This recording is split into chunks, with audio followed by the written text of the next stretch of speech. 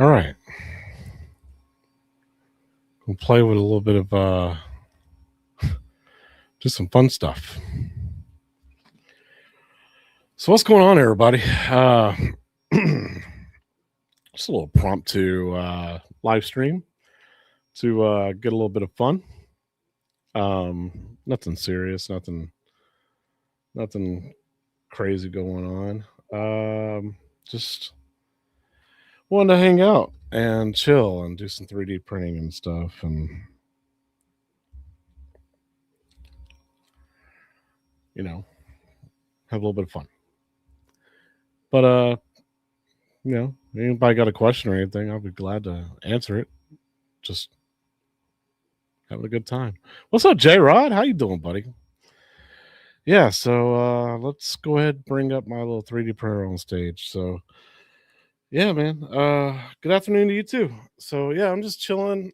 I got bored, man, and figured some people like to hang out with me, and while I work on some 3D prints.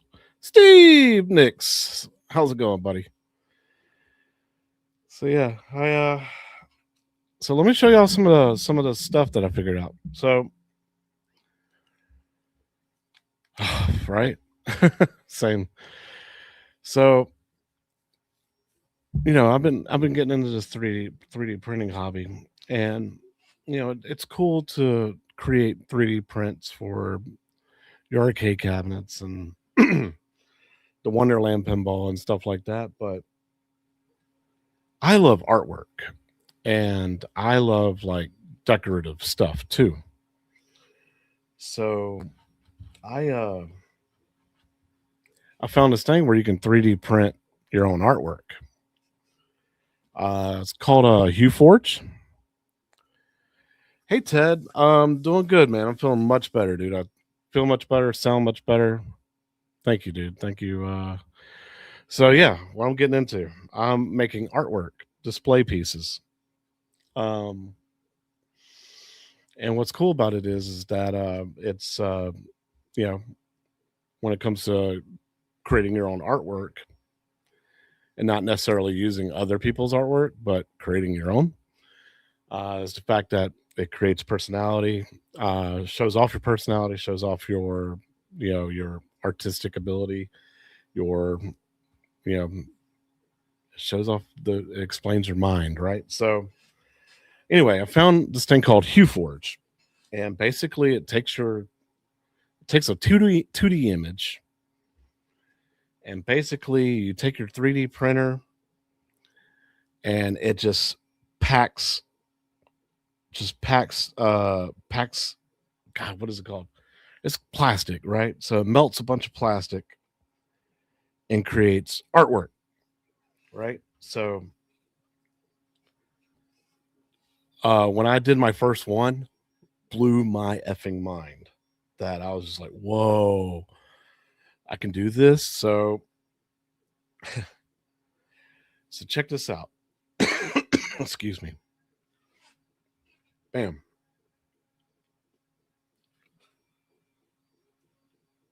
So for my love of video games and my new obsession with 3D printing, if you look, Resident Evil 4, the letters are raised. And it just this is just 4 colors too. So it just packs it in, right? And creates a poster, which blew my mind. Absolutely, like, whoa, what the hell? So I went on a tangent. I went on just got nuts with it. Yeah, the letters are jumping off the background. Like it's raised up. It's so cool that you can melt plastic basically to create artwork. So this is the first one I did. And actually I printed this frame. I printed the frame to put into. But check out Lara Croft. Right? And like she's textured, right? She like the black is flat, Everything else is raised around it. And the red is the highest, but it shows off like the gun blast and everything. It's sick. Absolutely sick.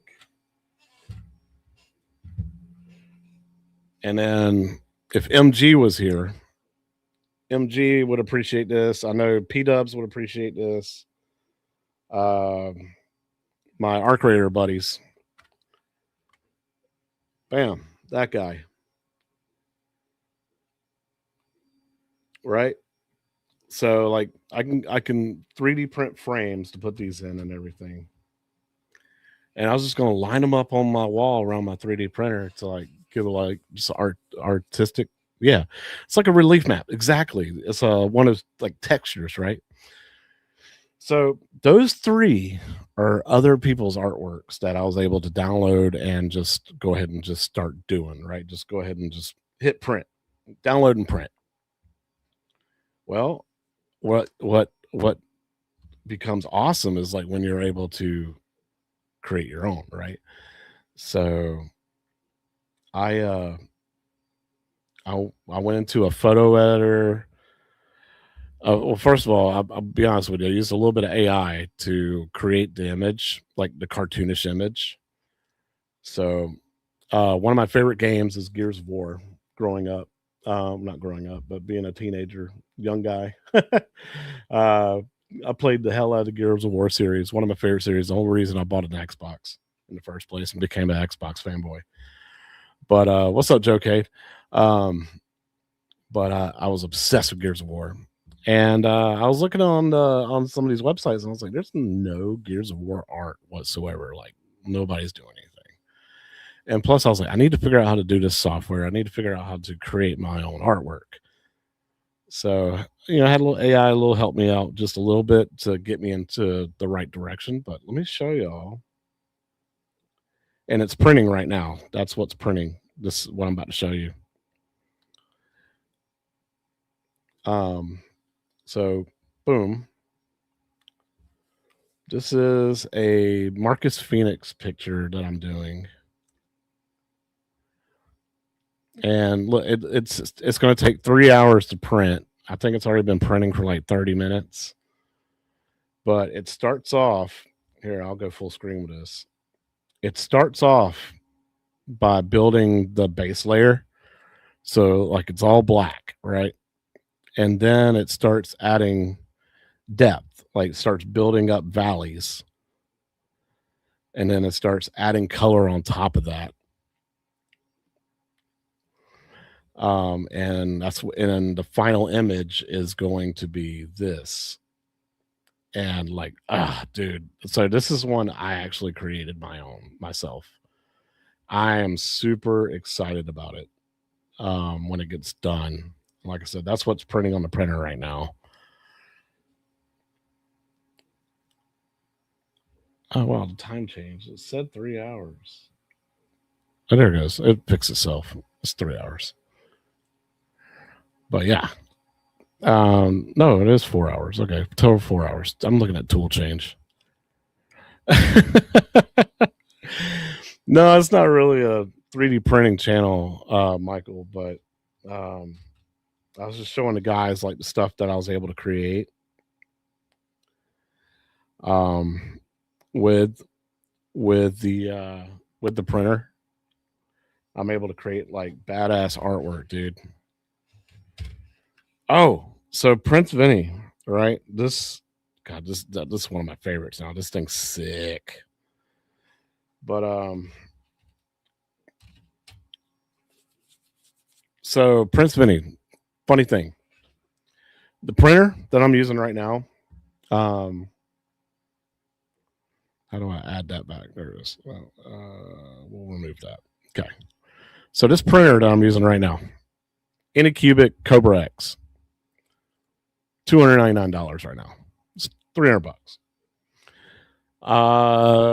If I were to do this artwork right here, it's 4 colors. They range between $15 to $20 a roll.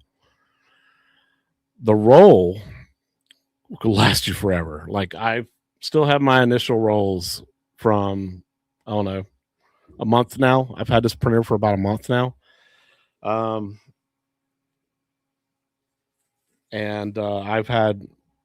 I'm still on the rolls. Like, and I printed a shitload of things. But just to show you, if you look at this chart right here, each roll has 1,000 grams of filament or plastic, and this tells you when you print stuff how much you're using. So black, I'm using 38 grams to create this. 38 grams of 1,000. Red, I'm using 7. Blue, I'm going to use 3. White, I'm going to use 8.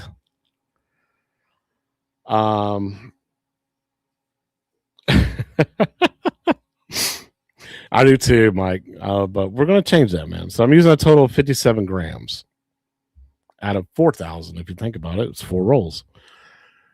If you look at cost is 1.15.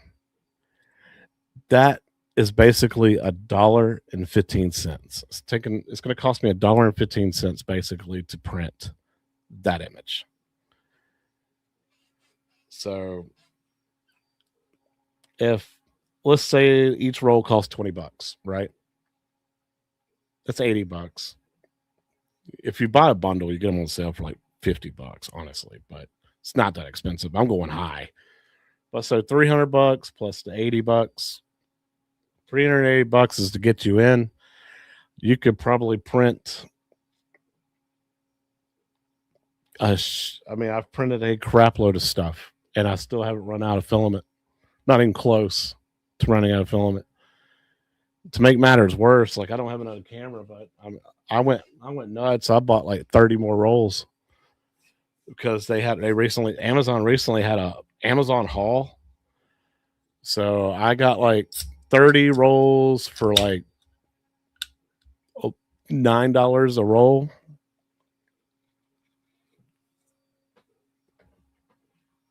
I just bought tons of colors. Excuse me. But let's show off some of the artwork that other people are doing. And yeah, you can create like 3D models and stuff like that. Y'all seen the light boxes I've done. But let me pull this up and let me just show you like one artist of all the framed artwork that this person's done that you can just hit download and print, right? So let's stop screen, share screen. And this is where this is one person that I get a lot of my artwork from. But if you are a fan of anything pop culture, really, video games, movies, superheroes, comic book characters, just think about it. Like, you can easily have anything. And yeah, I mean, they're not very big, but they don't need to be very big. Honestly, I mean, they're cool. But I've become obsessed with this because I've always wanted to collect artwork. But like, when you go to Hobby Lobby, sometimes you find the stuff that you want, sometimes you don't. Sometimes it's on sale, sometimes it's not. And then if you go to like certain websites or you see certain advertisements on Facebook for like this badass looking artwork piece, like Displate, like stuff like that, you'd see these like badass art things, and you're like, man, I want that on my wall. I'm a huge Star Wars fan. I want Anakin on my wall. Well, you go to like Displate and look at that stuff, and it's like $90 or $150 for like an 8 by 10 or 18 by 10, something like that. So when I saw that I could just do this, and boom, here, this is telling you exactly what you need. All right, to print Anakin out, to print this artwork out, you need black. Let's see, black, blue gray, jade white, cyan. Okay, 4 colors. Look, I can buy these $12.99 a piece. for the rolls of 1,000 grams, so a kilogram. 4 rolls. This will take care of it. You can print this out, and then also print out a bunch of other stuff for you. White and black and blue and red are common colors that you're going to use for pretty much anything, right? It's the weird stuff like blue gray and not necessarily cyan, but you can do blue. Tons of stuff. And I'm not even looking at this. Like, if I was a huge Star Wars fan, I'd be printing a lightsaber right now. I would be printing my own freaking lightsaber. But this is what I'm obsessed with. I'm obsessed with the artwork. The HueForge is what they call them. And then this is other people sharing theirs by changing a certain color. Or if you don't have that color available, like let's say you need blue green or blue gray, but you just have like silver or just regular gray. You can swap it up. It'll just change it just a little bit, but it'll be personalized. It's yours. You don't necessarily have to do it exactly like that. But this guy has like 300 plus of just different artworks. It's insane. And just the way the colors pop, and most of it's in black and white, and then you just got a certain thing that just has color, and it just makes the image pop. Like, I am obsessed with this now.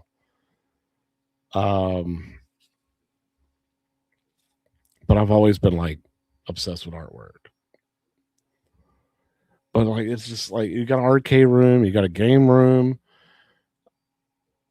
This stuff will look good on your wall. Like, this is just the pictures. Now, what if you want a HueForge frame? A frame for it.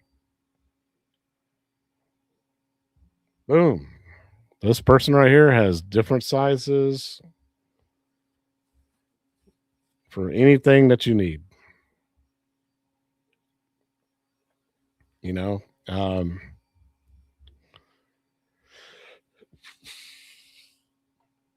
I don't know.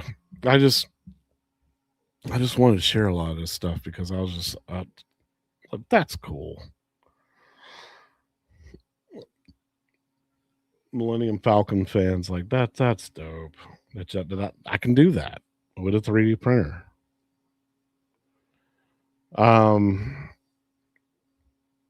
But yeah, I was just getting into that stuff. Yeah, they're free to download. Absolutely. Have you made anything for the Wonderland pinball? Yeah, I so far I've made a little miniature Alice. I 3D printed her. Painted her in the software myself. I haven't put her in yet.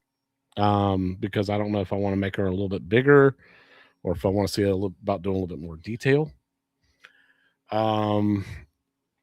I also,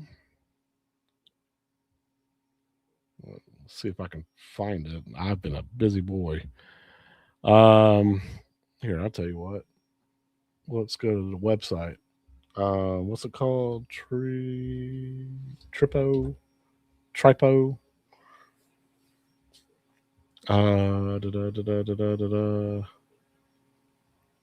Go here. Oh, I gotta log in real quick. Hold on, log in. Sign in with Google. Make sure I'm not sharing any of my information. Good. All right. Let's delete the ones I don't want to show anybody anything. Let's see. All right. Go back here and then share this tab instead. And then go here. Okay. So yeah, this is Tripo, but basically I took Alice from the pinball machine, right? And put her in this, and I said, create a 3D model of her. And this is what it created, right? And then I exported her, exported the image. Oops. Let's see. I exported the image. And I tried different things too. Like I tried her falling. I didn't end up liking it, so I got rid of it. If it ever pops up, Jesus Christ. Oh, there she is. She's way over here.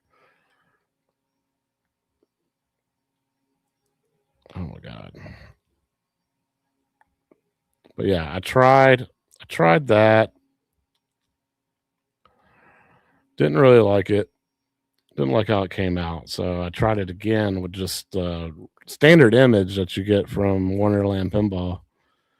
And she turned out a lot better. Oh my gosh. How do you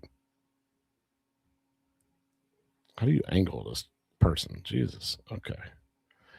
Scroll up. There we go. Oh my God. All right. Okay. Yeah. Okay. Yeah. You're freaking out. This AI program sucks. All right. So yeah, I ended up using that. That was pretty cool. So, well, then I did the White Rabbit. Why is it doing this? Just turn them around.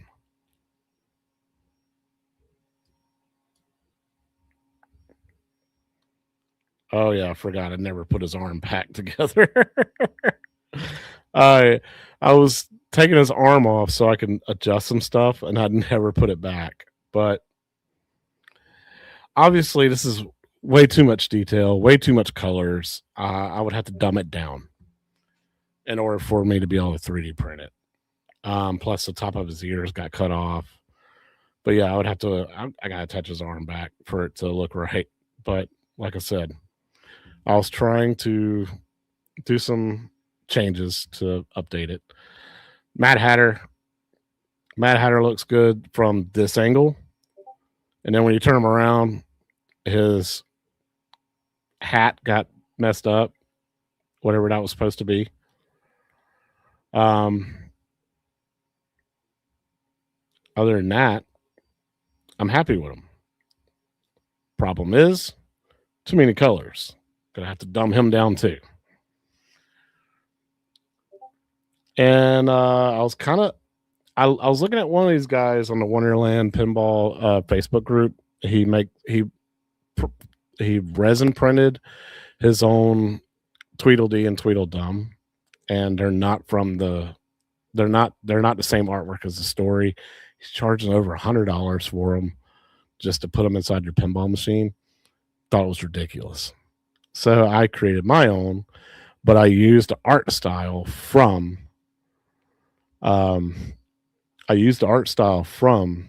Alice Goes to Wonderland Pinball. And this is what it came up with.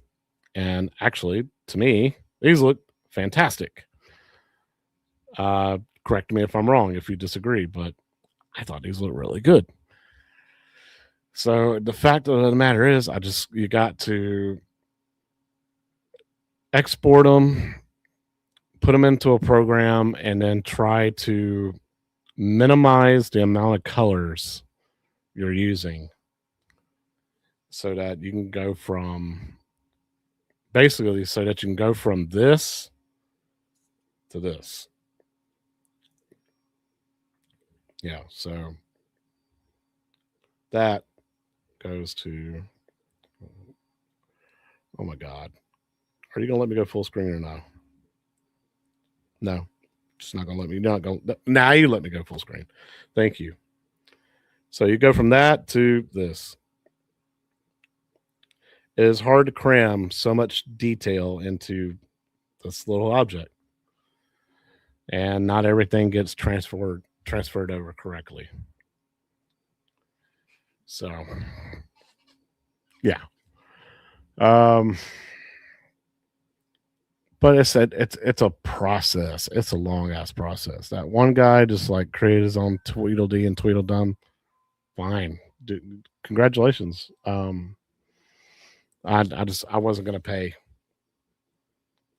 I wasn't gonna pay for $150 for his artwork. I rather create my own and try to do these. I just got to figure out how much detail am I okay with losing. How long is it going to take me to print these? And if other people in the community wanted them, what's a fair price for basically my time, my product, my stuff I got to buy to keep the stuff going, and then shipping and all that kind of stuff. So I don't know. It's stuff I got to think about. Oh, I'm so proud of my little Marcus Phoenix too. I was like, man, I need to print this out too. And this might actually work because I could just do gray, silver. Now, if I had a expansion kit, Ace Pro 2, basically it's another box that gets connected to my 3D printer. And basically you can print with more colors. You don't have to stop printing, take a spool out, replace a spool, start it back, and then stop again and replace it. You don't have to do that. Basically, the add-on expansion machine basically is just adding more spools to your capabilities. So that also will help. In the case of this looks like about 8 different colors. Well, the expansion kit I bought recently, it's still on the way. It should be here Wednesday, I believe. But I'll be able to 3D print up to 8 colors, and I might be able to actually achieve something like this. Like I said, huge Gears of War fan. This 3D model came out amazing. Love to try that. Also, y'all know my channel show I do with Six, Yo Retro. I thought about creating this and either giving it some kind of usefulness. Like, what if this was a phone stand and inside the ball where the pinball is, what if I had like a wireless charging connector there so that like when you rest the back of the phone on it, it would charge the phone? And I sold that. That'd be you supporting the channel, supporting the show, and also getting usefulness out of it. It's charging your phone. Thought about trying something like that. Or just having this as a statue, like a little death statue. What if Yo Retro was to ever like host a tournament, like a pinball tournament on At Games, and the winner got sent this? I don't know, something different, something to think about. But yeah.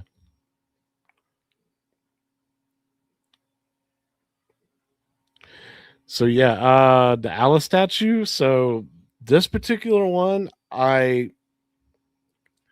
there's ways to make it faster, and still keep good amount of detail.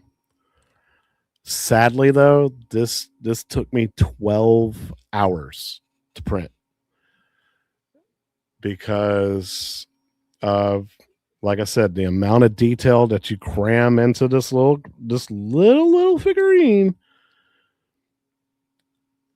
and the amount of colors and everything. Like, and plus, I'm still brand new to 3D printing. I'm still learning. So, like I said, unfortunately, this took me 12 hours to print. Probably, if I knew exactly what I was doing, probably would have took me like 2 hours. Or if I didn't have to dumb it down so much with only 4 colors, and I could add more detail and put more colors into it with the expansion kits, I probably could have got it done faster that way too.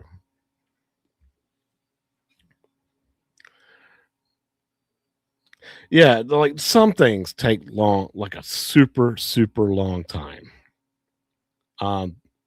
I'm still learning. Like I said, this took a long time because I think it had to go so slow because it's so little. Like it had to go really slow. Like the bigger your prints are, the faster the the nozzle thing can go, and it can lay down more material. This had to like barely spit out a little bit of plastic and like iron it down and then move to the next layer, blah blah blah. So it had a hard time. Then again, it was also my inexperience. I'm pretty sure if I tried it again, I probably could get it a lot faster. Like I said, the picture that I'm printing now, my artwork that I created, how much more time has that got? All right, it's on layer 6 of 21's 23% done. Says it's got 3 hours to go. And it's going to speed up here once it gets all these layers done. I just told it that I want the thing to be pretty thick, so I want lots and lots of black layers, and then blend other colors on top. Let's see what else.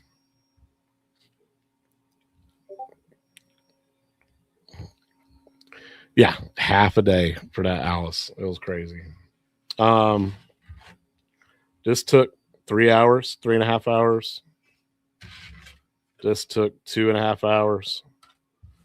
And I think that took 6 hours, just depending on how much detail, how much color, and stuff it's got to throw on top.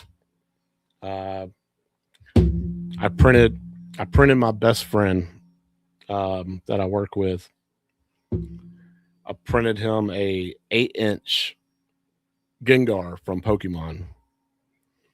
That took 8 hours because he was so big, and he actually weighed a pretty good bit too. He had a bunch, like I pumped him full of plastic. Like he's a legit boy. But that was the biggest print I ever did, and he literally took 10 or 12 hours. But most of my prints don't take that long. Share screen. Let's go here. I'm not here. We'll open. Can I open another one? Yes, I can. Okay, cool. I don't have to have one duration. I can have multiple. So let's open up the different one. Stop screen. Share screen. Entire screen. Oh, I got to put it over there. Okay, that's fine. Whoop. Throw you over here, buddy. There you go. All right.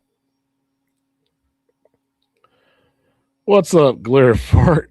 Everybody's grand. And this print with the color, it's not like you have to paint the colors on with a paintbrush. No. The machine paints it for you.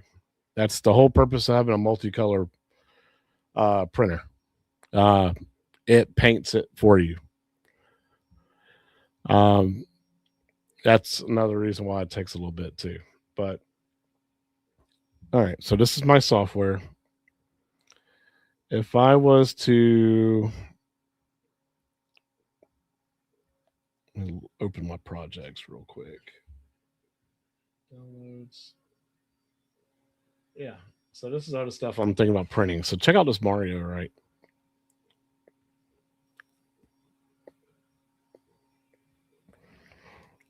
So you're like, okay, it's all black. It's weird, right? So this is like the first few layers, right?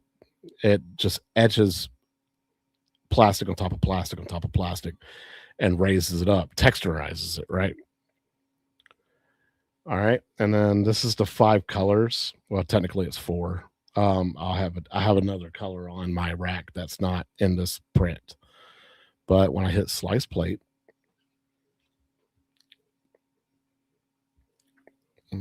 Stupid error messages I don't like. But I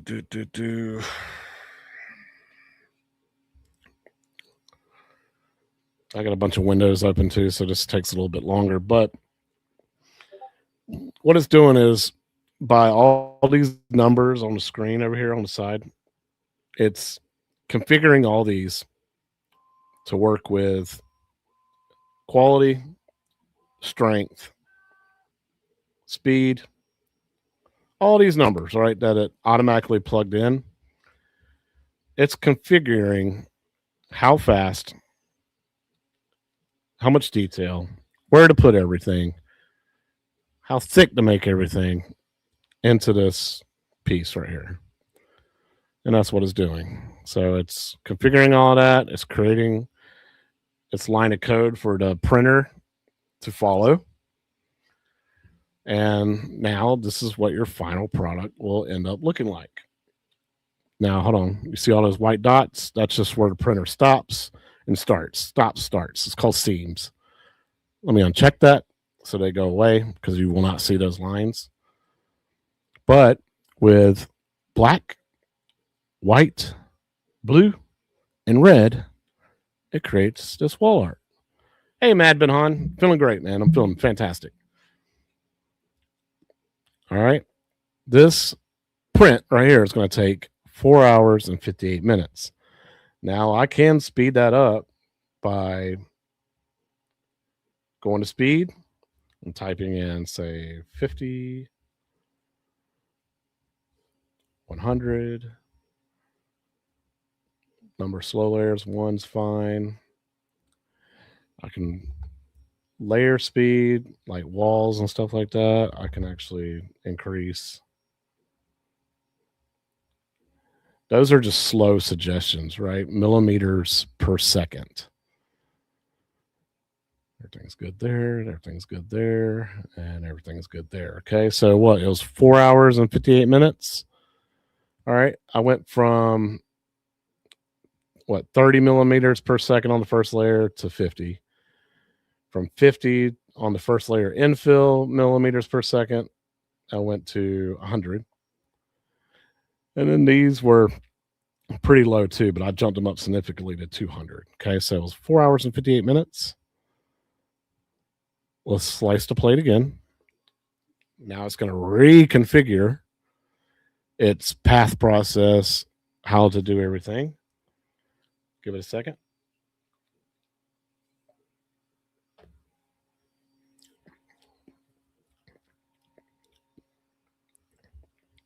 Looks like it only killed about 8 minutes. It's not that significant. If you think about millimeters per second of travel speed, going from 30 to 50, and then from 100 to 500 or 200, not that much. It's not that fast, but it was significant enough to knock off 8 minutes. What's some other ways that you can make it faster and not screw up your not screw up the print? Wall loops, 1's only necessary. Top shell layer, let's do 9. Make sure I got monotonic line. Bottom shell layer is the one that needs to be 999. I don't know why I was backwards.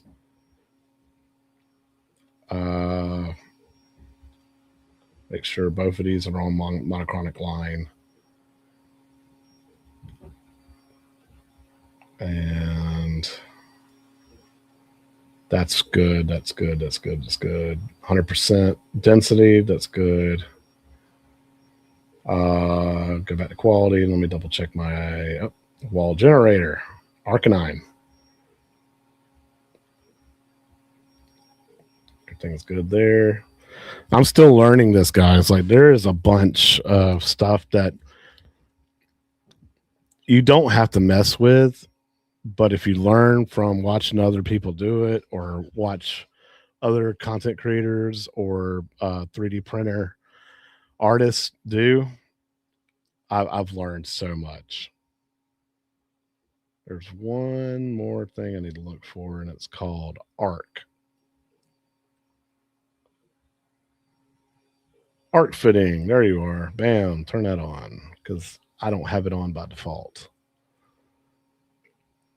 Everything else is good. All right. So we got it down to what? 4 hours and 50 minutes. Let's see if we get it down further or if it goes back up.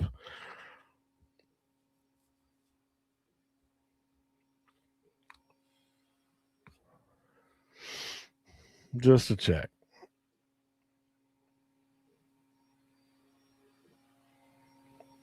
The settings I'm doing off the top of my head right here through here just a second ago is stuff that I saw other HueForge artists recommend. So I remembered I've been studying this stuff constantly, hours upon hours. So I'm just trying to learn as much as possible, and trying to have information stick in this old noggin of mine. I imagine this is going to take a little bit longer because I changed the way it's going to do everything. Arc fitting usually adds a little bit of time. Typically, arcane, arachne, whatever it is, that usually adds a little bit of time as well. But one thing that I did that should take away time is the wall loops. It doesn't make two loops anymore. It's just going to go down to one. Oh yeah, top shell thickness. I forgot to drop that down. It should be a 0.8 millimeter instead of 1 full millimeter.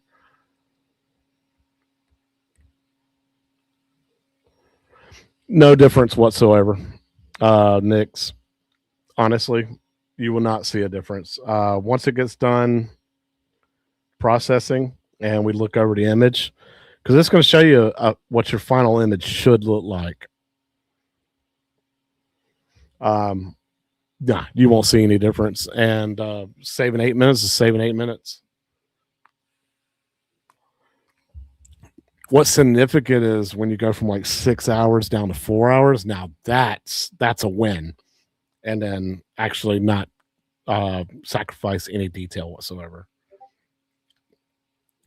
Because these printers, man, they're capable, especially these new printers, they're capable of going really fast. It's just some people are scared to push it because they're afraid, 5 hours into or 4 hours into a print, something goes wrong and you got to start over. You've lost your whole entire print.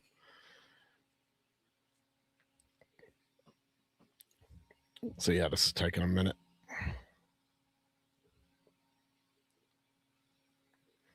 Come on.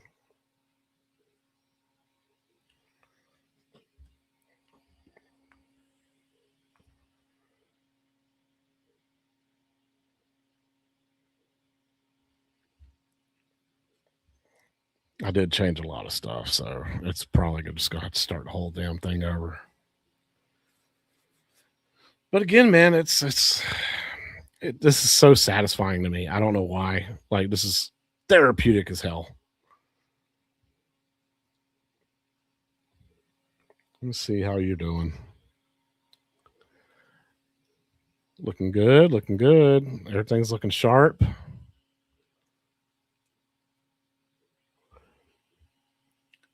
Yeah. So like, I thought about doing like a moon lamp, right? And glare fart. I think that's kind of what you're talking about in a way. Is it like one of like a spear, and it looks like the moon and it's textured like the moon, but you can put like a candlelight in the bottom underneath it, and it makes it glow like the moon does. Let me know if that's what you're talking about, because I thought about doing that myself. And for you other guys out here, especially in the home arcade community, I'll show you what I'm talking about. Yes.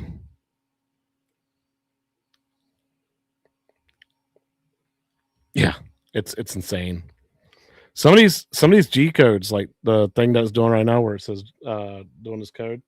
Here, let me quit it and then try to slice it again.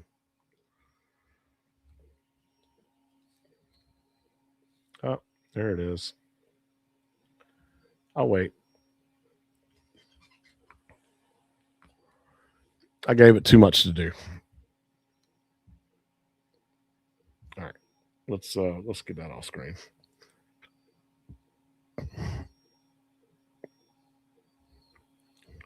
And see that's the satisfying thing about it, right? Is the work that you put into it. Like, how much is that person going to like it as a gift? It's so satisfying. Like my friend, man, when I made him that 8-inch Gengar, seeing like my buddy light up. 40-year-old man loves Gengar as a Pokemon. Thinks it's the coolest thing in the world. And lit up, man. I was like, hell yeah, dude. My general manager at work, I made him a Washington Redskins light box because he's a Redskins fan, not a Washington Commanders fan. His eyes lit up like the sun, dude. And I gave it to him as a gift, and he's like, dude, I'll give you $50 for it. I feel like that's what's fair. I was like, I'm not taking your money, dude. It's a gift, dude. You're my boss. Just know that. All right. Looks like my slicer broke, so let's let that restart. Let's see. Reopen. Yes. Please restore. All right. Yes. Exactly. That's the whole thing, man. It's so funny, dude. My wife, all she wanted was I showed her a Blockbuster Video light box.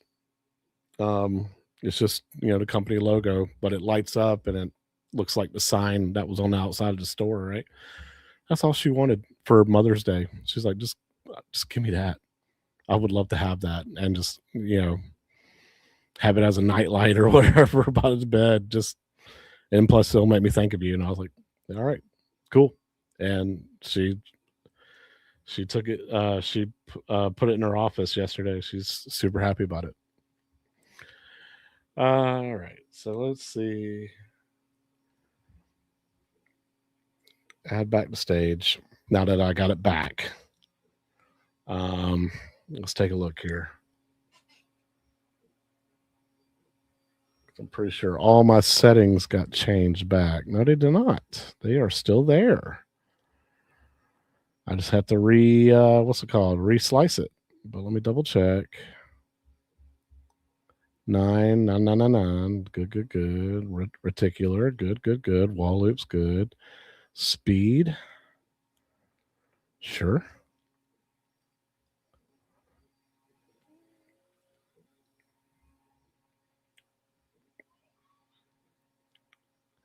I think I can get these up to 500. If I remember correctly from one of the content creators. It will give me an error if I'm wrong, so let's try it.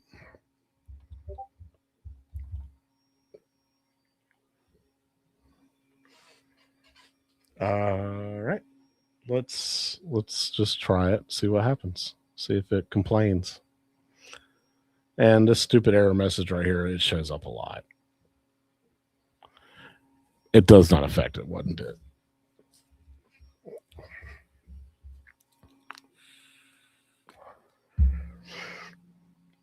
All right. Let's see if we have better success this time, because I didn't change anything while it was slicing this time. I'm not going to touch anything else. Just going to let it go. 4 hours and 50 minutes. Let's see if we can get it down to, say, 3 hours and 30 minutes.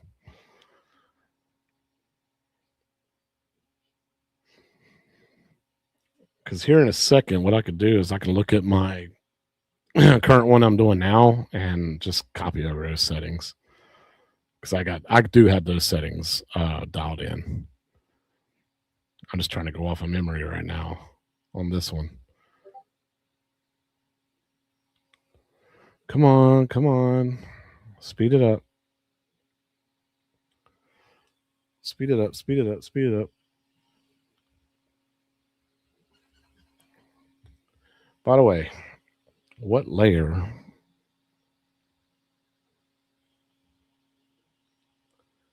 Your session's expired. The hell are you talking about?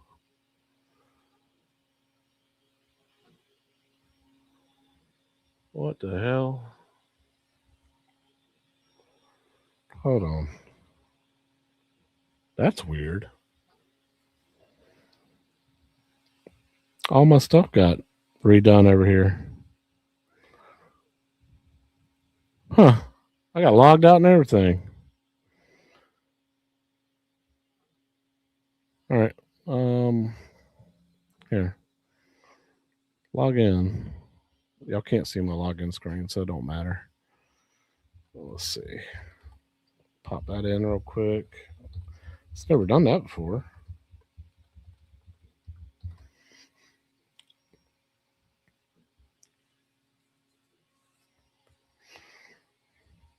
All right, 3 hours left. It's at 8th layer. I think it says it needs to go to 11 before it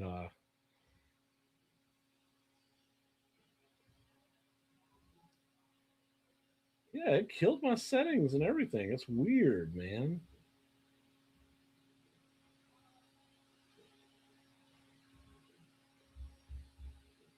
What the hell? It totally just killed everything.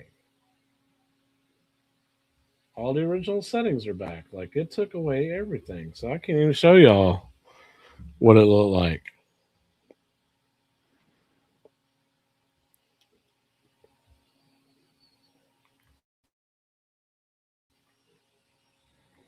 You bastard. How you gonna log me out and everything too, you know?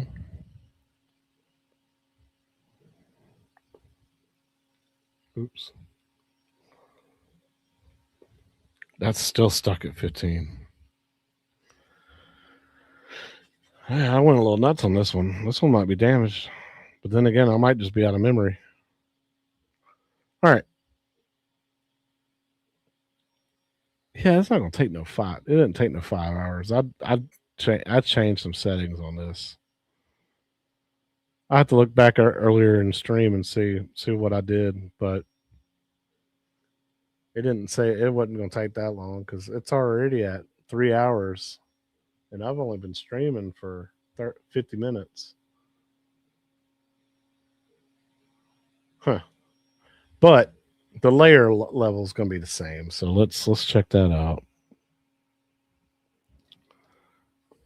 All right. So it's going to start adding color at layer 11. That's when it's going to start adding red. Here, and I'll show you the actual. Let's look at the actual picture right there. It's going to turn it into that basically, right? Yeah. All right, Gamer Fridge. I'll be there in a second. So starting at 11 is when it's going to do that. And then what layer I'm at now? I'm at 8. So this is where I'm at right now. Layer 9 is going to cycle back. Layer 10. Then layer 10 is where it's going to start lining out his the outside of his the basically his outline, right? It's going to start throwing his outline in there. Layer 10. That is layer 10. Okay. Layer 11. That's when it's going to just throw red all over the damn place. Layer 12, throw more red down. More red down. And then blue. It's going to throw blue on top of the red. So black, red on top of the black, blue on top of the red. And then get that blue the right kind of color. And then it's going to throw white on top of the blue. And then it's going to thicken the white lines in certain spots. But the final product's going to look like this. And you can see the contrast of the blue and the red, and then the white on top of the blue. This thing's gonna be sick when it's done. I was super excited about doing this. I'm so glad I was able to figure out basically how to do the software.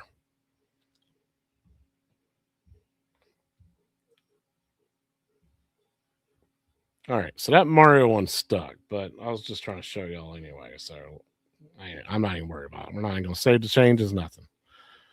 All right. Stop screen. So how did I do this? Let's see it. Close that.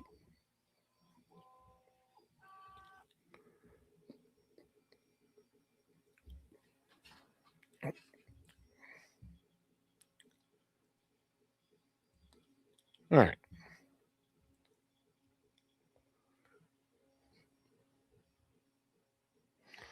So one way of doing it is basically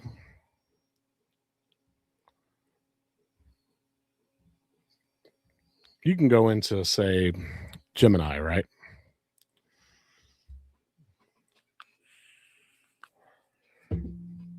Let's have some fun. Let's just create something, all right? So I'm a Gremlins fan. Let's do create a pop art style image of, let's do quotation so it will look for this particular character, Stripe, from, and then quotations again, Gremlins. Let's actually cartoon pop art style image of Stripe from Gremlins.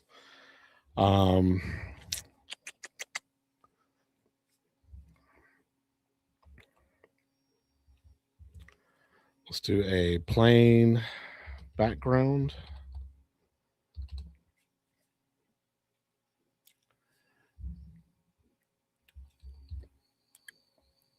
Pose him.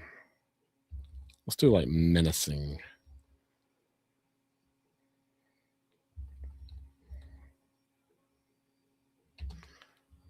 I know I spelled that wrong, so help me out. Menacingly. There we go. Pose him menacingly. Let's try that. See what it does.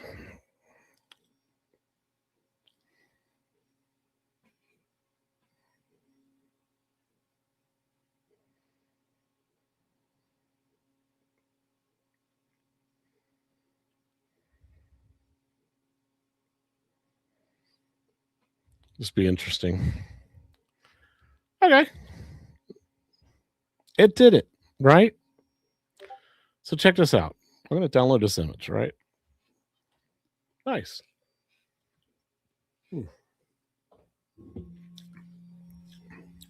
Cool.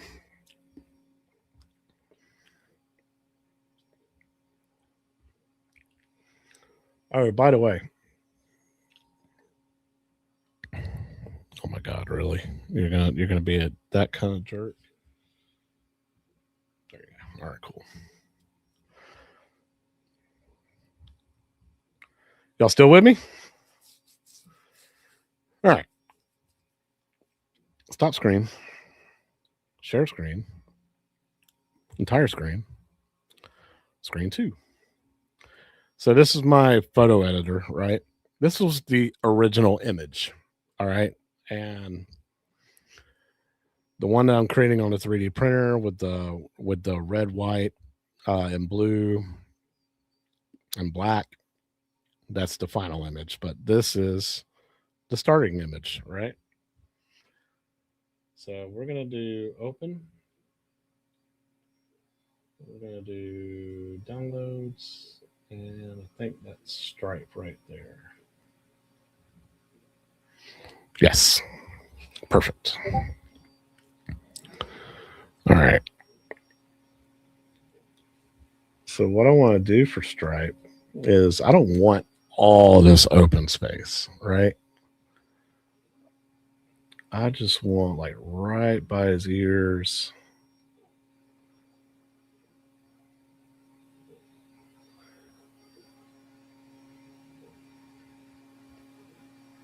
That might be good enough. That might be too much. Let's see.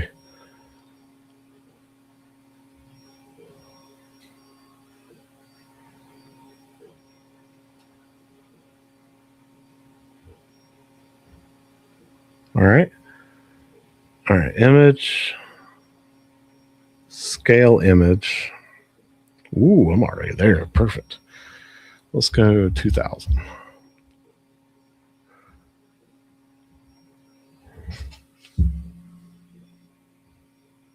Let's go. Bam. Got it. All right.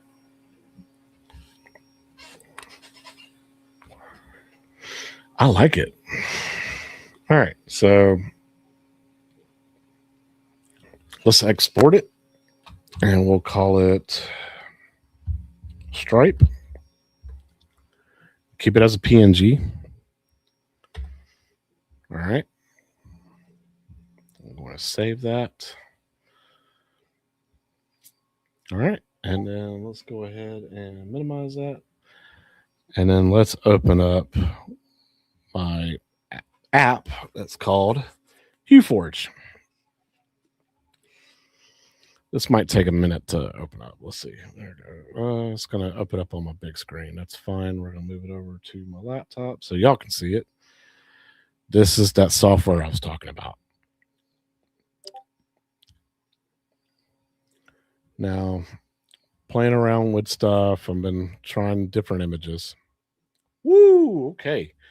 So based off, damn, that's kind of cool. So based off the last image I did, right, the Marcus Phoenix, the Gears of War, I had white, blue, red, and black, right? By using those same colors, right, as the Marcus Phoenix, it's creating this image here for this. I'm not hating it, but let's say I move some of these sliders. Let's say I want to push the blue a little bit more. Ooh. You know what? Instead of blue, let's disable that. What if I threw out green? Right? I got where's my green at? Yeah, grass green. What if I threw green right there? Okay. And I want that green to be a little bit more predominant. No, not that predominant. Jesus. Wow. Now I do lose a little bit of color in his eyes.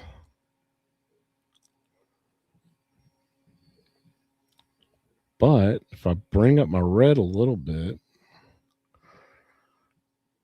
man, I'm not hating this at all. What if I throw black up a little bit? Yeah, darken his shadows a little bit.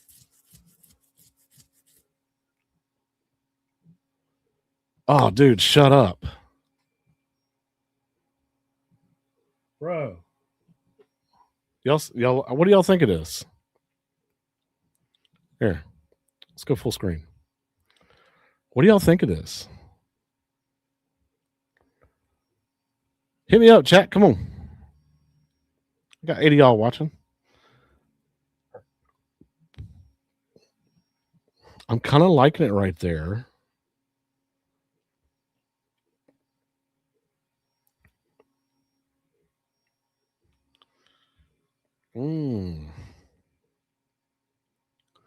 But see how you play with the different hues, right?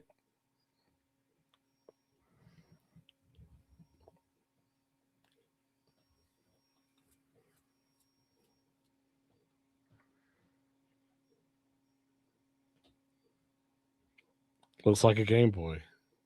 All right, so check this out, though. That's 20 layers. Yeah. Let's pop this up to 1.0 blend depth. All right, so that gives me, how many layers does that give me now? 23.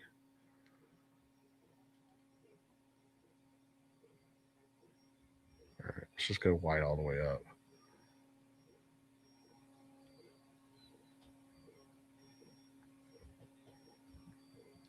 Shine a little red.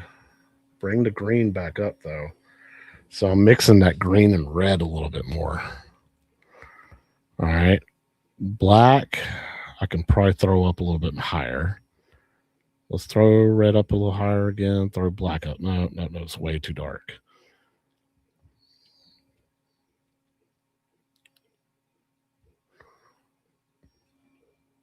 I'm not hating that at all.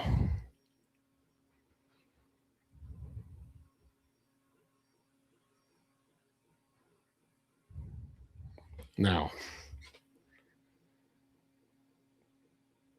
if I scroll in and let's see if I can look at his, how deep. Because what this does is this tries to 3D render. If y'all see it, can y'all see the depth? The black is going to be the first layer, right? And then you see the additional layers being thrown on top of the colors, right? See that?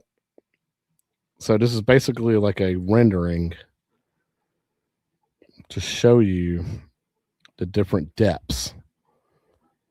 Basically a 3D, it's like a render of what your 3D print will finish looking like. So let's zoom out and get to the edge. So you see like the black, it goes black first, right? And then it's going to go green. Or is it going to go red? Let me see. Scroll up. Oops. Okay, so it's going to go red. Okay. So back up. So it's going to go black, red, green, and then it's going to go white after that. All right, reset view. I don't know. I think that would look pretty good on the wall.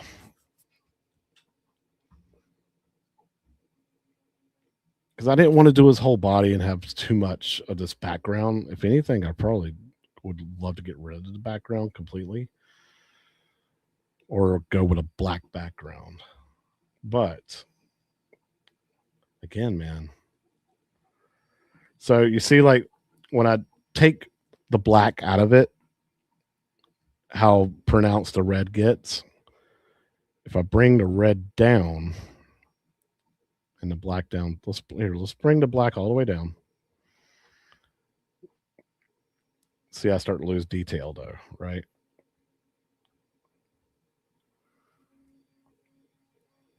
But what if I bring the green? No, see, that's going to add more white.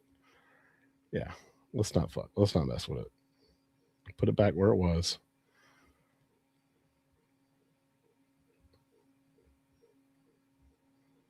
Yeah, I'm pretty happy with that right there. All right, so let's go to File,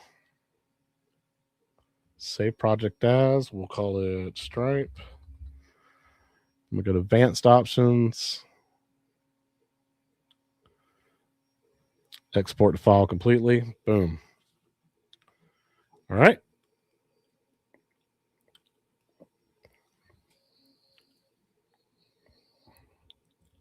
Man, that is messing up bad. All right, do not send a report.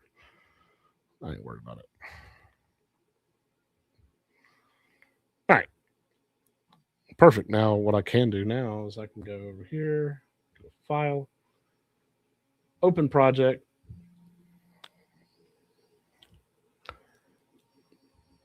Oops.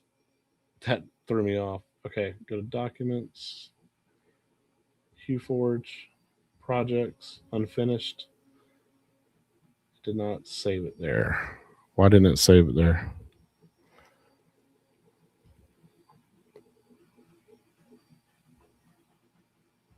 File, save project as. Should have went there. Should have saved it. Here. I'll type it again.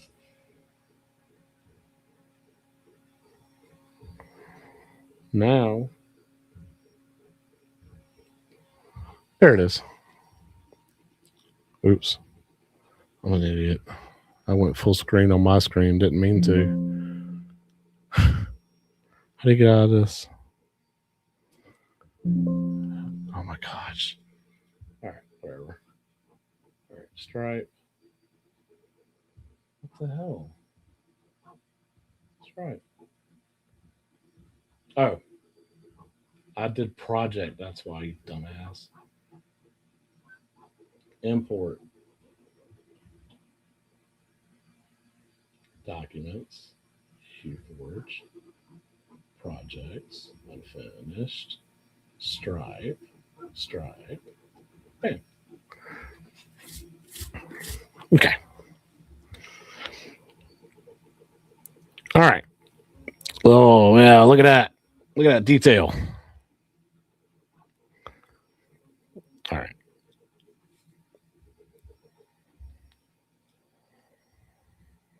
There we go.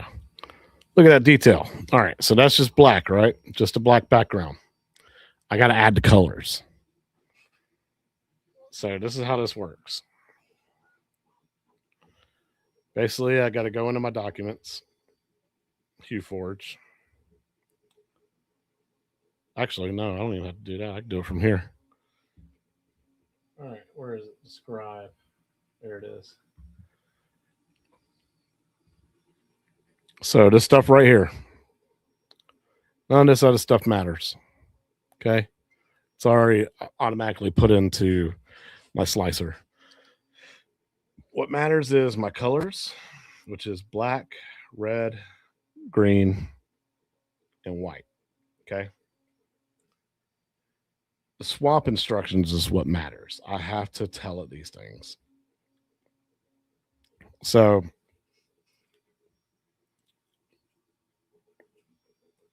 I'm going to set this to the side.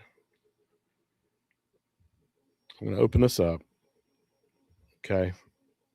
First of all, HueForge settings is set. Get rid of stupid prime tower. Don't need that. Speed, I'm just going to leave it normal. I ain't worried about all this stuff right now. Strength,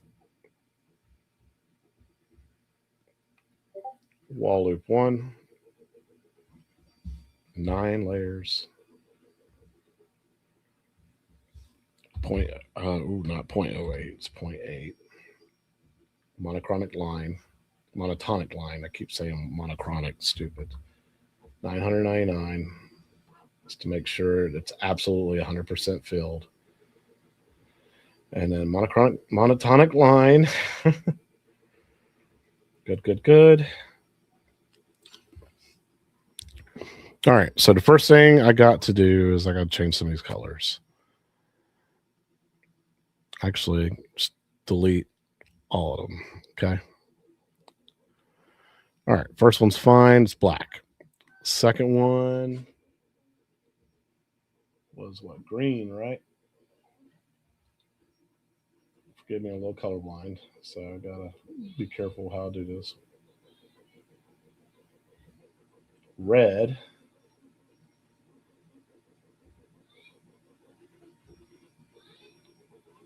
And white. All right.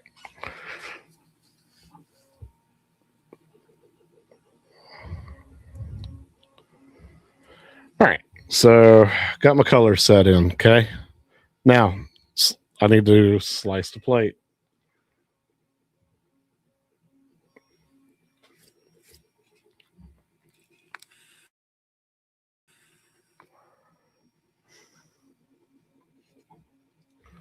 Let's get this plate sliced.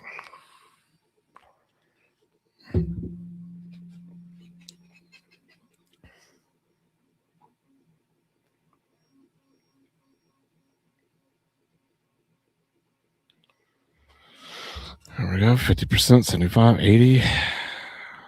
Doing my layers. All right. Looks ugly right now, right? It's because it doesn't know my colors yet. Okay. This is where I have to go back to those instructions. So those instructions were at layer 12, I need to swap to red. All right. Layer 12, I need to swap to red. So you're going to take this bar right here, you're going to slide it down to layer 12. Right? Right click, change filament, red. Okay.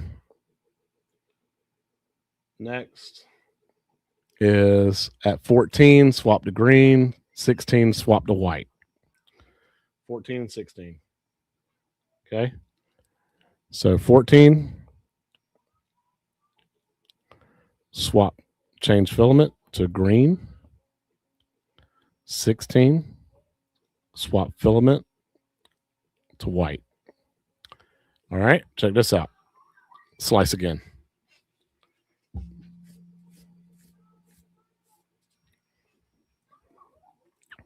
There we go. Get rid of the seams. And this is what I'm looking at. That's my image. Nice. And this is looking at 5 hours. I know one way I can get that down, and that has to do with HueForge.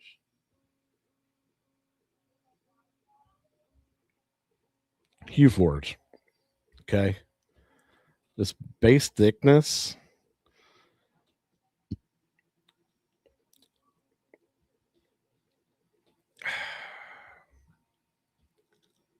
See, to me, it's not that thick.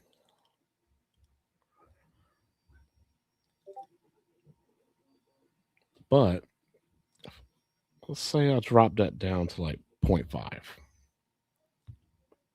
Now, that's going to affect my artwork, though, if I drop it down, because it's got less to work with. So again, I need to bring the green up. Got to bring the red up.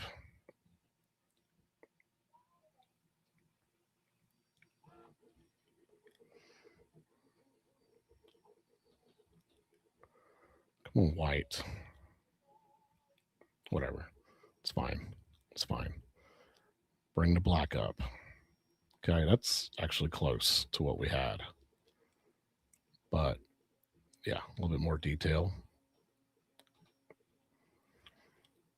Okay, that's actually really close to what we had. All right.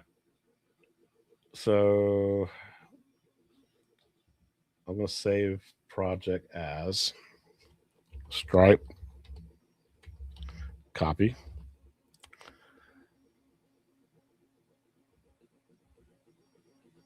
Same thing, Stripe, copy. Bam. Okay. All right. So I went from a base thickness of what point was it 0.80 something to half of that, so 0.40. So if we turn it on its side, it's actually going to be thinner now, right? Less black layers. Reset view. All right. So now if I go to Anycubic, okay. This is going to take 5 hours and 11 minutes. How long will my new one take? Well, we won't save that. All right, let's go to Documents, HueForge, Projects, Unfinished, Stripe Copy. You idiot. Did the wrong thing again. Import, STF, or STL, Stripe Copy, Stripe Copy. All right. We're going to have to do it again. All my settings stayed the same, though, so that's good. But we're going to have to tell it what to do again. So slice plate. See if we get from 5 hours down to like 4.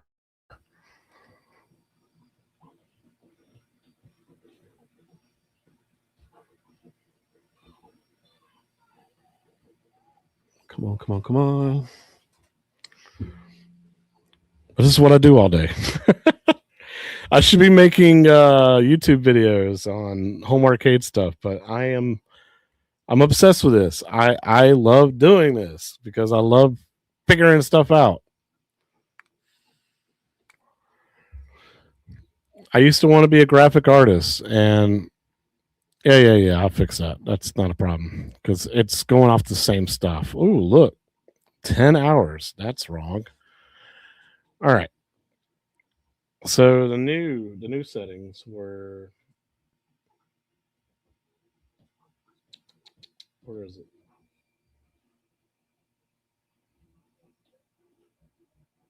11, 14, 17. 11, 14, 17. 11, 14, 17.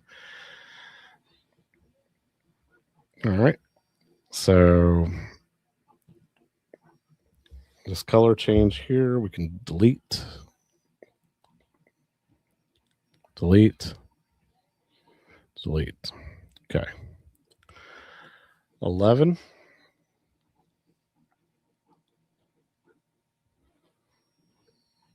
14.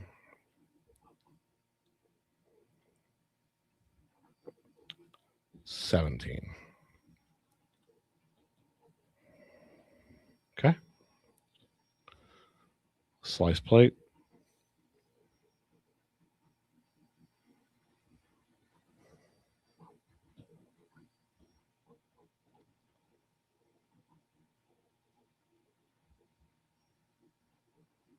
$10 hours. Huh. I'm using a crap load more black this time. Why? I don't understand what I'm doing wrong here. And why does it say stripe and not stripe copy? Did I grab the wrong file? I don't know. Here, let's see. No. Let's try this again. Login expired. What the hell's going on? All right. Pictures. What kind of picture? I'll show you later.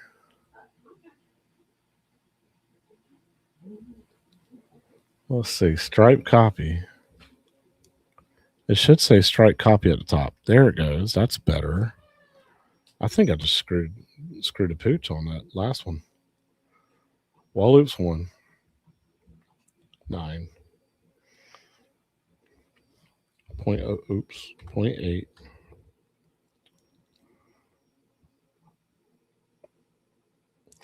Oh, J-Rod, telling you, dude. I've been already looking at it. Already looking at the fact that I want to get a second one. Problem is, man, I have nowhere to put it. I technically don't even have room for the expansion box for more colors.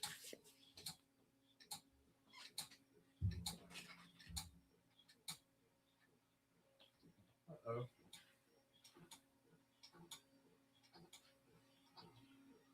Oh no!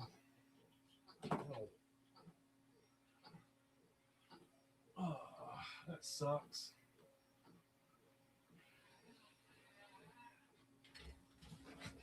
Okay, so check this out.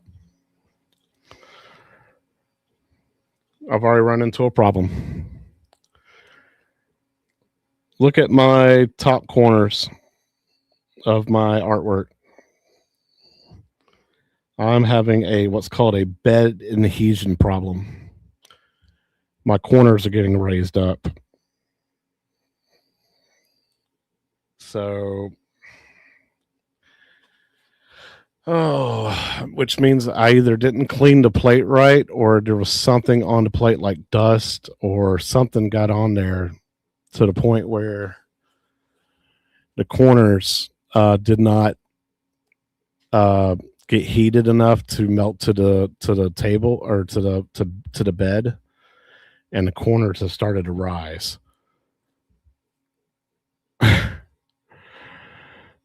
So literally the top left and top right corners. So I heard this noise going click, click, click, click, click, click. It was the printer nozzle scraping over that. It didn't throw it off. It's still printing correctly. So I don't know. I don't think it's that bad. I just think the corners are going to look bad. The rest of the print does. It looks like it's doing fine. So I'm gonna hope that we're okay, and maybe it's not raised up that bad. I could pause it. I could pause the print and try to fix it, and then resume it, and it should continue where it is left off. But I'm gonna let it roll.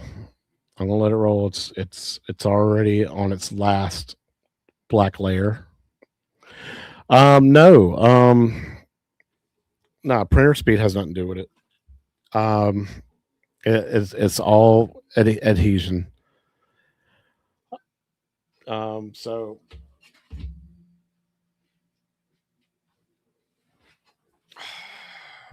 one thing I got that helps with adhesion, and a lot of people suggest glue stick. Glue stick causes the plastic to wield to it, especially if the glue stick is hot. And you know what? I probably just had too much. When I cleaned it, I probably had too much soap and didn't wash it off good enough. That's probably all it is. Now that stopped. Yeah, that's gonna be fine.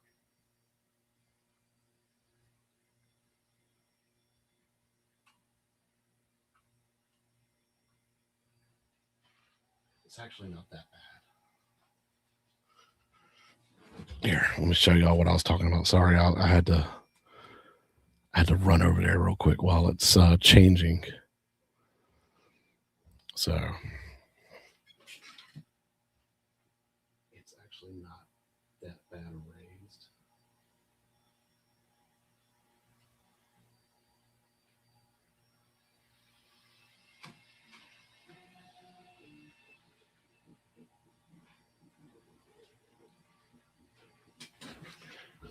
So you know what the real problem is?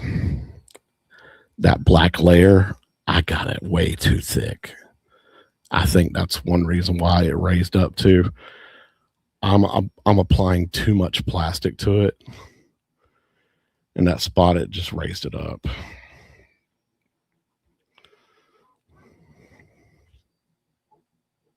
It's a learning process, man.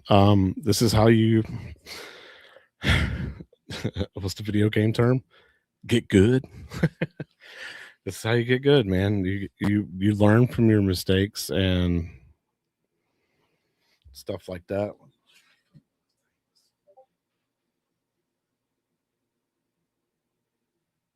So yeah, that's fried up glue right there.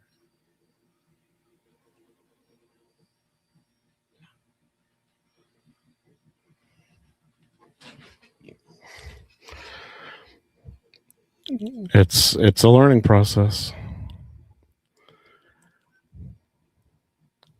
but now it's going over its red layer now.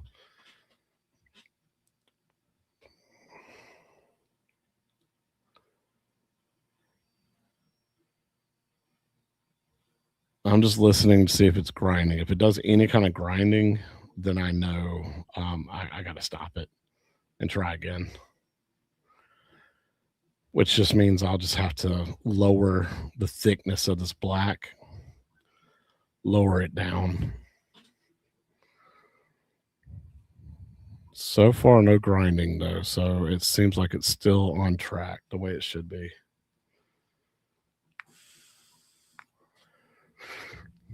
Cool. We're okay.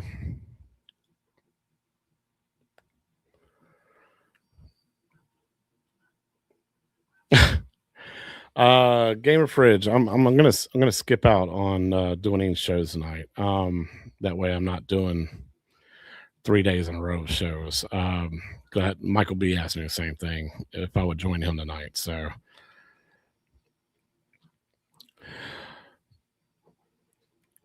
So Nick's bed adhesion. The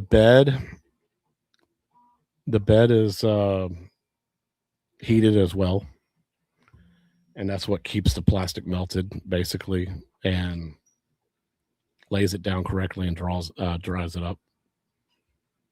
Careful. Okay. Here, let's get this off screen so y'all see. So the bed is at 60 degrees Celsius. The plastic coming out is at 220 degrees Celsius. So once it lays down onto that bed, it cools off, but it's still hot enough so that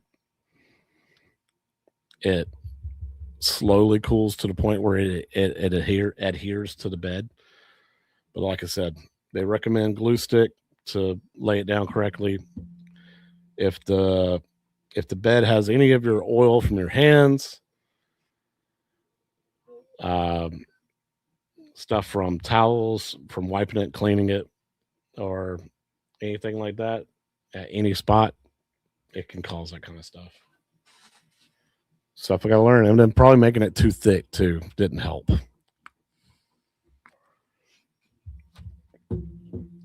See, I need to see how thin this is.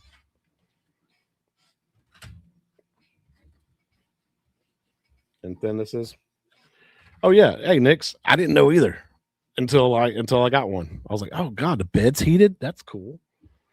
Yeah. So yeah, no offense taken, man. Keep asking questions, dude. Now you're interested in buying one. Put her shoes in your truck to dry, not drive off in a minute. Ain't going nowhere. I'll try and get them out tonight. Okay. Yeah, don't drive off, but you don't look in the back. You're good. Don't worry about it.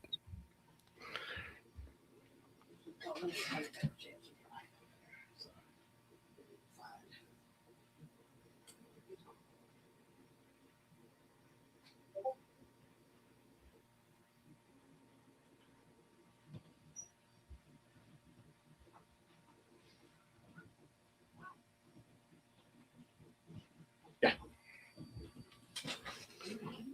I just checked the markings. It's on the correct path, so we're good. It's not bad enough to hurt it. And yeah, the nozzle's stainless steel. It's not going to do anything. If anything, I would worry about it scratching the artwork. That's about it. But nozzle's good. It's not even going to get bent. It's hardened steel. Sorry, not stainless steel. Hardened steel. Here, let me see if I can. This is my first time setting up the cameras like this. Let me open up AnchorWorks, well, my digital camera, and see if I can zoom in a little bit or something. Huh? Ooh, there we go.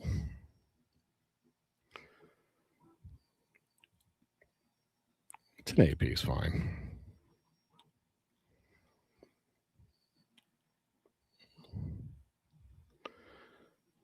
anti-flicker. Let's turn that on real quick.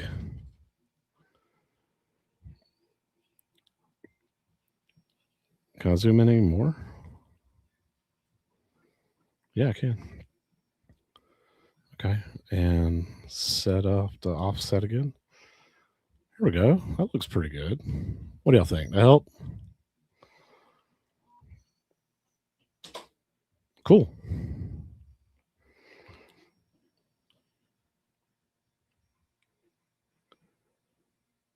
All right. Yep. So spool number 2 is my red. Earlier, 1 is black, red is 2, white is 3, and 4 is blue. Yep. So this is my red layer. That's what I was going over to check. I want to make sure the red was falling in the right spots and it wasn't like somewhat offset because of that corner that got screwed up. But looks like it's fine. So, another cool thing I can show you. Well, thing I would show you. I can still show you, right? Let's see.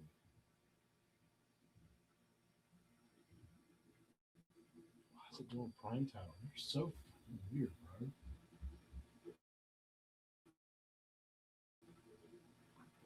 Like all my offsets are gone. Presets, everything. It's gone. Weird.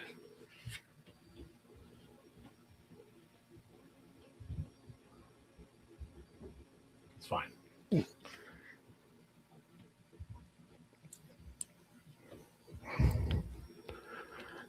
Minimize.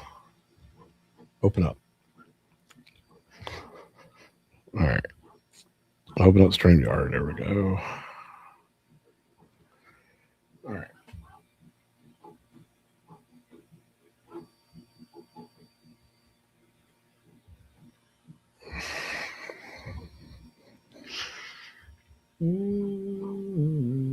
HueForge settings, good. Good. Sliced plate. Make sure all my stuff's there like it's supposed to be. All right. Add stage. So we can see what we're looking at. What's that cool thing I wanted to show y'all?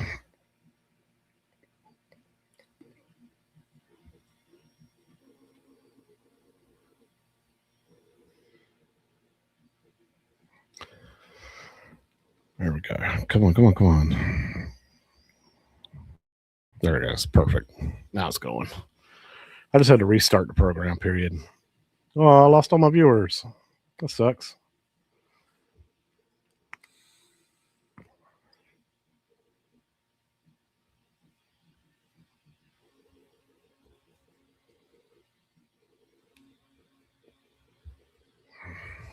Okay. Hit top. Yeah, 3 hour, 4 hours. Yeah, I think that's about right. Okay. Turn off the seams. All right. So what you can do is while you got a print going on, you can go to Workbench, see what layer it's at. It's at layer 11 out of 21. 2 hours, 14 minutes ago. It's halfway done. But you can go to Preview, and this is your layers right here, right? Right now it's on 21. I can take it down to 11, which is the start of its red stuff where it's at. And basically, this is the process of layer 11, right? So if you scroll along, it's going to show you the path it takes and where it's at. So right now, it looks like it's about on his midsection. And it's already done all this. It's already done that. I can tell where it's at from the video below me. So it's done all this. I don't know if it's done his face yet. I might not be that far off.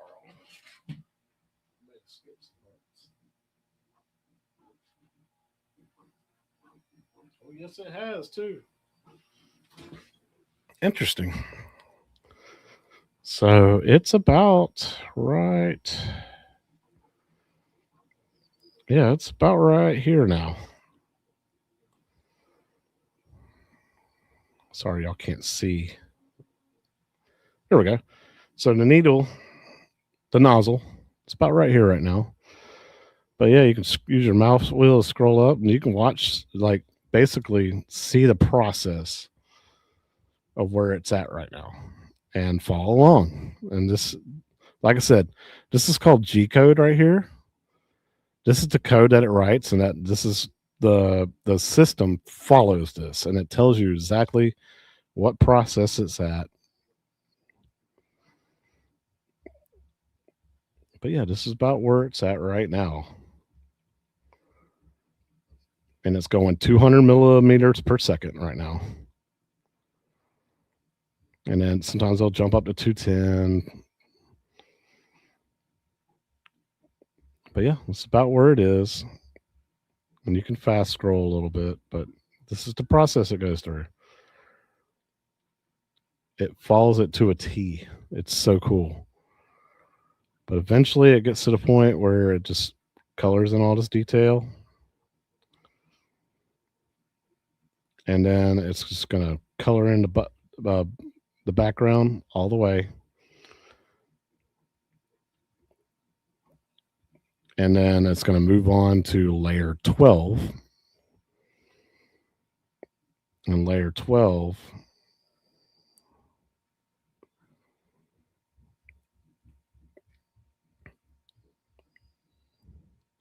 it's showing you the process of what it's going to do. It's just going to go right back over. Again, same areas basically. Some different, some it's going to leave alone, but it's going to color in those red spots more to make the red more predominant and less transparent. Fill it in, fill it in, fill it in, fill it in, fill it in, until basically it gets like the same image. And then the next layer, it's going to go over the entire thing again. Start in a whole nother area. Start filling in some more until that red is gets really, really thick, where either basically the layer on top, which is going to be blue, it's gonna like accent it so that the blue is transparent, but you can see the red through it, or that red's going to be so strong that it's going to be so vibrant that it's going to have its own space, basically. But basically, we're going to run into the next layer. It's going to be blue. And then it's going to start, again, painting over.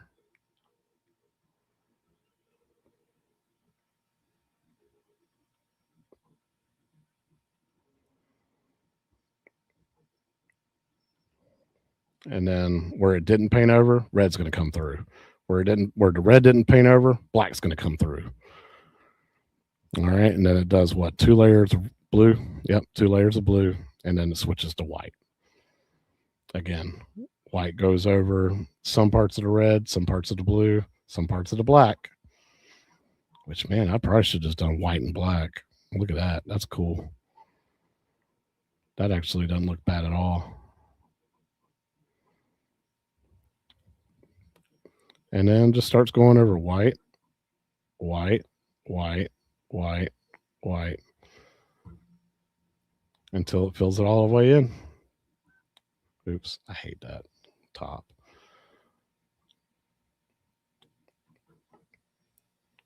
And that's going to be your final product when it gets done. See, this is just a render of the lines. It's not going to look that. It's not going to look like this at all. If anything, it's going to look so clean.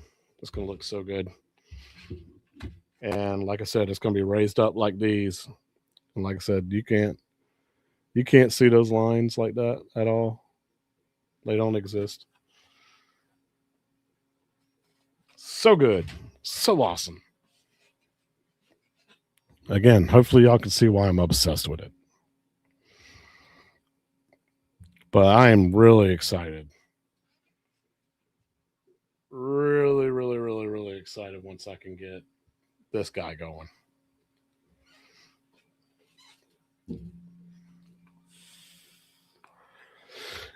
If y'all are interested in either me doing something custom or purchasing something like anything I create, just let me know. Send me a message. Because I'll gladly do something for you. And you know, we can talk about payment and shipping and all that. That's all negotiable. Like I said, man, I'm doing this for a hobby, doing it for fun. What's up, Mr. Encoder? You don't know, you should know why I'm obsessed with it. This thing's awesome. I love creating this artwork, man. This is so freaking cool.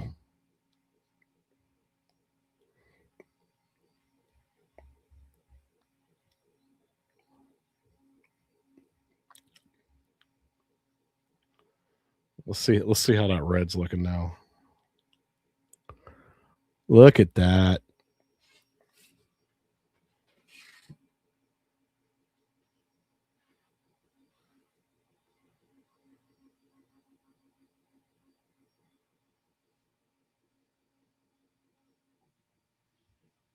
That's so cool.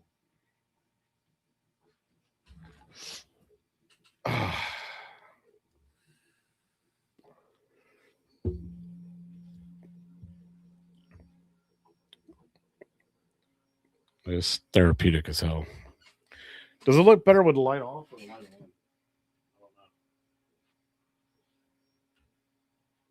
I don't know. That might not even help at all. Nope, not really.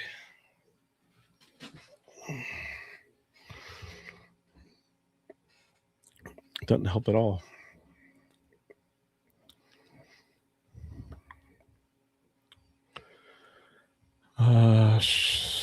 Nikes. You piece of junk.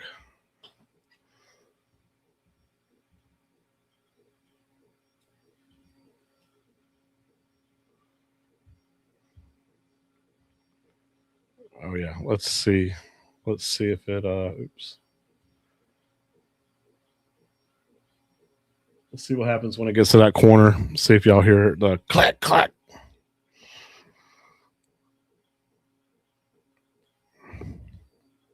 Long as if it doesn't start from that corner, it should be fine. And then, yep, there it goes. I hear it.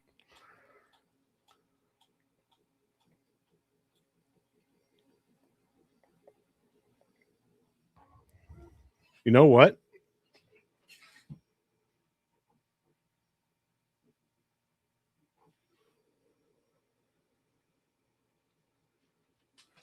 I'm in luck because because it's not starting in that corner. What it's doing is it's running into it and it's laying it down as it's pushing the plastic into it. So it's still fine.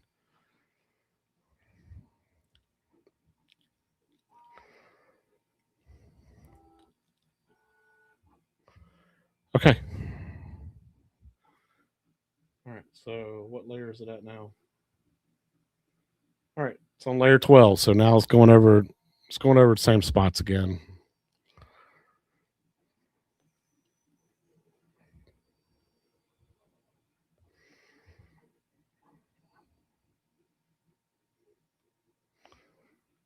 I can sit here and watch this all day. Yeah, I've been using soap and water and then using glue stick to help with bed adhesion, but I probably need to use alcohol. Yeah, it's the first one that's lifted all day or all week. If you just got here, Mr. Encoder, here, let me show you the artwork I've done so far. So I did Resident Evil 4. Freaking letters are like added up. I love this stuff, man.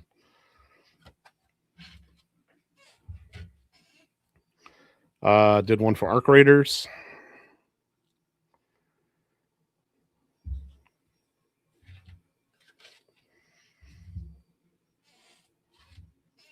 And Tomb Raider. But yeah, have become obsessed with it. Like, this is so much fun.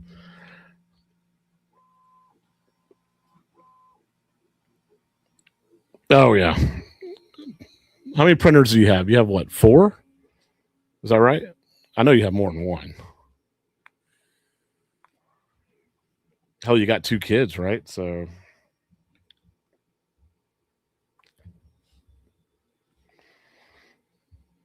or no, you got more than 2 kids too, don't you? Oh, God, I don't remember. Yeah, okay. There you go. You have 2 printers. Okay. Gotcha. Dude, I couldn't imagine you printing all those cases. Holy crap. Mm. Would have been nice if I could help you print some cases. Yeah.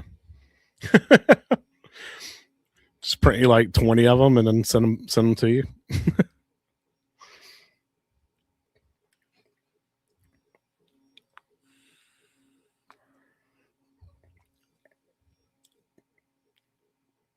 That's probably where you need help at, is printing cases, right? Printing cases and then putting the pies into them. Oh, get me off screen. Jesus Christ. I don't need to be full screen. If anything, I print about 12 every hour.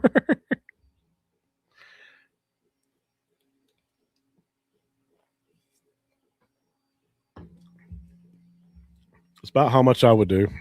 Put 12 on a bed or 6 on a bed if you got 2 printers.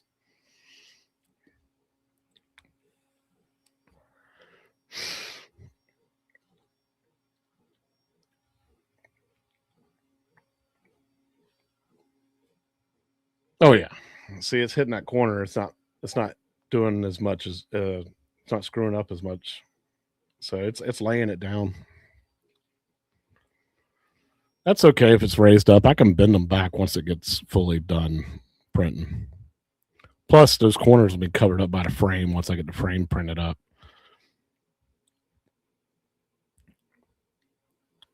Okay, so your cases, they're probably what, 4.5 inches by 2.5 or 3 inches.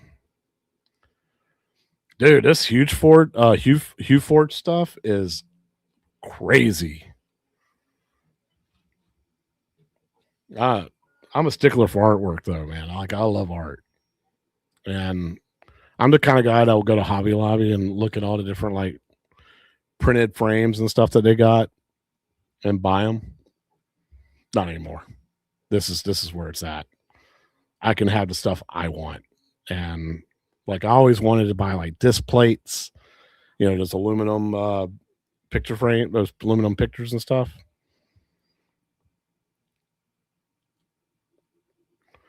Yeah. Yeah, PLA would definitely melt in Arizona. What about Pet G? You think Pet G would do it?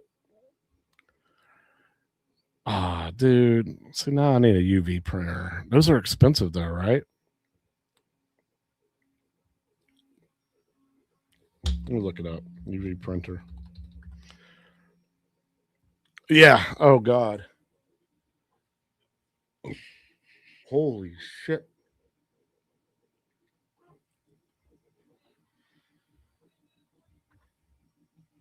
That Eufy make E1. Holy crap, dude. And it's small too. And they want 2,300 for it on Amazon. Oh my God.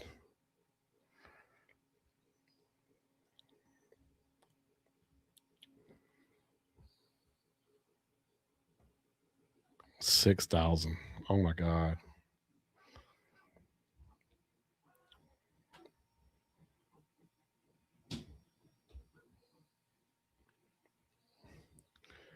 It's sick though, man, what you can do with it.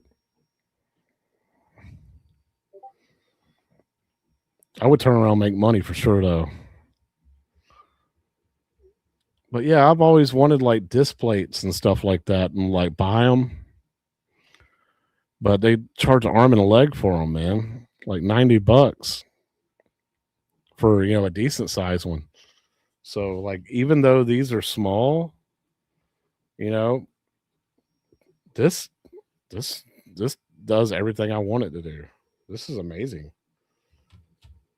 Like I guarantee you when I show my boss this, because he's a huge Resident Evil game fan, when I show him this, he's gonna want to buy it from me. He'll probably have me do one for each game. 1 through 9. Yeah, this is much more. This is so satisfying to me.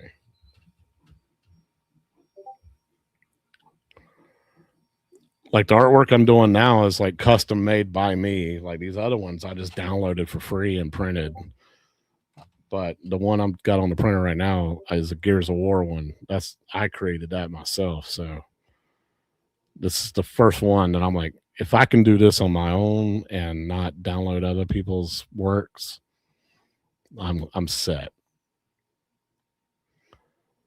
God, look at the armor, like the detail right here. About a 2 on the right side with the little screw and the metal armor. That was so good.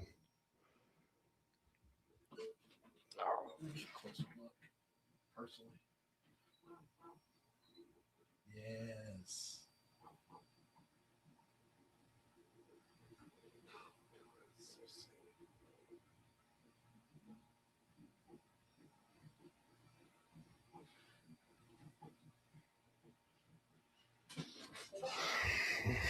I used AI to come up with it, but I did the color setup and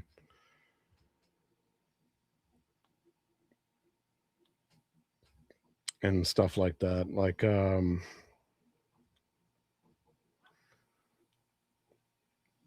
share screen. Like I had AI come up with a picture of Stripe, right? Like this picture here. But documents, HueForge, projects, unfinished, Stripe. It didn't create a freaking picture of them. Stupid son of a bitch. Options. Save image inside a pro. It should have done it. Asshole. It didn't do it. Not like it did for what, my Marcus Phoenix? Well, I don't see it there either. Shit. Hold on.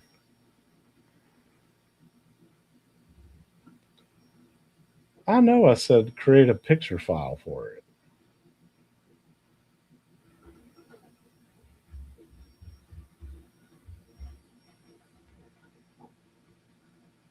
Well, never mind. It's not coming up. Now I'm mad.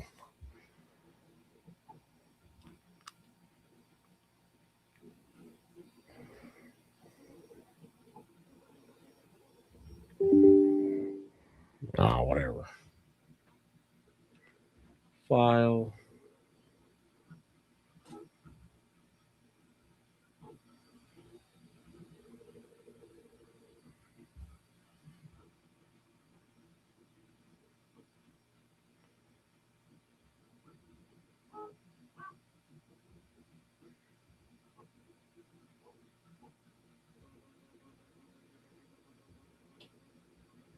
All right, whatever. We'll do it this way since you want to be an asshole about it.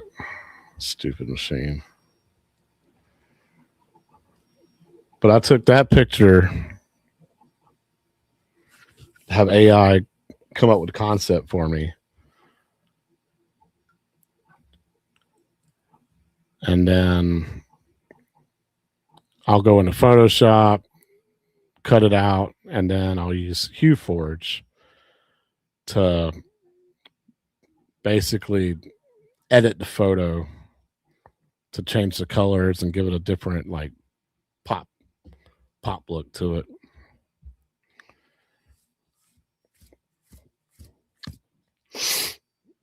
Yeah, like telling AI how I want this, that's an art form in itself, especially if it listens to you. Like you get your point across correctly, right? Whew. All right, where are we at?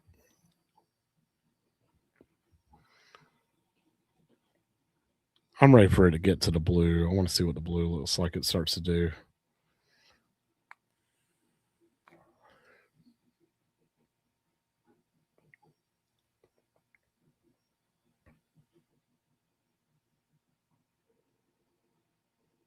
So cool.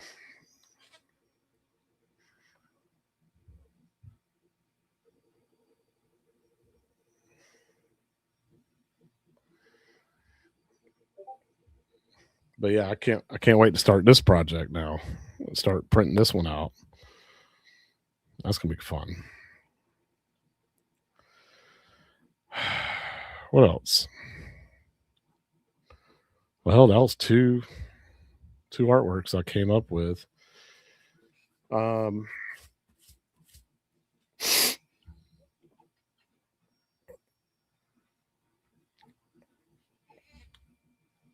I wonder. I wonder if there's any kind of like arcade style HueForge. Oh hell yeah! I know what I'm going to do later on, even though I didn't come up with it. But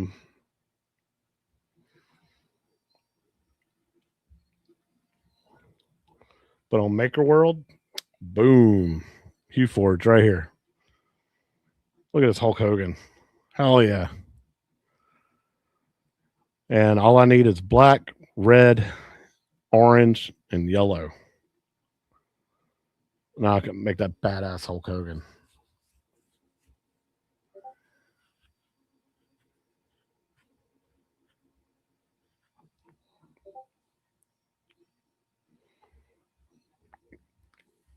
Yeah, I'm going to go ahead and boost that.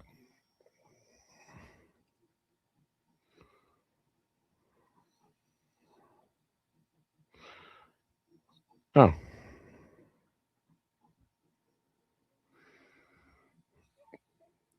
I got to subscribe to a thing to boost somebody? That's dumb.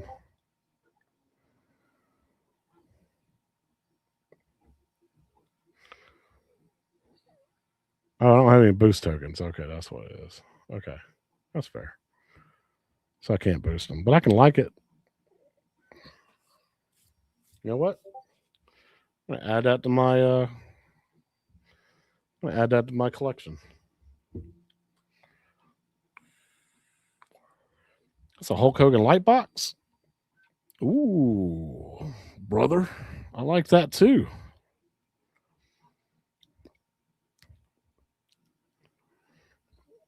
Well, you put Hulk arms on P7. Put Hulk arms on Loki. Hell yeah, that's dope. Well, you got them on their dog. There you go.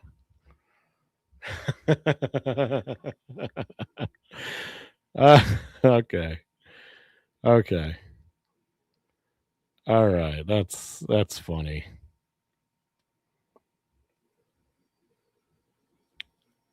Okay. That's enough. Stop. Just stop.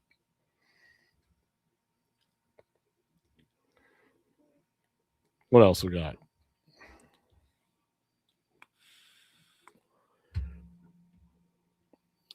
Hey, WrestleFest Litho. Look at that. One like, 2 collects, 2 downloads. That's it. Damn, dude, I would love to boost you if I could. Just the fact, as a matter of fact, that you did it.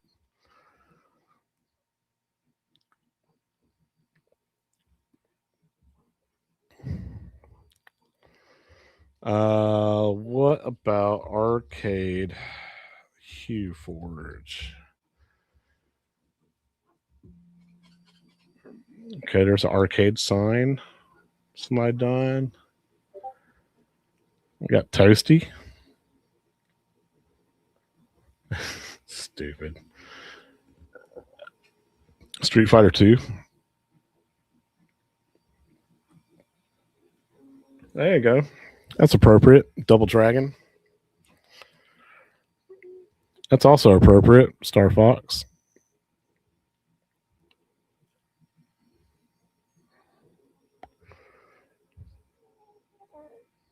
There's Pac-Man. 80s Room. Arcade Classics. Dragon's Lair. That Dragon's Lair looks pretty good.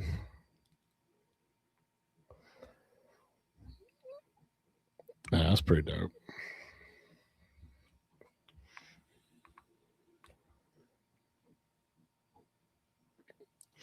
But see, man, this is why I'm obsessed with this, because I could just do this for hours and hours and days and days and days. There you go. Pinball machine game room sign. What colors do I need? Black, matte black, matte marine blue, which I don't have. I don't have anything matte. But I do have yellow and I have red. I don't have any matte colors.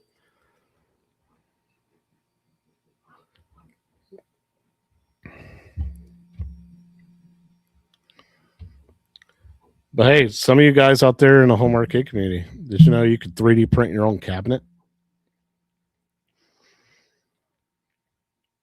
I saw this on YouTube.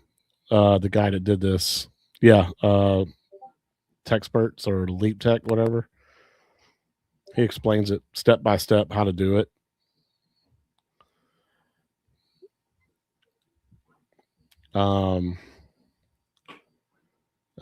Look at this. Look, people in the community. Boom. Look what they did. They even added the cheap ass board on top that you can make it say whatever you want. I got one of these where the marquee is. I got one of those. Somebody gave it to me as a gift for my birthday one year.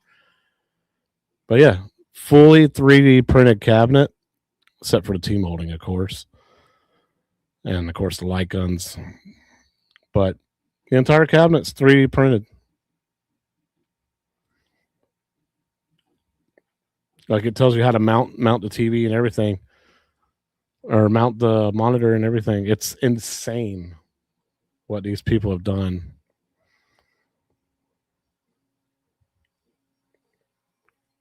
I mean, there's even a smaller one right there. A desktop skee ball machine that works. A Labyrinth Pac-Man. It works. Donkey Kong 3D playfield, a pinball machine like playfield that works. Insane. And like guys, like all you need is a 3D printer. You can do this stuff. Like where's that arcade machine? So if you look right here, 25 hours to make. There's 9 total plates, right? So and you can do whatever colors you want, whatever designs you want, but there's your plates. And basically, and these are look dowel joiners, and you'll join them up by dowels. You can glue them together. But look, it says any color, base color. You just put this damn thing together, man. It's sick. There you go. Look at that wiring.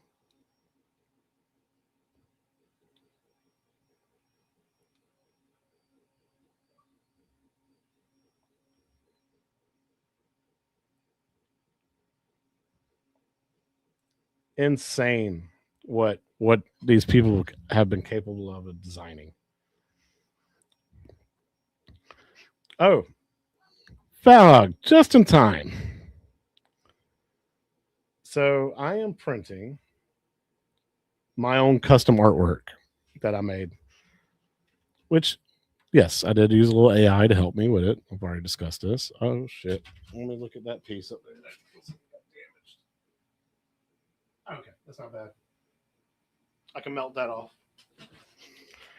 It's just where the red got thrown off. That corner got raised up there at the top. The corner got raised off the bed because I made this artwork too thick. Like I said, it's my first attempt at doing my own artwork. That corner got raised up, so every time it goes up there to paint, it scratches it and throws the plastic everywhere. So all I gotta do is get a razor blade or a lighter and melt that corner off. It's fine. It's gonna be covered up by the frame I'm making for it too. But so this is Gears of War, right? So Fahog, now that you're here, I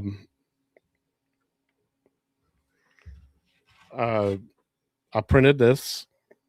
This is what I meant by HueForge. So it just basically takes a 2D artwork and turns it into 3D, right?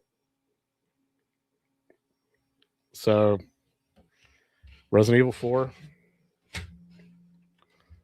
Arc Raiders, the game that me and MG are playing right now together.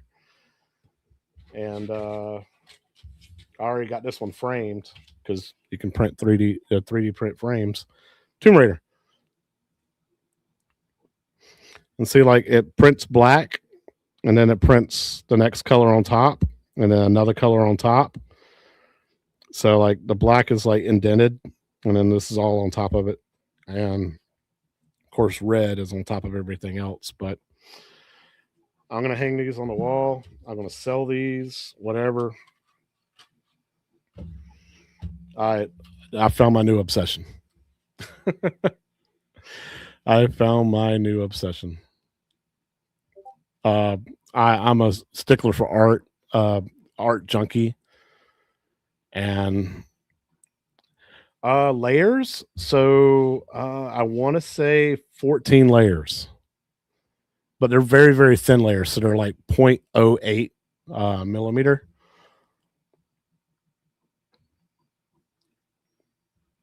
Let's see. I can actually open up that project. It's downloads, right? Isn't that where it's at? Yep, Lara Croft. There she is. So I'm going to open up the project and show it to you. With my 0.4 nozzle. Let me slice the project real quick, and then also share it with you so you can see it. Stop share screen.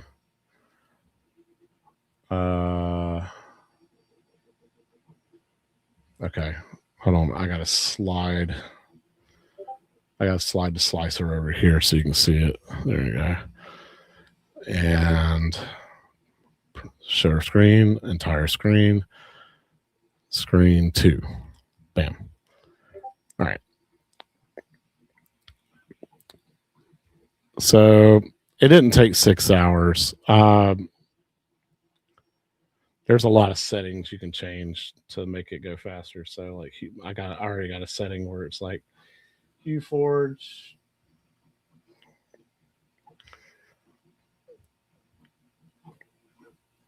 I've already got a custom thing set for it, but it's literally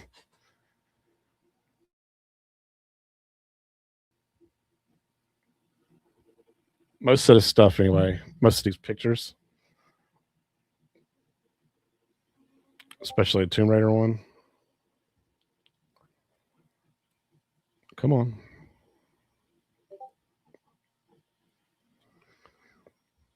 It's, 31 layers. 32 layers. And like I said, man, it starts off black and creates 12 black layers. And then it starts adding the next color, which is silver or gray. And then it starts adding white. and then some more black, and then finally with some red, and then one layer of white on top of that. So 32 layers,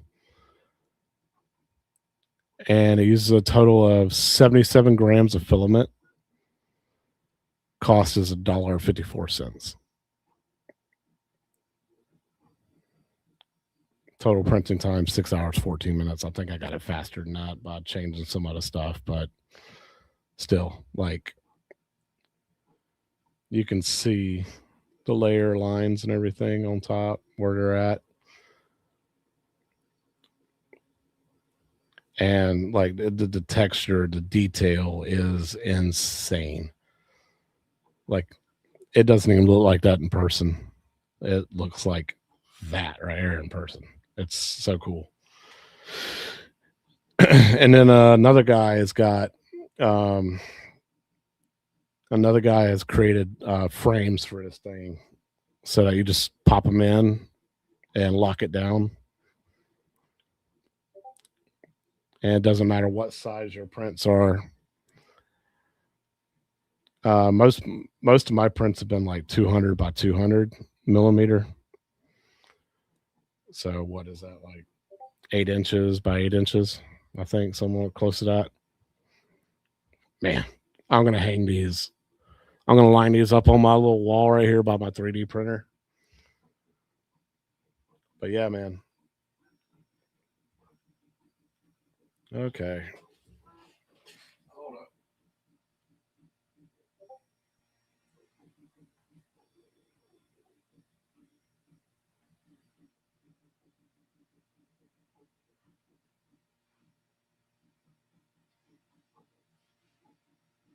Oh.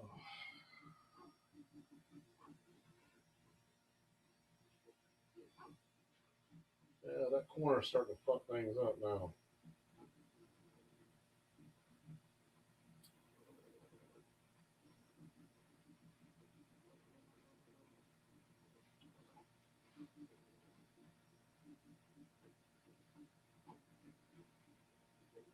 It still looks right though. Everything's lining up correctly.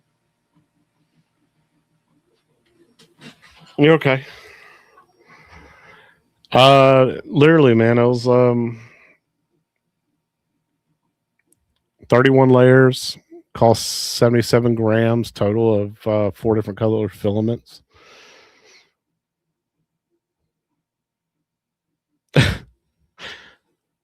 You're good, buddy.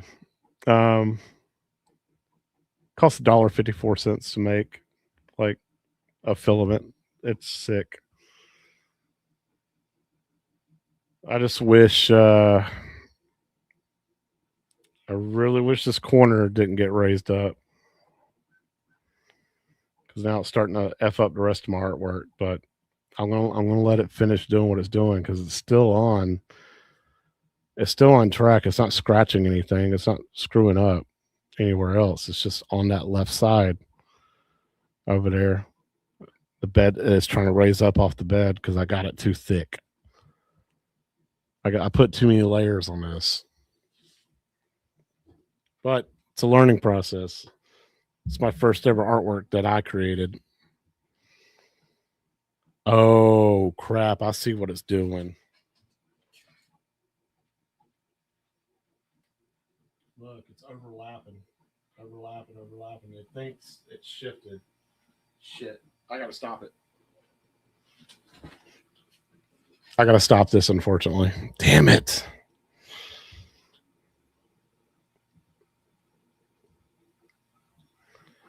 Oh man. I'm gonna lose this artwork. So let me show you.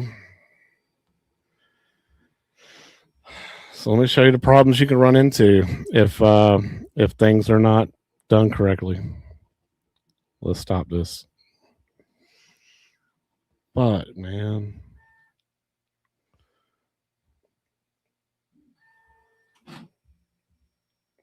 God, it hurts my feelings.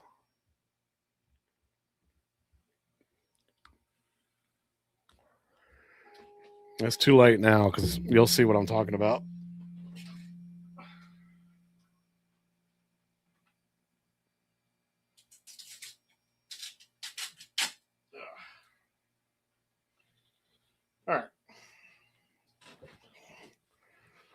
So problem number one, and what the main culprit of this was.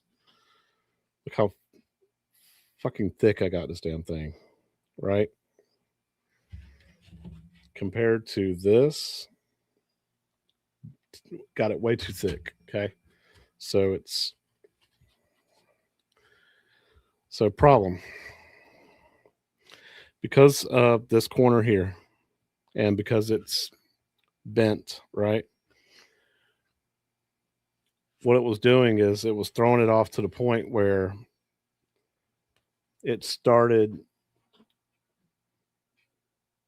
Oh yeah, so it ended up shifting. You see it right there. It is. There it is. So it started shifting, thinking that this is the new edge of the artwork. So it was throwing it all the way over here, and you can see that the armor plate right here, the arm is doubled up over here. The gun is doubled up right here, and his side of his head is doubled up from over here, doubled up over there.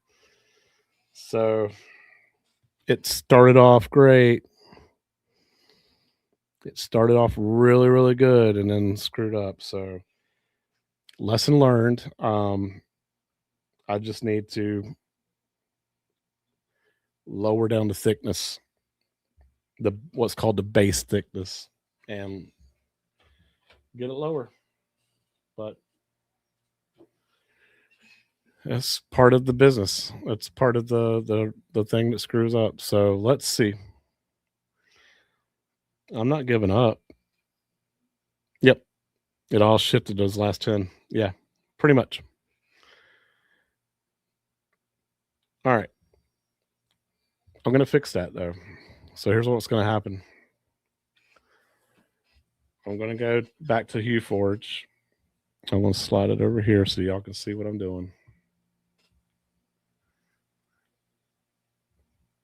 Okay. I'm working on this stripe from Gremlins as well. But what I want to do is I want to open up my project, unfinished projects, Marcus Phoenix, open it, discard. Okay. So this is my original image that I painted and created with AI and Photoshop. This is the final product of adding some. This is just 4 filament colors, but I like the contrast of the blue and the red with the white and the black. I think this image came out really good. So where my issue is this base thickness. I want to try and get that as small as possible. Now, of course, it changes my image, right? So what I got to do is I got to adjust.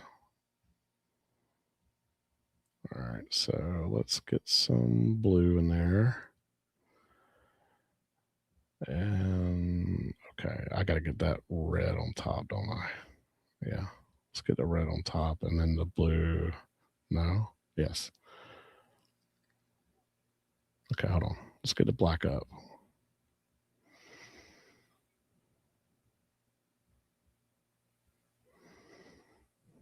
Okay, there you go.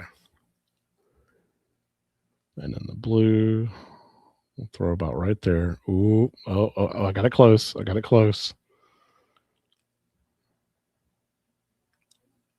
Throw the blue above the red. There we go. Now that changes my image a little bit.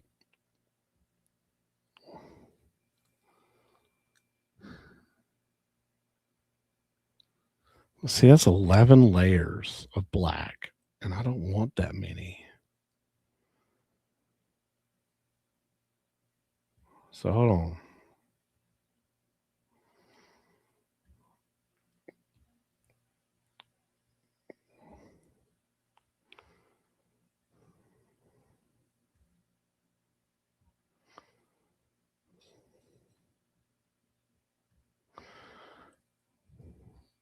I don't know how to do this.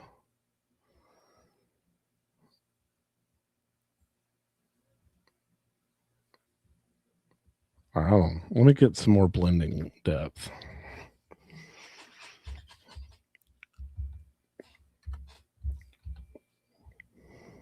There we go. Ooh.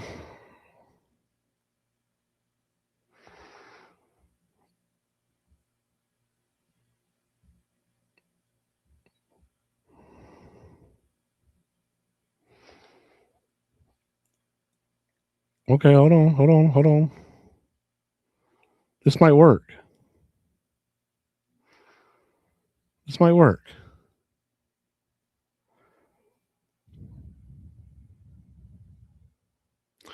Right now I got Anycubic's brand because with Anycubic it's set up to be perfect, right?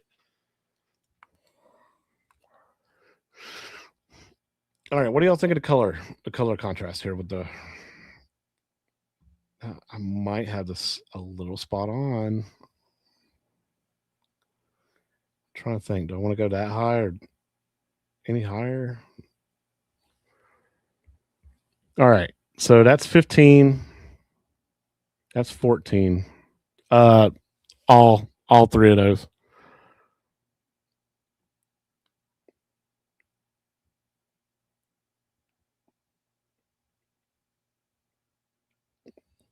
This blue slider, where do you think I should have that? I think that's. I don't want too much red because I think red is blood, right? Where do you think I should have this blue at? 13, 14, 15, or 12? So 12, 13, 14, or 15? 14, right there.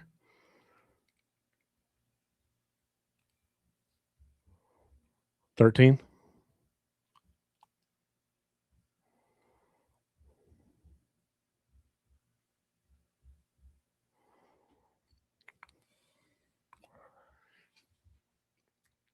All right. So now, all right, 13. Yeah, I like that too. So now I'll have 6 layers of black. I'll have 4 layers of red, 3 layers of blue.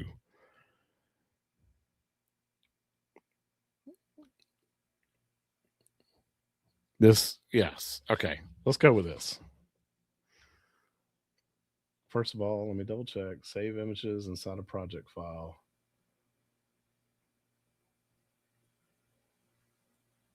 Yeah. All right. So we're going to save project. Marcus Phoenix. Advanced options. Yes.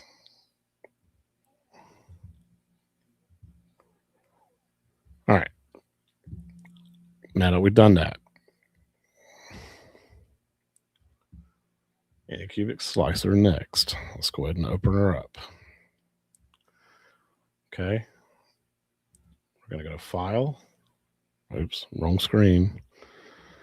File. We're going to import STL, documents, HueForge, projects, unfinished, Marcus Phoenix. There's 2 of them now, so hold on. 5:59 p.m. It's a bigger file.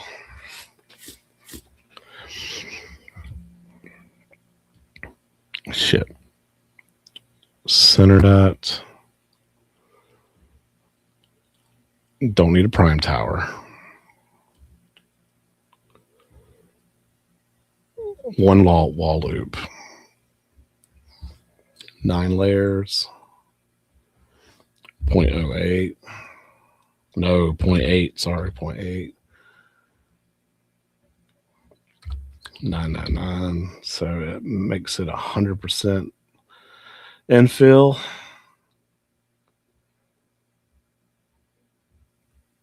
Okay. Go back to quality real quick. Make sure my layer height is right. My first layer is correct. No,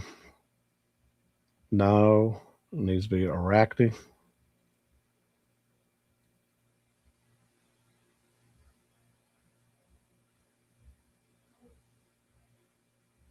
All that's fine. Arc fitting needs to be turned on. Okay. So we can close that. Slice to plate.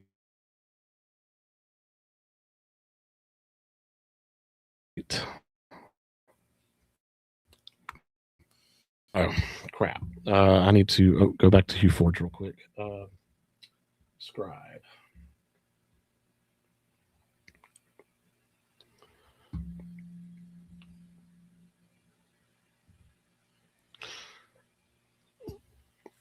Okay. Let's get it. Let it get done slicing.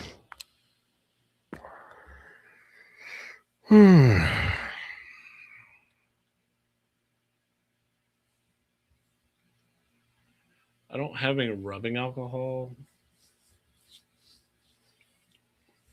so I'm going to swap plates.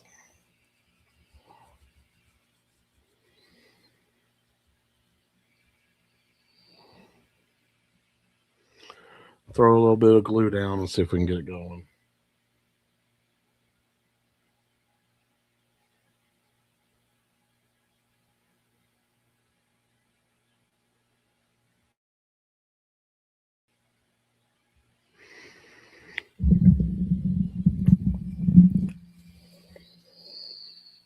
Come on. There you go, 35%.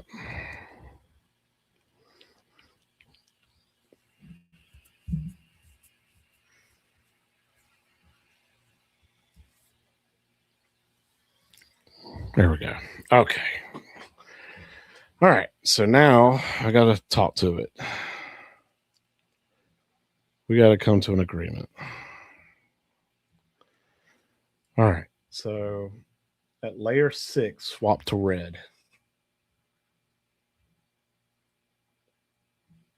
Oh, I also need to change my filament to blue.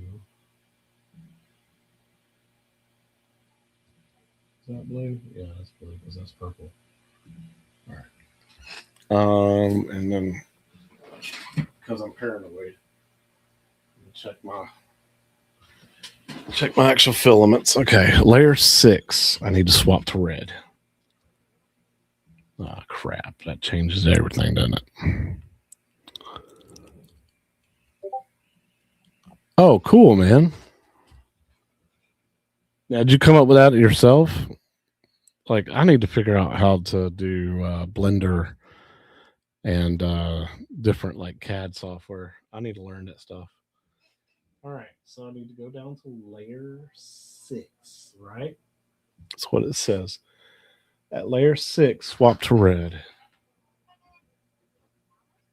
Layer 6, swap to red.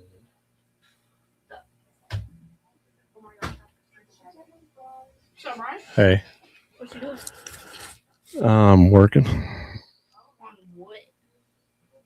Oh, how did your 3D print thingy go? How's it look?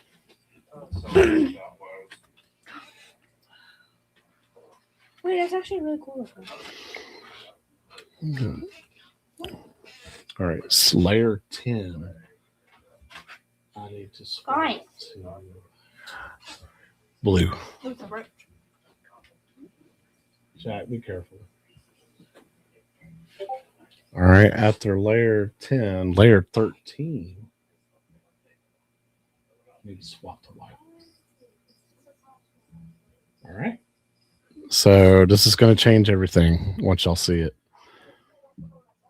So we're going to hit slice plate again. And it should be the final process. There it is. All right. I just need to uncheck seams so you don't see that. But if you look Fat Hog, this is going to be what the final artwork's going to look like. I would say Jack back. Jack. This is much better. Okay, guys. So this is what we're going to do now. We're going to swap to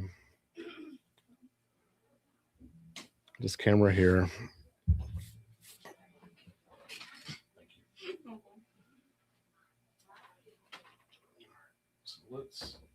let's feel this canvas real quick. See, it's got no stickiness to it. I don't know why. Other than it being too thick, that's the only reason I can think of it being raised up. So that's unfortunately I gotta move this camera out of the way. Be right back.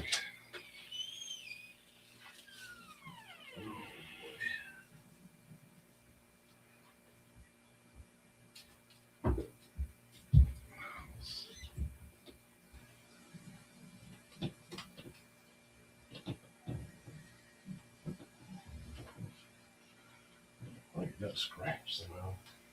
Maybe the plate did that. All right.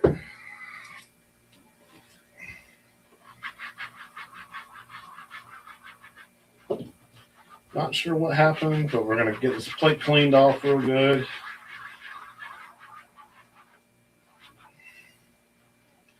Matter of fact, we're gonna swap to the smooth plate. I'm gonna apply some glue stick to it.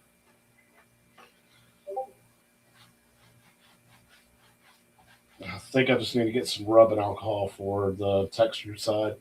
We're gonna switch to the smooth side real quick.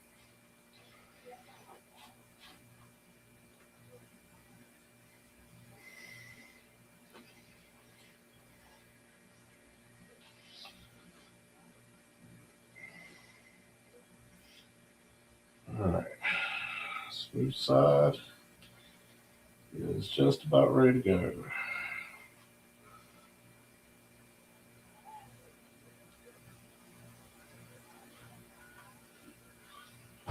All right,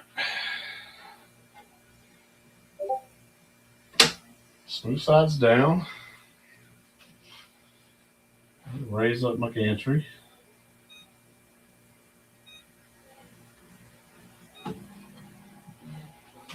Let's go ahead and let it home.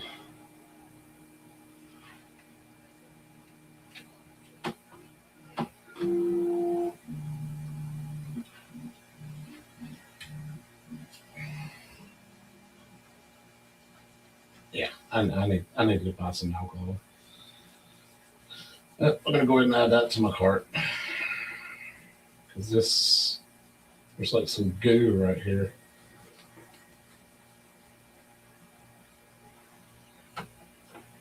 It's like burnt plastic or melted plastic or something. I don't know what it is. All right. So take our y-axis. Oh, that's the y-axis. Bring that to me. Z-axis. There you go.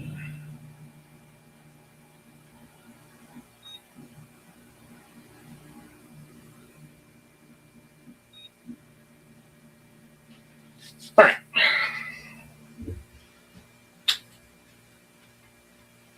Let's lay some glue down.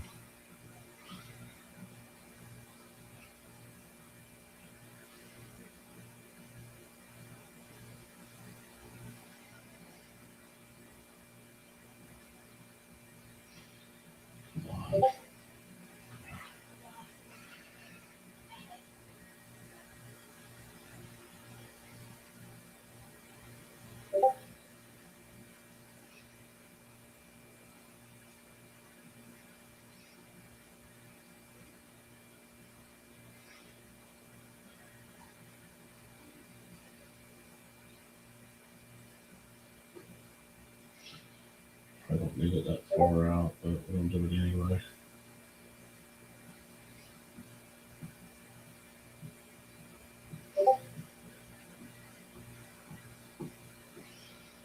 All right.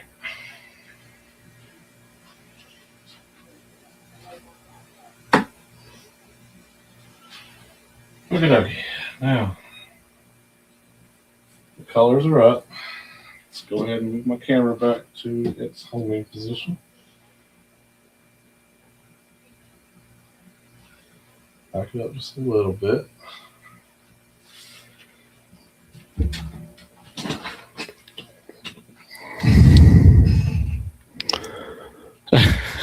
What's that, Stock Jack? All right.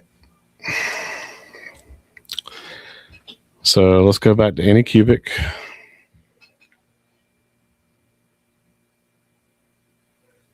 And go ahead and hit remote print. Oh, let's get this out of the way so y'all can see. Black is 1, blue is 4, white is 3, red is 2. Always keep bed leveling on. Let's go ahead and hit start print.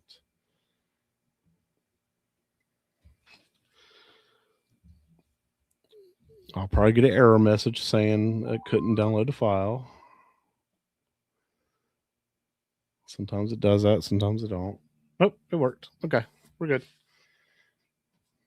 All right. Well,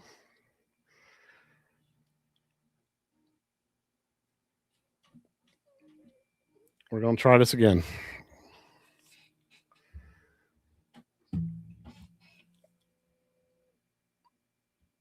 It looks so good, though. I want it finished. I want it to work.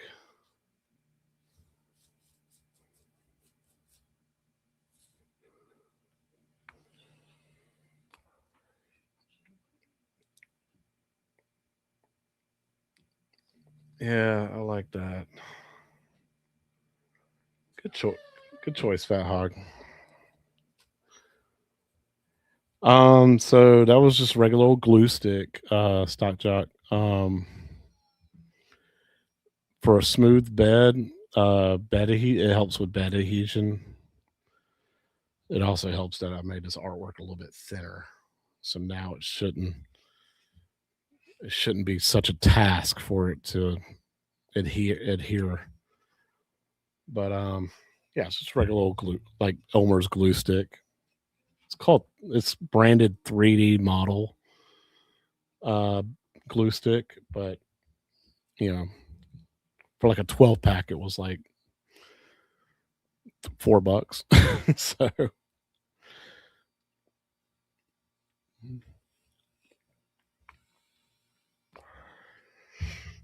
but it helps when you got like a 3D print, or especially if you got like a smooth side. It helps with trees, supports, making sure your 3D print sticks to the bed. Since I got a bed slinger and my bed's constantly doing this, stuff can get jarred around unless it's basically glued to it. Oh my God, I haven't checked my phone in like 5 hours.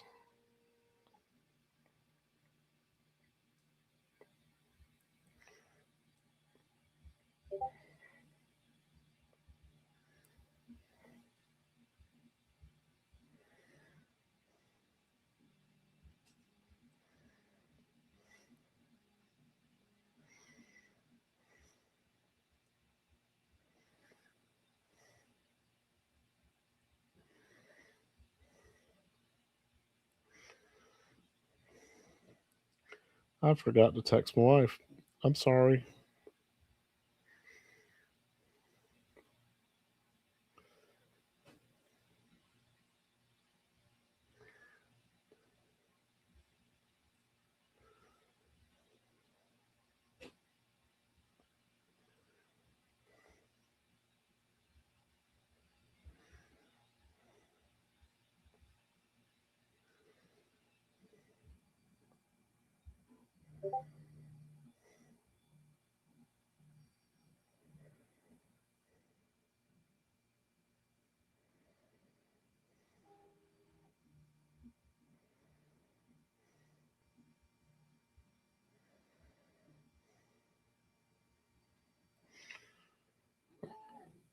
All right, there we go.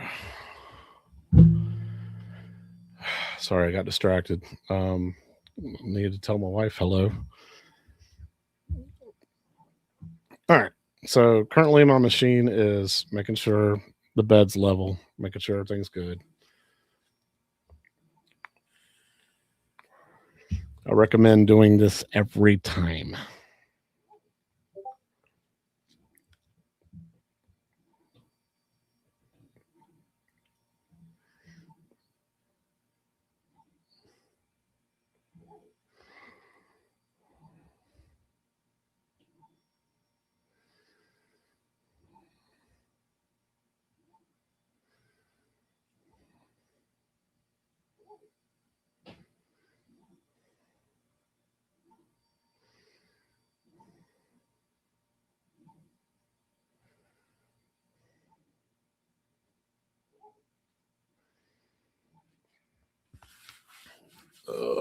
hurry up.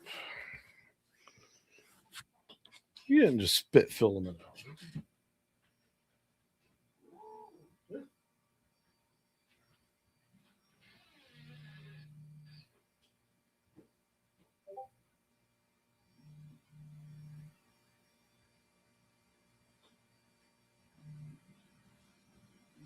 How much tweezers is that?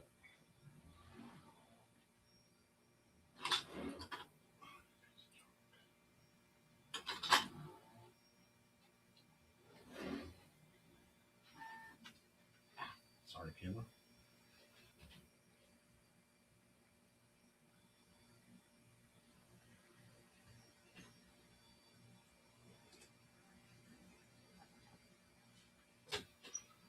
Where are you going? Are you going that way? Okay, just don't forget. If she was in the back of her truck, would she lose them? Would you drive off with them?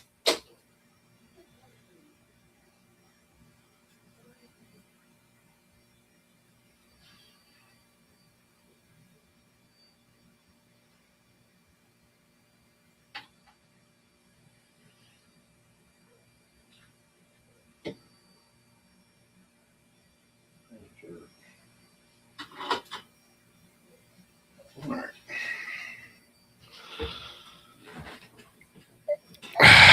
I guess so, Goofy. Welcome to you, man. Hope you're doing well. Hope you are doing well, buddy. Might be coming down to the Florida Keys this summer.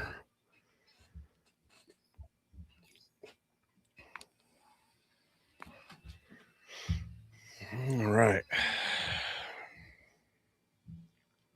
Let's find something else to print.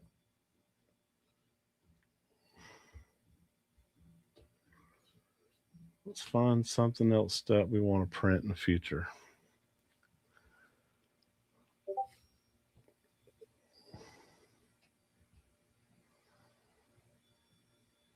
Oh, that's cool.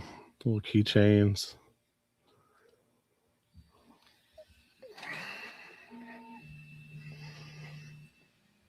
All right. Just going to go ahead and put down my first layer. Let me take a look at that. See how we're doing.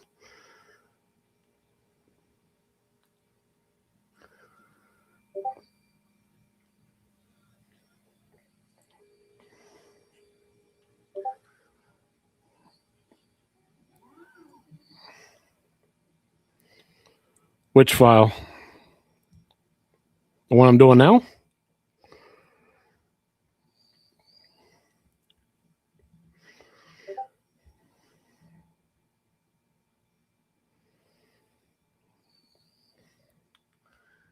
I don't know. That's where my wife's daughter wants to go. I don't care. I'd rather just go to Tampa and just hang out with Stock Chalk and have fun. Or go back to Destin. That wasn't a bad time, man. I had a great time there.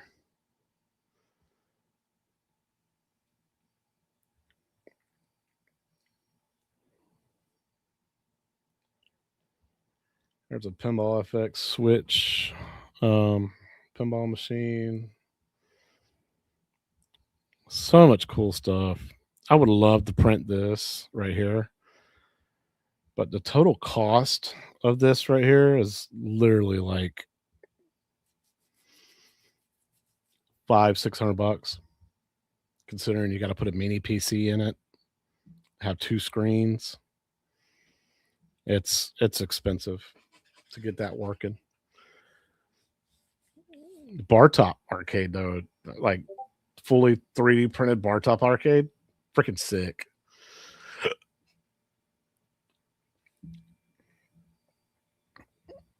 Take 22 hours to do it.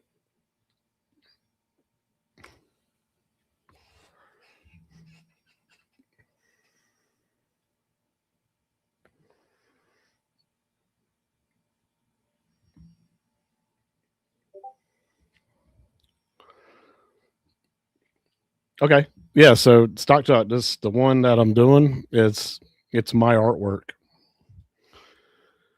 So I need to save it as a 3DF. Hold on. Save project as a 3DF. Yeah. I need to put it in my downloads. I'm going to overwrite it. All right. And then let me go into.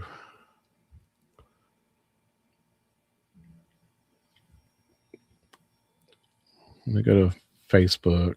No, I could. You know what? I'll send it to you via Discord. Let's do that.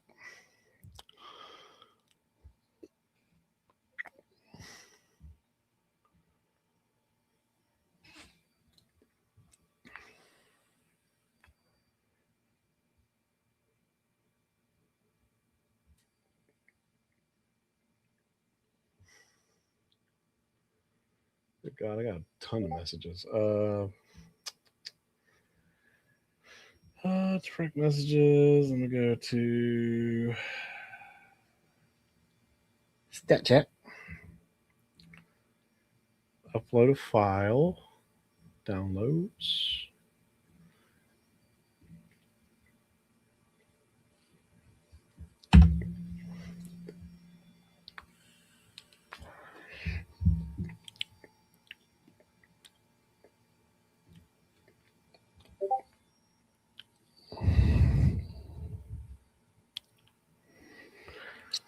All right, Stock Jog. I sent it to you on Discord and through private message.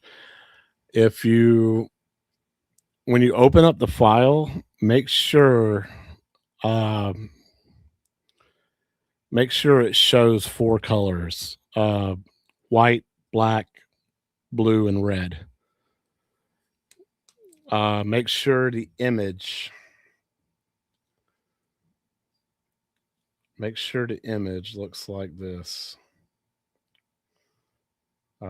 Share screen, entire screen. When you slice the plate, make sure it looks like this. That's the final product. Because when you first open up your, well, actually, it's not going to look like that. It's going to look like more like this. This is the final product. But when you first open it, it's going to look like this right here. This is what you're going to see, basically. Actually, let me go to prepare, and you'll probably, yeah, okay. So when you first open it, it's going to look like this. When you slice it, and if it shows my colors like it's supposed to, it should, the final, well, after you slice it, should look like this.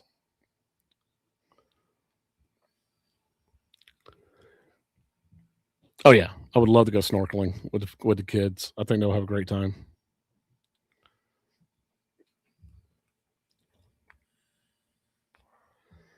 I always appreciate y'all's advice, both of you Floridians.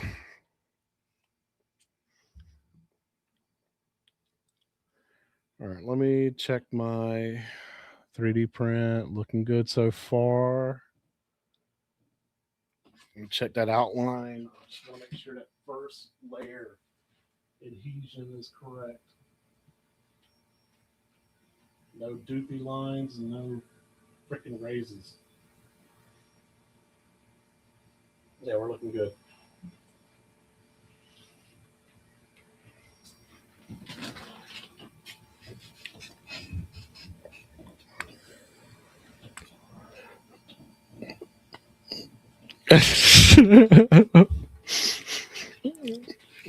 Go swimming with some cacti.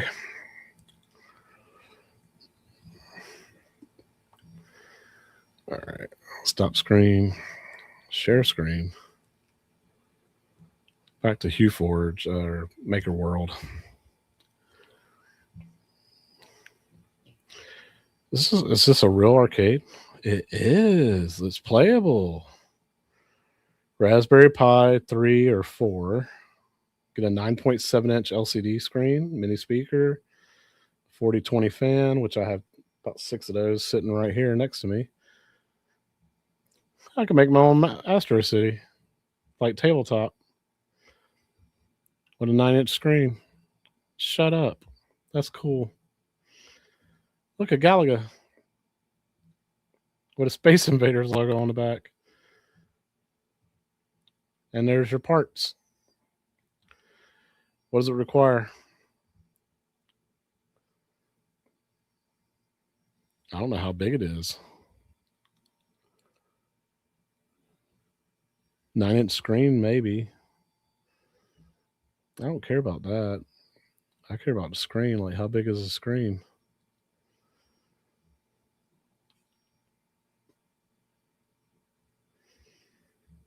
See, like, everybody's super helpful.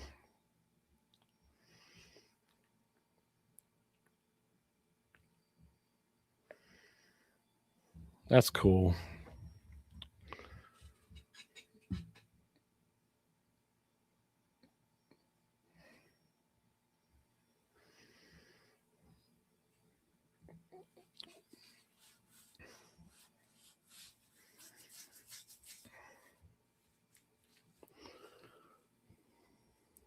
Sinistar. Finger boxing arcade.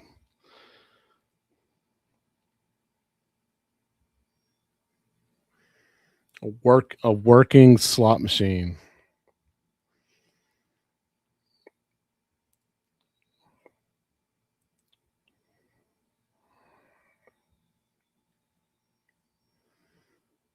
Dinky Kong. Penny Pachinko. Nice. There you go. Moon Cresta, Star Wars.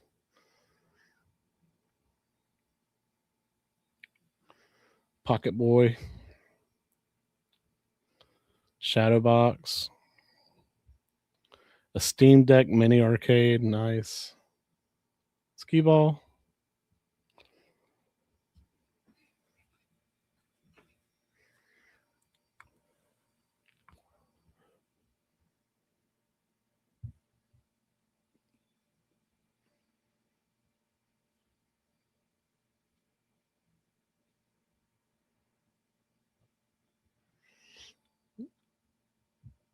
A Wii shotgun.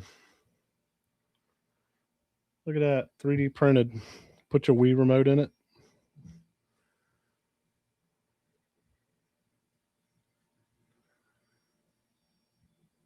How big is that? Oh, it looks bigger. It's not that big. Okay.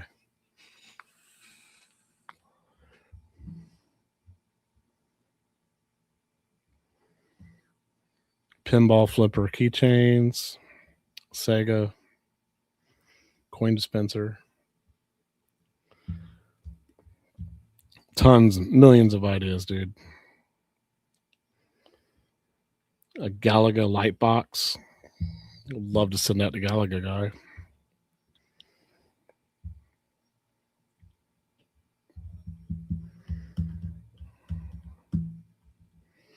Pac-Man Ghost. A mini functional pool table. An Arcade 1-Up marquee light up. Look at that. I could 3D print a marquee for Arcade 1-Ups. Look at that. That's sick, dude. Speaking of Arcade 1-Up, what if I search for Arcade 1-Up? You know, you're in this hobby, right? We're in the home arcade hobby. XL cabinet 4-inch riser box. It's display shelf for your Arcade 1-Up. Bat tops for your joysticks. Screw cap covers.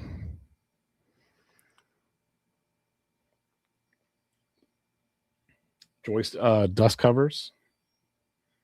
A cup holder for your Arcade 1-Up.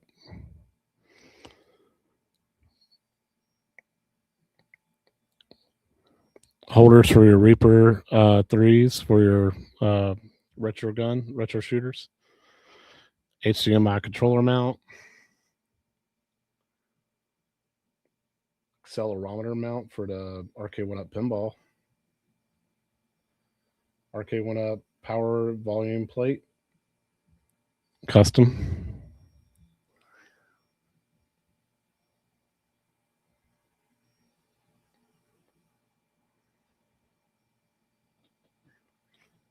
A coin pusher. That works.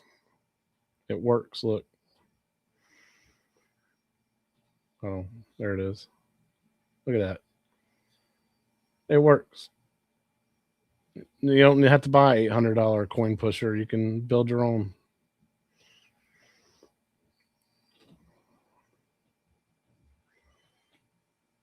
Look, there's a wireless charging kit, a lithopane LED bar, and a TT motor for the push and pull. And then you just need to buy an acrylic sheet and some money. It tells you how to build it. It's insane what people do.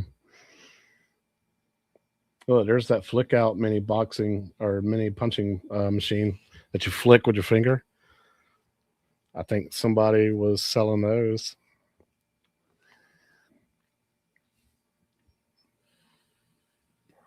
Here's another coin pusher. Bar top arcade machine. Looks like it's Dragon Ball Z themed. Look at that. What was it printed with? PLA? 17 plates, 100 hours. And then what part is this? This looks like the monitor brackets. That's sick.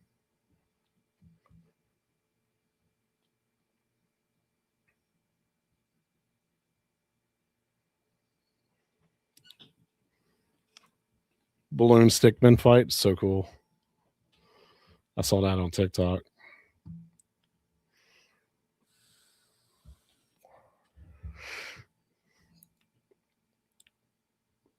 All right, so what we're doing, let's see.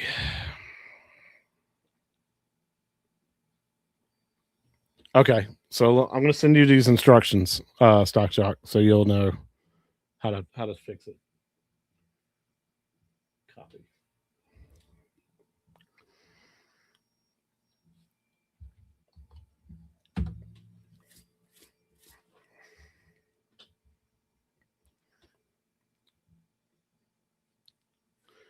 Don't pay attention to what type of filament you need, just the colors, right? Black, red, blue, and white. It's the swap instructions that you need to pay attention to. So you go layer by layer. At layer 6, tell your machine to swap to red. At layer 10, tell your machine to swap to blue. And at layer 13, tell your machine to swap to white. And then re-slice it and see if it comes up correctly. Oh, make sure you got 100% infill set. Your layer height should be 0.08, and your initial first layer or base layer should be 0.16.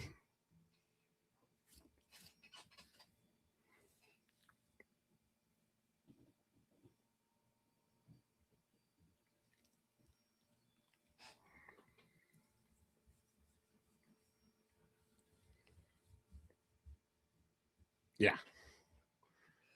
Sick, man. Like, is this a working NES controller? Or is it just a... Yeah.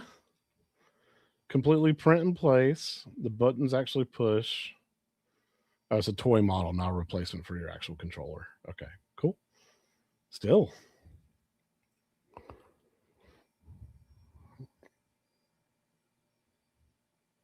Tron bikes. Look at that. Well, you can even 3D print buttons. All you got to do is hook up Cherry micro switch to it.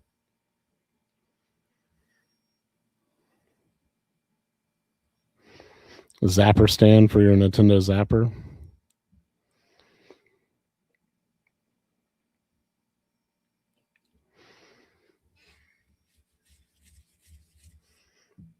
Yeah, that's sick.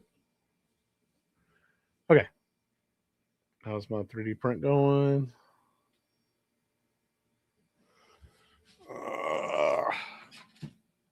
spider webs or is it separating?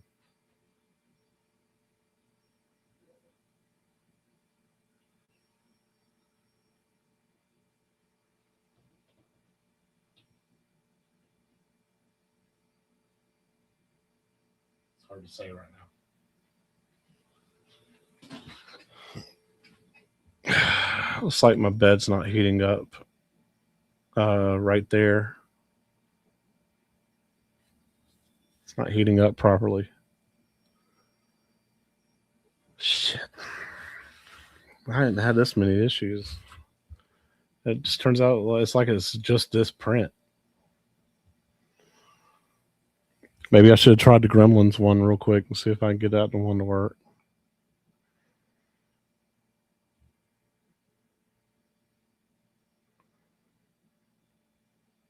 Let's let it get through this first layer, see what it does. I told it to go slow on the first layer. If it speeds up the other layers and covers those up pretty good, because it does go like 16 layers over on top of that spot. But I'm just worried that it's going to be raised up a little too high.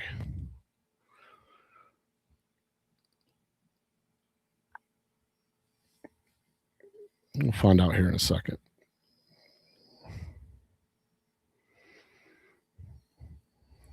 More or less like 5 minutes anyway.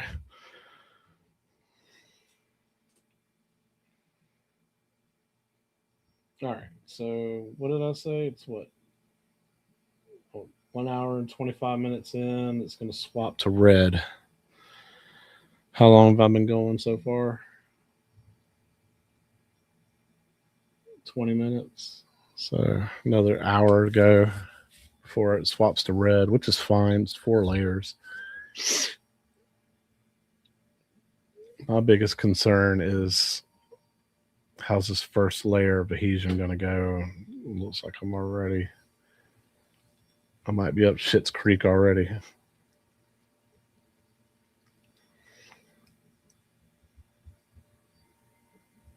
I need to buy some rubbing alcohol. Amazon. Isopropyl alcohol.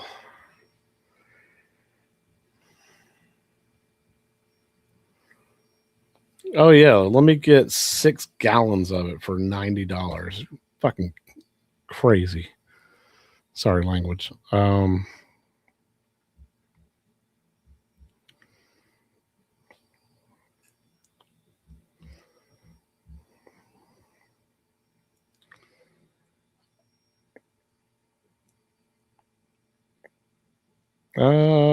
$32-ounce bottle for $3. Get it next day.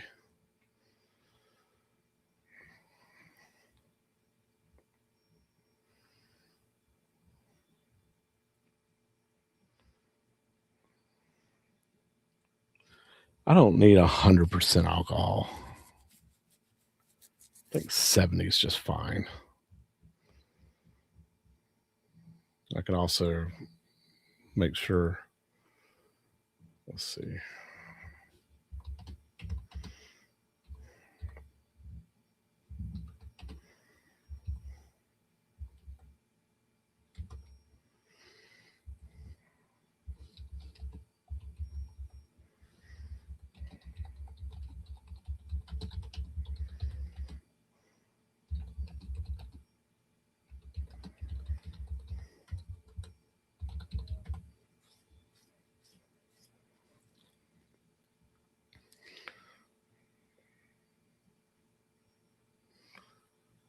Oh yeah, 70% is preferred. Okay, got it. We'll get that done.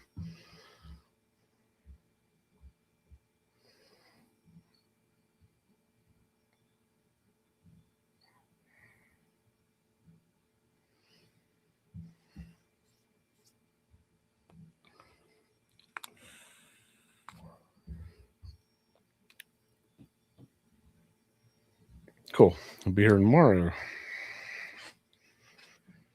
All right.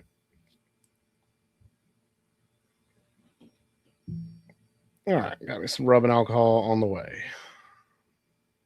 Close that. Jesus Christ. All right. Come on.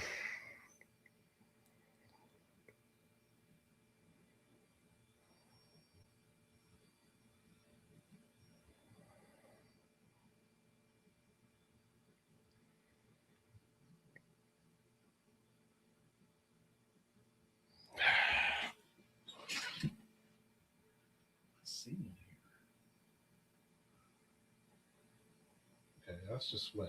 That's just webbing. That's fine. Yeah, that's just webbing. Okay, we're good. We're good. It's just webbing.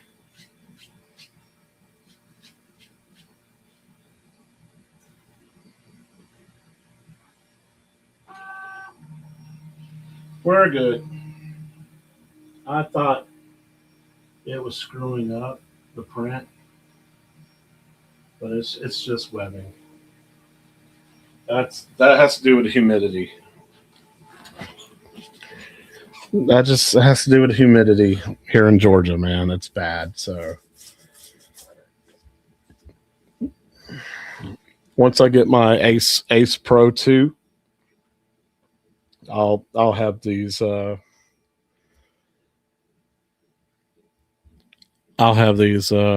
spools dried out. I won't have to worry about the humidity in the air. Yeah, stringing, that's what you call it.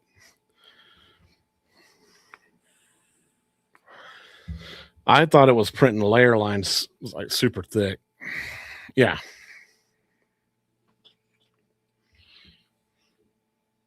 There we go. Now that it's going faster, I shouldn't have to worry about any stringing anyway. We're good here now. Good shit. Thanks for all the help, Glitter Fart. I really appreciate it, man. Ease my mind.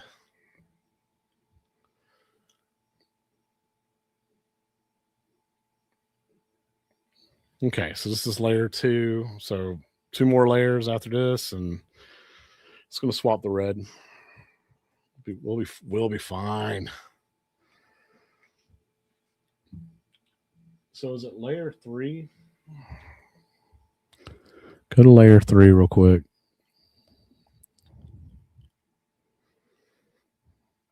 No. Oh, okay. So it's 5 layers. Okay. So layer 5 is where it should lay down the character. Yeah. It's going to lay down the outline of the character. Okay. Good shit.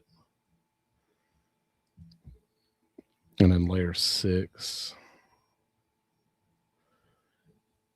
will be the red outline of the character. Layer 7 will be the full color. Layer 8, packing. And then layer 10 is going to be the blue layer. Packing. And then layer 12 is going to be white. And then white is just going to go over white. And yeah. Okay. Not bad. 24 layers. I'm happy with that.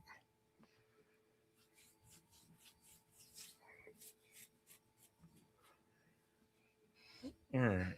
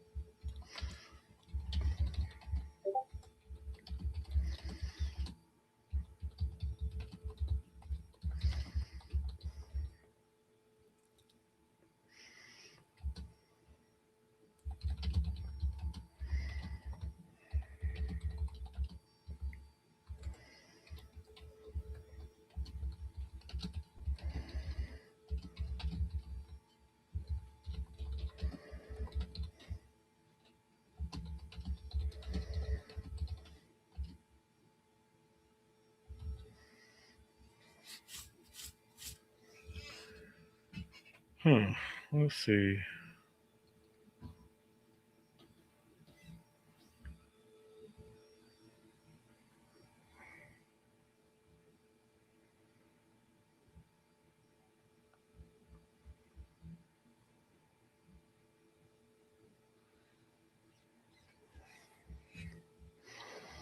Real quick. Yeah. Okay. That'll work.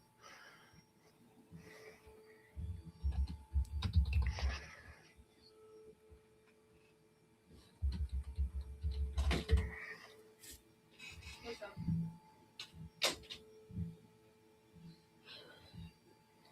Brian, how was your day today? I'm doing fine. That's good. Sorry, my nose. So what you making now? Trying to fix my artwork. What's up, guys? Okay, now you're on stream. Yep. Sorry, guys. Can you do me a favor? Yes. Can you get me a Coke out of my mini fridge? Yeah. Just careful opening the door. It's wobbly. Thank you. So open. What is up, you two? Sorry. You're okay. I appreciate it. You're just so open.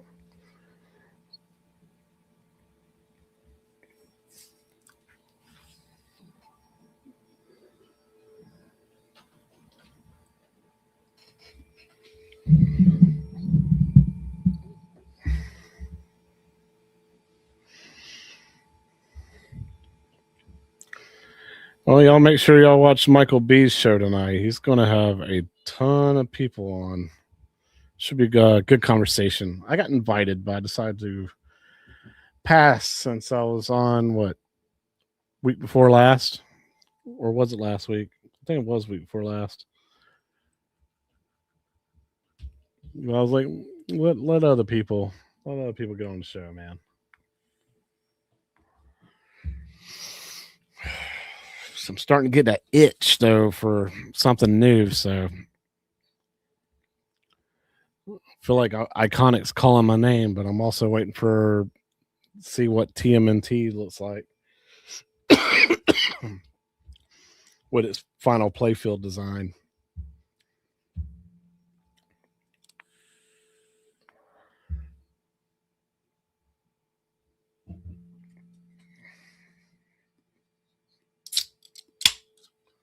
Right.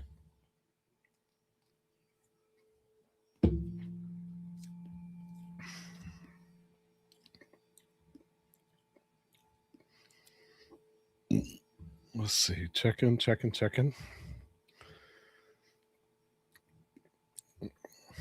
5,000 Discord messages. Hey, JJ. So I'm printing some custom artwork that I did.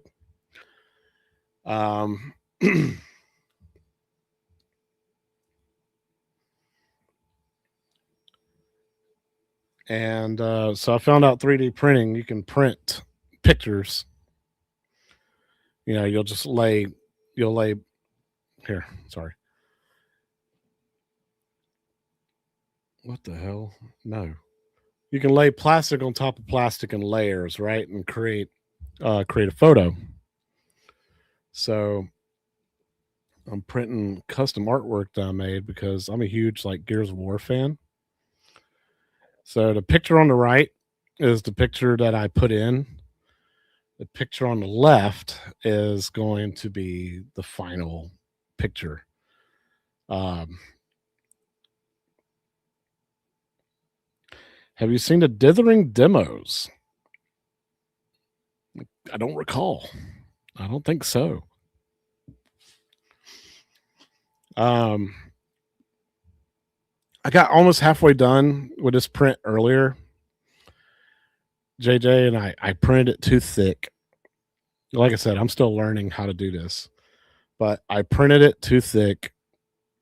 It got loose from the bed in the corner and threw off the printing center and caused it to overlap each other, and it just looked like dog shit. So I stopped it. I made the print thinner So it takes some same amount of time, but it uses even less material, and plus it makes it. It's going to make it more balanced, I guess. But just got to get there. Um, yeah. So the picture on the left, that's going to be the final product with the red and the blue, the black and the white. And it's going to like kind of like pop out at you a little bit, have ridges in it and stuff like that. So I'm excited to see what that looks like.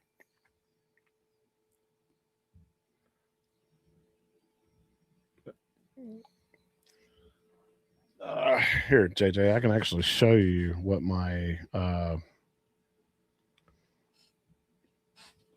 actually right here behind me. I've already done some, and like I said, once I did my first one, I was hooked. This is my Arc Raiders one. You can see what I mean. Like it applies plastic on top of plastic on top of plastic. The black is the first layer, and then it goes, into orange, red, and just adds more and more and more on.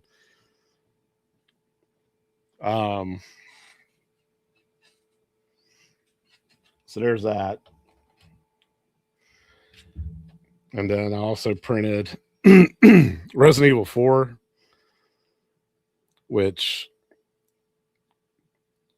the Resident Evil 4 logo is raised up even higher, which that's just dope. So I love artwork, man. I can't wait to post the stuff on the wall. And then my first one that I ever did, this is the one that got me hooked.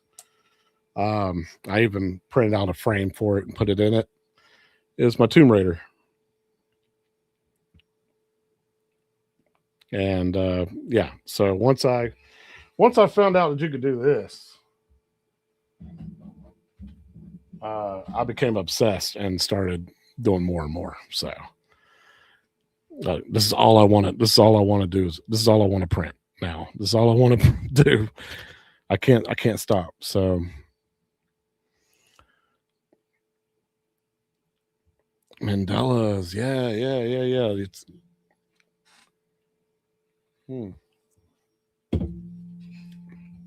Mandela's.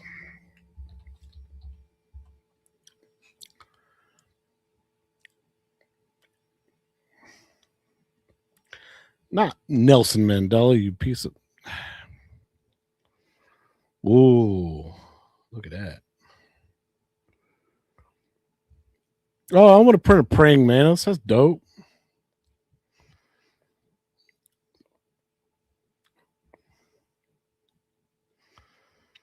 All right, man. Glare fart, you. Oh God.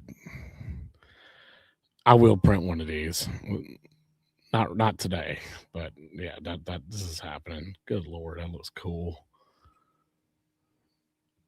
I'm sorry I'm not showing everybody else, but I don't need y'all getting into it either. Ah, damn. That would have been a good Mother's Day present. Hold on. I will show that.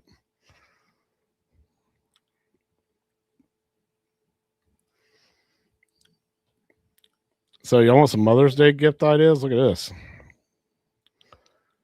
I know it's look, I see Alice in Wonderland in the background. That's cool. Look at that, man. That's a cool idea for a mom on Mother's Day. Should have thought about that.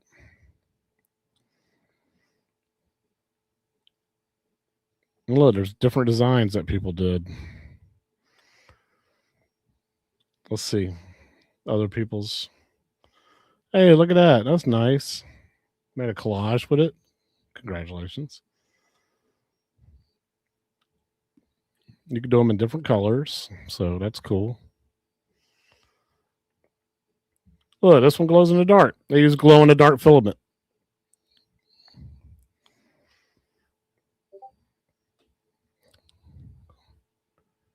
That's cool.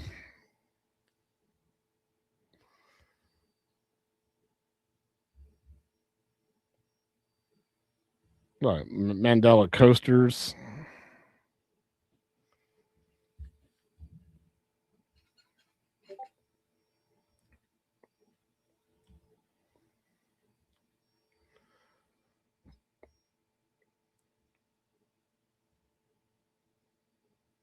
Yeah, that's crazy.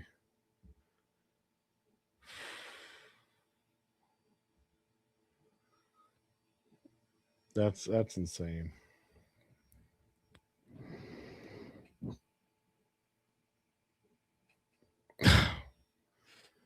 That's cool, man. So, like, how long you been into 3D printing, or how long have you been 3D printing? I'd be curious about know about that. 3.5 hours streaming, dude. Like, I don't want to do anything else. That's all I want to do. All right, I'm on layer 3.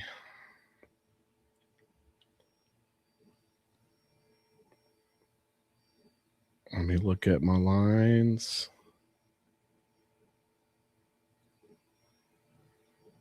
So far, so good. So far, so clean. And I haven't even put a dent in that spool.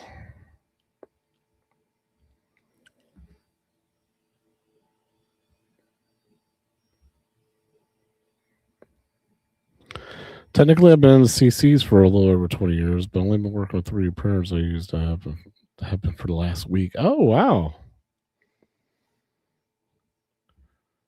So you a new cat with 3D printers like me. Okay. Yeah, I'm constantly watching videos and tutorials and tips to get better. And I even thought about joining somebody's Patreon to get lessons, like one-on-one lessons to get better at it.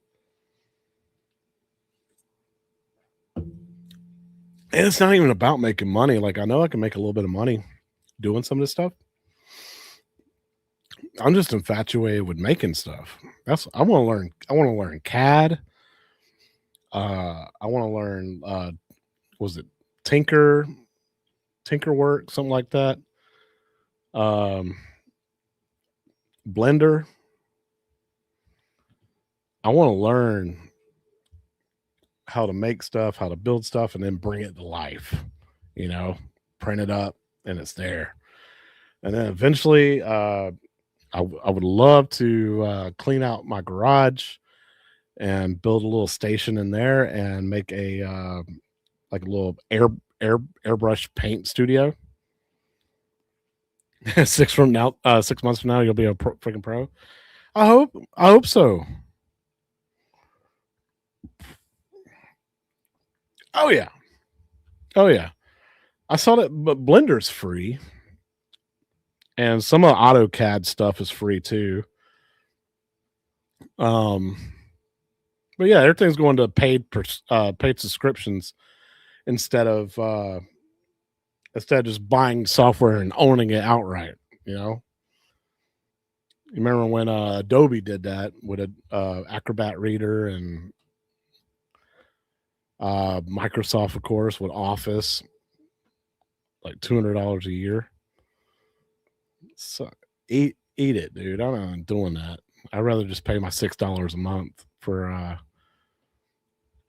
so I just need PowerPoint so I can do like my presentations and stuff for YouTube. I'll pay that $6 a month or $9 a month, whatever. It's worth it to me on that. I have to have it. Just for PowerPoint. Oh yeah. Yeah, that whole setup's coming. Dude, if you saw my garage, you wouldn't want to touch it either.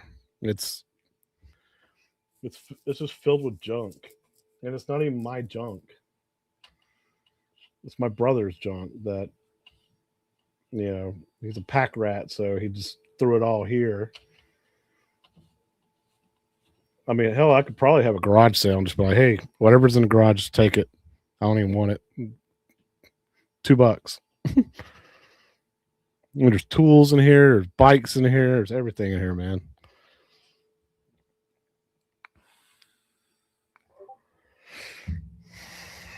All right, what's going on in the world right now?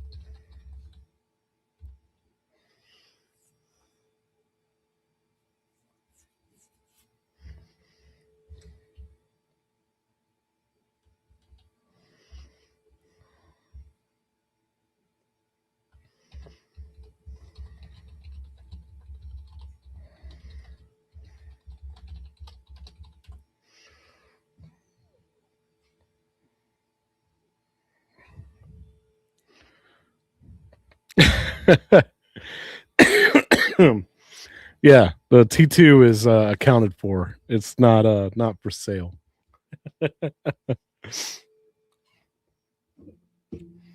Todd will be getting that what, a month and a half from now. How many more days till Southern Fried?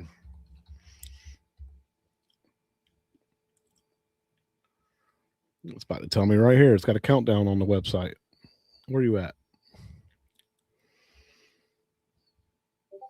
80 days. 80 days and 19 hours. Southern Fried.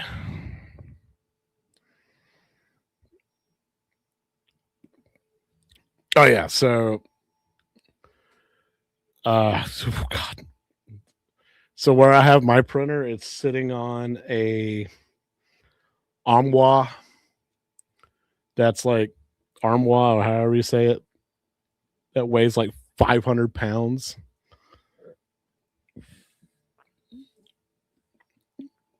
And I got it sitting sideways because it's not deep enough, but it's wide. Deep and wide. Oh God. So yeah, like when it does its vibration testing and everything, like the only thing that shakes is that printer. Nothing else shakes. The armoire does not move. I couldn't even move this armoire if I tried. I don't even think I can get two people to move it. It's like made out of like solid mahogany. It's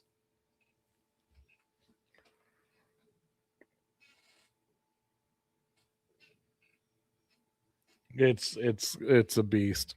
I would have to take all the drawers out, and maybe we can get it on to a dolly and move it. But yeah, I did buy a storage rack to either hang on the wall, or I might sit it on top of this box where I got my other filaments right now that I keep swapping out between. Uh, I might stick that spool storage on top of it. It's literally like two shelves, but two metal shelves. Really? The Elegoo CC1 sits on a 400-pound desk and it still shakes the desk. Wow. Like the only thing I hear when it does its vibration test, the only thing I hear that moves is like the glass inserts of the sliding doors on the armoire. That's the only thing I hear the glass vibrate. And then like I got a couple of I got my glue stick, my super glue, and a couple of like glass cleaners and stuff like that. Like I'll watch those little bottles, move when it does the vibration test. All right, so it's six layers, right? Is that where is double checking? I just keep double checking because I want to get to the red as soon as possible. Okay, it's 5 layers and it's on layer 3. Okay, cool. Which is a lot better because I think on my previous print I had 11 layers of black before it went to red, and now I got 5, so I cut it in half.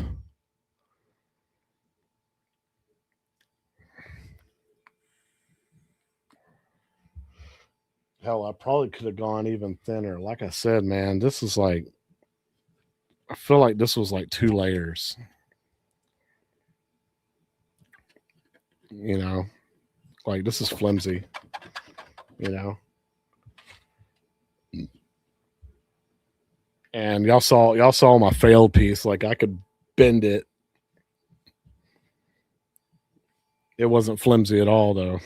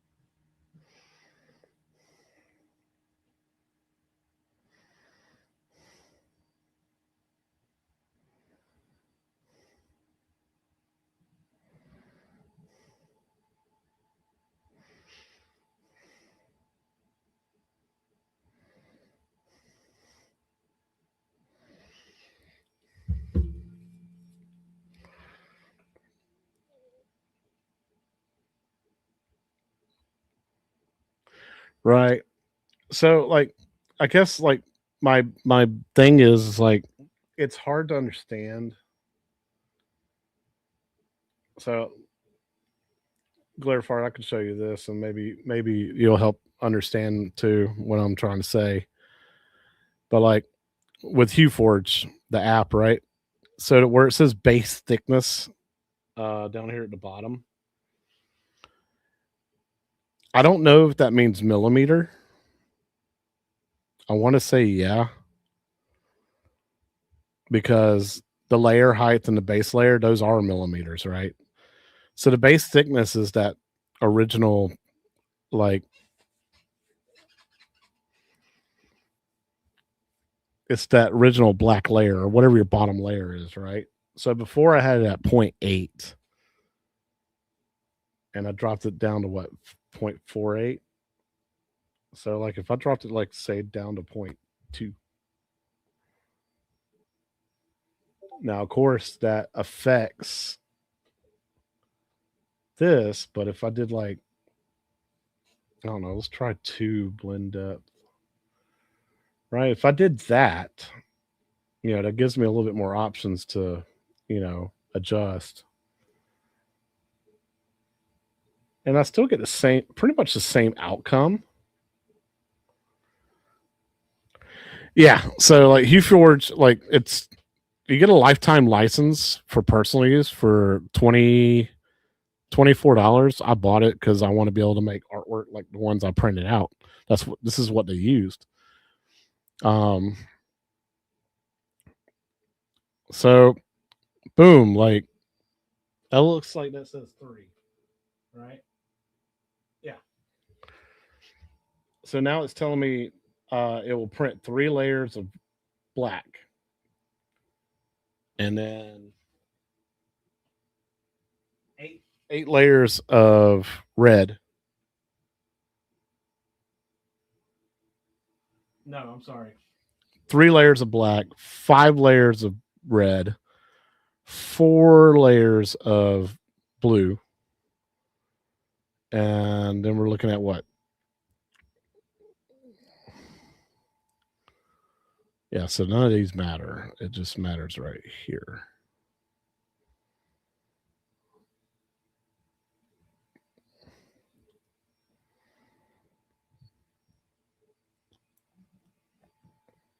Set it to 0. I don't know about that.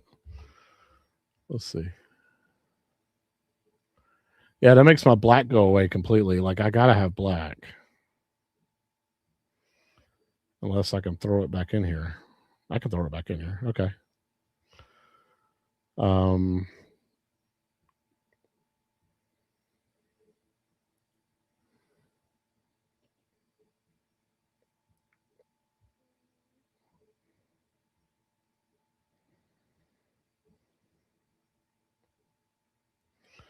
Okay, I see what you're talking about. I see what you're talking about. I just didn't know. Do you really want to set it to 0 though?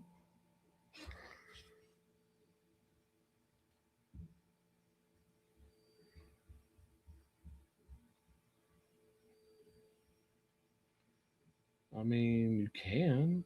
Like,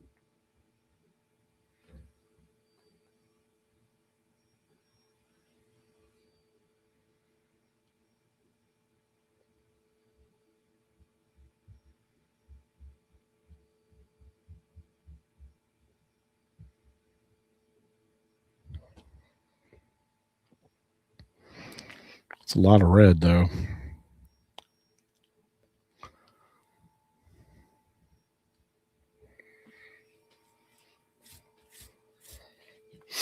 That's a good point. All right, so maybe I'll try that next time.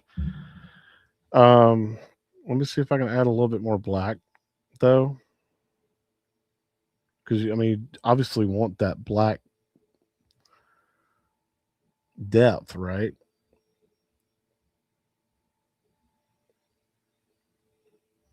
And then blue, I can just throw back up here to.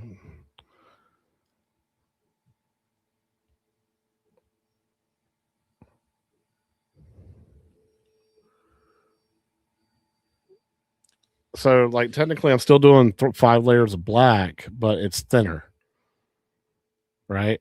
It's just going to go ahead and start actually coloring in and adding detail to build up on the plate.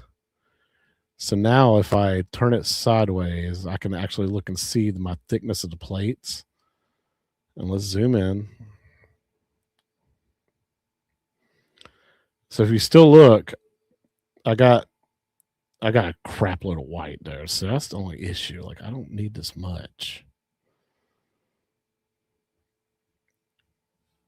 What if I bump that up to 7? Oh my God. Okay.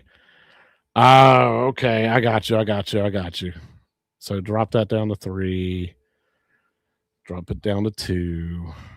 Okay, that gets rid of my total layers. Okay.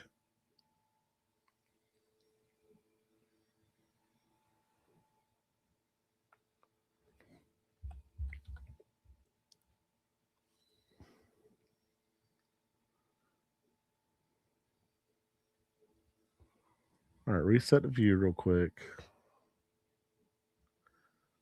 I killed it. Look at that. I killed it. Well, I broke it. I think I broke it. Here, go all the way to the top. Because it's so transparent now. Something's messed up on it. So hold on. Remesh. I don't know. I broke it. 1.85 maybe? No. 2? No. Oh, I broke it.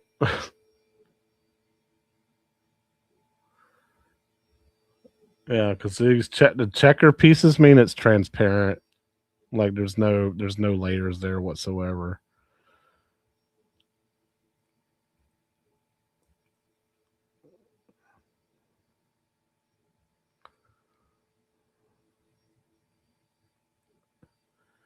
Oh yeah.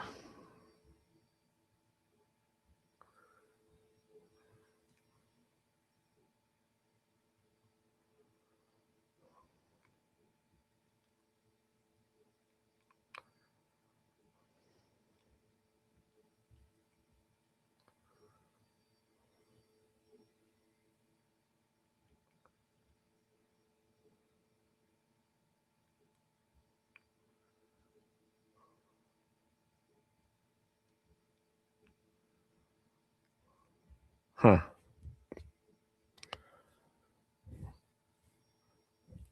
Hey, Glurfart, thank you so much, man. Have a great one, dude.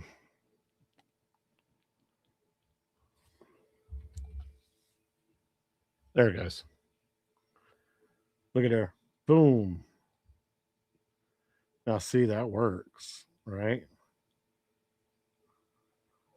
And then how thick is it? Oh, look at there. Look. That's golden. Trial and error, baby. Trial and error. Because look, I got.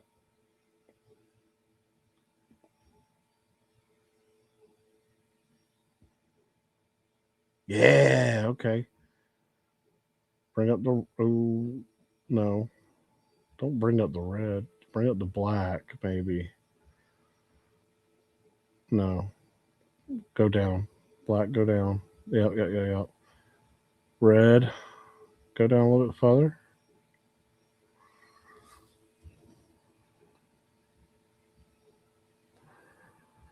Okay.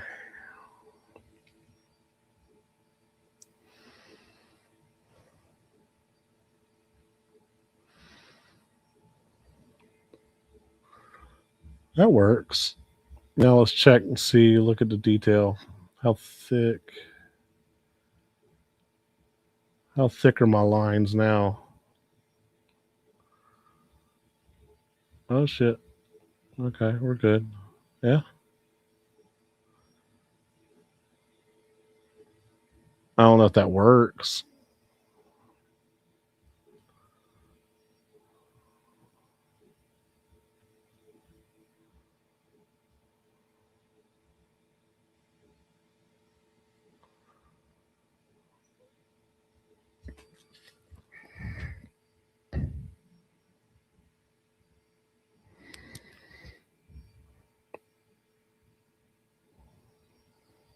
Okay.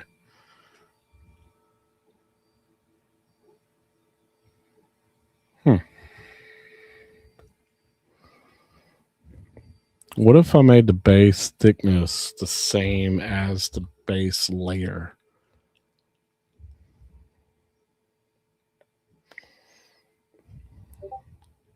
You know? And then check it.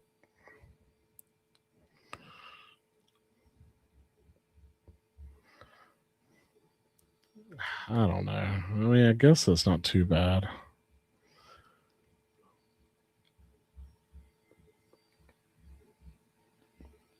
I just don't want to lose any. I'm not losing detail, obviously, but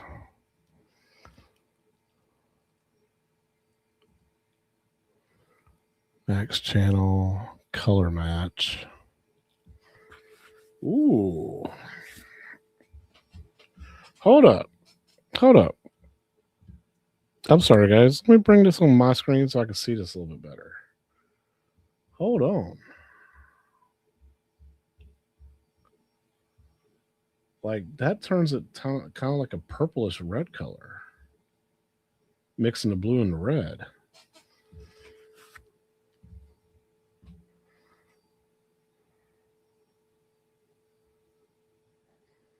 And that's color match. Combo is not bad either, but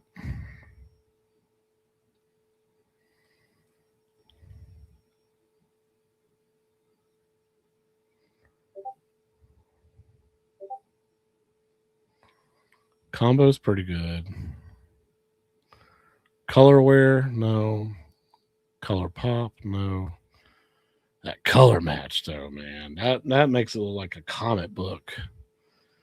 So this guy over here, I mean, that just looks like comic book style, right? Standard, not bad.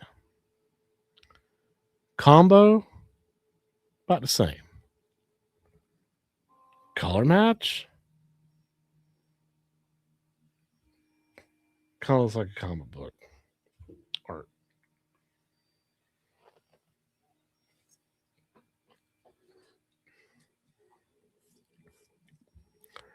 Curiosity.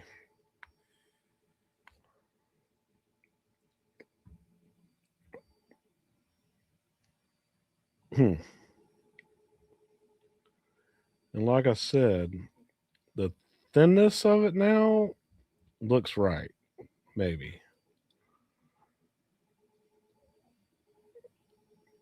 Because it's literally one layer,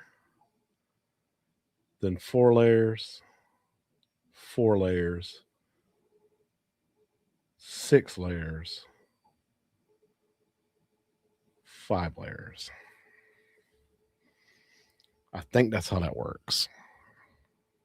Total of 19 layers. Otherwise,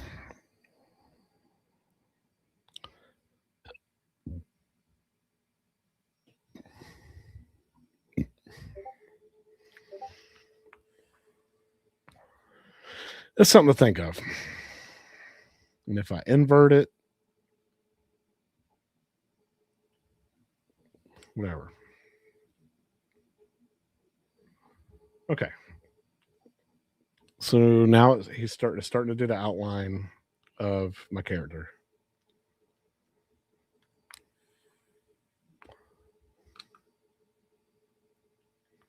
Oh, I killed my vape's battery.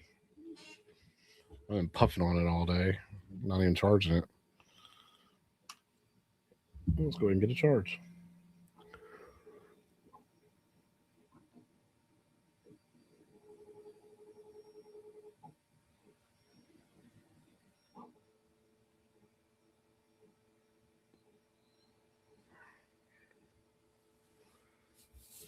All right. So this is what, layer 5? Yep, layer 5. So it's the last layer before it adds red. And just to show y'all what I'm talking about. Right now it's on layer 5. So it's in the middle of this process right here where it's drawing the outline of my character. And then the next layer is going to look like that once it's finished. What's up, Mike? Doing well, man. Look, I've been streaming for 4 hours straight. Just having y'all watch me learn how to do this. And I'm printing artwork now, man.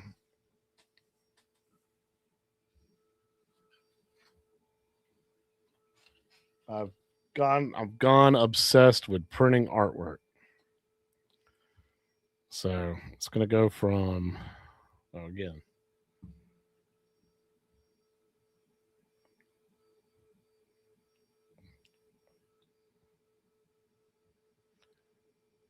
It's gonna go from that to that to that.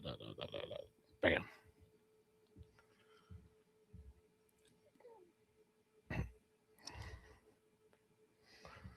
All right, so that's gonna be the final product when this gets done.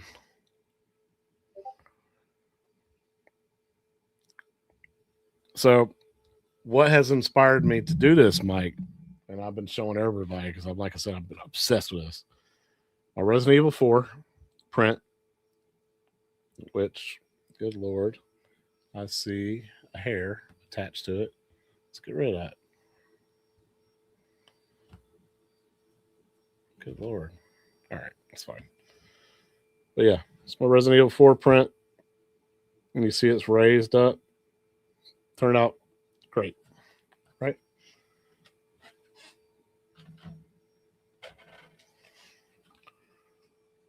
Arc Raiders.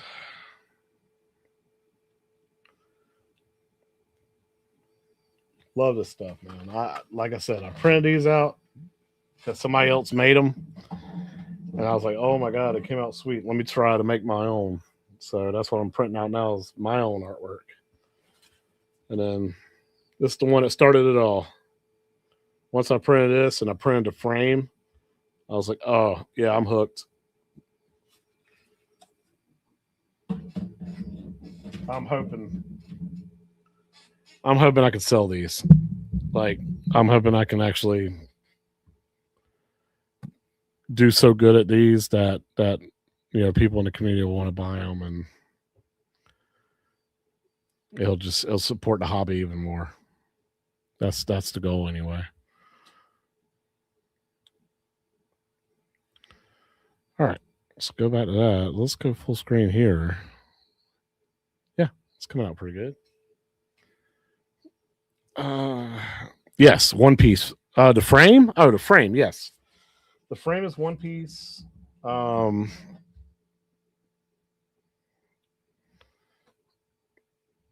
the frame is one piece, and then it prints these little tabs right here that you push in. It also comes with pegs that you can use as a stand, so you can stand it on a desk like that. But it comes with little teeth up here, so you can hang it on the wall. But this is the art piece. Pops in, and then you push these little things in, these little sticks in, and they lock in place. No glue required. They just snap in. But the actual frame itself, yeah, is one piece. He's got like 30 different sizes to choose from too.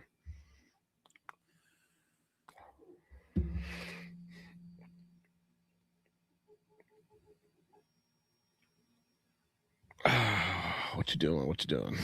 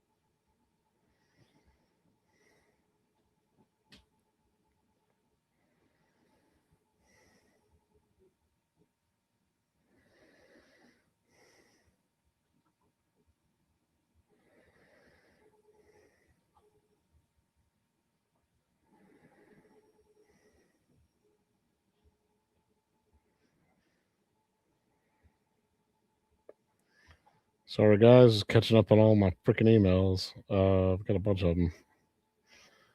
Da-da-da-da-da. Get out of the way. Get out of the way. Cool. Thank you. Thank you for reminding me.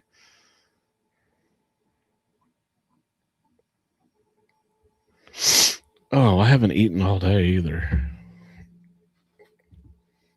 I haven't been hungry.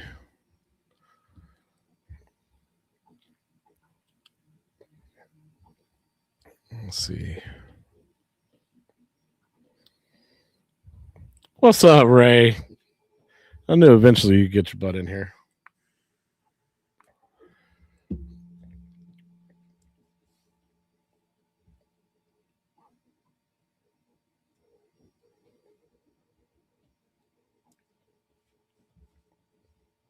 You don't have to wish, man. You can buy one.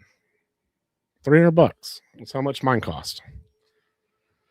Or, well, I bought it for $269 because I was an early bird buyer, but early investor or whatever. But its full retail price is $299.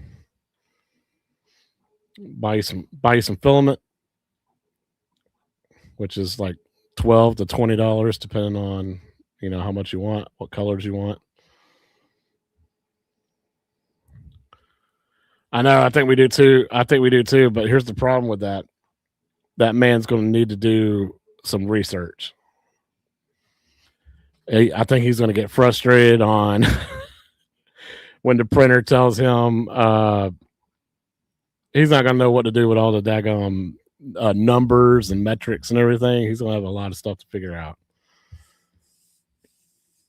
Like, I still get frustrated with it, man. Especially when the slicer tells me it can't do this, can't do that. Oh, material, man. So a spool, like I said, depends on the color and the strength of it. They range between $12 and $20 a spool, and a spool will last you forever. I've printed. I can't tell you how many things I've printed, and I just now ran out of black because black and white's what you're going to use the most. To be honest with you, it took over a month for me to get through my black, and I still got like 30. Oh, here, you can see me on camera. You look to my over there. There's like I got 12 spools just sitting on top of each other back there because I keep swapping them out colors. And my printer can handle 4 colors at a time right now. But I still got like 15 others in the bottom drawer down there. Just different colors.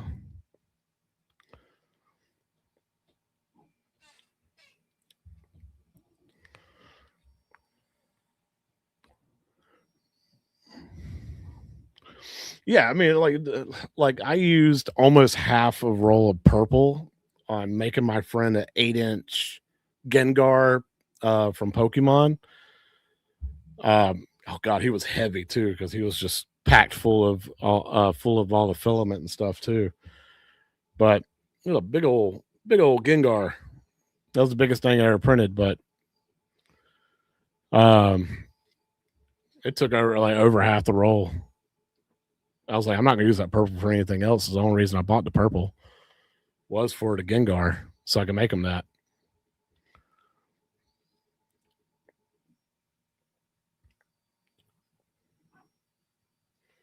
Yeah, I don't see my edges aren't raising up this time. We're gonna be good, man. We're gonna be golden. This is gonna work out just fine.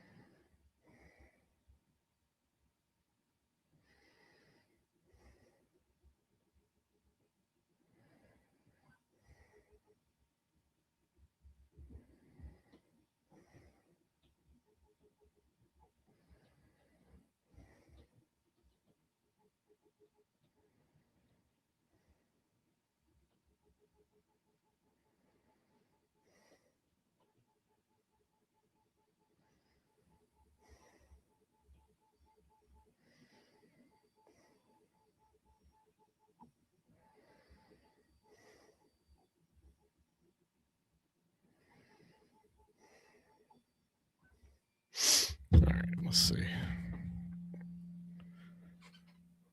If I had bought the X Arcade, like I probably would have done the controller for the pinball for Meta. But I really wanted the X Arcade. I really like it.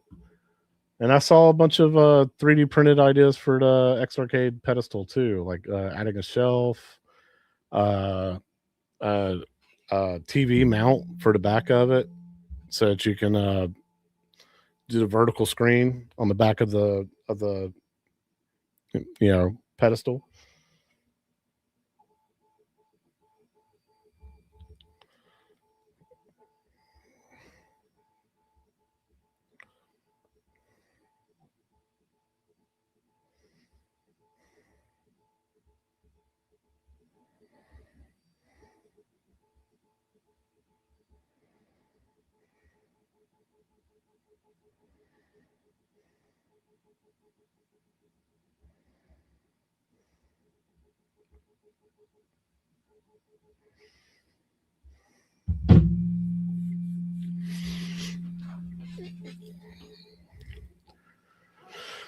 Ugh. 4 hours. I cannot believe I've been streaming for this long, but I'm again, man, I'm having a blast. I mean, I'm not gonna make y'all sit here and watch this entire print because it is gonna take forever. Like, it still has 4 hours to go. Almost less than 4 hours to go.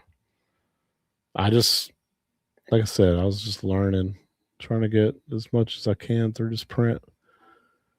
Is that corner okay? Yeah, that corner's okay. See, here I am nursing it like a baby.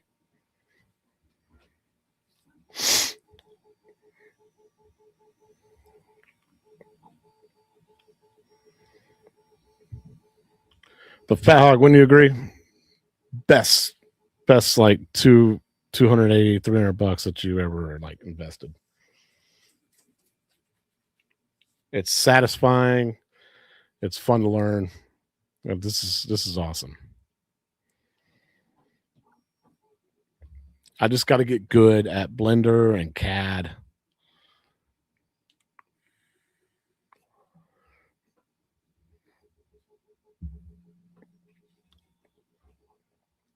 Oh, J Rod, I don't know if you missed it, man, or if you've been here recently. My first print of this busted, died. I had to start over. So here I am, 3.5 hours away from having another one getting done. Maybe this one will work. I had to make some changes. I had to make it thinner. It was too thick, way too thick. And it was just causing a ton of issues. So this one is almost paper thin. Should work out a lot better.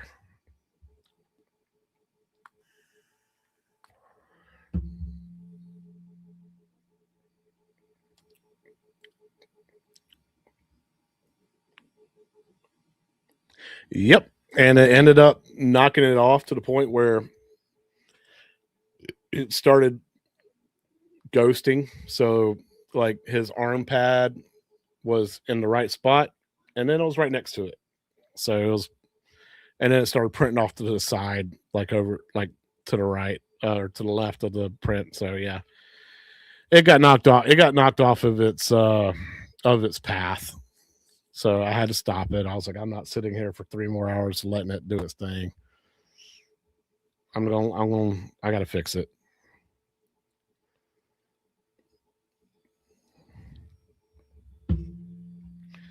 Oh yeah, I forgot about Gamer Fridge, Open Fridge. Oh, I hope their show's going well. Michael B's got a good show tonight too.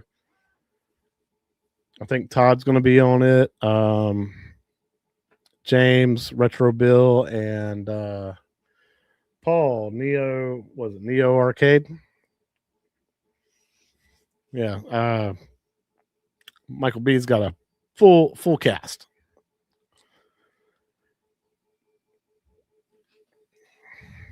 Kind of wish I was on there tonight now that now that I know all the people that are going to be on the show, I was like, dang, it would have been cool to hang out with some of those people. But, you know, I was on there the week before last, so let somebody else be on there.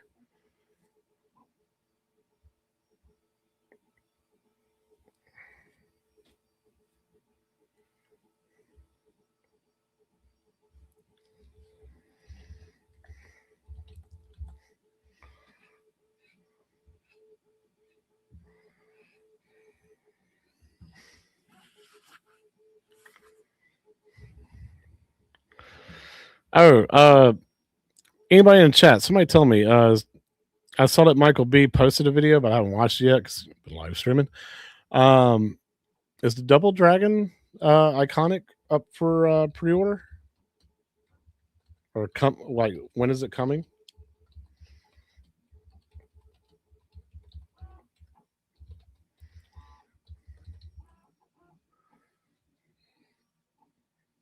Oh, it might be coming in July. I see. Okay.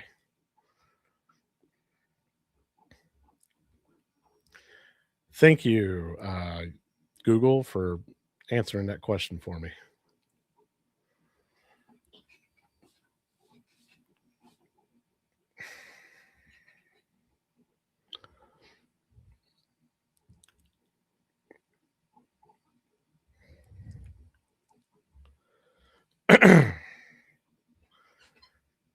So is it going to have 6 buttons?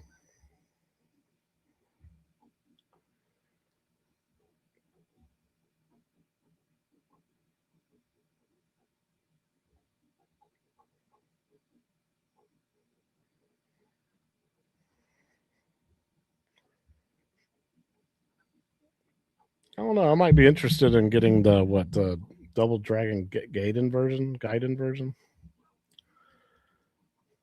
If they do the 2 versions of the cabinet, even though I do like the original cabinet, but the Gaiden version, that's a new Double Dragon game that I do not own. Either way, man, if I was to get an iconic, I would still probably put a switcher in it, put a mini PC in it, make it into a Steam fighting cabinet. And that way I would have my Guilty Gear, I would have my Street Fighter games, all my modern games, Tekken 8, Virtual Fighter 5, all the latest ones. And I would probably, switch between the Raspberry Pi and switch between the mini PC. Shouldn't be that difficult considering, it's just need basically a KVM switcher.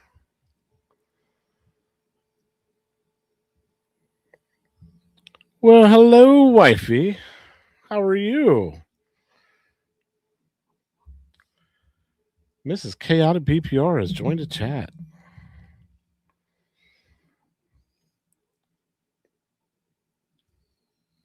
Absolutely. I just need to know if both cabinets are going to have 6 buttons, or is the old one going to have 3, and the new one and the other one have 6, or what? That's just what I'll be curious about. All right, double checking this real quick. We're swapping to red, so looking good. Let me double check everything out of the way. Yeah.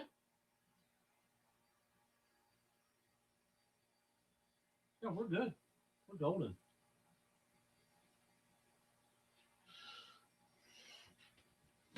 Yeah, we're golden. Hey, little turkey.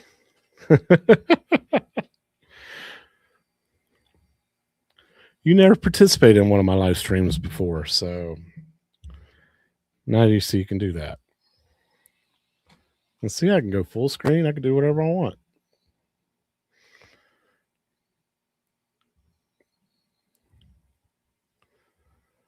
All right, now it's going to be should be digging the red color in now. See if y'all can see that on screen, if you're going to be able to.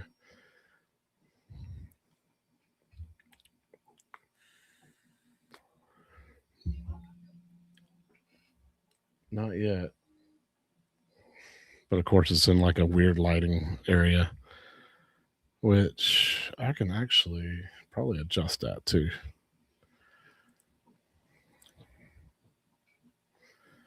Yeah, I can do that. Let's see.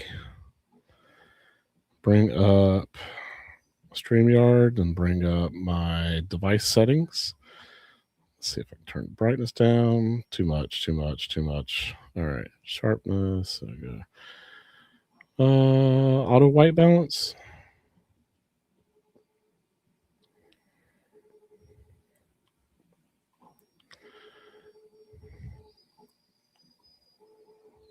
Just focus. Oof.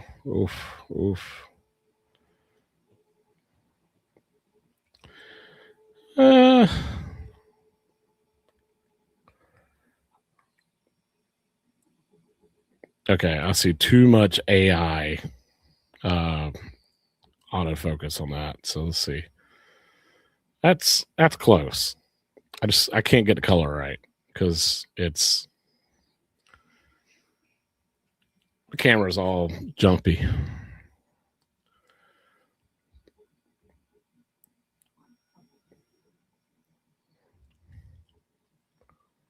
All right.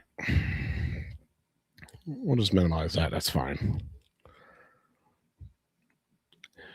Yeah, I personally I fell in love with Gears of War, like I said, growing up or high school, early college life. Back then when the 360 came out. So yeah, I was already graduated when I was already no. Yeah, I was already graduated when Gears came out. That's the only reason I bought a 360 back then. But yeah, one of my favorite characters, one of my favorite games of all time. Game series anyway. So I had to create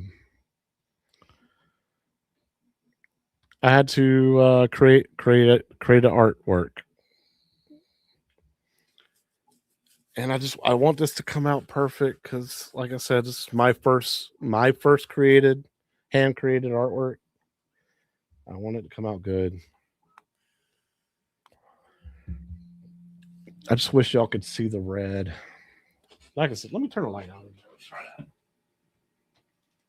That might help. Maybe it's just too bright in here.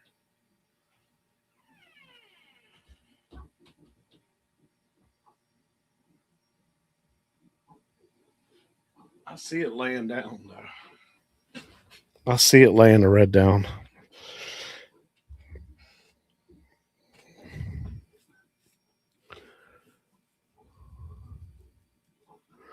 Right? The cover system, the rodeo run, the active reload, the chainsaw lancer, cutting up your opponents, the executions, the sound effects, like, oh my god, man, it was the perfect game. And I didn't have to wait for IGN review, or I didn't have to wait for any like internet review. I knew the game was going to be special. I knew it. The co-op was good. The online multiplayer was good. Like, I love the fact that, if you died, hey, you're sitting out till the next round, and like it was pure to me. It was pure skill, right? Like, you had to get good at that game.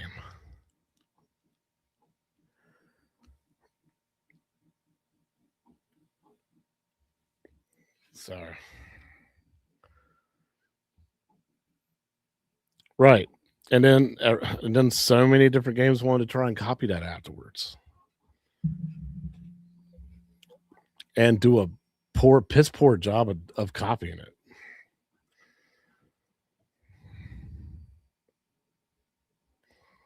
Oh, now we go. Now we can get a good look at it.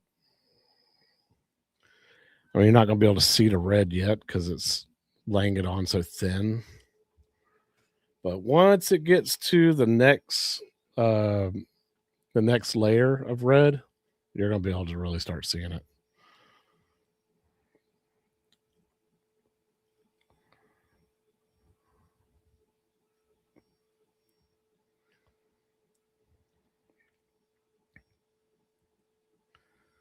I was trying to see if I can get the focus right. That's about right.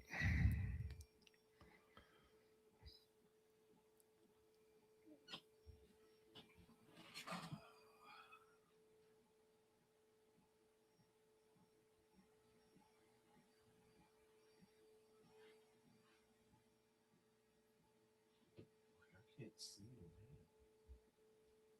I know it's being laid down. Right?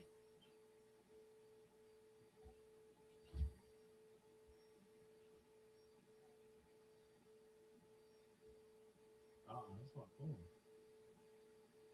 Oh, man.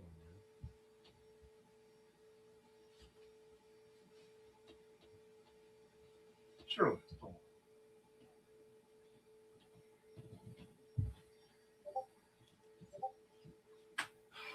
I'm getting nervous. I don't see it. Where's my phone?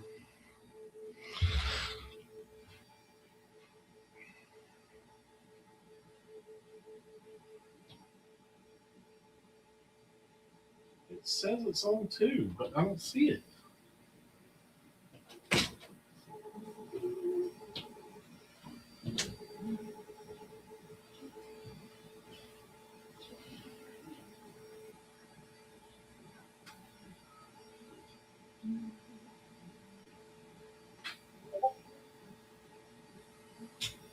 Mm.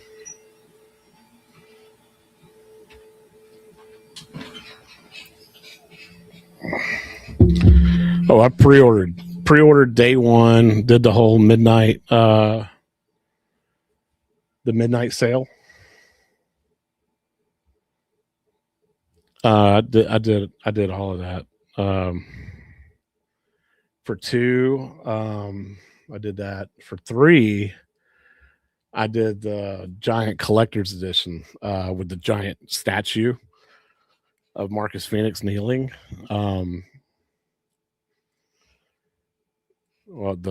think it was like $150 for the collector's edition on that. I did that one, and then 4.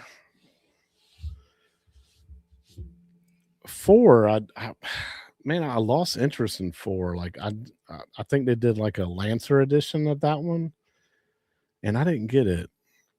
Like 4 just seemed like it was weird because I liked the way 3 ended. I wanted it to be done, and I was excited they were doing a 4th one, but I was like, And then of course Judgment came out. I think before then, the one where you had to play as Baird and his story. It was a prequel game. I didn't like that either.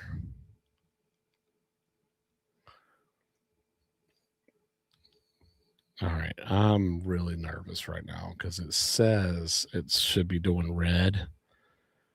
Here's the problem: I don't see red being laid down on the print.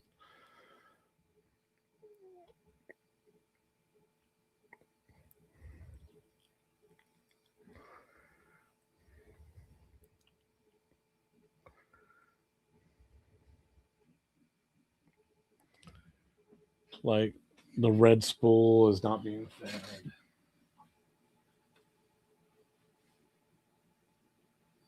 I think it's just ghost printing at this point.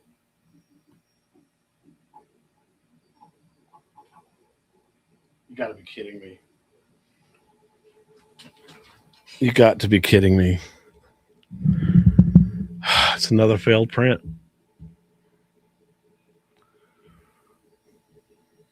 Yeah, I'm going to stop this because I got to show you all this. Damn it.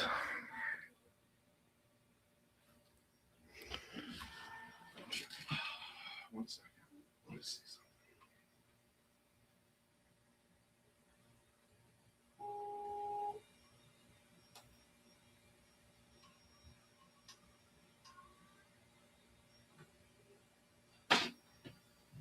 something. Yep. I might have a clog.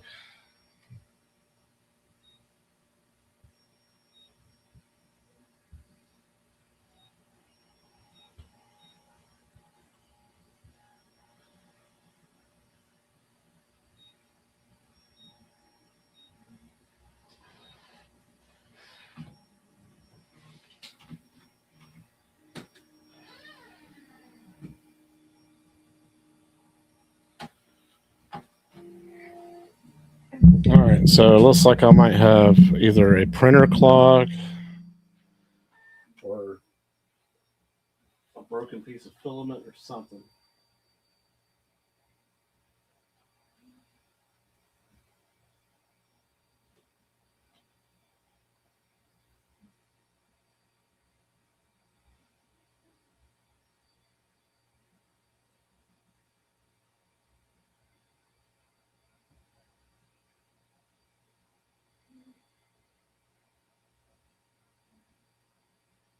Nothing's coming out.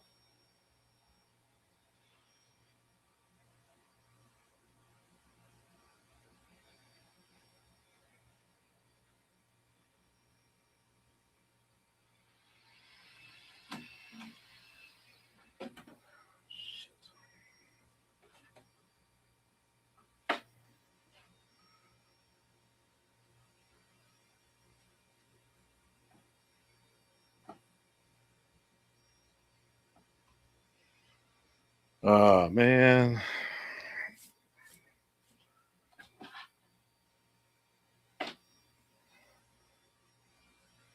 Why didn't it tell me?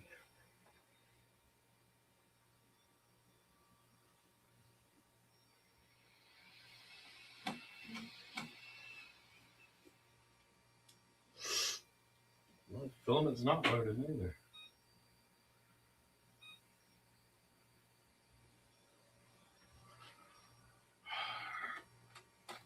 Oh, yeah, it's jammed.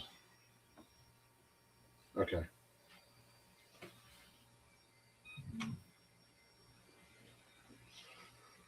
Yeah, I got a jam.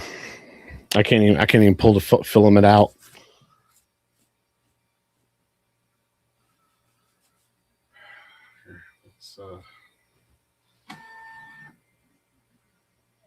So let's take a look here. Let's see if I can see what I'm doing. See what I'm going through.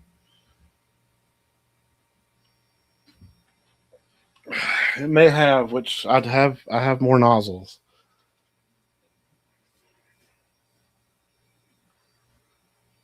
All right. It says it's okay. It let it go.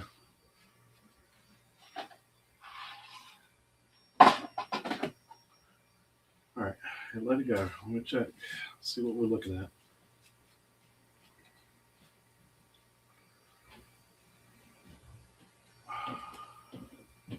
Oh yeah, it bit it off. Yeah, I never had. Oh, it's burnt too. Oh, yeah, it got jammed. Here, let's cut this little piece off and put a fresh piece in. Let's see if I can at least get it to push it out.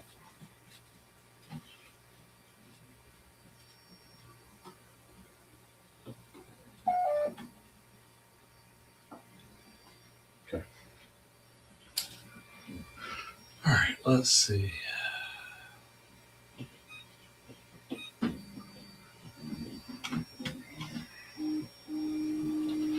See if I can at least get it to push it.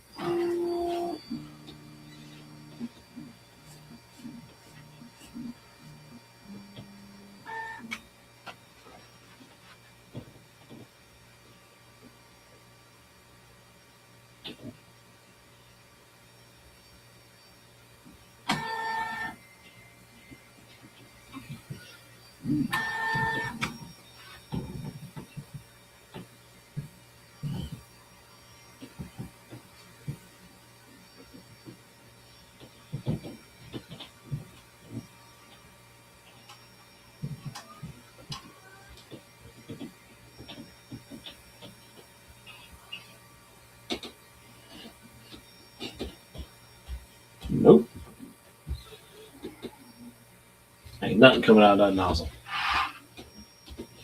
It's trying. Oh, there it goes.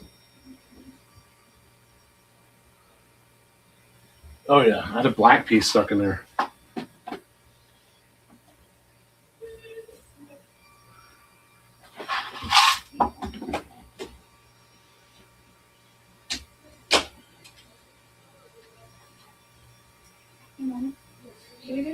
I am.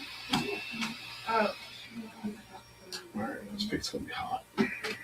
Mommy said yes, she wanted us. All right, so show y'all.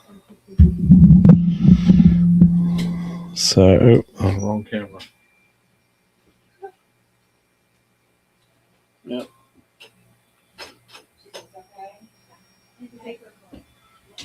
Yeah, I had a burnt. So I had a black piece that got stuck in there, and it was all burnt up, knotted up. It is what it is, man. It's part of the game. So one more like all the way back. Yeah, I know. Yeah. Yeah, I know. That's where the one thing you heard is.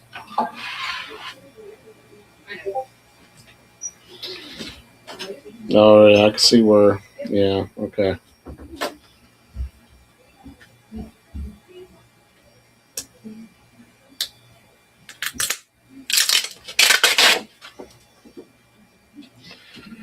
Well, it's unfortunate. Okay.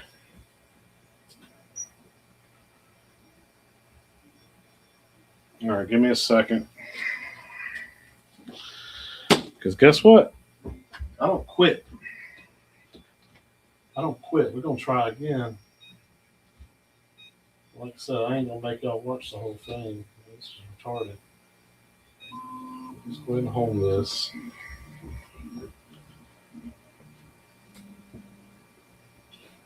It started off good. Ended badly. Who are you talking to? I'm live streaming. Oh, I thought you were talking to yourself. I was going to say, you're all right. That's just feels all right.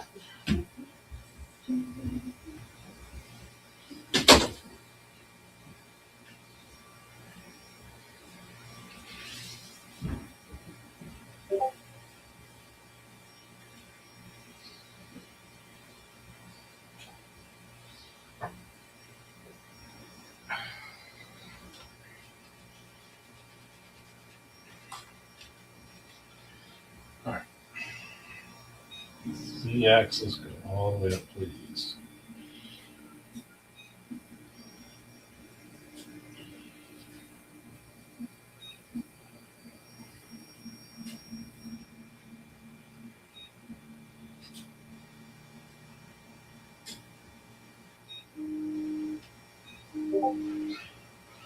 All right.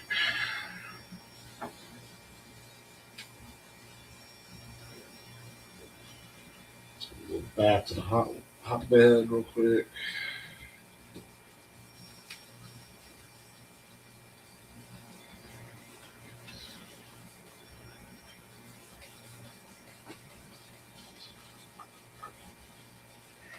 All right. We're gonna do this again. We're gonna do it right.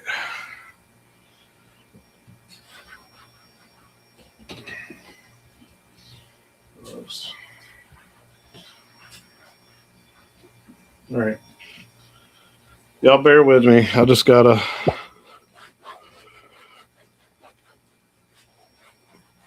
Y'all bear with me. I just gotta get this plate washed.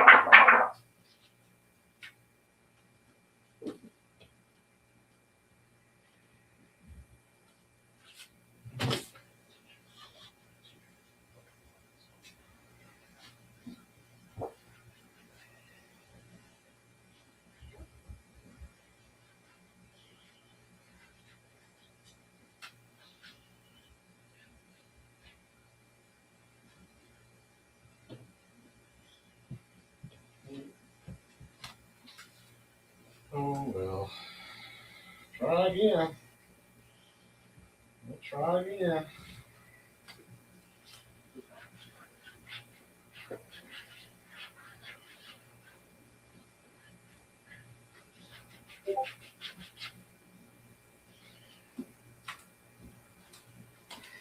All right.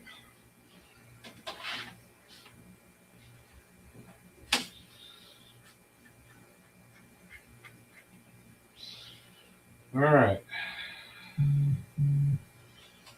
Brand new, not brand new, but clean texture bed. All right.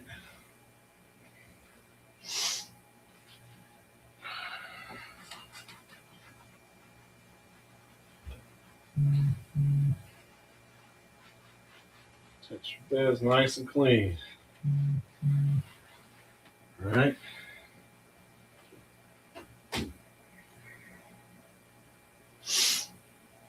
All right.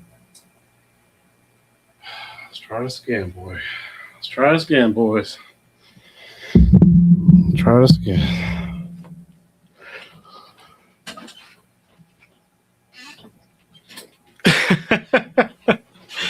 You know what? I haven't even printed a single chip clip bag clip yet. Haven't printed a single one yet. Round 3 though. I think this one's gonna go better. Cause like I said, add stage. I changed the print again. We went with a thinner base, more colors.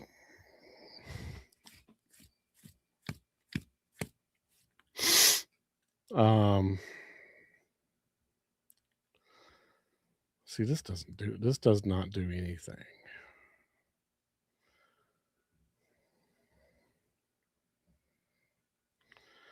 So even if I had it right here, it doesn't change anything. So, all right, mesh height.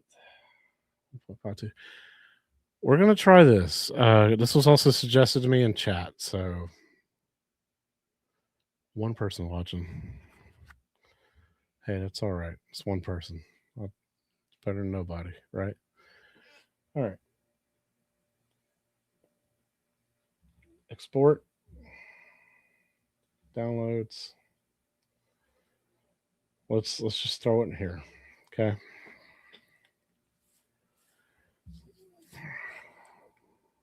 Oh, I'm sick to my stomach because of this, man. That made me so mad. So mad. All right. Refresh my printer. All my colors are showing up.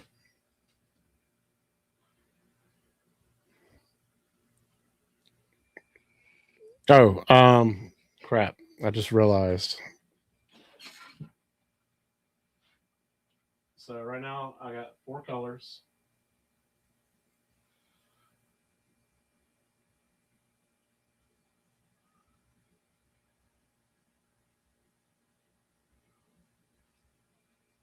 And I got an expansion kit coming in. It's going to add 4 more colors. So I'm going to be able to print with 8 colors. Maybe one day eventually I can get it up to 16, but right now I'm okay with. All right, import. We're going to grab this new one that I got now. Okay. Let's take a look. All right. Hey, that's all right, man.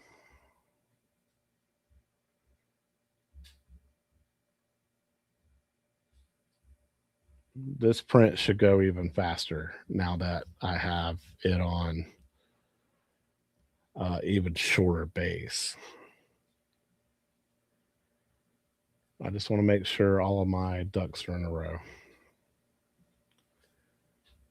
Speed.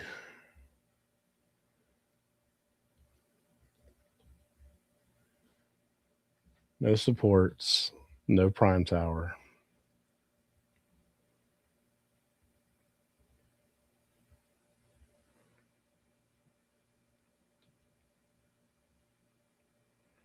Okay. Let's go ahead. Let's slice her up.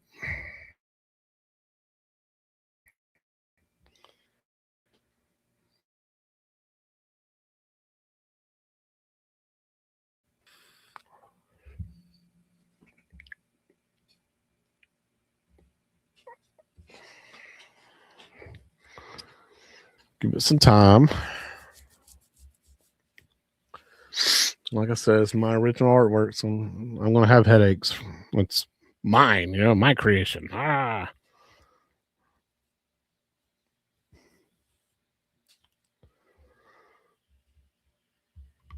Oh, okay. Well, that's the whole reason why I kind of want to do this live stream, because I was like, I'm learning, but I also want to teach others. See what I go through.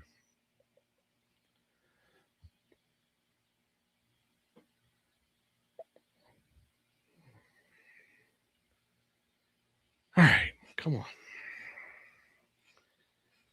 If it gets stuck at 15%, then I'll know I have. Okay, we're good. All right. Then I'll know I have like a memory issue. But we're going 35, 50, 75. All right. That's a new warning. I love that warning. Ignore it.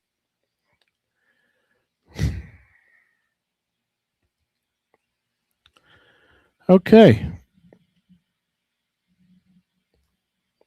Okay. So first things first. HueForge.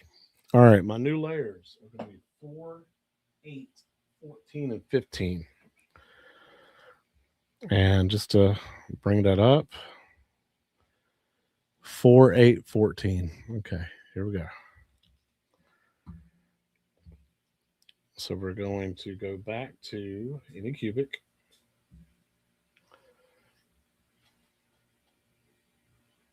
We're going to go down to 4. Right? Yep. Swap layer 4. Okay, so layer 4, change filament, red. All right. 8, swap filament, blue.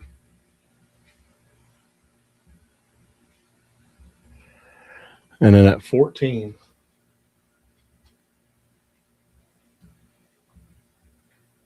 white. Get rid of that. Get rid of that. And get rid of that. So now it should be 4, 8, 14. Yep. 4, 8, 14.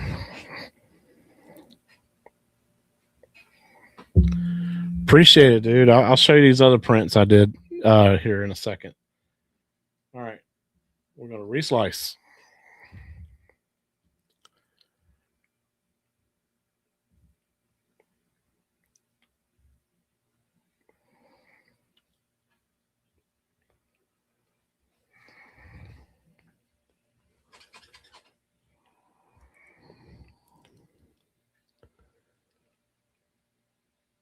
Why is this taking 10 hours? What's going on?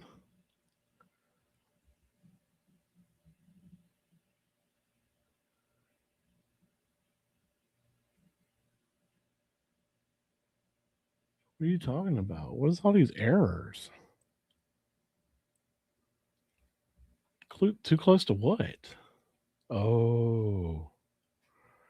Oh, you son of a bitch.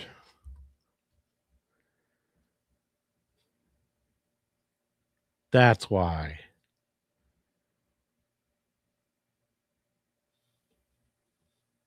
Well, I hope this is the right one. Otherwise, I'm effed in the A.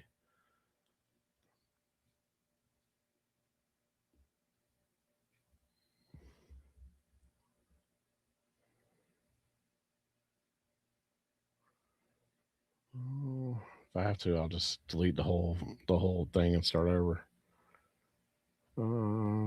Top.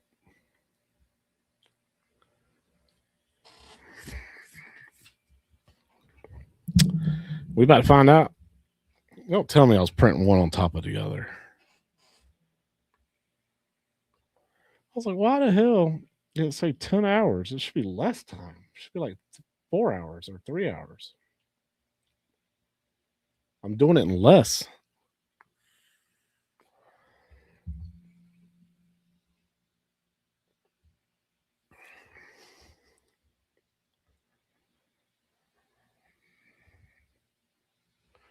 I was printing on top of print, so because I thought when I said open, it would get rid of it. Hey, what's up, Jason?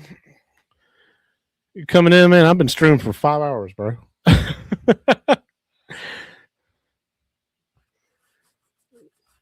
Oh, Jason, I got to show you my prints, man.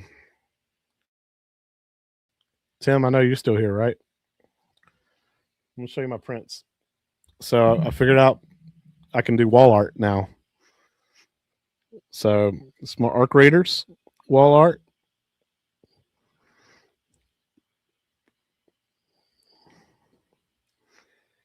And this is the reason why I got into this, man. The reason why I've been streaming all day is because I'm blown away with what I can do, what 3D printers can do. It's called HueForge. That's the style of artwork, right? Just printing plastic on top of plastic in layers, and you create stunning work of arts, right? It's just plastic on top of plastic on top of plastic in layers. And I can print frames, right? I can print picture frames. But this is what got me hooked, man. When I saw how good this looks, especially in putting in a picture frame, I was like, "Yep, this is all I'm going to be doing now. I don't want to do anything else. I want to decorate my wall with 3D prints."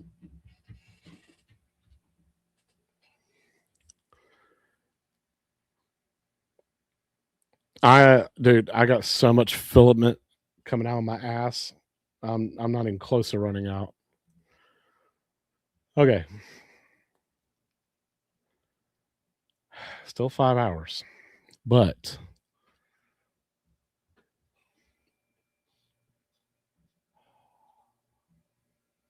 that don't look right. Something's off. It should look like this.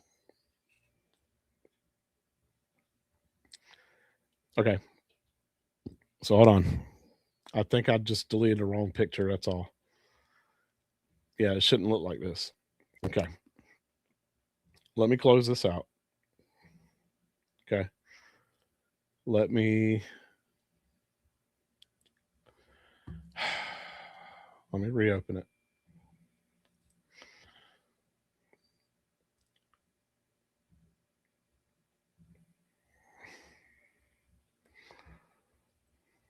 Man, I'm just having a hell of a day with this, dude.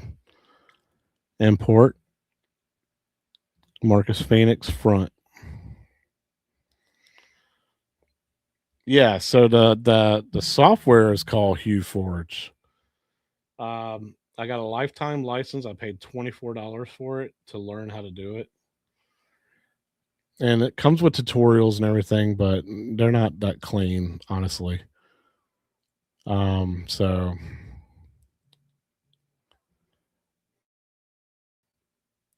all right.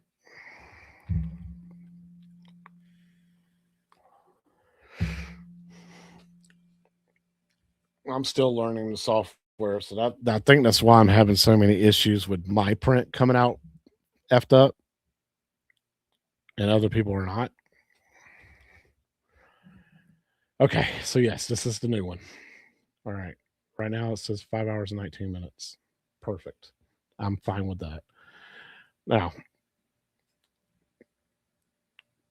4, change filament to red. 8, change filament to blue. And then I don't remember when do I change it to white? 14. Let's double check that. Yep, 14. So go up to 14 and change it to white. All right. Slice plate again.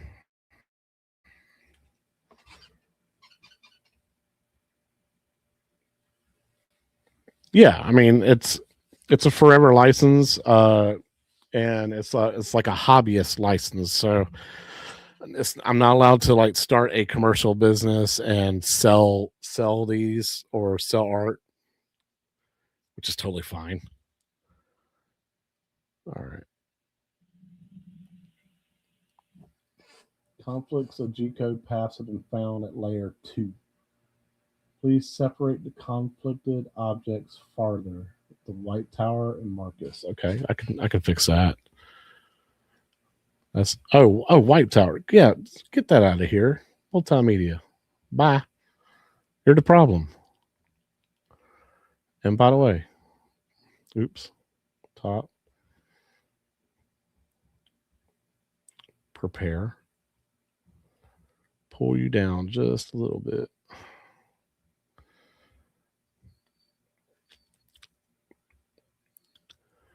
So it's laying on very, very, very like thin layers of plastic. And by basically melting that color of plastic into another thin layer of a layer of plastic, different color, it will change those colors a little bit. At least that's what it's supposed to do, right? So we're about to find out.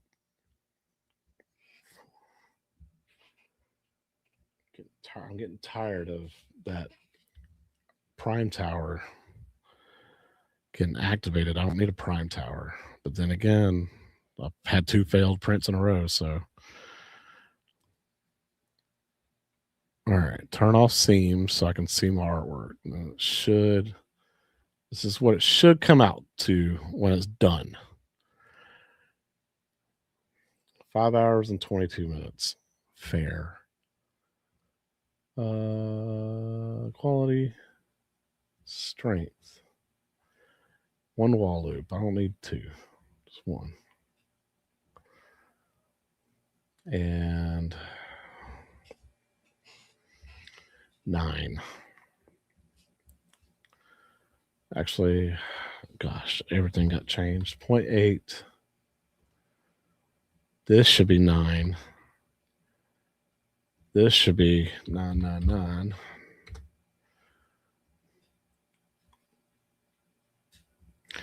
$20. All that's right. All that's right. All that's right. Okay. That's the strength. Quality. Art fitting should be turned on. There we go.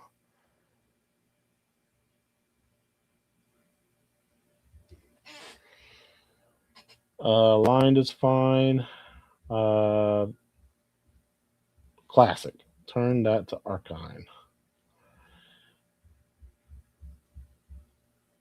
Arachne. Turn that to Arachne. All right, speed. Let me go to this YouTube video real quick. The tutorial that I watched that shows me how to create your own.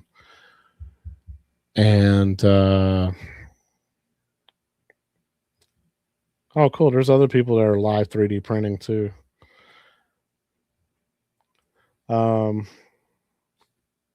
History. Where are you at? History. There you go. Let me go back to his settings.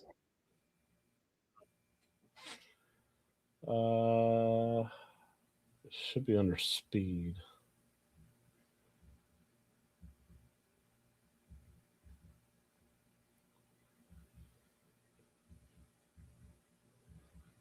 I just need to see your speed, buddy.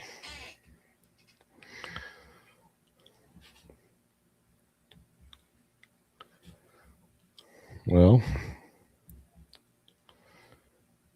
he's not showing off his speed. Oh, here we go.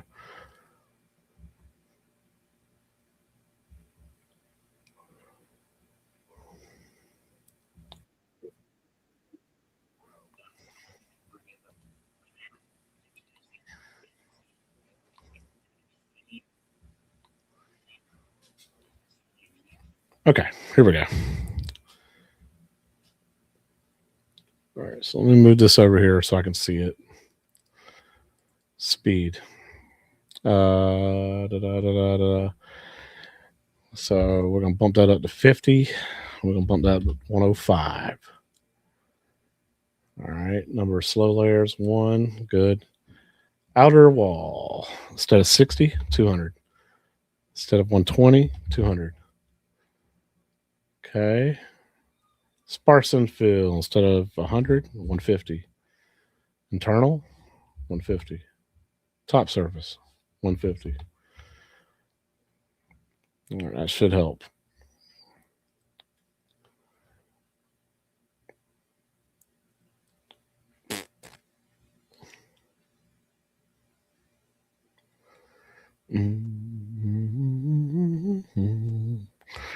All right.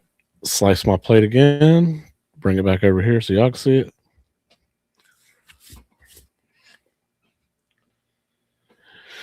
All right. That should take care of that.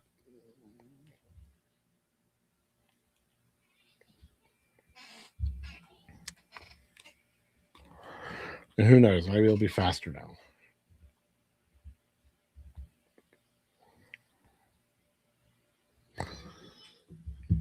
Don't know.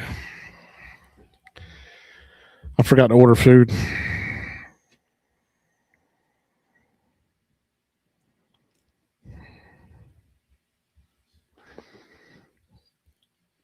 Well, I might be hungry tonight because I forgot to order food. I don't think this company right here will deliver.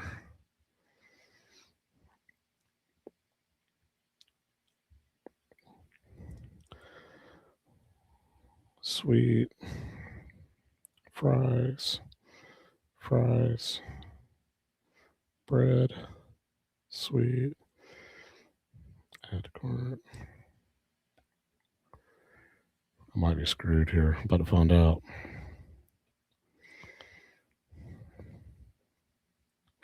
I don't need a drink. Yep. Cannot order because we close in 30 minutes. Got it. DoorDash, help me out. All right. While that does its thing. Oh, good. I knocked off a whole hour. And the filament cost is 78 cents. Good stuff.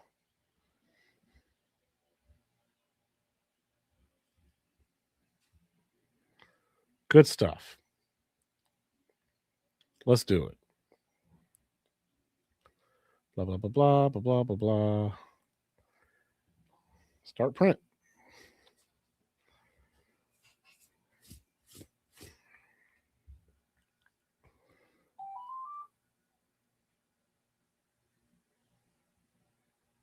All right. Trying a third time. I think once you get it down though and get it right, it's fine.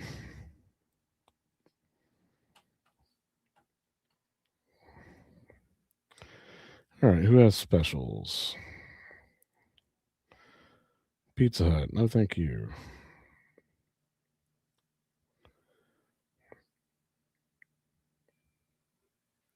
Third time's a charm. You're right, Tim.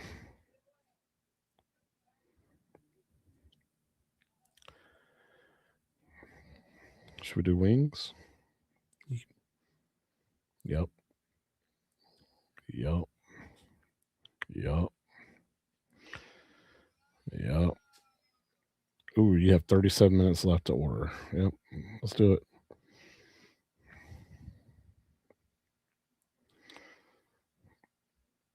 Oh, yeah. Half off. Let's do it. Bam.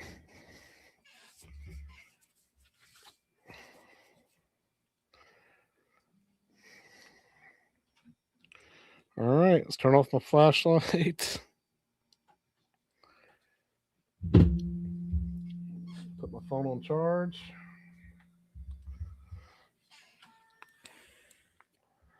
And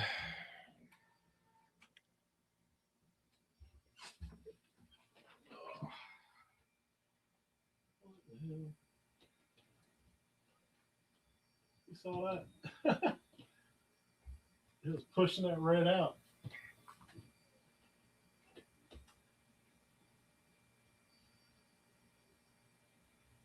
All right, now swapping to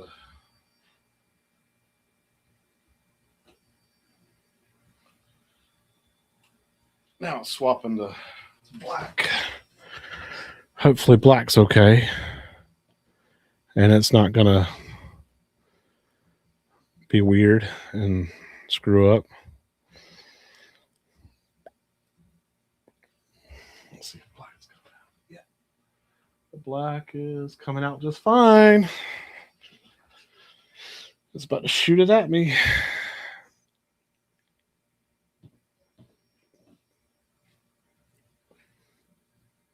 All right, buddy, that's enough purging. You're good.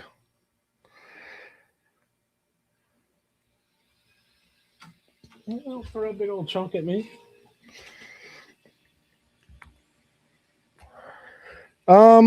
Tim, it depends.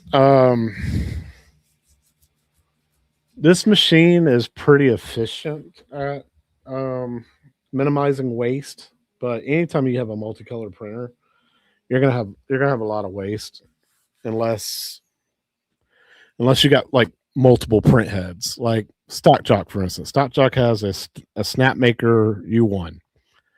It has 4 print heads.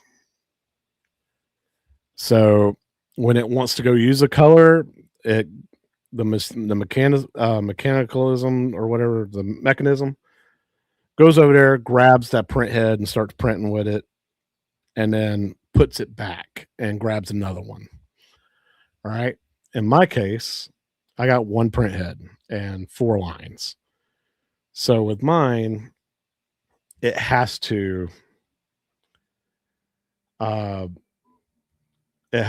push a filament through a line, its designated line comes through, and it goes ahead and like purges a little bit out, and then whatever's left in there, if it needs to swap colors, it cuts the line, pushes the other one through, and then pushes the old color out, puts in the new color. So I get a little bit more waste. StockJock gets no waste whatsoever unless he's cleaning the machine. Then it throws all its waste out. Or after he's done printing, then his will get rid of his waste, which is non-existent compared to mine. But the good thing is you have a lot less waste depending on how many times it has to change colors. So if I was to print a dragon right now and it had like 5,000 different colors, like it had Had a brown belly or a tan belly, green scales, purple back. It, you know, the more it prints and gets to those points, and then it has to swap between back and forth, back and forth, back and forth, then you're going to get a lot of waste. The good news is you're going to get the same amount of waste if you were printing one dragon as if you were printing like 9 dragons at once. You know, so if you know your things, if you know your machine's going to have to swap colors back and forth, back and forth, and back and forth, then you might as well fill up your plate as much as possible with as many things of that nature. In other words, it's better to print as many dragons as you can than it is one dragon or something that's multicolored, because it's going to use the same amount of waste. Yeah. So my machine right here, this one I'm using here, this cost $300. Stock Jock's machine. I don't know what he paid for it during the Kickstarter, but now it has in retail, it's $900. So if I had $900, and I was worried about like saving filament and stuff like that, I would have gotten it. But this is my first printer. I'm not going to spend, an exorbitant amount of money. If I was really good at this and stuff like that, then I probably would have done it. But this is my first ever printer. I was going to go cheap.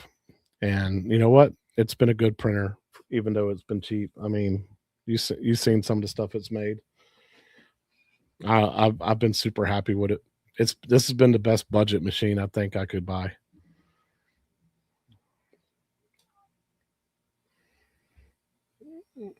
All right. Yep. It's pushing.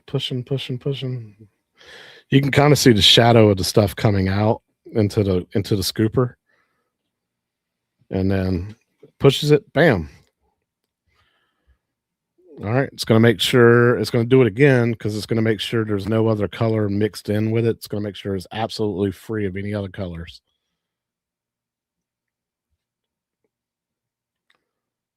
And plus it also makes sure that it's, using right.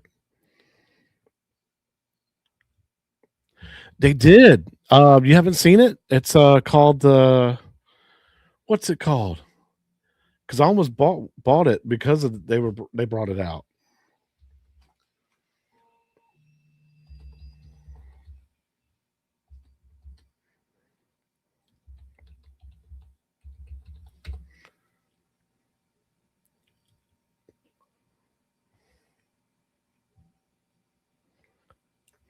The canvas. It's called the canvas for the Centauri Carbon. So Tim, you can do 4 colors now, man. They have the attachment for it. Here, let's share screen. All right, yeah, you can see it. Yeah, so it's this guy right here. $55.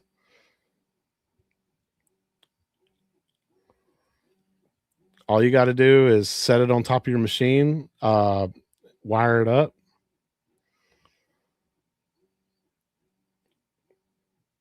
install it, and then it comes with the 4 spools. You can install the 4 spools onto the side of your machine, and you're good to go. It's $55. You can order it now. It'll pre-order it anyway. I don't know when it'll come out. Oh, okay. So it looks like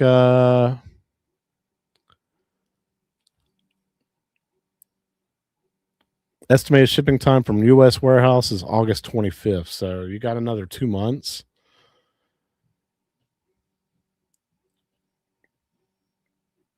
Yeah, August 25th when you would get it, or when it would ship.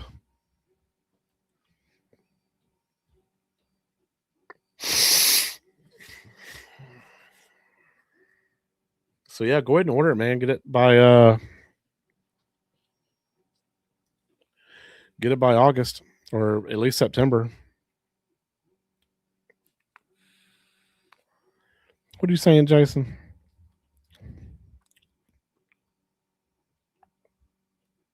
Yeah, yeah, get it, man. It's $55. And you can swap to 4-color filaments now. You're good to go. Yeah, I saw that on YouTube because I was considering buying that machine before I bought this one, and I was like, man, it only does one color, man. That's the only thing that was holding me back. And I was like, oh, there's a carbon 2, but I was like, man, carbon 2 is like $120 more than this one, and this one has everything ready to go. So I was like, I'll buy this one, and it's been great. But I was really wanting the Elegoo.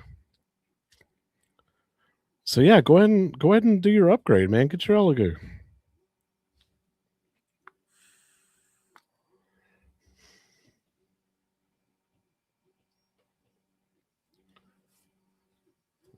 Why are you gonna say that, Jason? Why are you gonna stay away from buying a 3D printer? Because you'll never stop printing.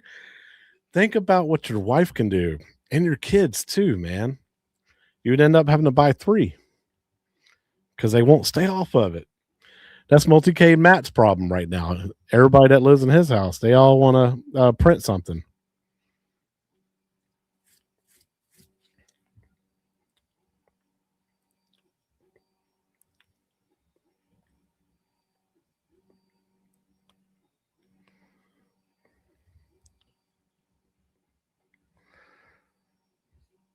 Yeah, check out some of the videos on YouTube of people installing it and using it.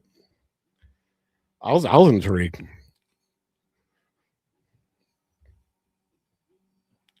I mean, if you didn't already own the printer and you were looking at it, they were most of the reviewers were saying just get the carbon 2.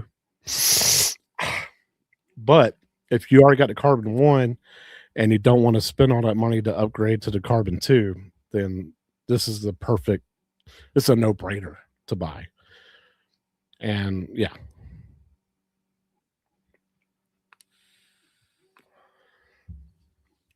Yeah, I've heard great things. Like I said, I was gonna pull the trigger and I saw that there was a carbon 2, but the carbon 2 was like $150, $120 more than this one.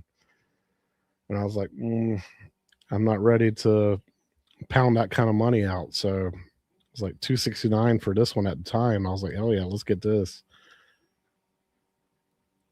And it's been great. So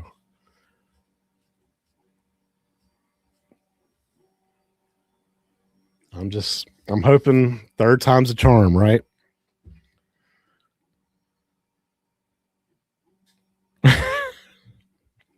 I need help. You're right.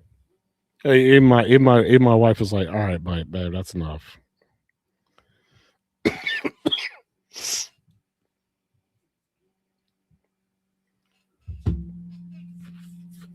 Oh, cool. My DoorDash is already on the way. That's fast. I haven't eaten anything all day. I ate dinner last night, but I didn't eat anything all day. I haven't been hungry. I just don't care. But I gotta eat something.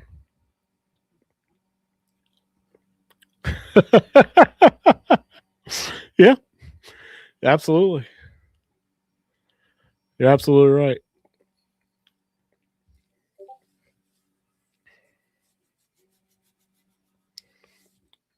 F it, man. Let's go 24 hours.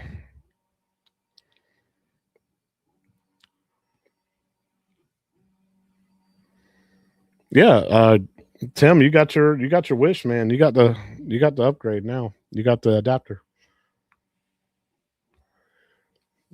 Now you're as good as me now.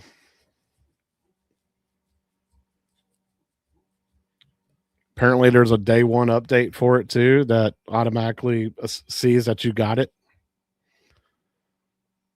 I put them on.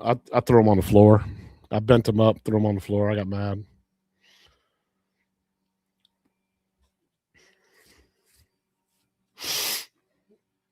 I'll pick them up later.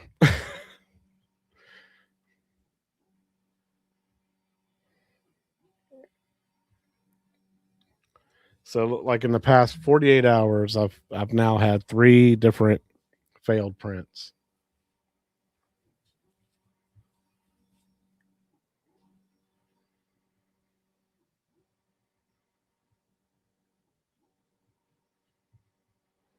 I'm hoping that this one's successful.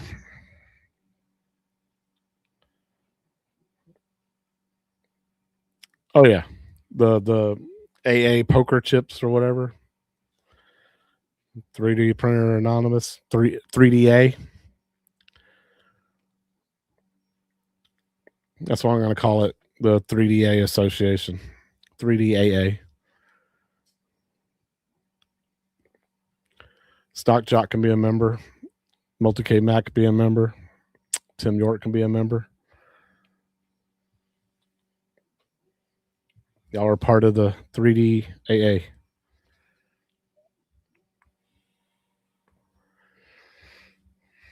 It's being established tonight.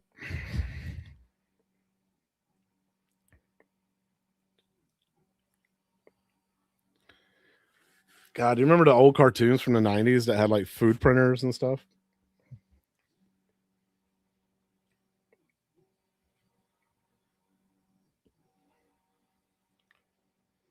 All right, where are you at? All right, driver's making another stop first. Cool. I'm fine with that.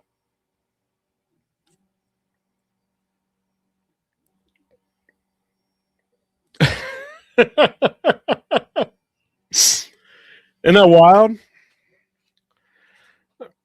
Are you still printing your Swartz ring, or have you moved on to that 3D print that I made? No, dude. Like I said, I've been streaming for over 5 hours and almost 5 hours and 20 minutes almost. I haven't moved. I'm having a blast. I could do this all day and night, and just chat with y'all.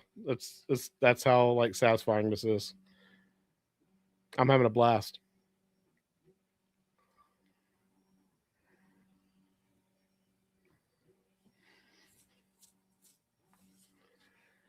And hell, if y'all tell me y'all get tired of seeing my ugly face, I can just maximize, and y'all can just watch this thing go back and forth until it gets done with its first layer.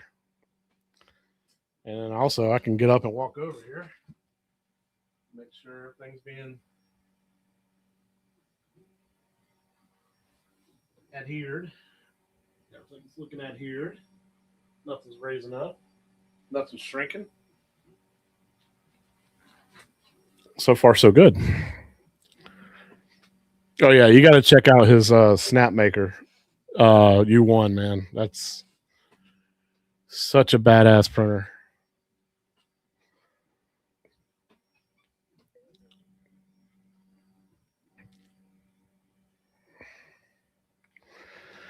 With every failed print that I've had of this, I've made a tweak to it. I made another tweak, and then I made another tweak. So hopefully, I think I may have it good now. You know, because how many layers of white are we gonna do?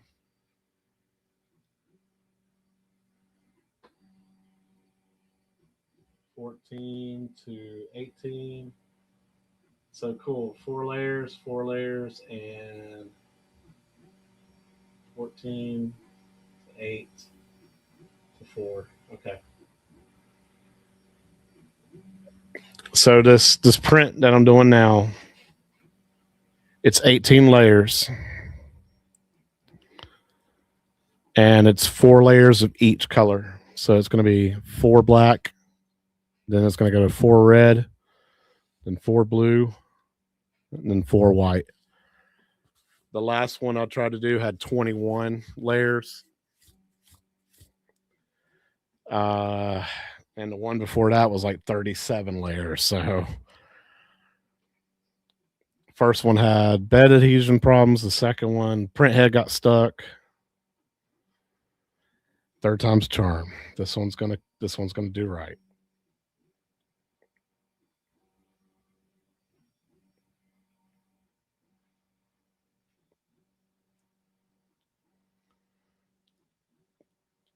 Well, I noticed it when as soon as I saw that the red wasn't going down, I was like, yeah, I got it. I got a daggone. I got a damn jammed up gear or jammed up nozzle, but now it's fine. I got it to push it through.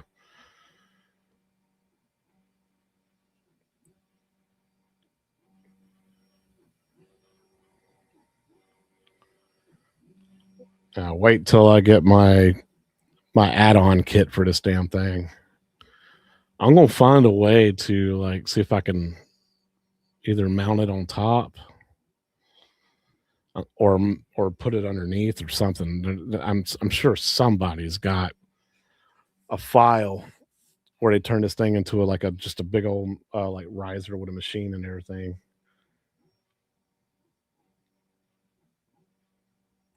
Yeah, let me get that collection spider web.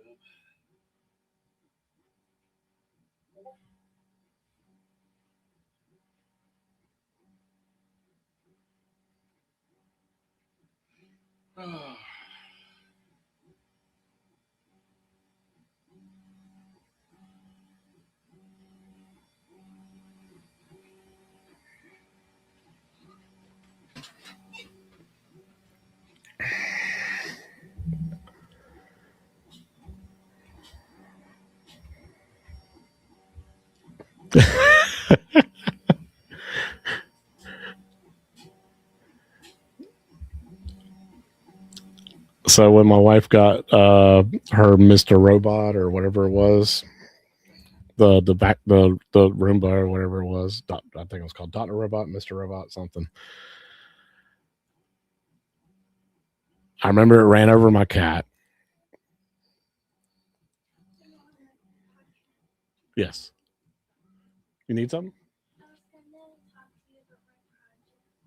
Okay. Y'all give me 1 second. I'll be right back.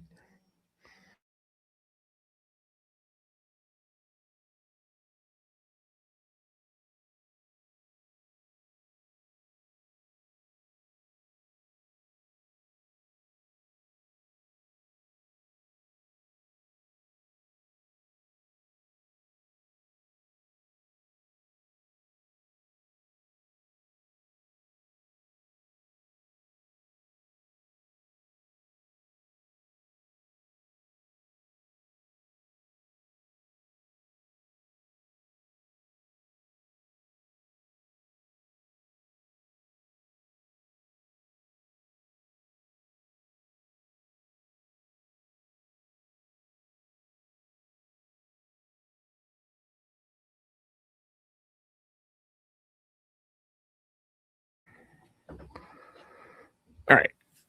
So my daughter was asking me about her school project. She wants me to 3D print her a scene from, what was it, Alice and the Looking Glass or Through the Looking Glass. She wants me to print a scene, uh, I guess with Humpty Dumpty. So I was going to see if somebody's already done that. Alice through the Looking Glass. We got Alice in Wonderland characters is about it.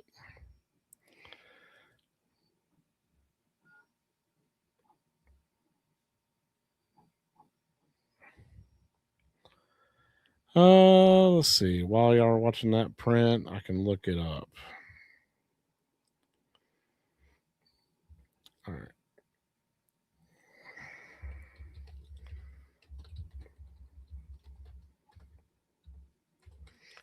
Oh my gosh. It is called Alice Through the Looking Glass.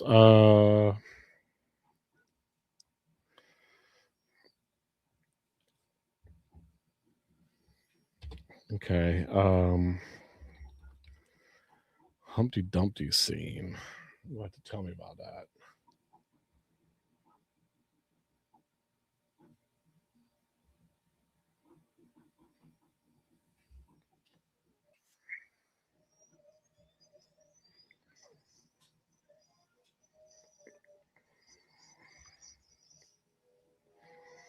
Hmm.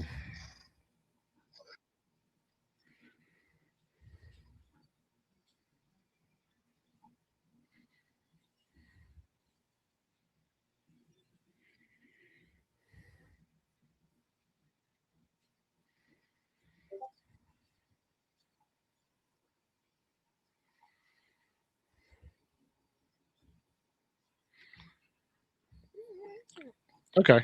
Okay. Because I never watched the movie. I never read the book, so I didn't know anything about Alice in the Looking Glass. Um,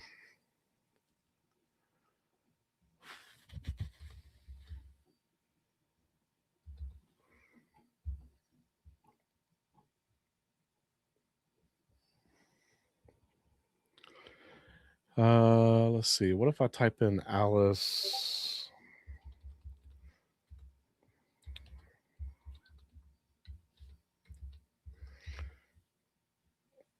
Alice Humpty Dumpty.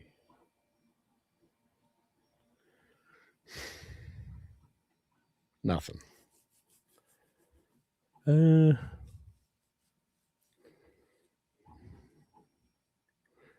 Yeah, see, it's trying to do the Disney cartoon stuff.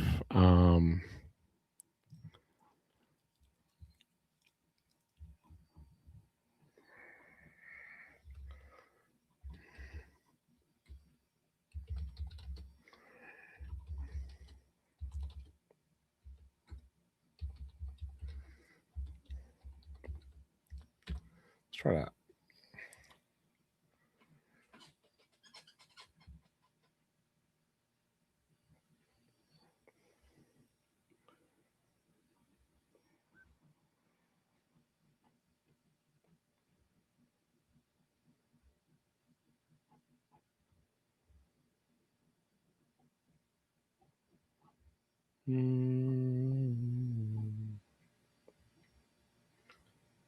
Well,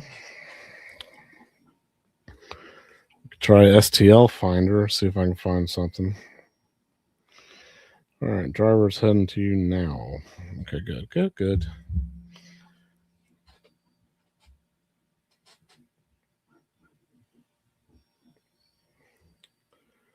I don't know. Maybe somebody will help me out with some ideas.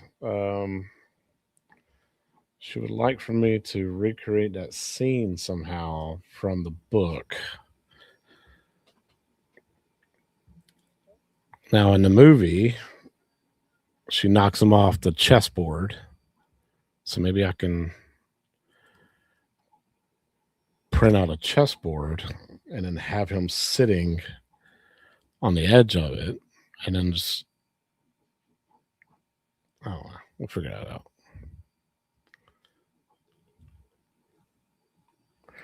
Oh, yeah. So,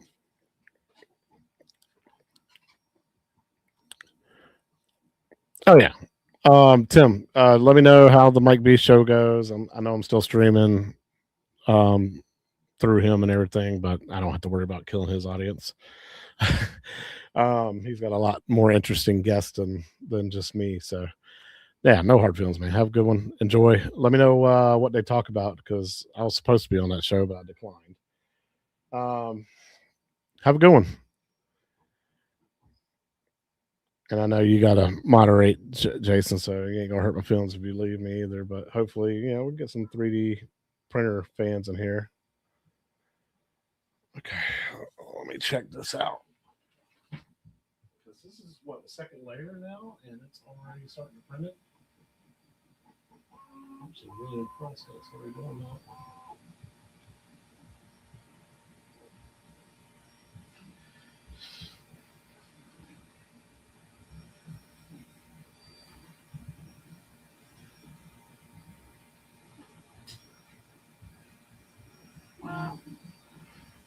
Good stuff. Not a boy.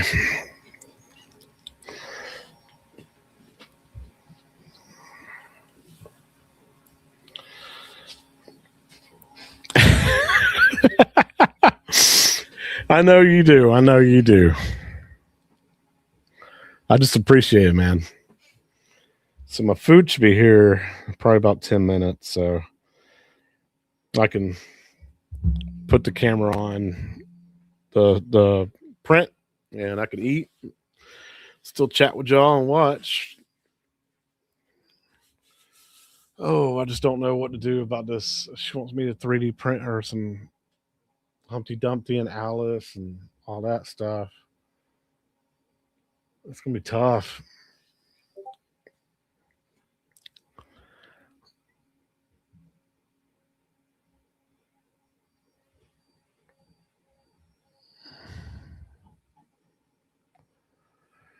It's gonna be tough.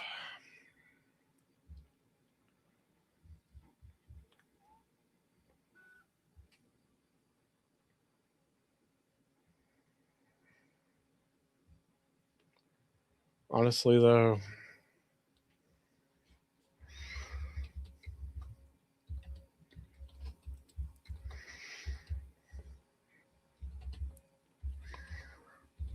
shouldn't be too bad. I can figure this out. I wonder if, what if I, like, there's a bookcase game that's called Humpty Dumpty Brick Game. And basically, you got to pull the bricks out of the wall with a little hand thing, and you got to be careful. And if he falls, he breaks. He falls into pieces. I wonder, man.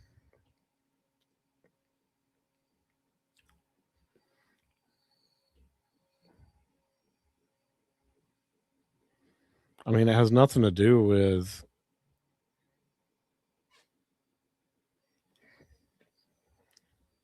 It has nothing to do with Alice, but you know, it's the original story. Just trying to see if I can help her out. That'd be awesome if I could.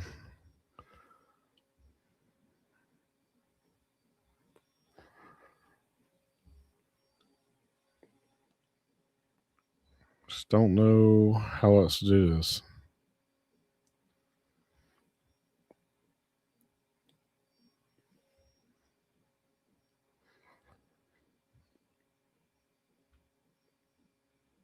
It's not like, you know, they didn't do anything from the movie and 3D print it. That's what I'm trying to get at.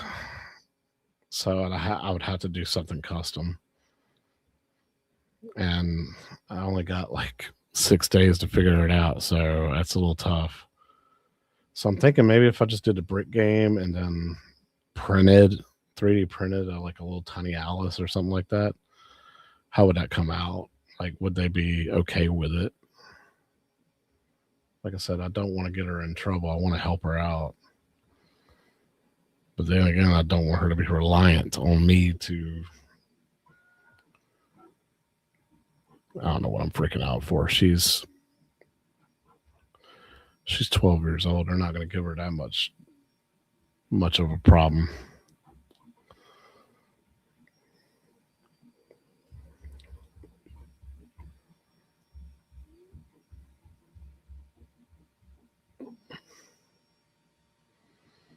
Yeah, we'll figure it out.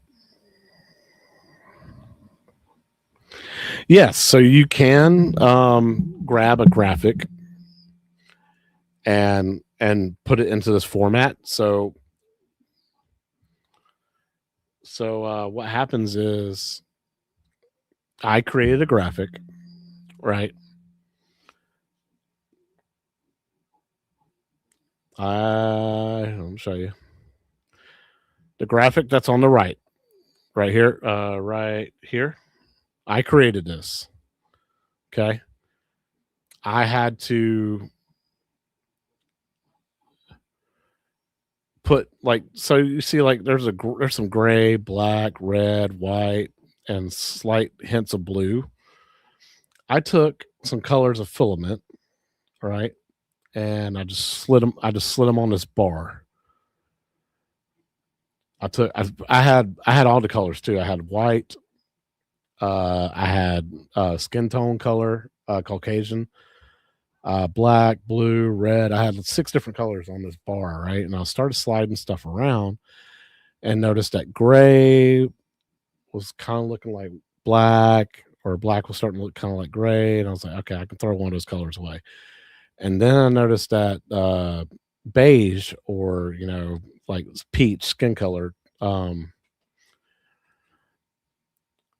it was kind of getting washed out of it too. So I deleted it too. So then I had white, blue, red, and black, and then I adjusted the colors, and it does this. Now, what happens is your bottom color, which in this case is black, is going to be the bottom of your print.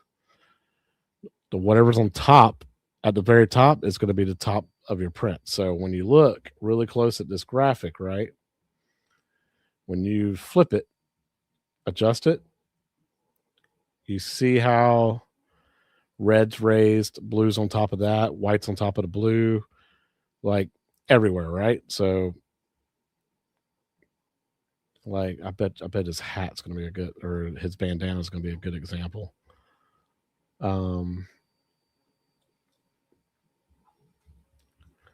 But you see how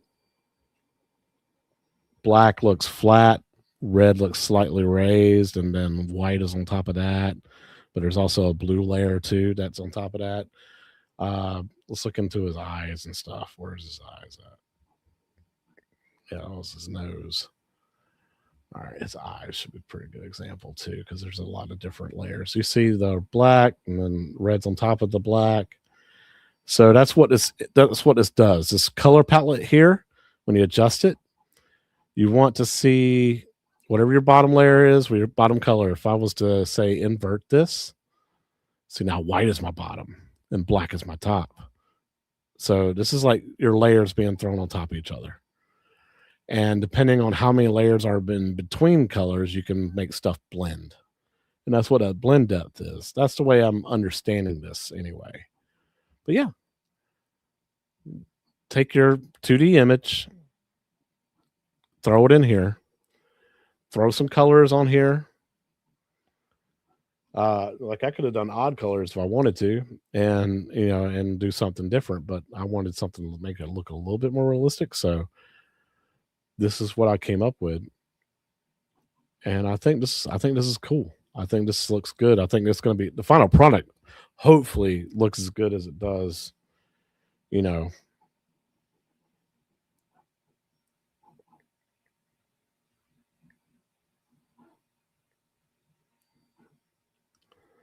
got people messaging me on Reddit about Legends Unchained.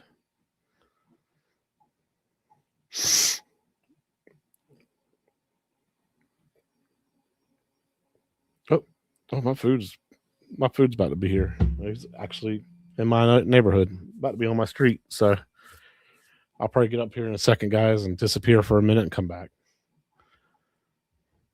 But yeah, that's how this works. So any 2D image, it's good when you have a plain background or a transparent background. That way you can adjust it even more. Because I tried doing a live photo of me and my wife and children, and it just did not come up good at all. So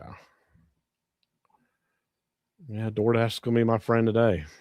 I don't want it to be, but today it is.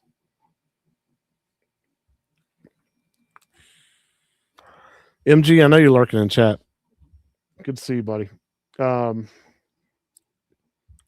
3D printer has a Game Boy face on it because I wanted to have one. It's personalized, man. It's more me. Hell, it looks like a Game Boy.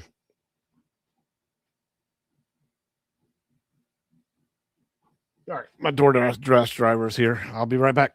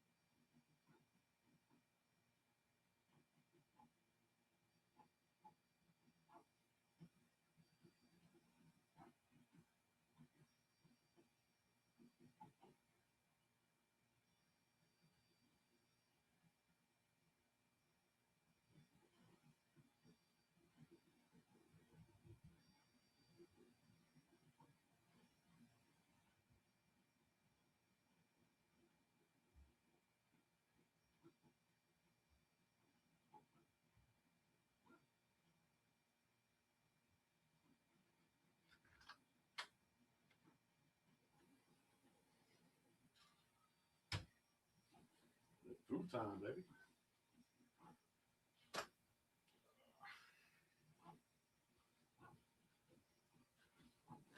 Mm. Oof. Smell the wings. Holy shit.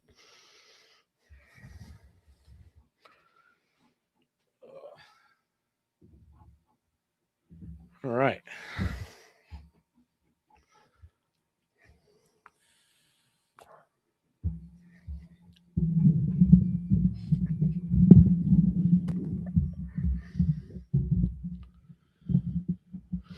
All right, let's raise the microphone out of the way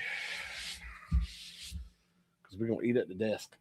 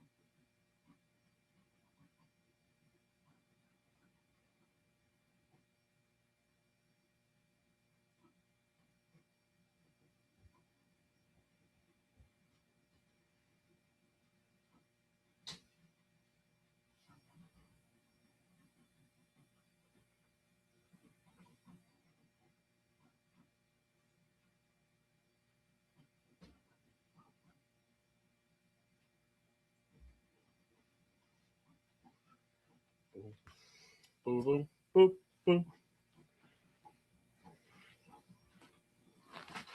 Boom, boom, boom, boom. Do, do, do, do, do, do, do.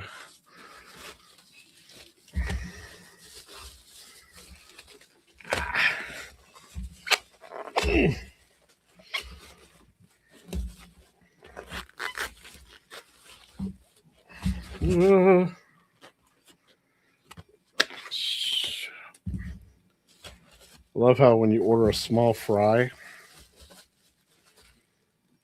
and they give you a bucket of fries.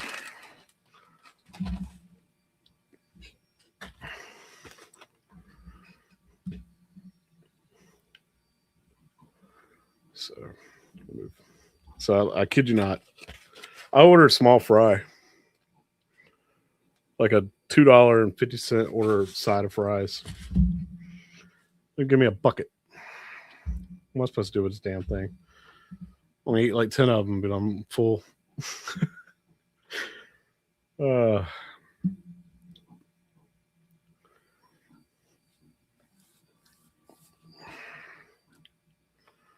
love crinkle cut. I'm a steak fry kind of guy, man. I love steak fries, but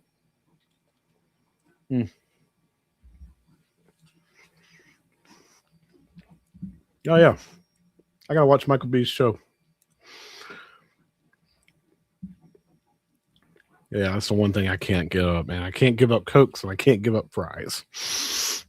All right, I'm gonna go full screen on this so y'all ain't watching me eat. And let's watch some Michael B.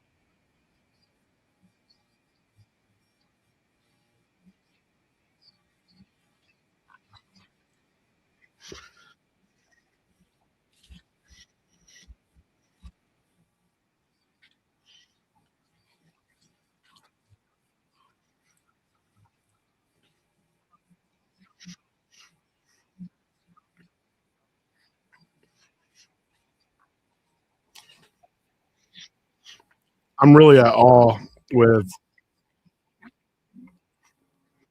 like just watching it come to life layer by layer.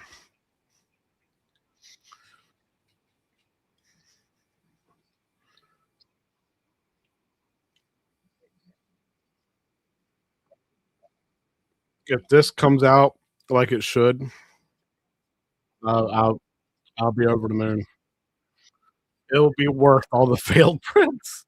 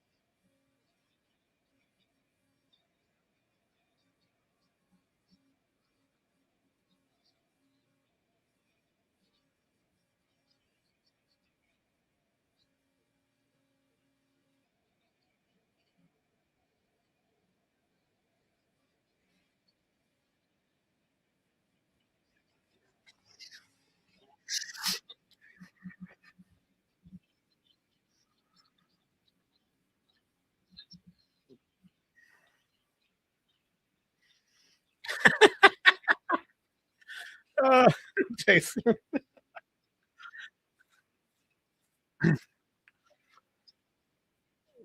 Hey, good news. The red is printing.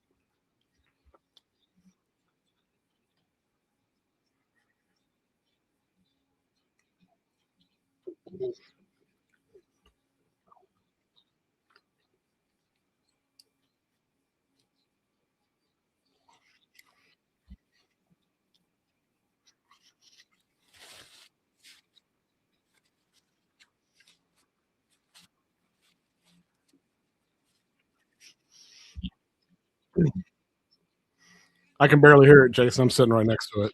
It's super quiet, dude.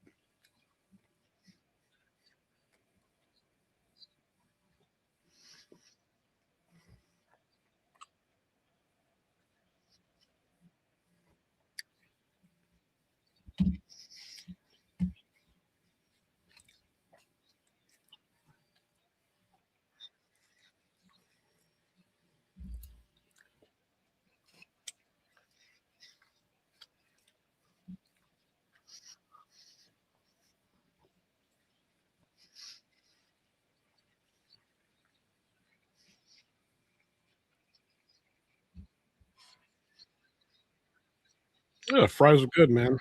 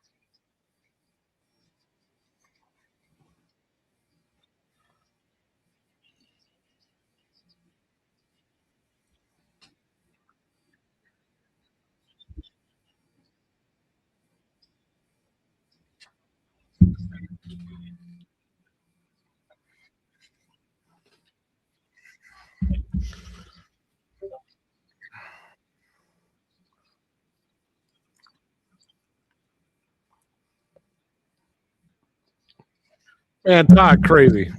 That Pokemon pinball, man, was so much fun, dude. Team Rocket multi-ball. The fact that you can do Stern Insider and it'll bring up a Pokédex, and it's all the pinballs that it's all the pinballs that sorry, it's all the Pokemon that you caught over time. The ramps are fun. I love the clear ramps and the toilet bowl ramp on the right side. Pikachu looking around and stuff, man. I just every time I played Pokemon pinball, I wanted to play more. Like I got upset because people were in line behind me waiting to play, and I knew I had to give it up. I did not want to stop playing, but I get it. It's not for everybody. Oh, hey, I don't have any nostalgia for it either. It was technically after my time too. Like I remember I was dating a girl in high school, and she has a little brother, and he was, showing off his Pokemon cards, and I was like, "What is this?" And just showing me like just every single card he had and what all the characters did. No idea. And I remember he was like, "Here, watch the cartoon with me. See what you think." I actually enjoyed the cartoon, but you know, I'd already watched Dragon Ball Z, so I was like, "Cool, more Japanese anime. Let's give it a shot." But dude, if you ever get your hands on the Pokemon pinball to try, give it a legitimate shot. It was so much fun to me. All the shots were satisfying.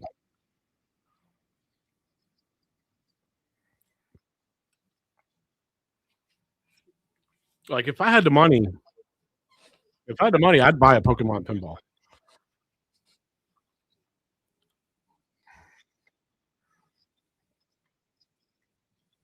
I think the only thing that would stop me from buying a Pokemon pinball if I had the money is if I found a even better deal on a Cactus Canyon remake or the upcoming Circus Voltaire remake. Oh yeah, Dungeons and Dragons, that was fun too. Um, it's a good table. I like the fact that you got a character that carries over um, for every time you play, as long as you set it up. But I don't know, man. It was just something about Pokemon that the way that game played. I was like, I did not want to stop playing it. And the only other one that has done that to me is Firepower. Like Cactus Canyon, I can play for like 5 or 10 times straight, and then stop playing.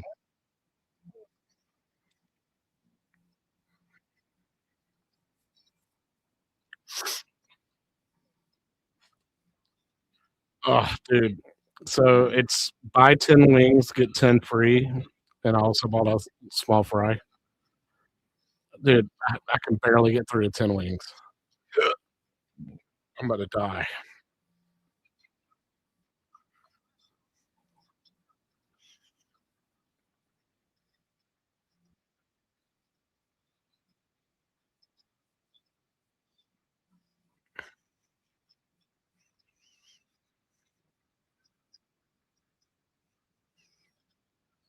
Yeah, I got honey hot, man. It's just so good.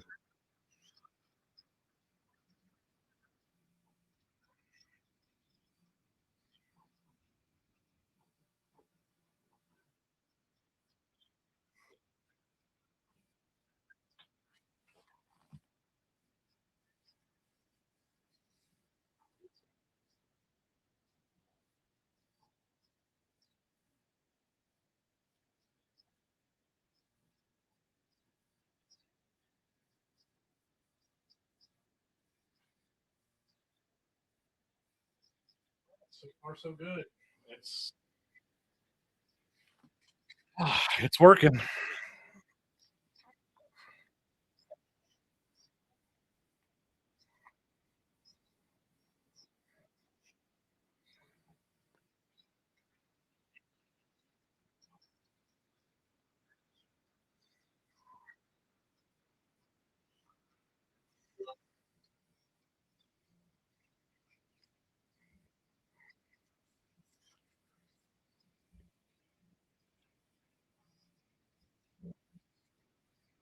Oh yeah, if it has the Stan Bush music, it's over with. E- Even Gallagher guy will sell a shitload of his arcades just to get it.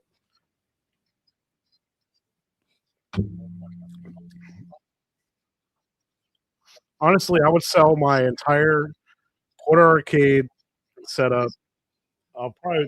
I would sell my 4KP. One, I would sell a Wonderland 4KP and uh,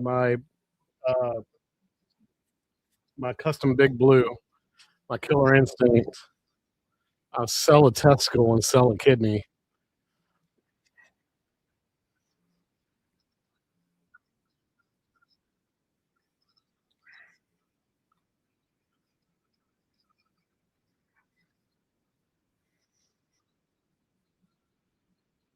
Right, right. If Cammy's right, ooh,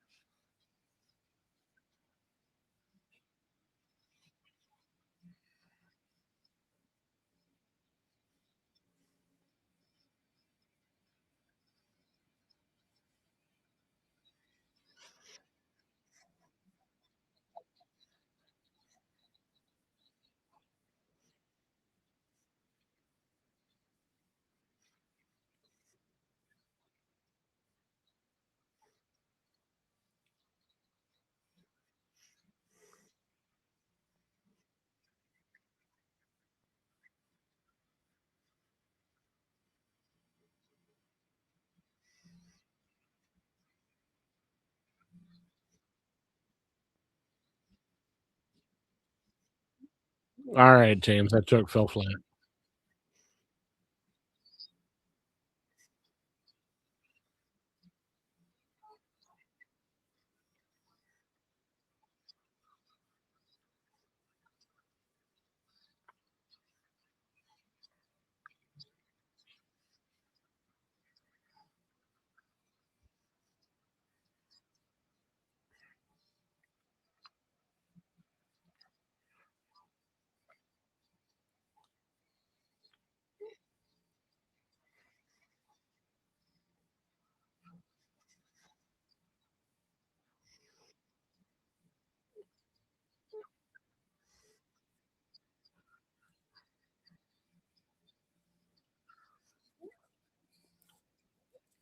Paul looks like he's scouring Reddit right now.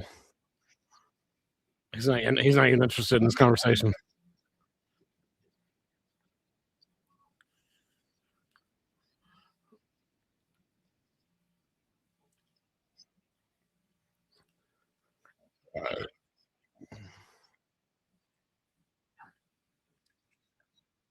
We're on layer 5. Layer 5.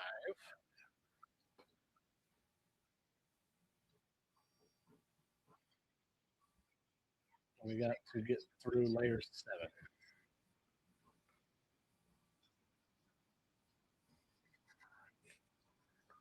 So far, so good, man.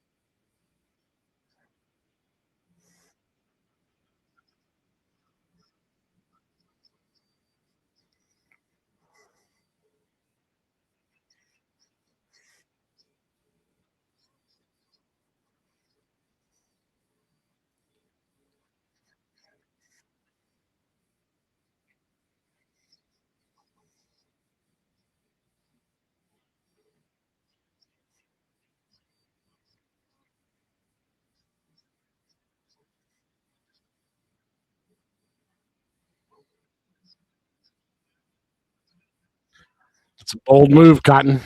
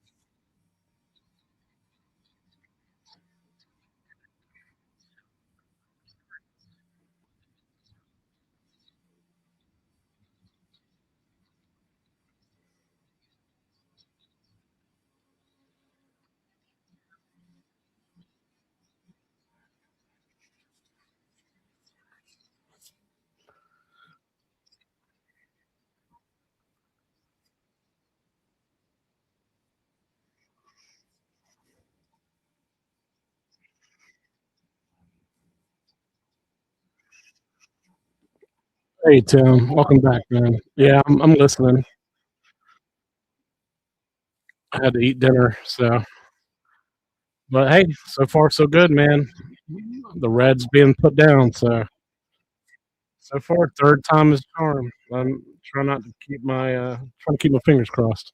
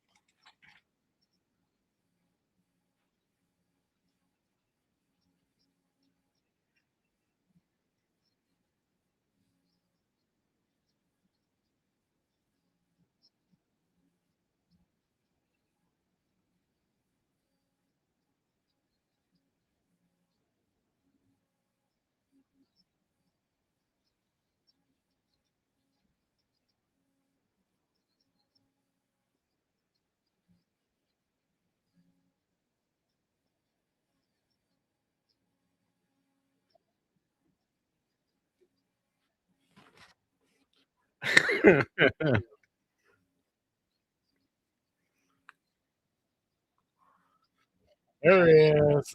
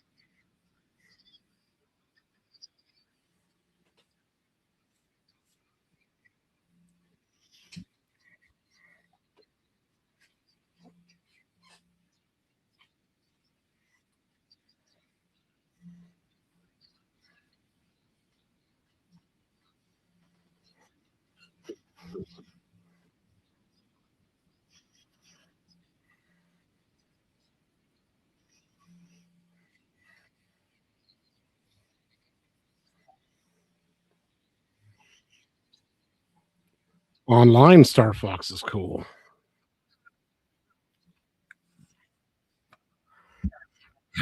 It might be time for me to get a Switch too.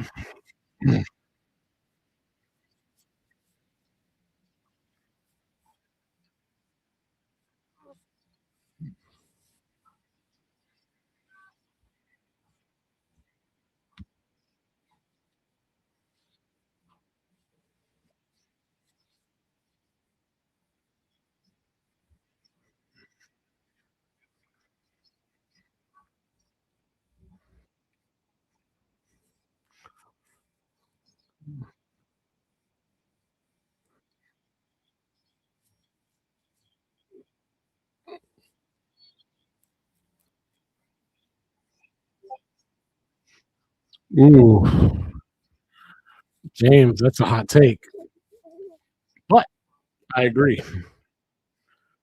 Link to the Past was the best ever Zelda game ever made, and then Nintendo 64 came out, and I was like, "What is this?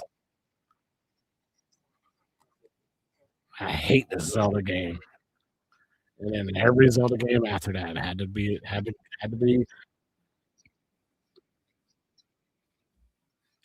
like it.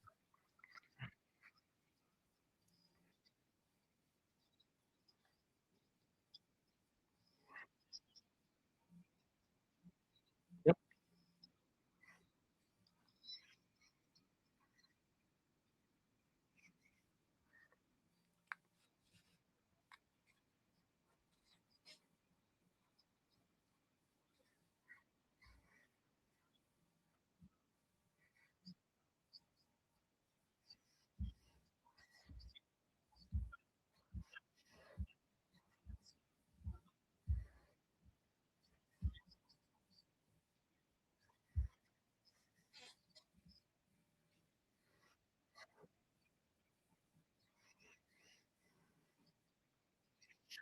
Are you kidding me?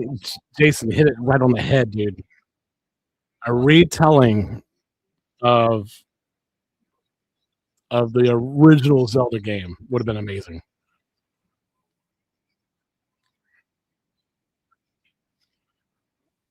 Just call it Legend of Zelda Origins, whatever. I don't care. The first story remake. You know, oh, walk into walk into a place and it's old man is there. He said it's dangerous to go alone. Take this, like that iconic line. Say it in a cutscene. Yes, it is a HueForge print.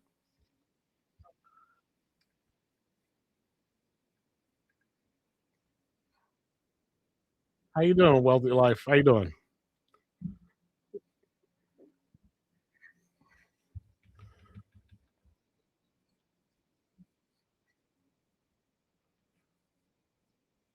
Ah, nice.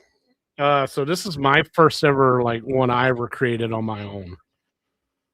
So usually I've been like downloading like free ones off of Maker World, but this is the first one I ever created myself in HueForge. So I was like, cool, I'm gonna give this a shot. Oh, what a great idea, Dorothy and Toto. Nice.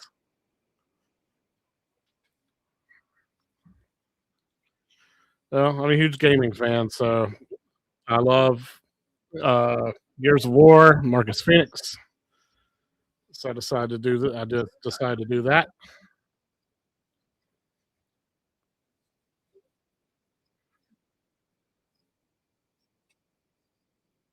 Oh, I appreciate it. Yeah, found that on Maker World, I think, specific for this 3D printer. I mean, most of the stuff that I'm 3D printing's video game related anyway.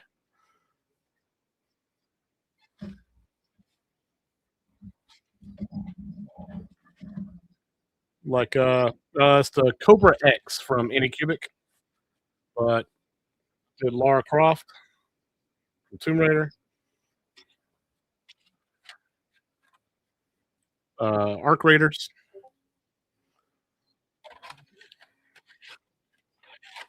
and Resident Evil 4. So having a blast. Uh, ever since I printed my first HueForge, I've been obsessed with printing more and more and more. Like I want to fill up my wall with HueForge prints. Yeah, yeah. Arc Raiders is pretty hot, dude. I would have been playing tonight, but I decided I was like, let's just do a marathon stream of let's just do a marathon HueForge print. And like I said, it's my first handcrafted one, so We'll see how well it is. Oops, sorry. Ugh.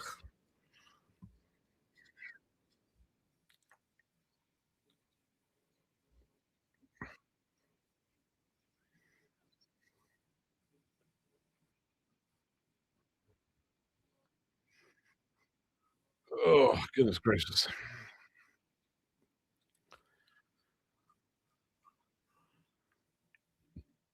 So far, so good.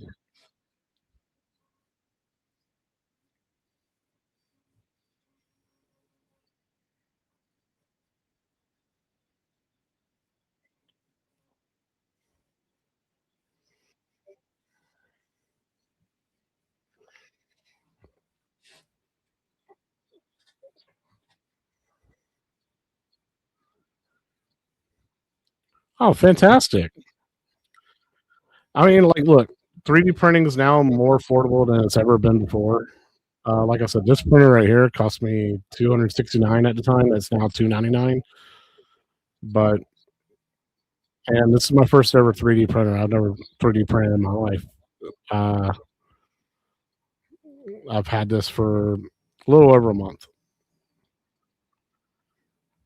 Yes, yes, it is a multicolor. The four spools are at the top of the gantry.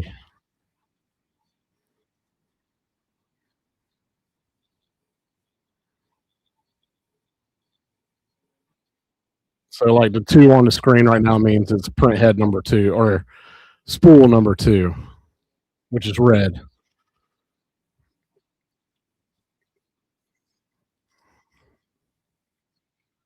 All right, I am on layer number 6.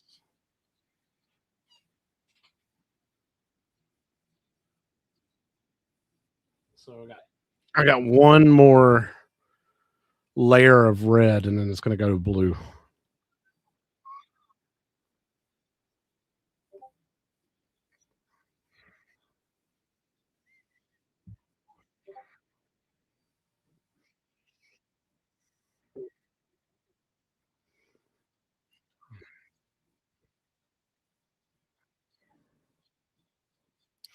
You know, it's not too bad for waste or or fluent usage. You know, like everything's cost. You know, maybe out of like the four colors total, like 50 grams, maybe. Like this particular one, this hand built one for me.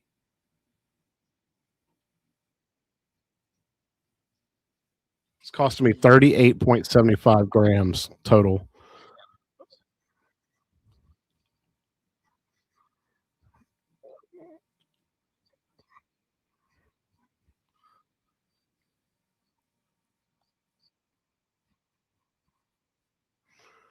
I think the only reason I have, well, I've had some failed prints trying to print this thing out earlier. I had it made. I made the canvas too thick. So once I thinned it, thinned it so much down to the like half a millimeter for the first layer, it's so far it's been printing great. So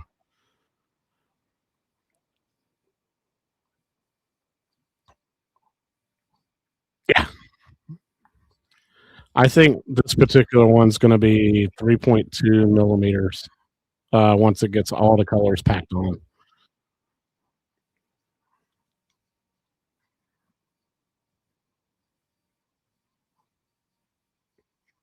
Um, I got the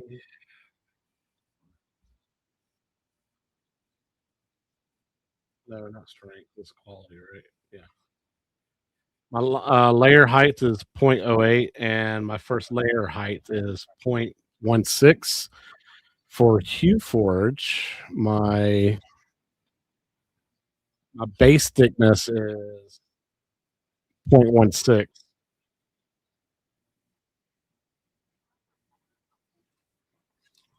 Yeah, so layer thickness, then there you go, 0.16. Somebody tried to suggest to me to make it like flat zero,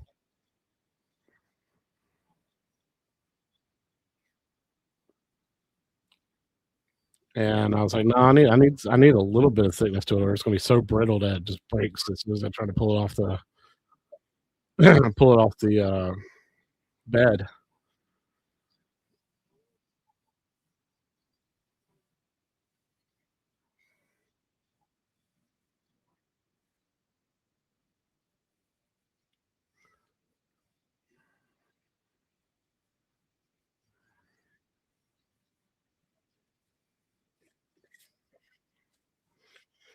Yeah, seeing the details of what HueForge can do, like all the detail it can do, I was like, oh yeah, that's the most fun I've ever had, and it's so satisfying. Like I've been sitting here for live streaming for 6 hours and 45 minutes now. Dancing 3D prints. I want to say yes. Let me double check that.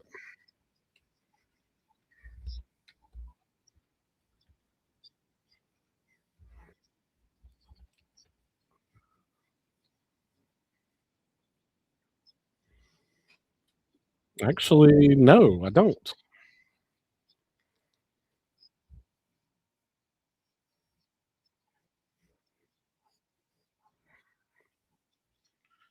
Mhm, we got some cool filaments.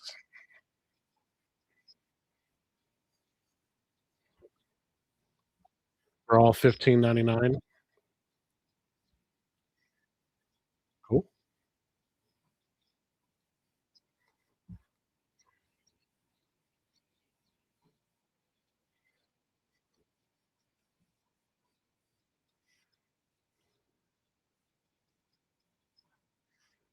Oh wow, dancing. Okay, so hi, I'm Dan, and my wife is Sin. Okay, cool.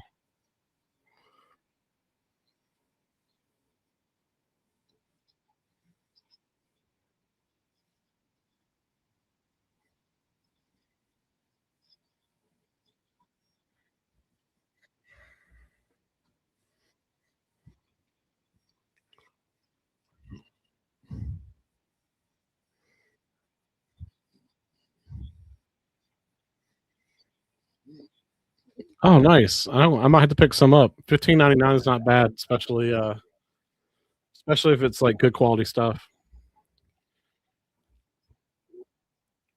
I just been buying Anycubic because like the Anycubic slicer is all pre-configured to extrude its filament perfect.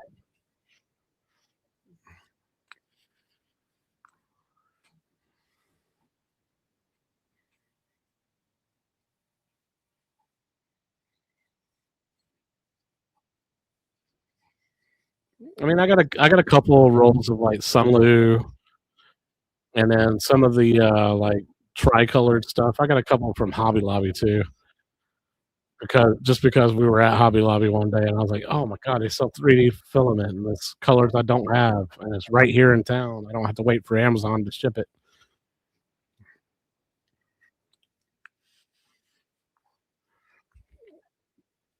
God, I'm so stoked for this when it gets done. It looks so good. Yeah. Um, I think I got like yellow, orange, and wood from Hobby Lobby. I've had no issues whatsoever with printing from it. Like I've just been using the straight up default settings from um, Anycubic, and it works just fine.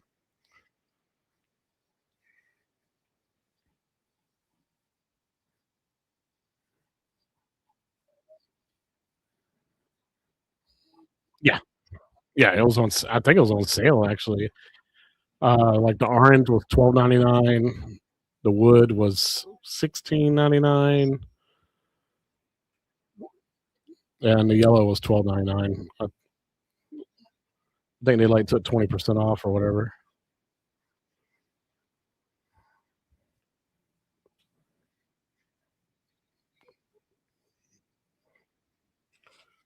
Man, I can't wait for it to start throwing blue on here. It's just something about black and blue and mixed with a little bit of red.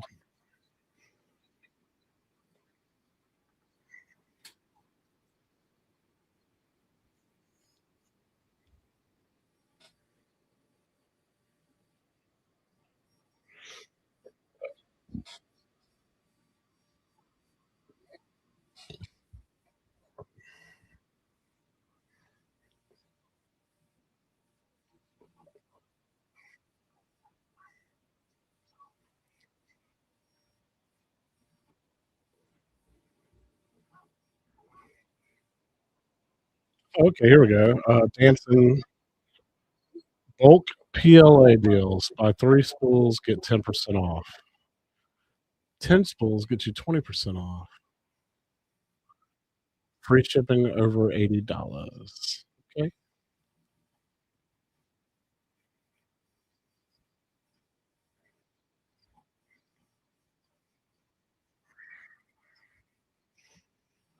Here, let me join their newsletter real quick.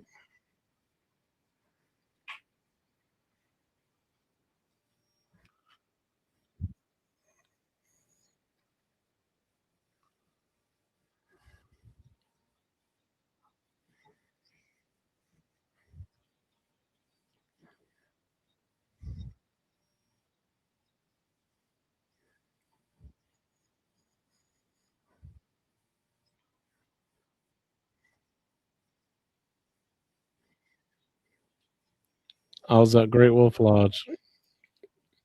It's so bad because like I had the opportunity to take my kids to Great Wolf, and then that's technically my wife's kid, but her her dad wanted to keep her for the weekend, so we had to change plans. So it ended up just being me and my wife going to Great Lodge.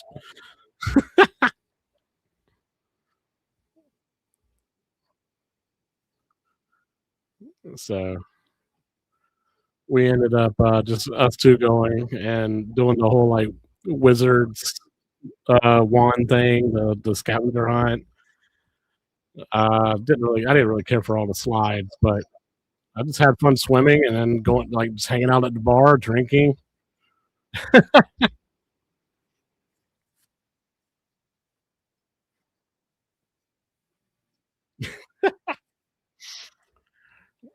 What's up? What's up, Phil? I'm just hanging out, dude. 3D printing, man. Printing 3D, sorry, video game related pictures, man, with my 3D printer. So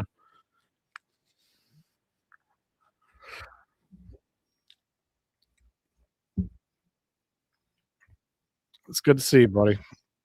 Hope you're doing well, man. I saw some where you could 3D print some Hulk arms and put them on your cat, make it look like your cat wants to fight you. Thought about you. I thought about sending them to you.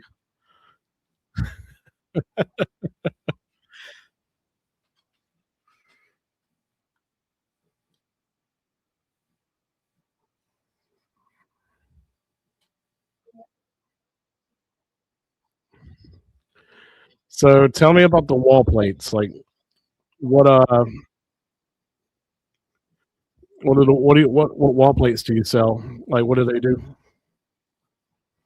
Like I said, I'm still learning about this, man. I am floored with what all you can do with 3D printing. I'm overwhelmed almost.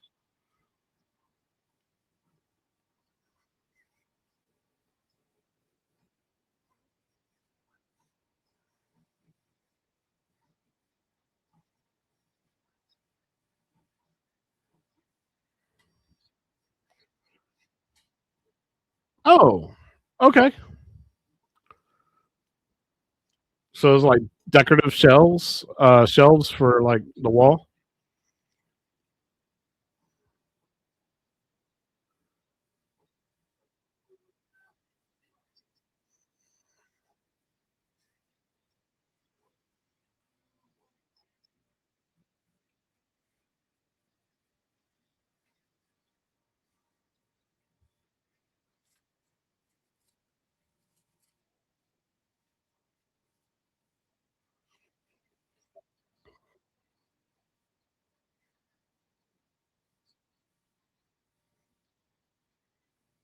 Yeah.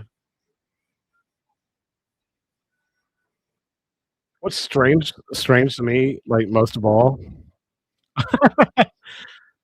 dude, I've had so many failed prints today. Like I was like, God dang it, I'm live streaming and all I'm doing is failed prints. Like I'm not even doing a good job of like selling my friends on getting one if I keep having failed prints. But it's user error most of the time. Like I made tweaks when I had a failed print, made tweaks when I had another one, and now it seems to be printing perfect. Although I do hear my red spool tangling up a little bit. I hear it's like the it's like the line that it's pulling is underneath the rest of the spool, so it's like pulling. I hear the click, click, click.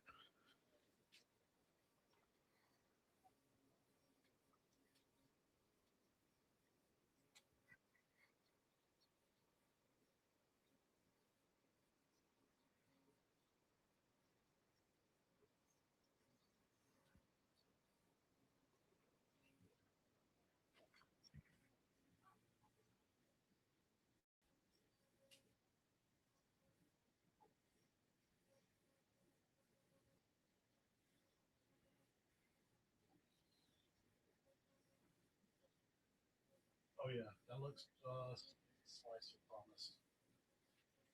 It's looking so good. Ah,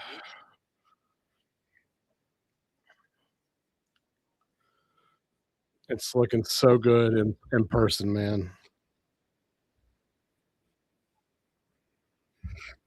All right, how much time's left on this print? Are y'all willing to stick with me for 2 more hours and make this a 9-hour stream total today? Because I am halfway done. Says it's got 2 hours and 30 minutes left.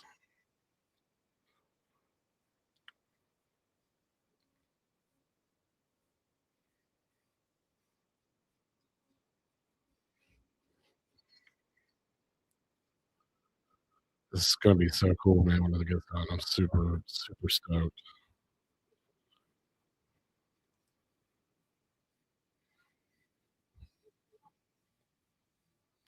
There you go. User error. User error. That's all. That's nine times out of 10. If your print fails, it's because user error. It's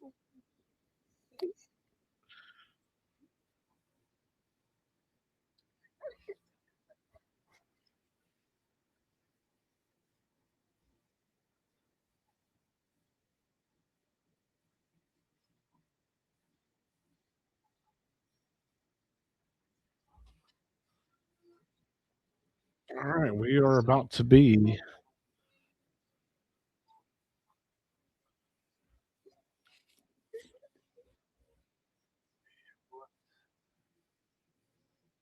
2 hours and 7 minutes.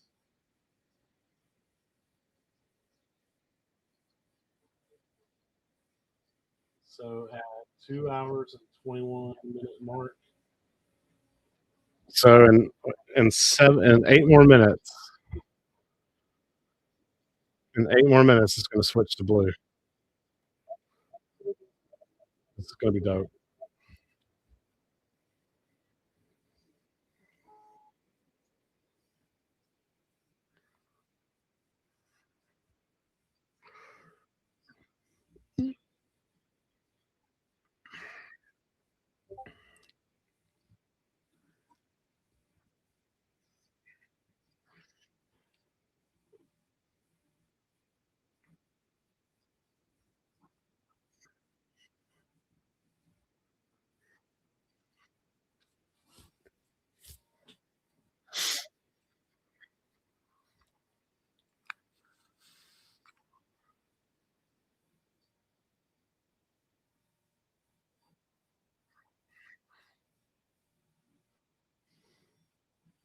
Like my biggest worry right now is that the base layer is too thin and the 3 colors on top are too thick, and it's going to end up breaking through it. But we'll see. I have faith.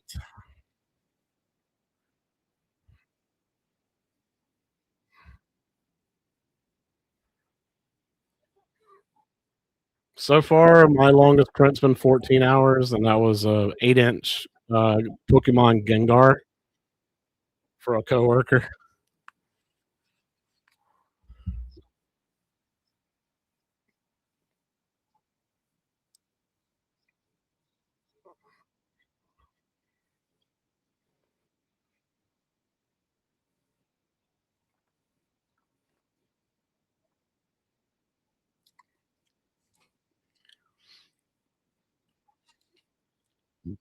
Um,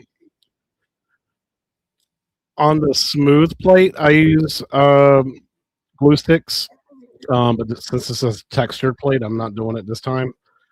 Um, earlier, I did have a warping issue, and but my base layer, I didn't pay any attention to it in HueForge, but the base layer was like 2 millimeters thick.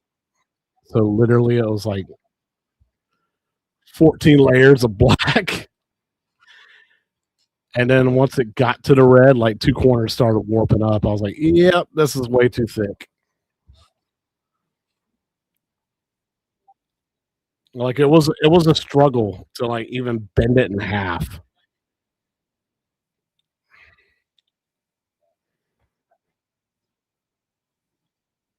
So like I didn't know Hugh Forge. I thought Hugh Forge would like maybe set it so like would set it really low. Nope.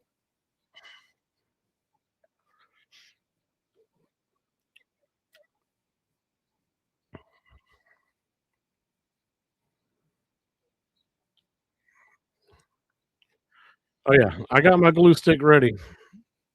Uh, I read I've read and heard conflicting reports on like the textured plate. Don't glue stick that. Don't add too much glue to that. If you don't do any kind of adhesion. But then again, as much as I touch these with my bare hands and as much oil as I probably put on there, as many times as I cleaned it, I was like, I probably need to put glue down.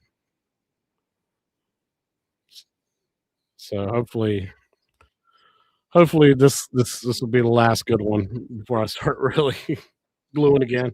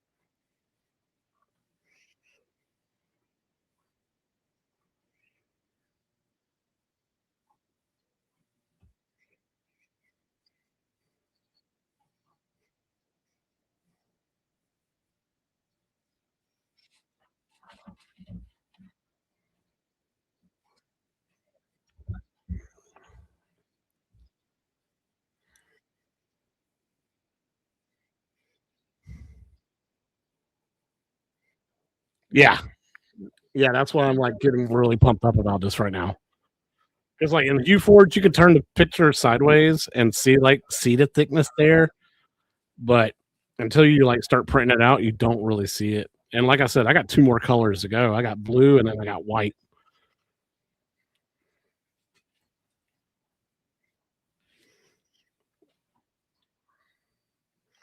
Like I've been trying to like watch tutorials on HueForge and how to work the software. Some of it I learned, and then other stuff I didn't understand what the hell the guy was talking about.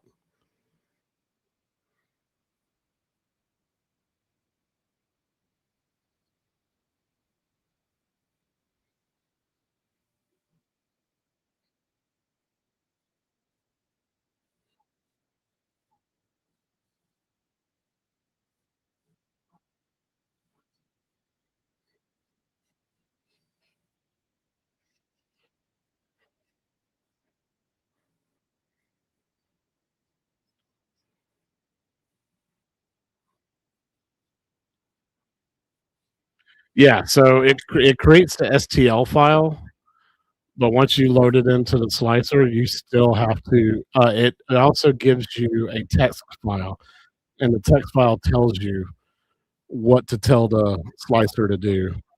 So once you slice the plate, you have to go through the slider and then go to that layer and tell it to change it to what filament. Then slice it again, and then it shows up correctly.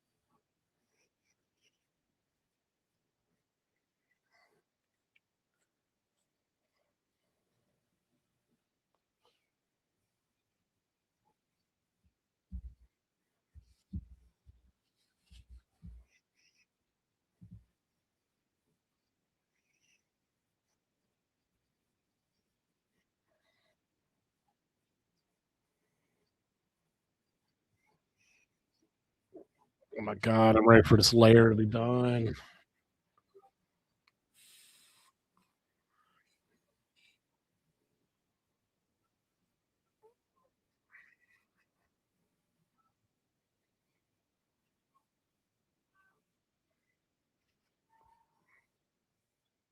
Yes, removing the blue.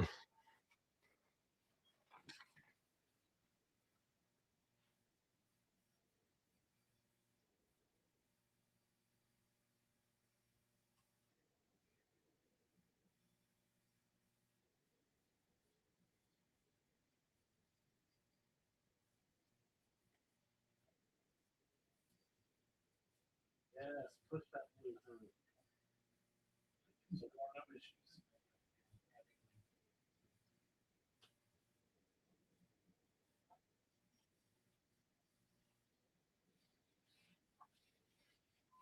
Oh.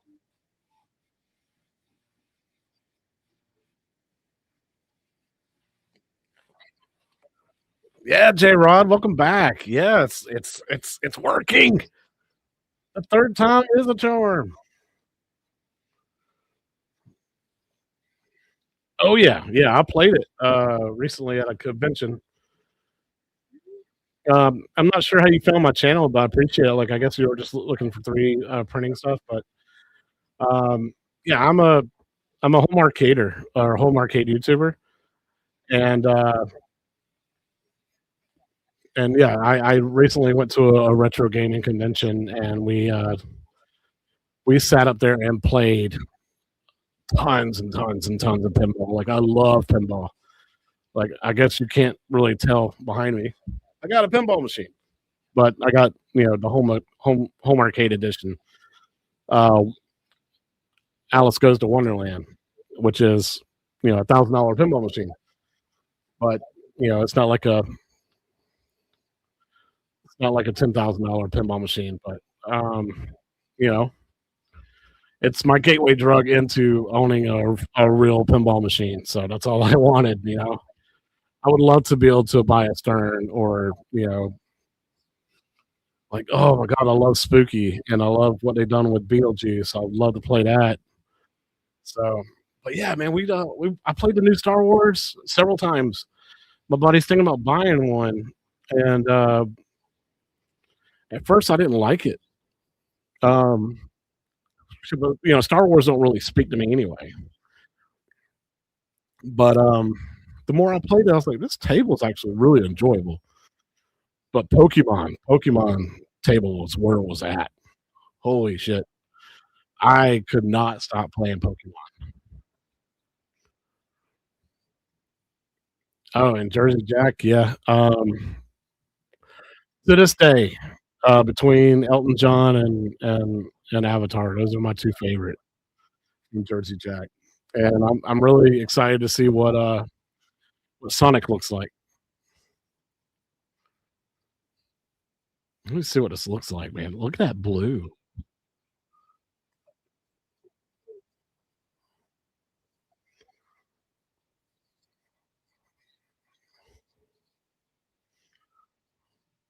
Hell to the yes. Hell to the yes.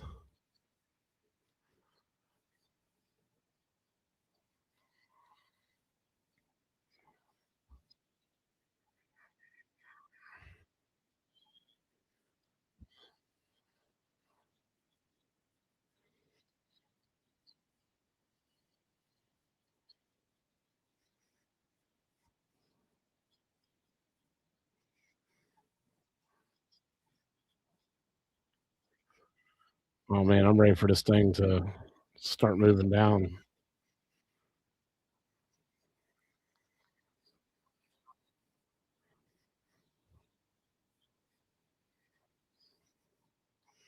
This is sick. I'm so stoked right now.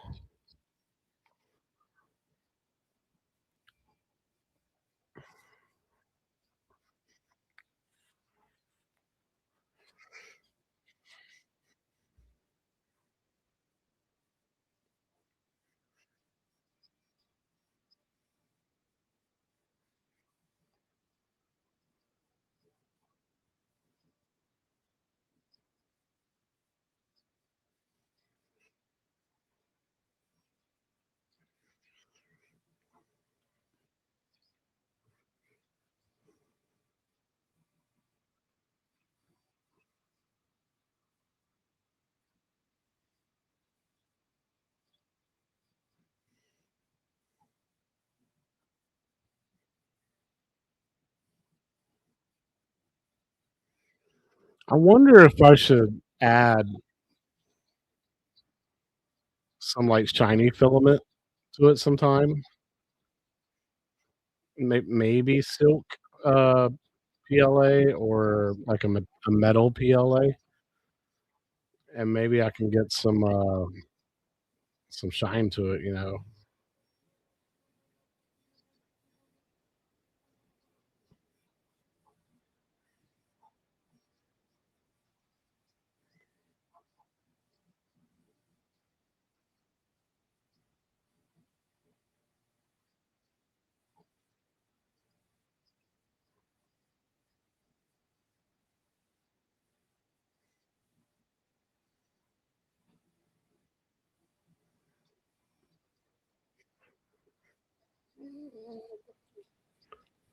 Titan gray silk. Or look that up.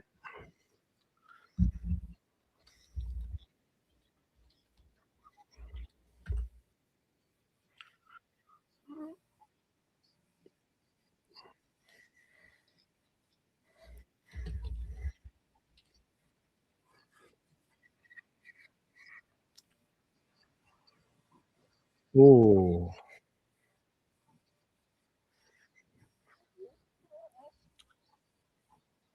Titan gray silk.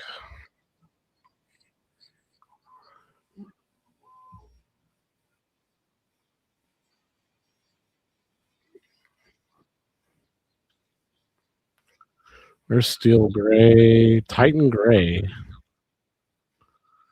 tough silk, silk Titan gray. Ooh, ooh, that's like uh, that's like T1000 liquid metal.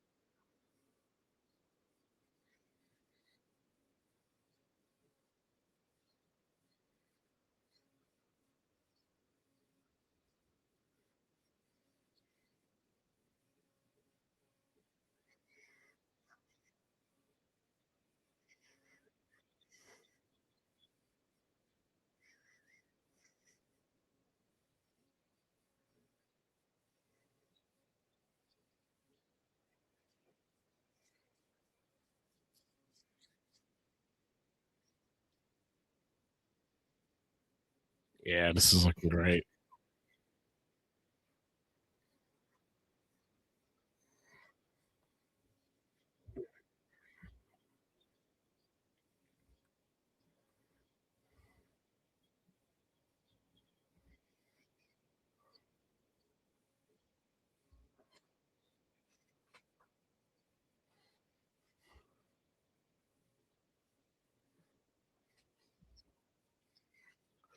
Yeah, Michael B.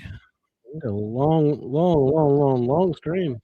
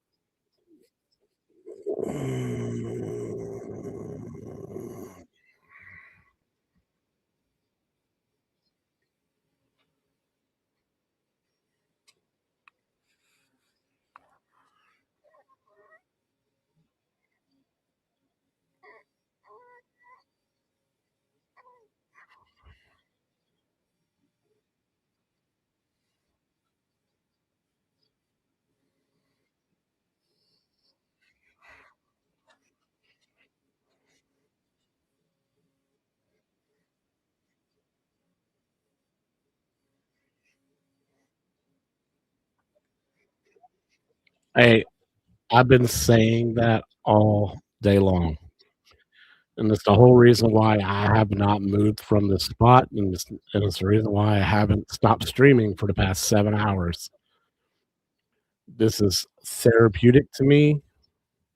I'm not asleep. I'm not wasting the day doing nothing. I mean, I guess I am, but I I feel like I'm having a great day. I'm happy. I feel relaxed. I'm not stressing about money. I'm not stressing about my job. I'm not stressing about anything. I'm just sitting here watching my artwork, something I made, come to life. Um, super, super therapeutic. And I've always said, like, one thing I hate about my room is that I do not have enough artwork. I do not have enough like pieces on the wall. Like all my walls are like very bare. This gives me a reason to print frames and hang this stuff up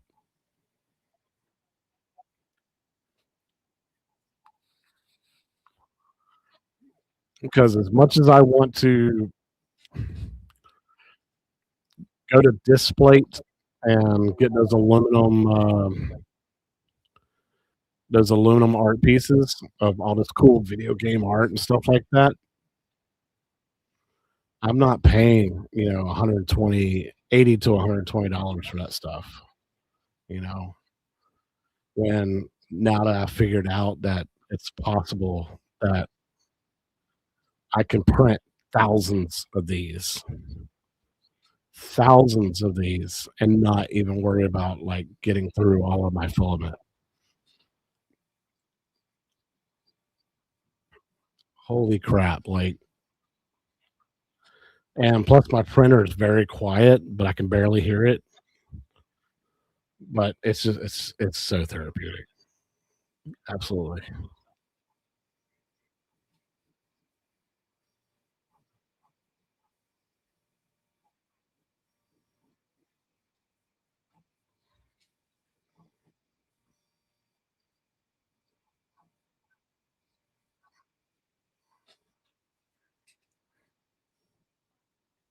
This is sick. Like that blue looks good on camera, but like if I walk over there to and look at it, oh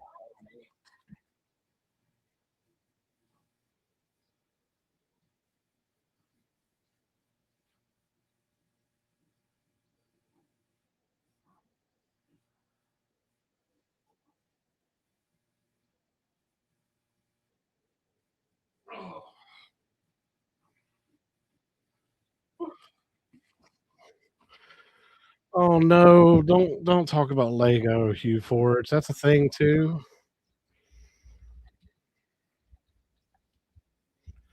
What is Lego HueForge?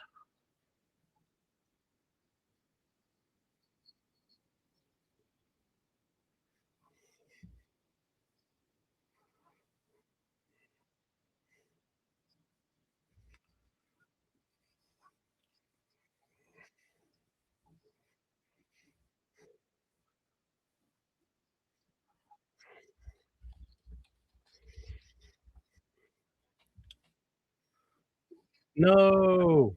No, no, no, no, no, no, no, no. No, this is too good. Stop.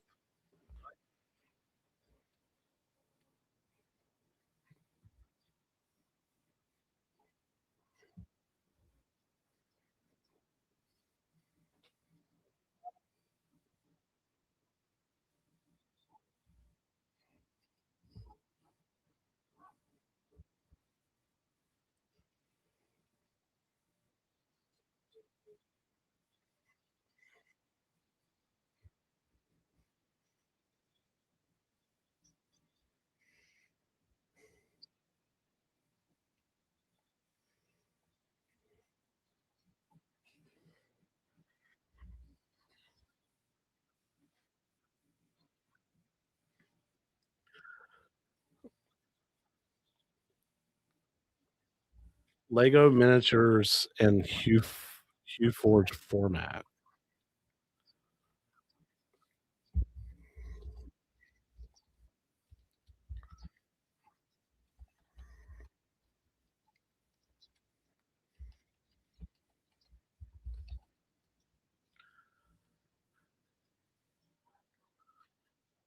HueForge minifigures combines 3D filament paintings with Lego style characters. Oh.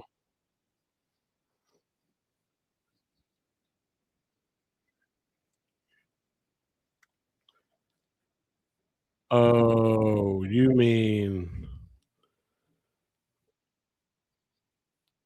3D print, uh, 3D print their clothes and stuff, their bodies? Is that what you mean?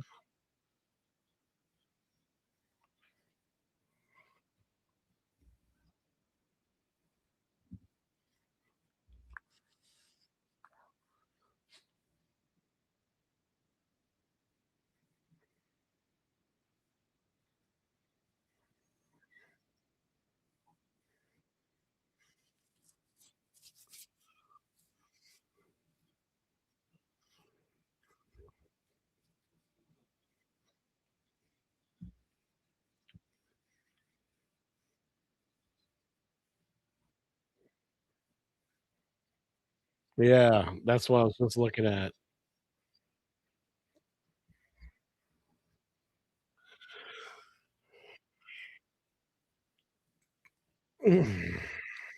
My body's trying to tell me to go to bed.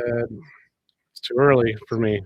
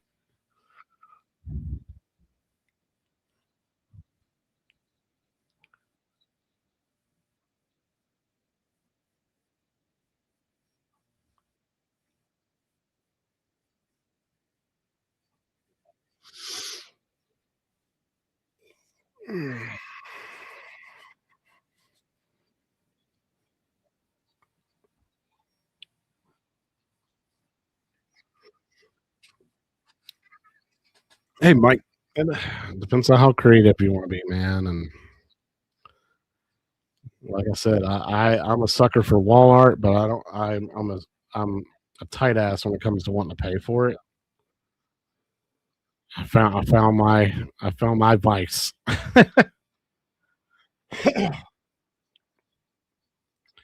If you like to collect action figures, or if you like to collect comics, superheroes, Marvel, like you want to collect busts, like the statue bust or whatever, we can do it. You wanted that Yoshi popcorn bucket? You can make it.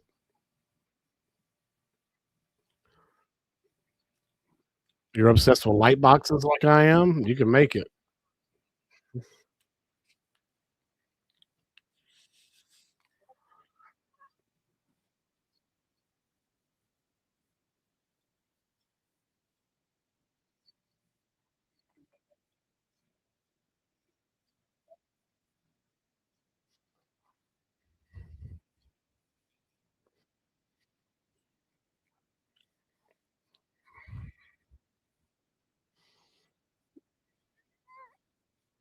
All I gotta say is, man, it's and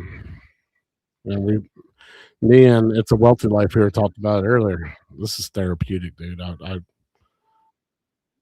I'm so like comfy right now and just relaxed. Like I said, 7.5 hours of streaming straight. I've been enjoying every moment of it.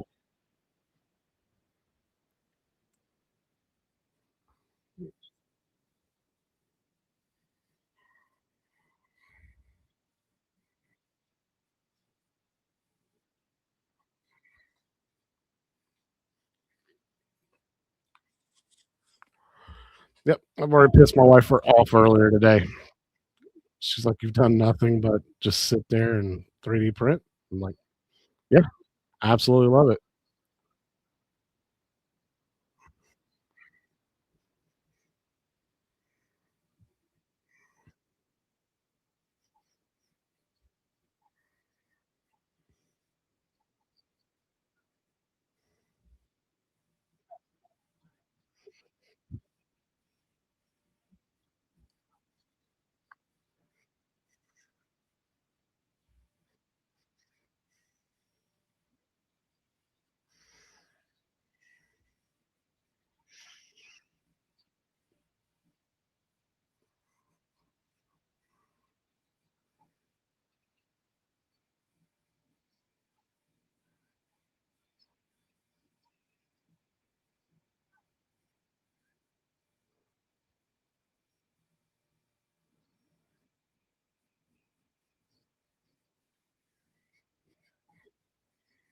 All right, let's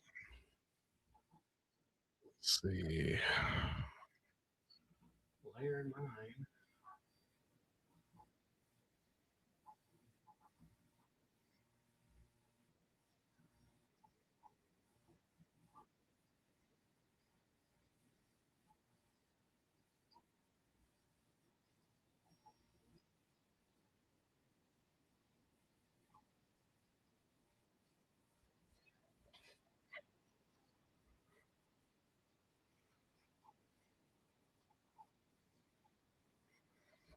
Now it's getting that deeper, deeper, deeper blue.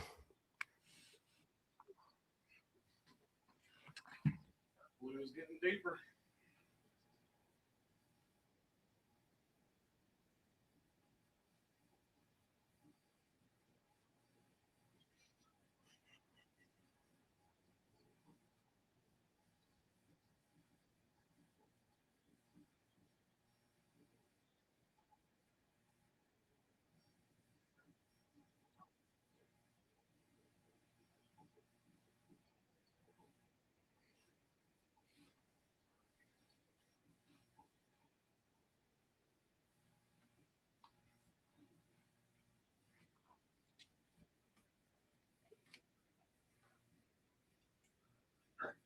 We can play some pinball real quick. I got to stand up for a minute.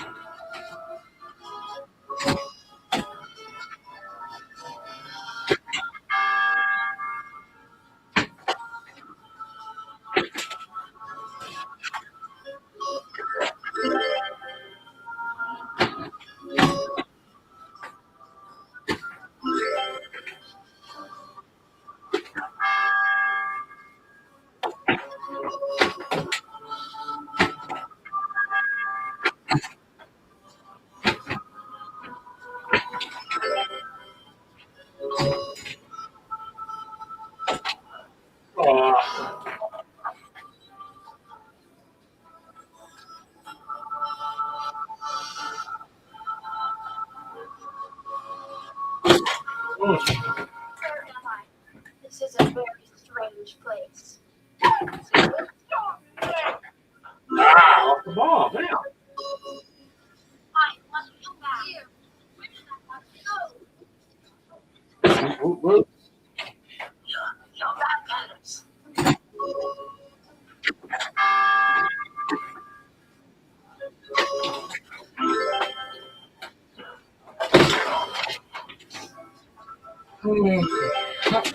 There it is.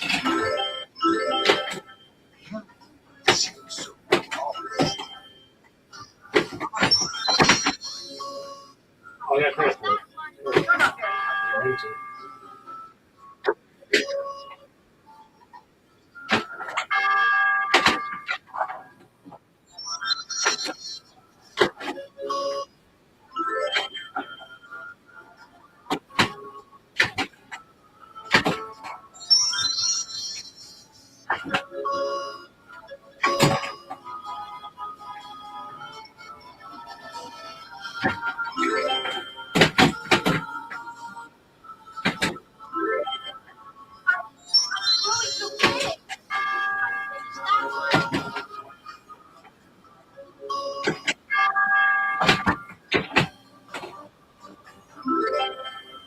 God, I'm going to score a million points before I get done with the damn round one.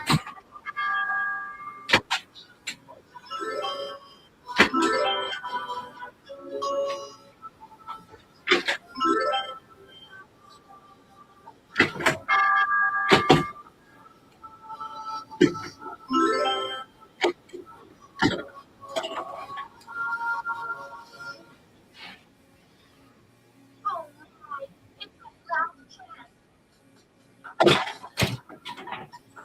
Yay, there it is.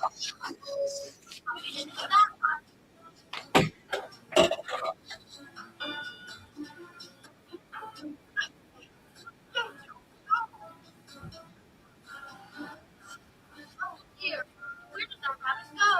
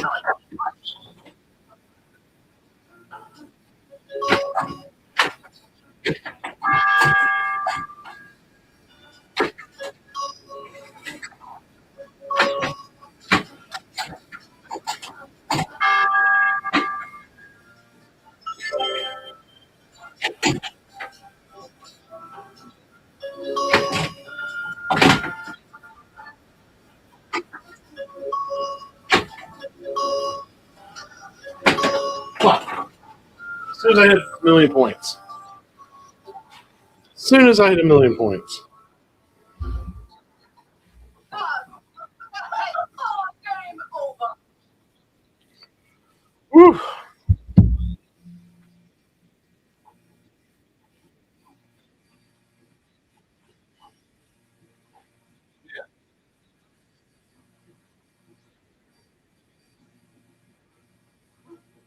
Guys, I'm at all. Look how awesome this is. It's not even over half done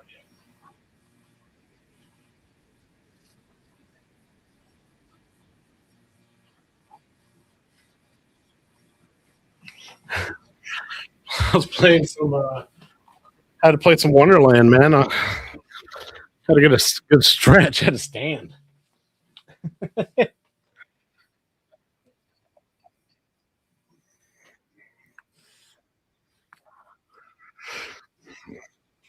Oh my god, this thing looks so good.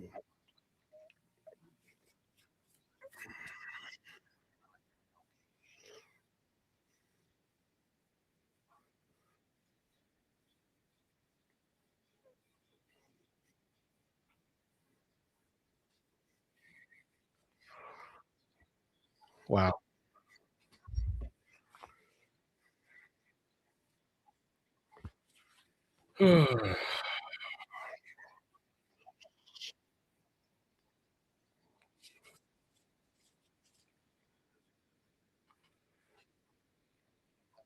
Guys, like, look at that.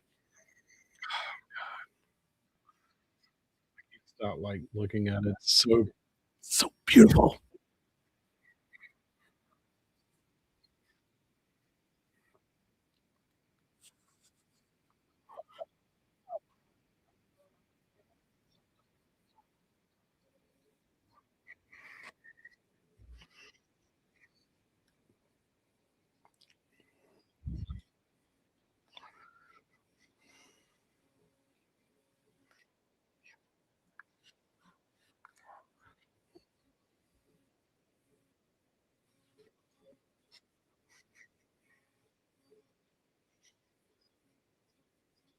I mean, it's not the longest print I've ever done. It is a long time to just sit here and watch it.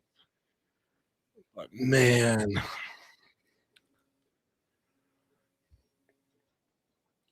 it's it's coming out so good.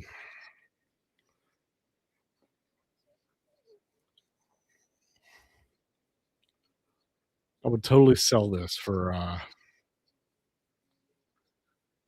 35 bucks.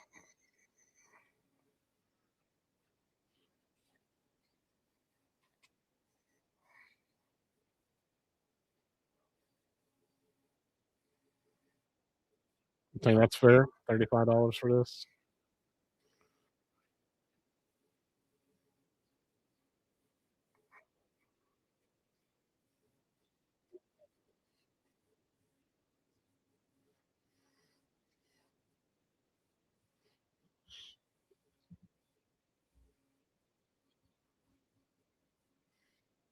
All right, layer 10.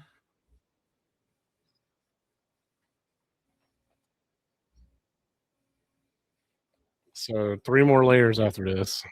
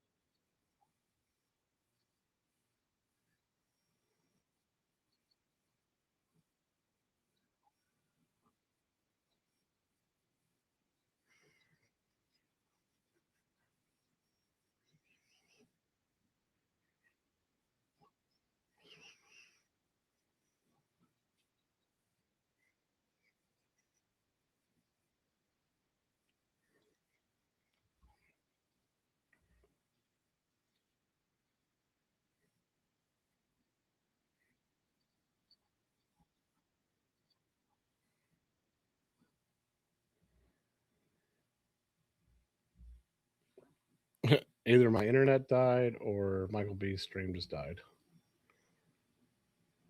Michael B's stream died.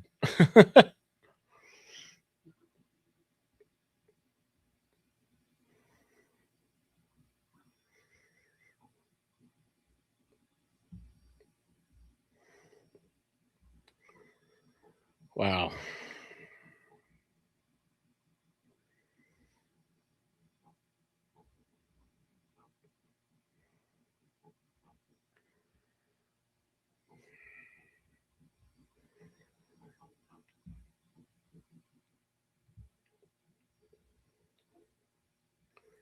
Wow. So this person live streamed 3D printing for 10 hours.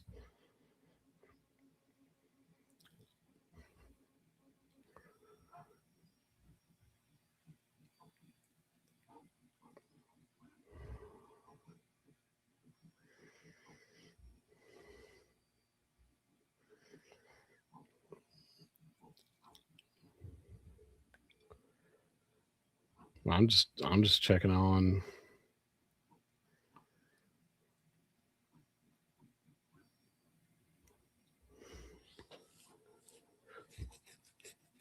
I'm just checking out all the other stuff going on. Anybody else streaming right now? Nope.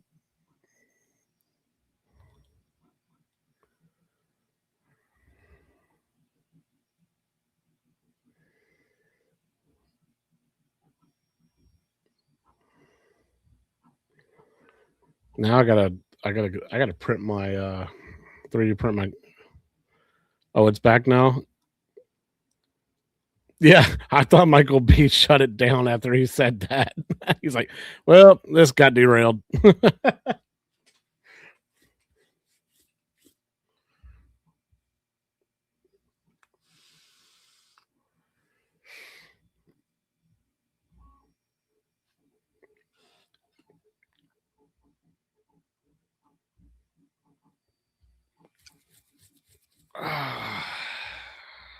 What a day! I should have. Man, I could have been doing laundry.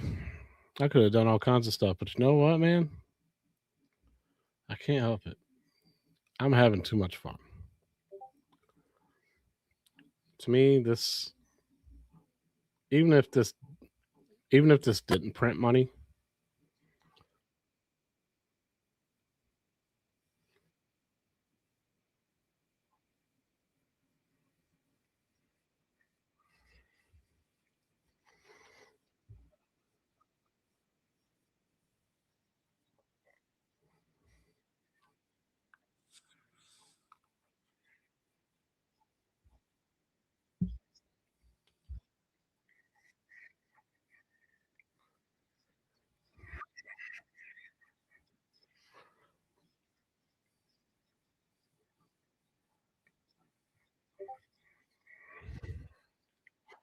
mine's my pick was all of the above because honestly, I can't say no to TMNT pinball. If that Mrs. Pac-Man XL happens, I got to get it. And then of course you got the Steam Machine. Like Steam Machine to me is the future.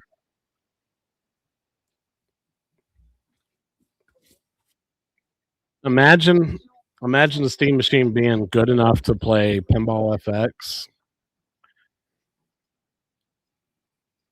and or hell, Street Fighter Six. Imagine it being good enough to play Street Fighter Six, and I can throw that inside an arcade cabinet.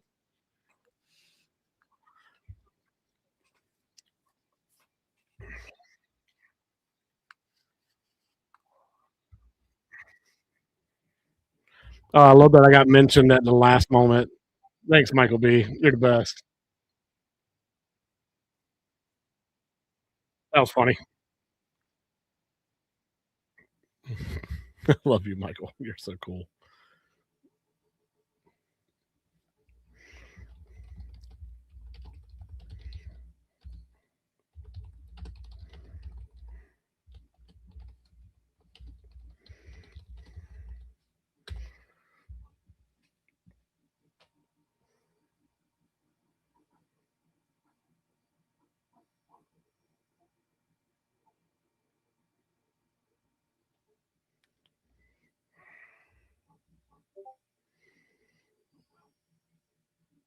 plus wow, plus shipping.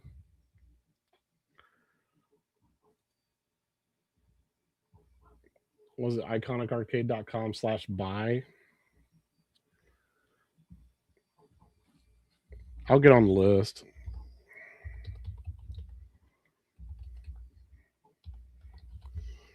I can't say I'll pull the trigger.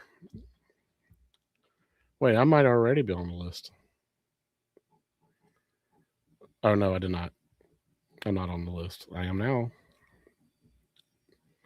Oh, it says you are already subscribed. Okay, never mind. I am already subscribed. Oh, dude, Fog, wait until it goes all the way back to the top and you actually see it. I am thoroughly impressed. And like I said, it's a little over halfway done now. We are out of 18 layers, we're on layer 10 right now. So I got 8 layers to go. So like I said, when this gets finished, oh my god. I'm gonna offer I want to offer it like for sale for like $35. I think that's fair for number one, as many hours I put into it, and how sweet it looks. Yeah, yeah, exactly. Like just like their real armor. Their real armor had a blue hue to it. If you ever played the Gears of War games, and I left some red on there as well, so that it looks like blood splatters and shit like that. So it looks good. Like he still has some red on his face, on his neck, on his shoulder. There's like blood splatter, that big old blood splatter behind him. Once that gets highlighted in white, you'll see what I'm talking about. And then once the white comes in and it changes his whole face white and his eyes white, it's gonna look so good. But I've just been impressed that it's coming out as good as it is.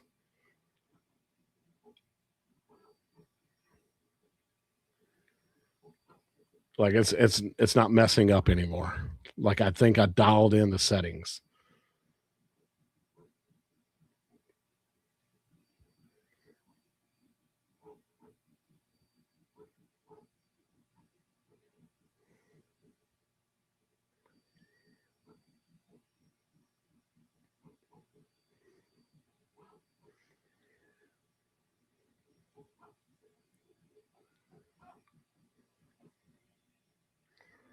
Like I kind of wish I could just tell it to stop. Stop at the blue and go ahead and start adding white, but no, man, just let it do its thing. Like part of me is just like, you know what? That's enough. That's enough right there. I don't know. I don't need any more blue.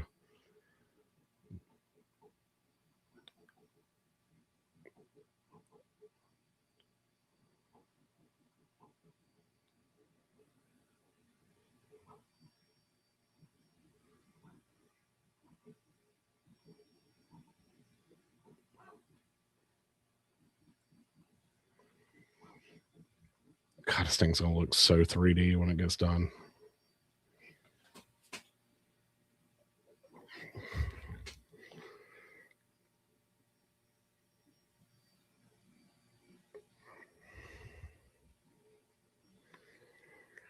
I might even take a lighter to it after this, or maybe a blow dryer and get it really hot so I can get rid of all like the spider webs, stringies.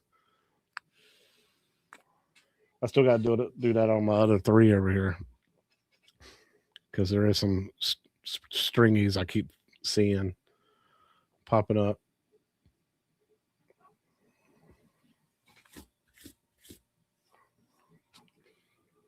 All right, we are on layer 11 now. So two more layers and we're going to white and then we're done.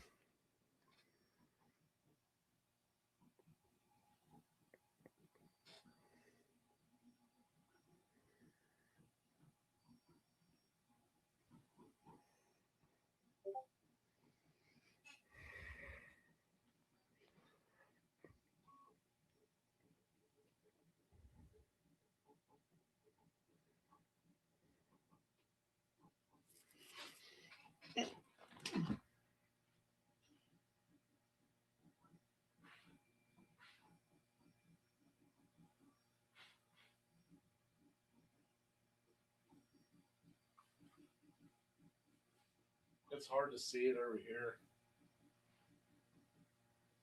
Switch. So tomorrow, well, no, not tomorrow, Wednesday, I got an LED light to go on the bottom of this right here. That hooks to the bottom of this hole. You can't see it, can you? No. Here, pull you up. All right. So there's a pole right here underneath the spools. I ordered an LED light kit to hook to the bottom of this, so that adds more light. Because that one little light for the camera over there sucks, man. It's terrible.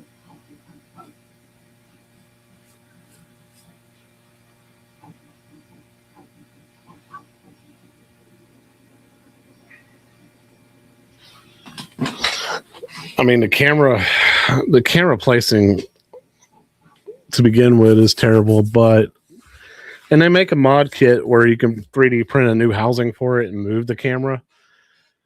But I don't trust myself electrically enough to move that camera without breaking, pulling out the wires or severing a wire or something like that and breaking the camera.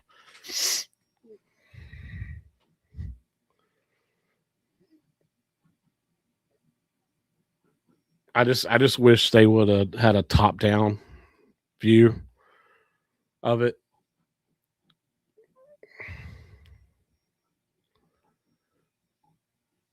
Yeah, it probably would screw up the AI detection, which I got most of that sensitivity turned down low anyway. Because there is times where I guess the way the lighting is turns like a shadow, and it keeps telling me that there's like foreign objects on the bed, and there's no foreign objects. So I turned sensitivity down. I don't have that issue anymore. And thankfully, this new firmware that they brought out for this, the latest firmware, it hasn't given me any issues either. Tim, this dude.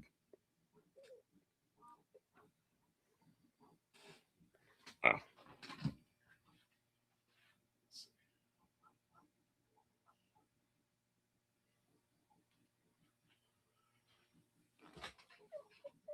It still has 7 layers to go.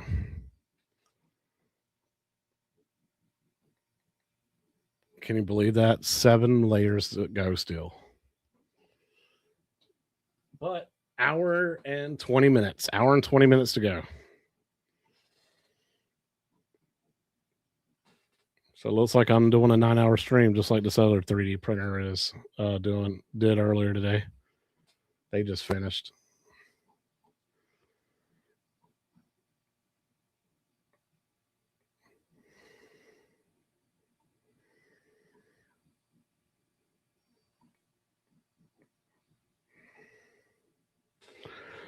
It looks like the once it gets towards like layer 3 or 4 of a color, like right now in blue, like it looks like it's going faster. So like it's highlighting less and less and less the deeper it gets into it. Nah, man, the stream is, I'm probably gonna have the stream over about 1 a.m. Well, 1 a.m. my time, Eastern time.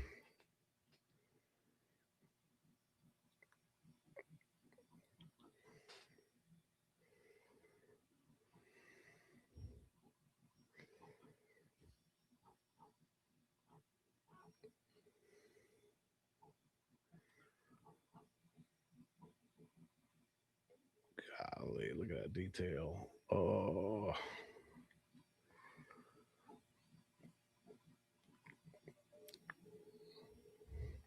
I did white on the face and white on the background. And let me check and see if there's any other white. There's going to be some white accents on the shoulder pads and the chest piece, but it's not nearly as thorough as this blue is.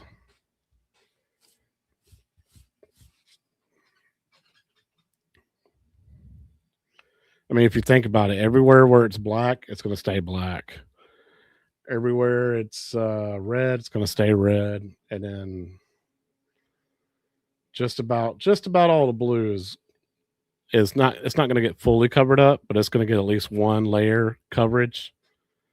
That way, it gives it that light blue look.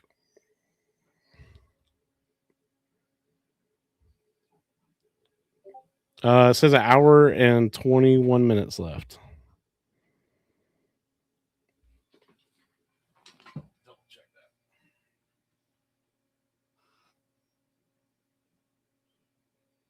Yep, hour and 20 minutes exactly.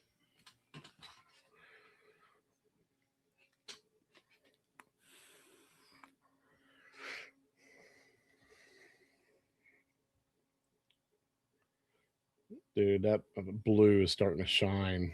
Like it's starting to get shiny because there's so much of it.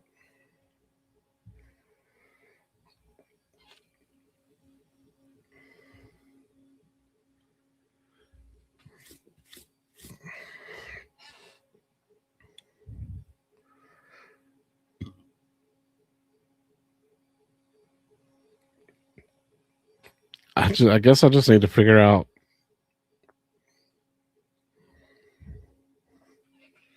how to make it less and less layers. I mean, it's 4 black, 4 red, 4 blue, 4 white. Oh, you're testing the pinner hat?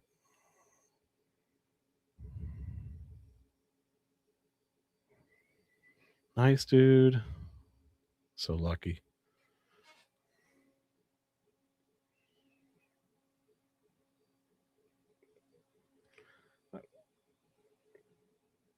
I never played my 1-up pinball machine. That's why I sold it as soon as I got the 4KP. It was out the door the next day. The guy bought it from me, and then the very next day he ordered himself a 4KP, and then he ended up selling both and getting he got a real pinball machine, but I don't remember what it was. I want to say it was a Gottlieb of some type.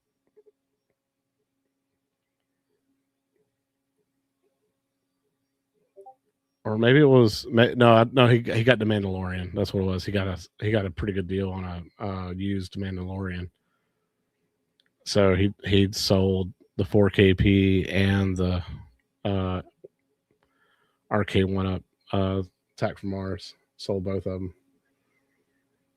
Because when he bought the A1-up pinball for me, he's like, I just want a digital pinball machine for me and the kids to play. But I think when he came over to buy the 1-up, he was like, I'd rather have that one. Talking about the hack games because it was way bigger. And that's when I told him about my channel and told him about the at games. And yeah, he ordered one the next day. And then I ended up selling both.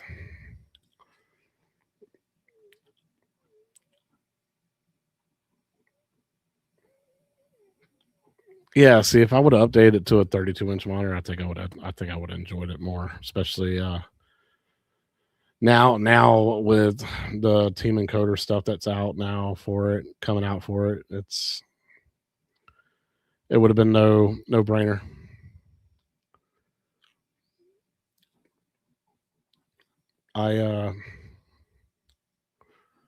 But I sold my, at the time was a good price. I sold the A1-up pinball for $500, and that was right after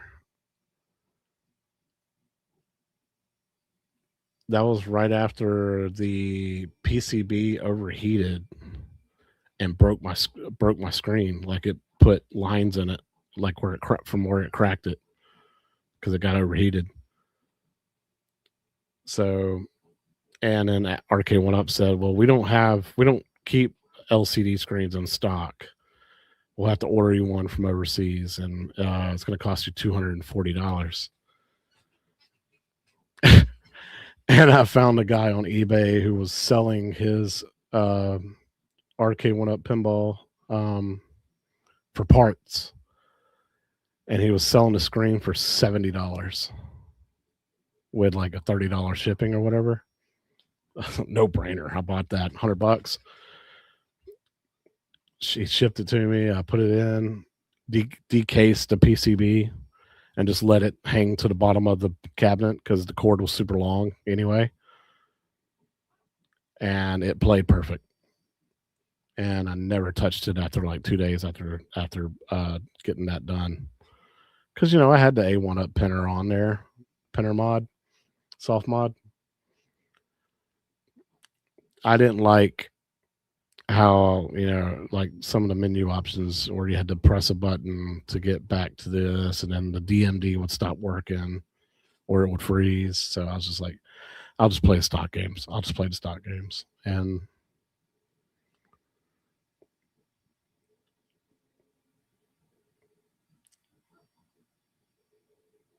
it was fun. And then finally, Zen's like, hey, we're coming to Act Games. Jumped right on that immediately. As soon as they announced Attack from Mars, I was like, I'm on it. Done.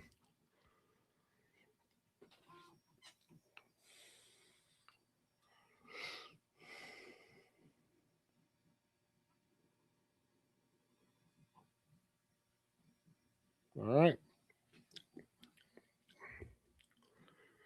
We are on layer 12. Layer 13, which will be the last blue layer.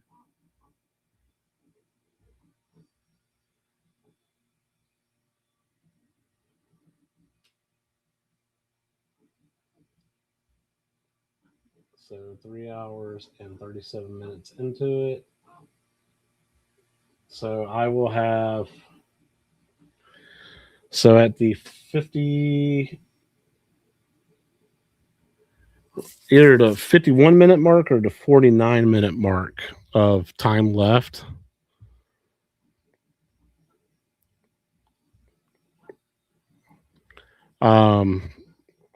It's going to change the white.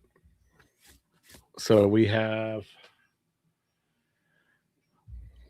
How much time we have until that happens? Looks like 20 minutes. In 20 minutes, it's going to switch to white.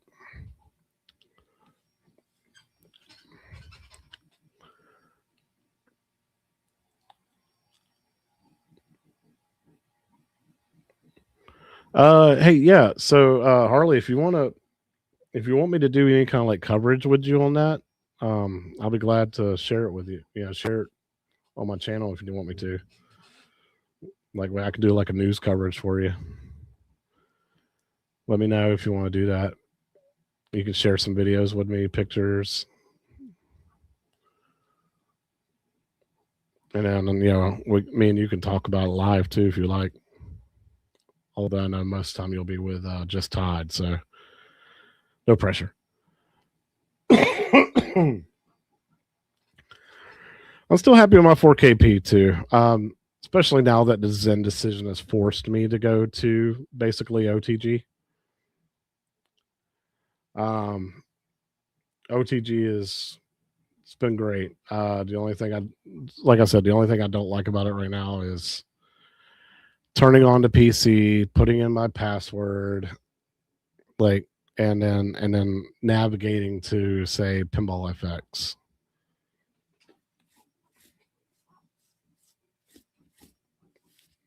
Or navigating to VPX, or navigating to.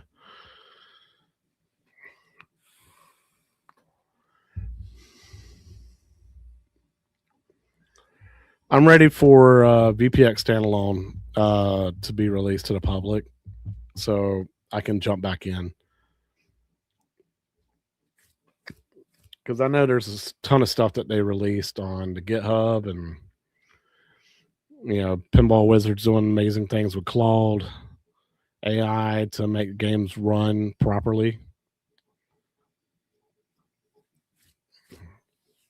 Which I played with Claude earlier, just trying to get some ideas of artwork that I would want to do. And man, like you talk to that thing like you're a human being, and it talks back to you like you're a human being. It's just very helpful. It's like it's trying to explain to you when it's trying to explain to you like some ideas and throw some ideas at you. Like I showed it a picture of my family and it was just all nice. Like, you got a beautiful family, man. Like, hold on to that. I'm like, okay. You got something to live for every day. I'm like, okay.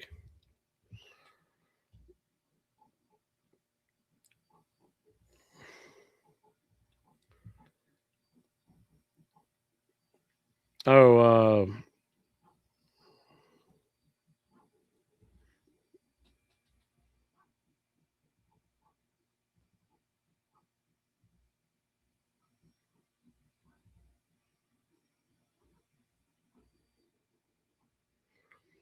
so Harley, after I'm done with Marcus Phoenix here, did I show you this? That I was going to do Stripe next from Gremlins.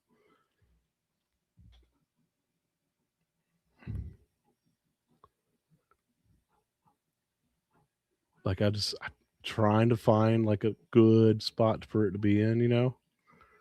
Oh, which by the way, I need to make this what 0.28 something like that, or no,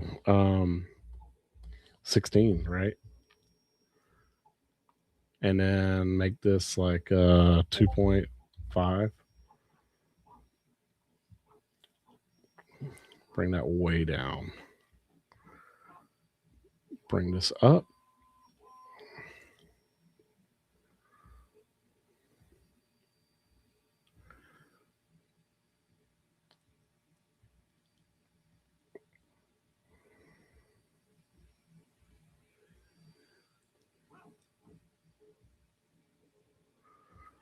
Okay, I don't need that much depth. Then let's go 2.15.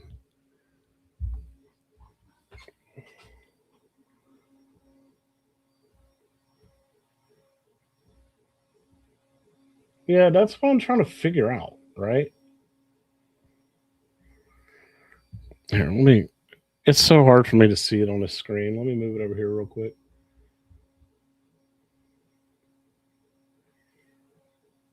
Yeah, see, that's too many layers of black. I just need like, let's do 3 layers of black.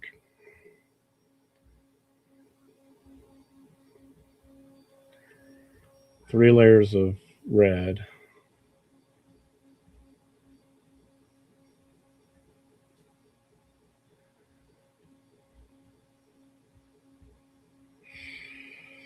Yeah, it's not going to work.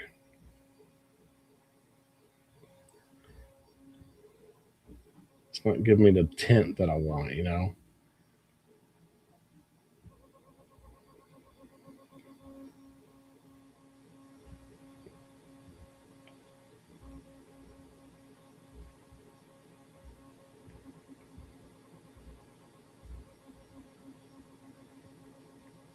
Like right there, you know? So I'm going to bring it back now. So it looks like I got 8 layers of black, 3 layers of red, 4 layers of green, and 1 layer of white.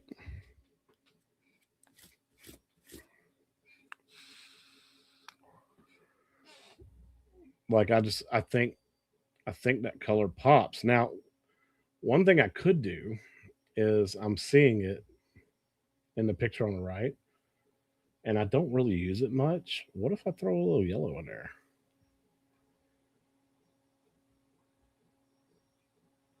You know,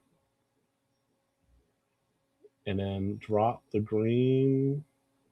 Ooh, what about throw the red? Ooh, okay, throw the red right there.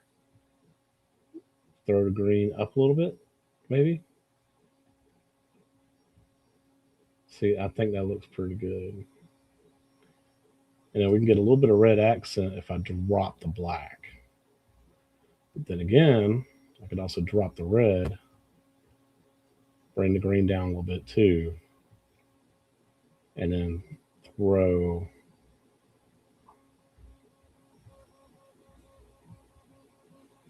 See, I just think there's too much white.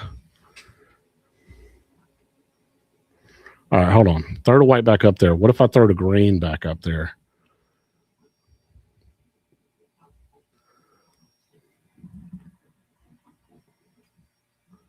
No.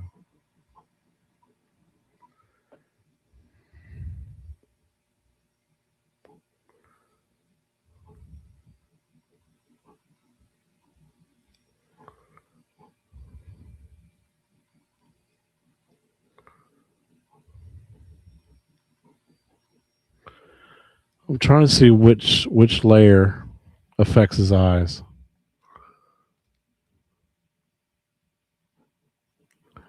That one right there. That one affects his eyes. So what if I threw red right there?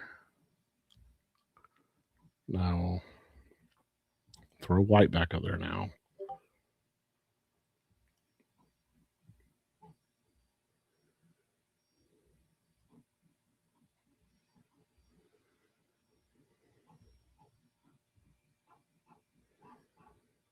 All right, let's get rid of that green.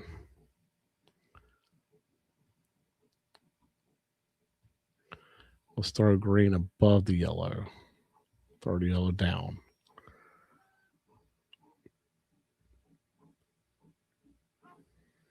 I don't know. I keep playing with it a little bit, but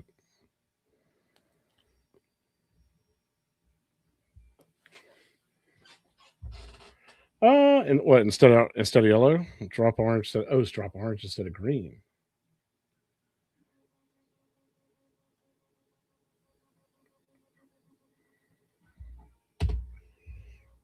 All right, let's do orange.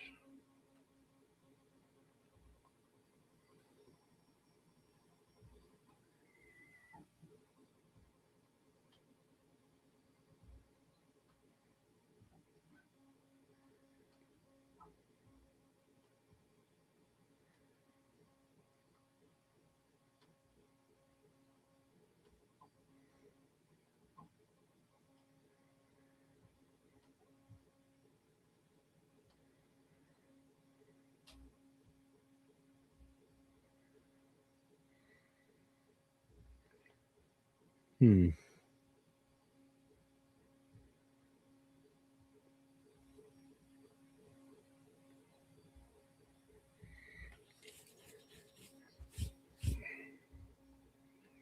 I don't need two red, so let's get rid of that red. That made it pointless. All right, he's got red eyes, which is perfect.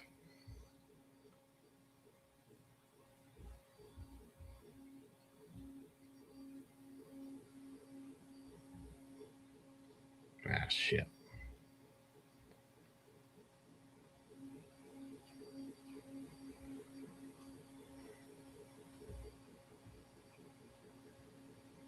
We'll see, that makes his eyes green, don't it? So let's put the red there.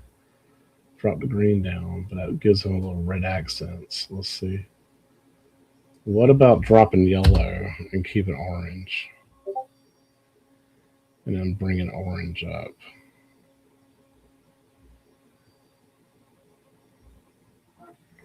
Let's drop green down.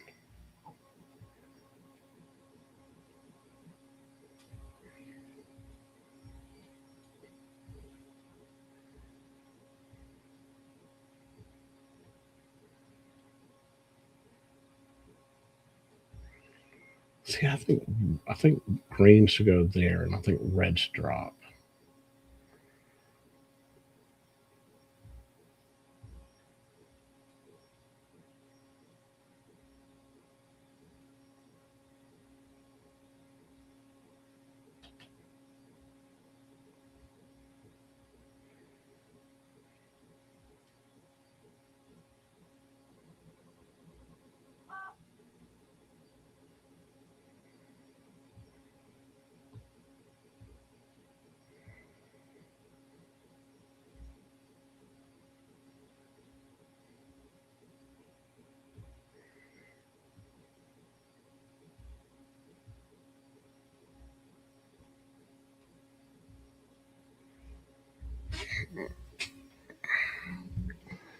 This is difficult, man. Like,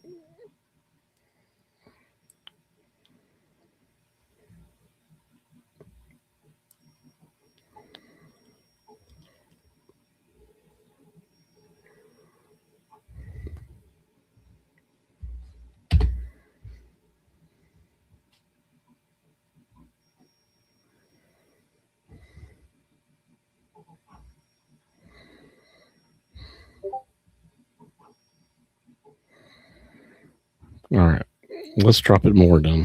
1.8.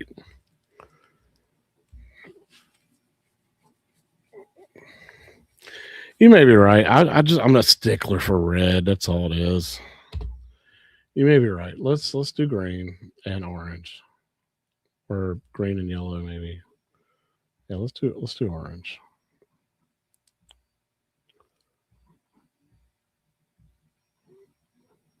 Ooh.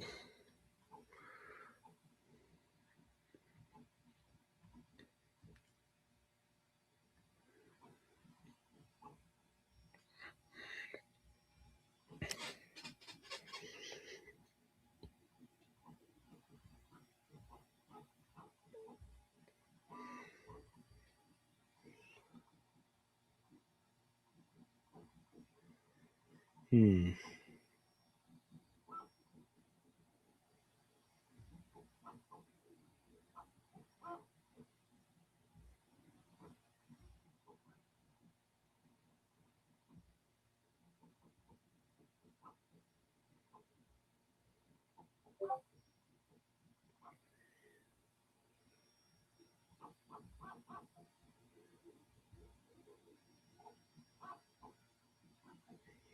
I definitely want some shadows.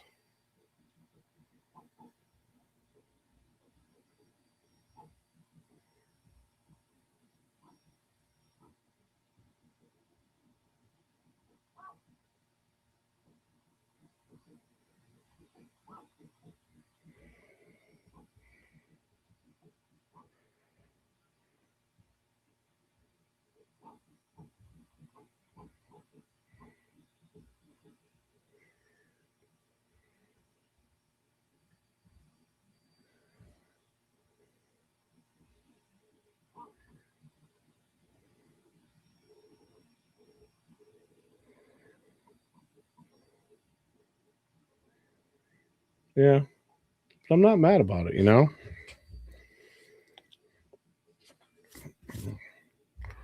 Or what if, I mean, I want to make his stripe white because that's who he is. He's Stripe.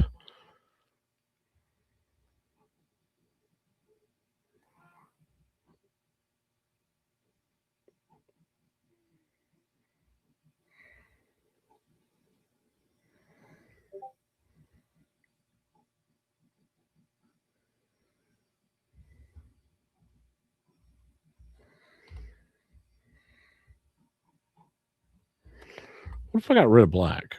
What if we just went red? No, no, I need some. I need an accent color, like a dark color, like black at the bottom. That's the only thing that makes sense, right?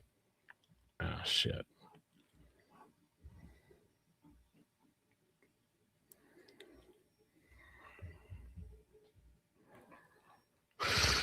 Oh, because he looks really good over here, but I don't like that background.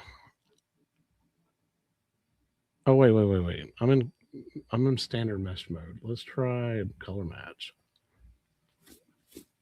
Okay. First of all, there we go. Now we might be cooking.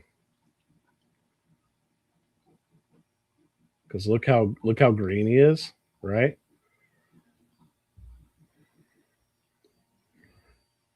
And if I bring it up like that, okay, super green, super green.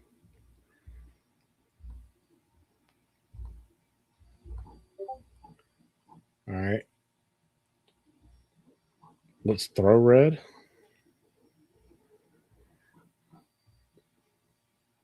Creepy.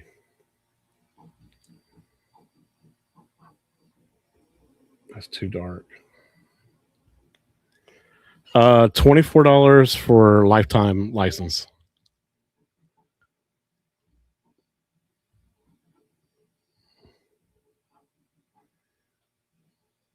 All right. Yeah, red's got to go.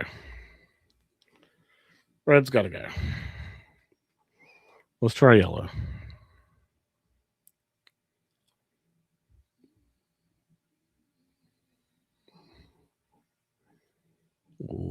Okay. Okay.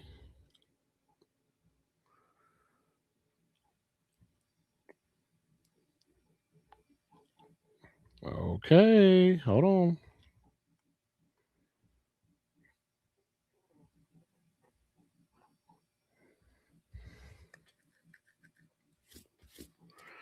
I don't know. What do you think of that?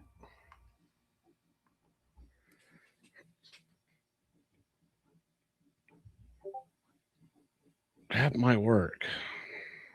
I don't know how I feel about the green background, but at least I got his hair white.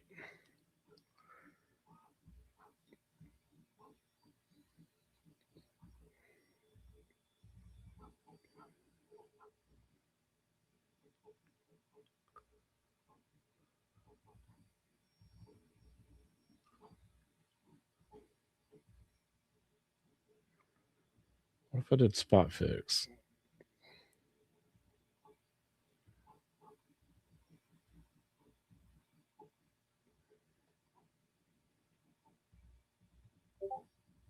Okay. I can change. I can make it white.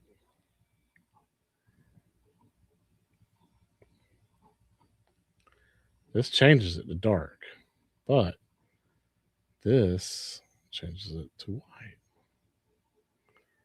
Okay. Pull the yellow one up. Okay. Well, if I over above green.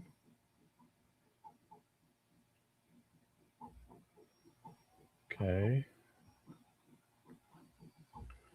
And then let me go back to spot fix. Oh shit.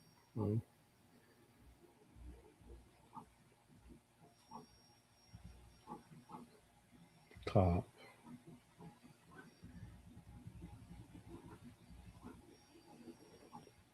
And then top. And then top.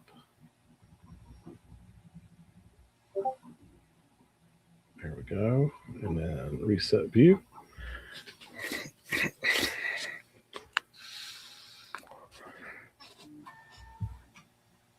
All right, yellow on bottom, followed by green.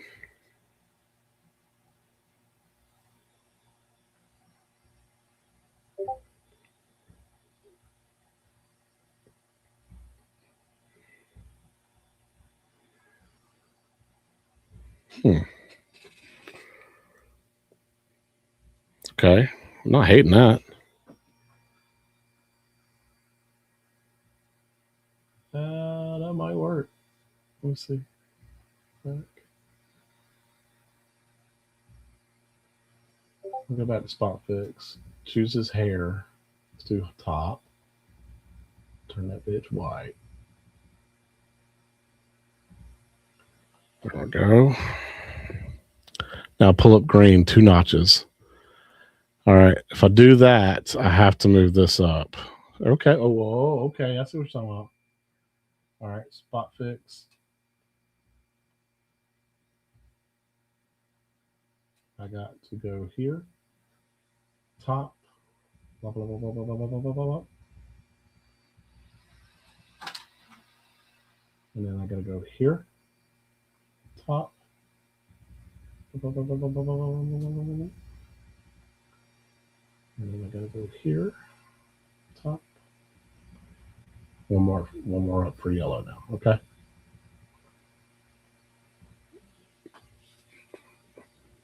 All right. Reset view.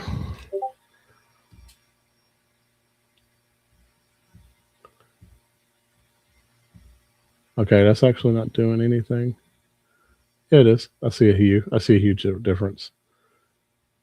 A hue difference.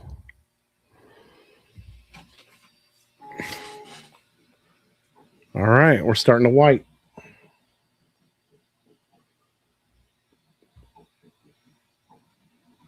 You like the yellow background? Or orange? Was it orangey? No, it's yellow. All right, well, let's try it then.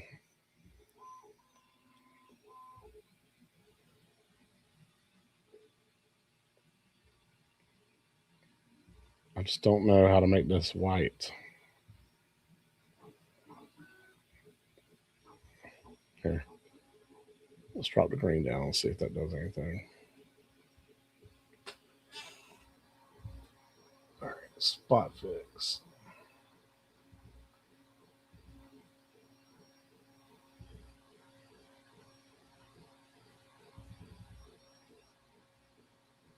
Oh, no, no, no, no.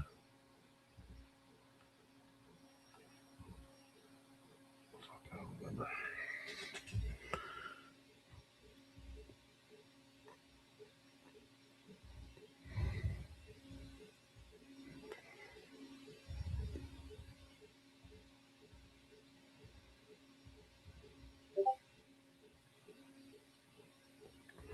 I don't see that highlighting anywhere.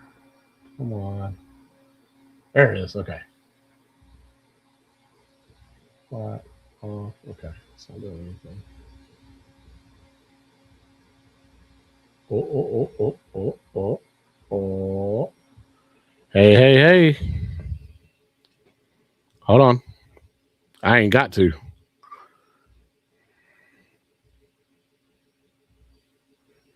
I ain't got to. Pop, pop, pop, pop, pop, pop, pop.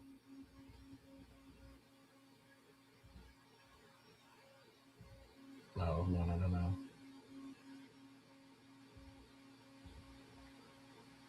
Pop, pop, pop, pop, pop, pop, pop, pop, pop, pop.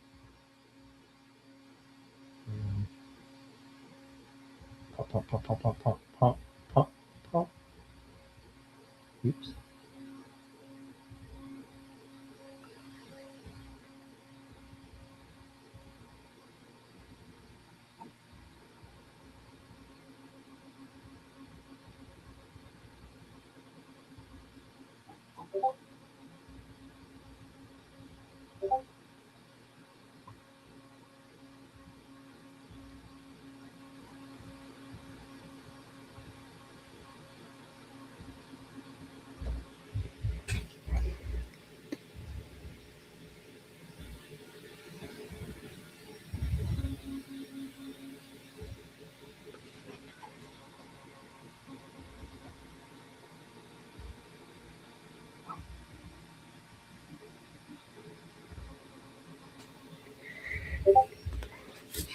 All right.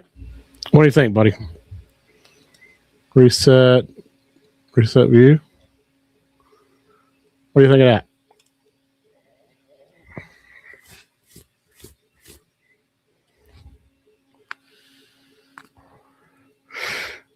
Maybe his nails too. Oh yeah, yeah, yeah, yeah, yeah, yeah, yeah, yeah, yeah. Good point. Good point. Good point.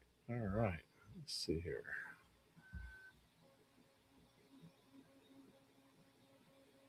Spot fix.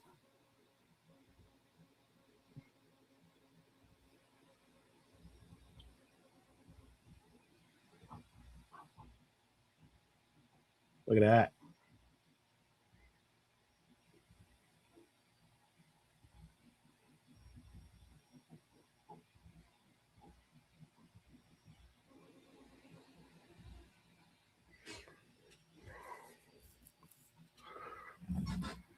Dude, this is cool. What a cool program.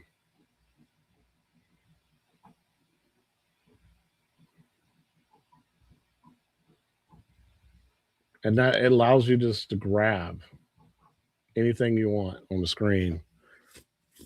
So now I could change his eyes to make them more yellow if I wanted to.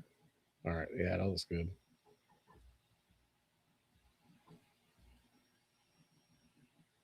Yeah, I can drop that orange in on his eyes because I'm starting from the top and I'm dropping down to the white. See that? Start from the top, drop down. That's what that means. Perfect. So let's go to his eyes.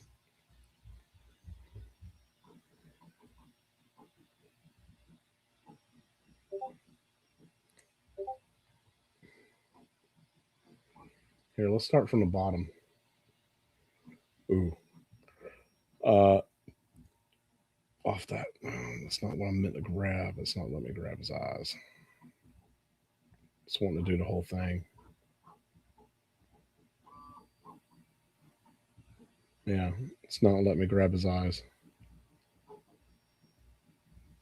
Okay. Well, can't win them all.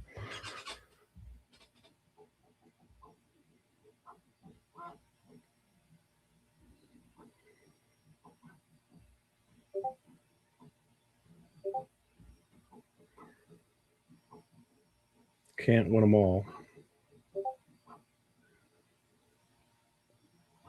I don't know, man. That might be a winner.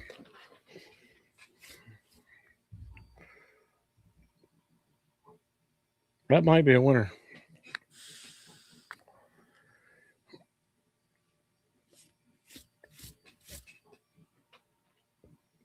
So 1, 2, 3, 4, and then it's going to swap back to yellow, right?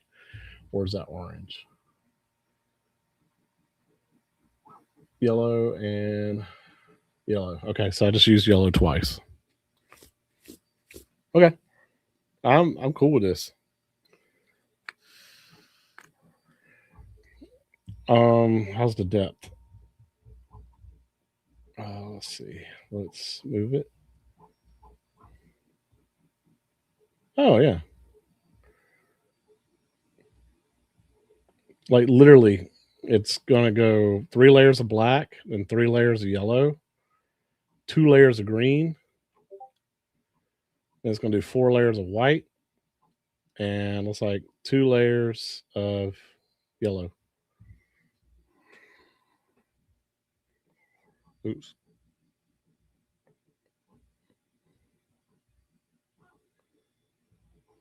All right, I'm gonna save that, and then we need to check out this save project. Stripe. I think Stripe's looking good.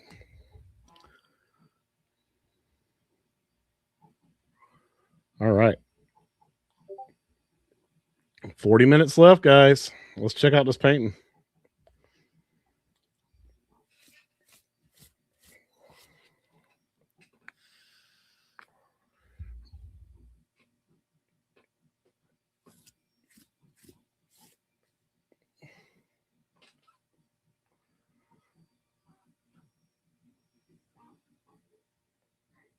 Oh.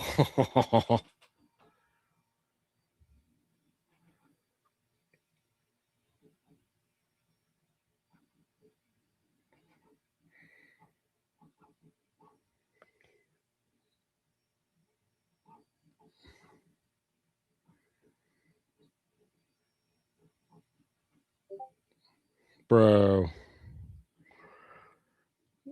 See how distracted I was doing other stuff? And now I'll come back and look at this. Oh my God.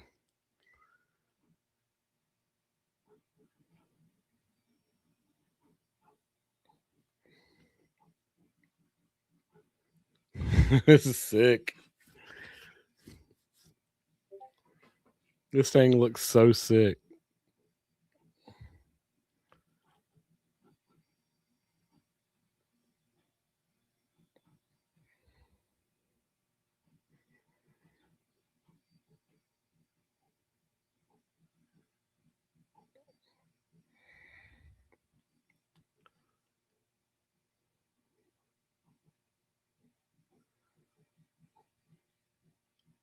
It's like looks like a frosted blue color now.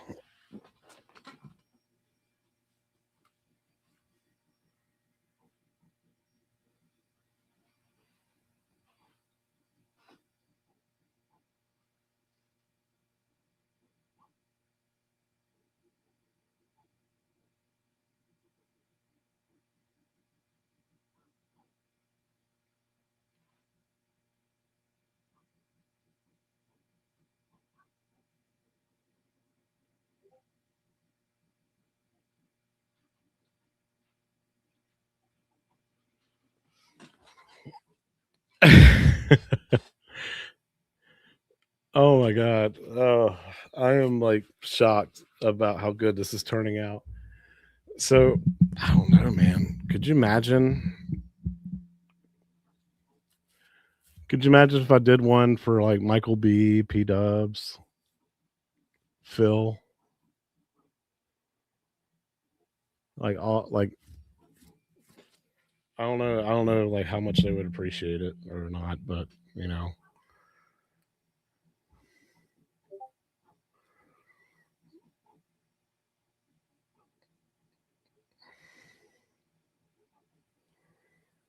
Wow.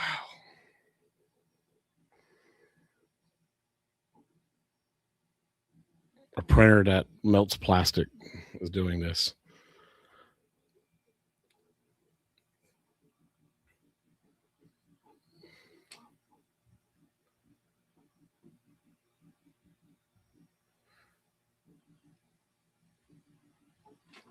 Fag, I have printed 98 things. I have spent 4.5 kilograms of filament, 280 hours.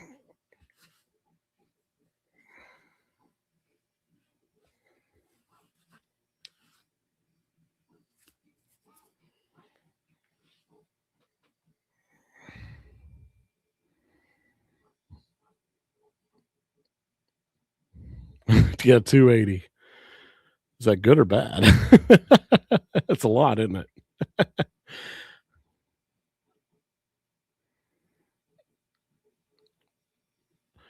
I like other than going to Midwest Gaming Classic, I don't think I've gone a single day without this thing running at least once. Yeah, we got on the same week. You're at 90 hours and I'm at 280.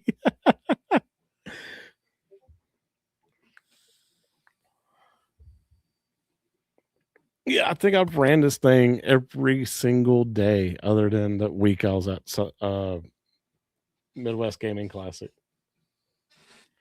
I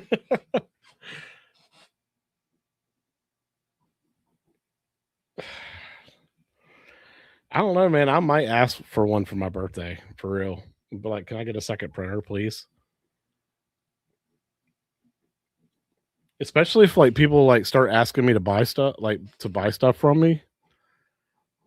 Like I would have to just to like try and keep up with some demand. Like I think I do pretty good at light boxes. I need to find out. I need to figure out a better system with the light strips inside the box because right now I'm just hot gluing the strips down to keep them down, and sometimes that hot glue gets hot enough to the point where it just falls out, and the strips come free. So I got to figure something out with that. Super glue, but that's spotty. I can learn how. I can. I guess I can learn how to solder. I mean, I've soldered some stuff, but I'm not good. I make dude. My solders look terrible.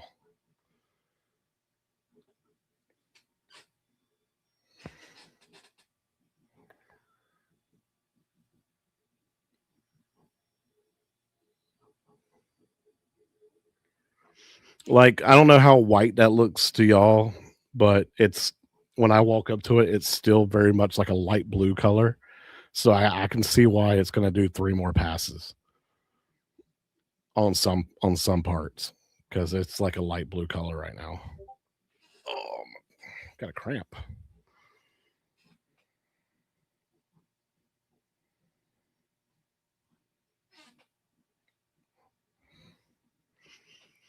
Donkey Kong's on the list to print. Unless you're talking about the printing an arcade cabinet.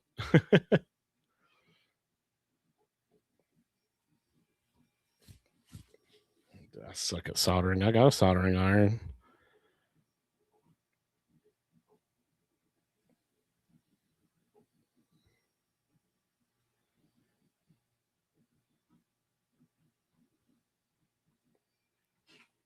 Oh, my ribs. Ow. I got gas trapped underneath my ribs. It hurts.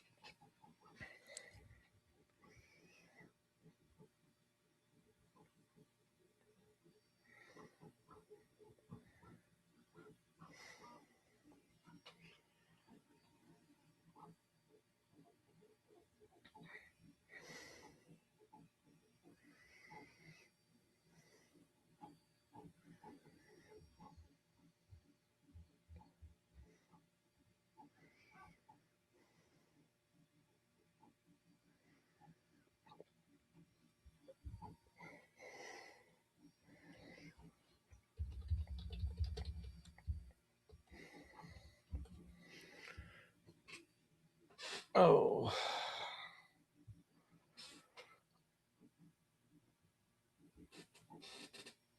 I've been cool. I didn't listen.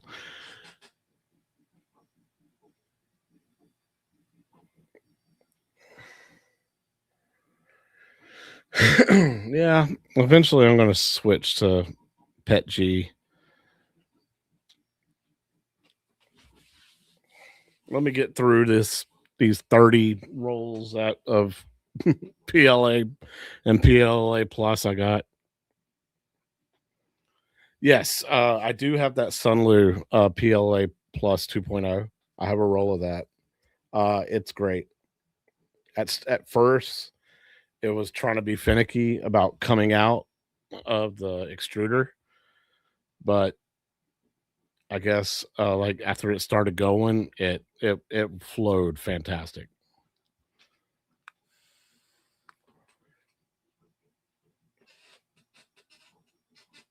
I haven't had an issue with any Sunlu. Like Sunlu, and then like a bunch of reviewers on like content creators or whatever in the 3D printing space have all said Sunlu is fantastic. Like that's why every single like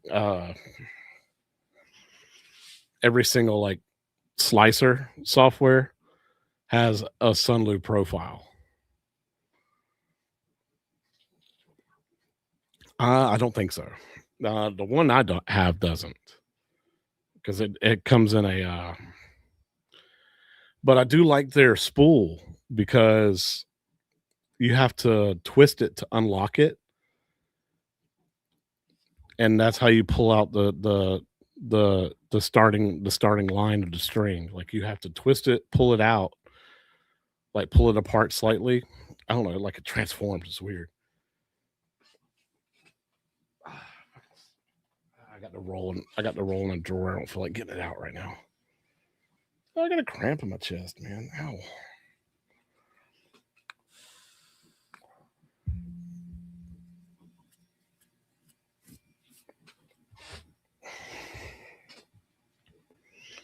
Well, I think that Gremlin's going to turn out amazing when I start that right after I finish this. I'm going to sleep while it's printing. And then by the time I get up in the morning, it'll be done and I can go ahead and start printing my frames for them.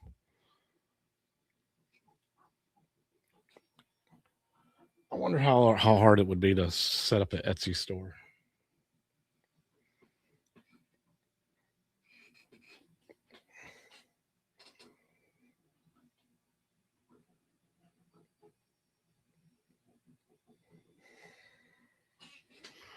I don't know. I might throw some of these prints on Facebook and see if anybody is interested. Because what better way of affording a hobby than having somebody, pay for your stuff?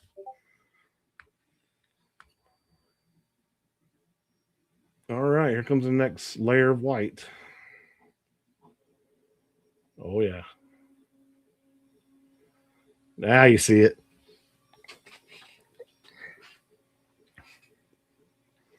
Now you see that white, the difference between the two. Me and you both, brother. I'm gonna dig into Blender and dig into Tinkercad or whatever it is, the offshoot for Autodesk. It's like a 3D modeling thing. Try to get better at Tripo or Tipo, whatever AI 3D modeling.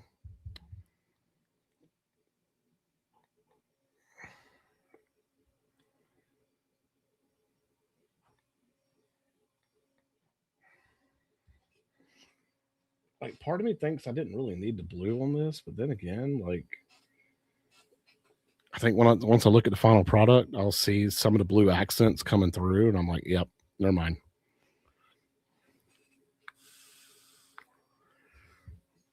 Oh, that would be cool, man. Team Encoder hoodie speaker grills. Hell, I need to get his logo and make a what's it called? One of these, a HueForge. Make one a huge forge with this. I wouldn't send it to him because he can make it himself.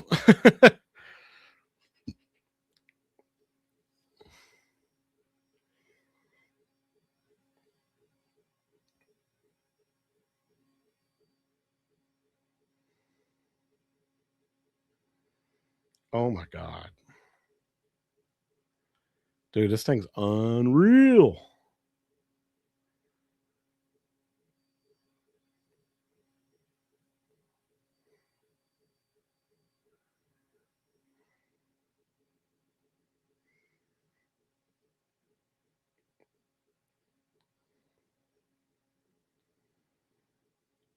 And then some of that red's still there too.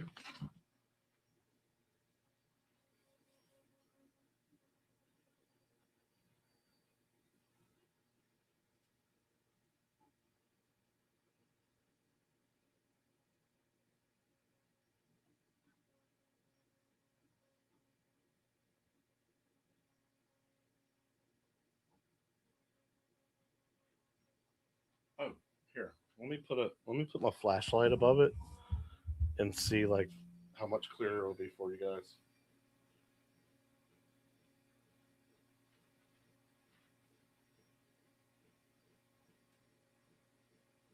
Look at that. Holy shit.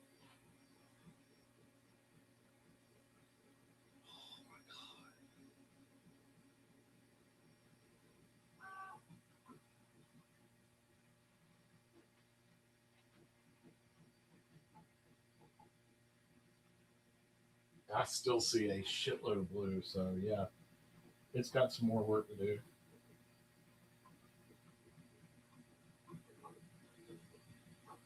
Oh my god, the thickness and the detail is just amazing.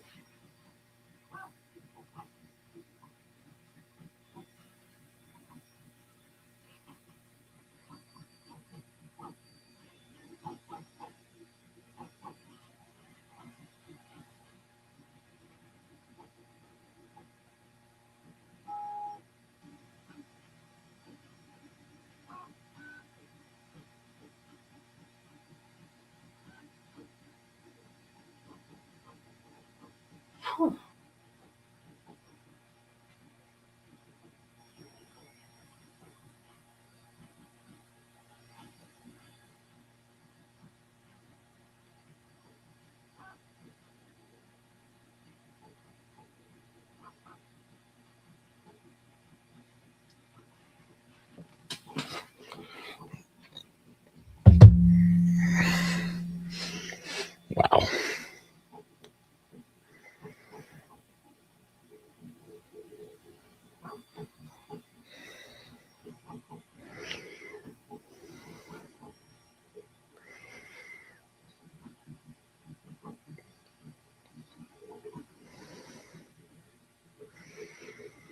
Guys, I'm speechless. I'm tired as hell, but I'm speechless too. Like, it's just, I worked all day to try and get this print working good, and it's finally here. Like we are in the last like 24 minutes. 24 minutes to go. And this thing's done.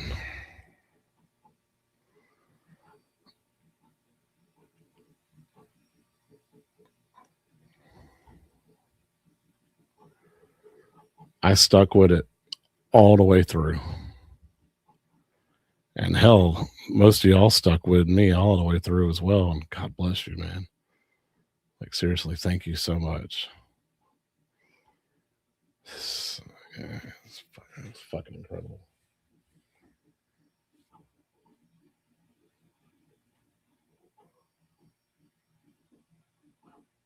Wow. This is so good. I mean, I have completely fallen head over heels with doing this stuff. Like, this is something I've always wanted to do. And I'm 3D printing shit. I'm 3D printing art. Like, I've always wanted to be an artist.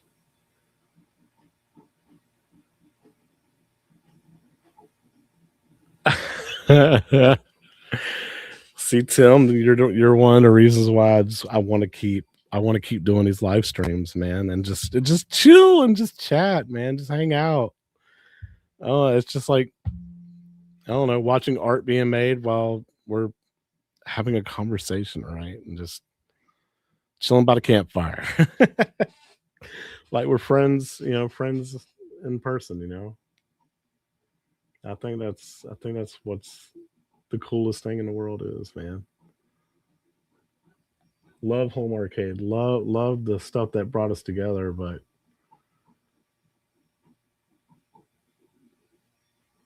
what's crazy is, and who made me think of it?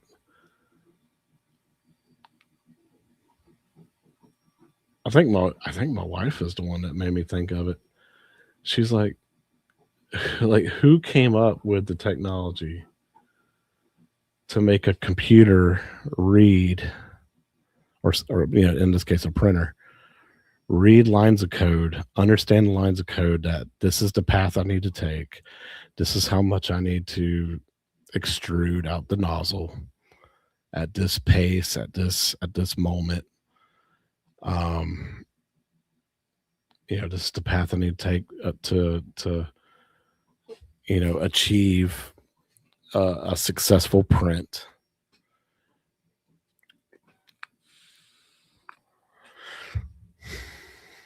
I mean, if you think about it, it's not too much different from a regular printer, like a regular desktop printer. Instead of using 4 different colors of ink, mixing them together to basically photocopy whatever you are printing. In this case, you're taking 4 colors of plastic, melting the plastic down to create something else, and it's able to achieve smooth lines, and I don't know, make it look like a fresh, like, if they recycle plastic in the world, this is what they need to recycle plastic into. you know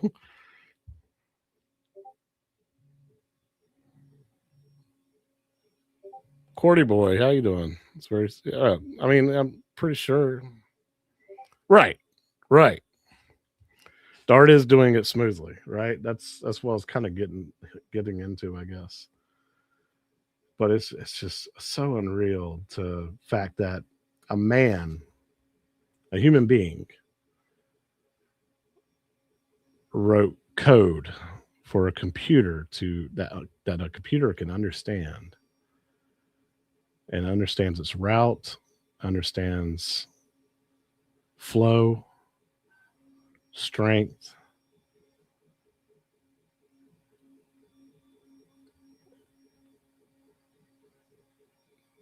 I don't know. That's the part I think about. It's just like, wow, like, it can do that. The human mind created that.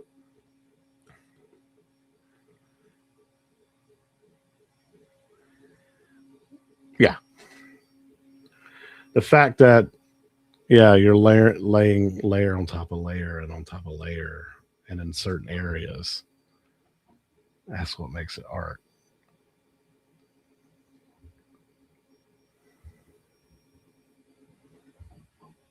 That's the sick thing, right? Man, screw playing video games for 9 hours. Let's just print something and talk. And watch the print get done. This is the future of live streaming.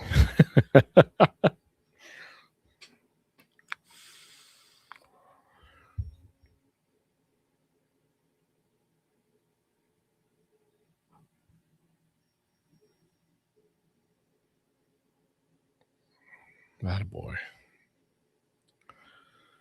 18 minutes left in the print, man. 18 minutes left. It's laying on that white thick now.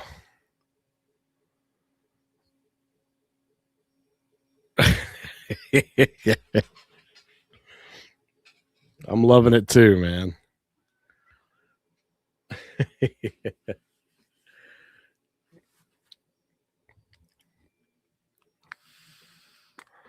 This is a Anycubic Cobra X. Retails for $2.99 currently right now. I think on Amazon it's like $3.29. Of course, it's a little more expensive on Amazon, but if you get it from Anycubic's website, it's $2.99. Oh, and I can't wait to get the expansion kit so that I can print with 8 colors. That's supposed to be here later this week. Got a couple of add-ons I'm going to put on it Wednesday so that I have more lighting to it so you can see it better.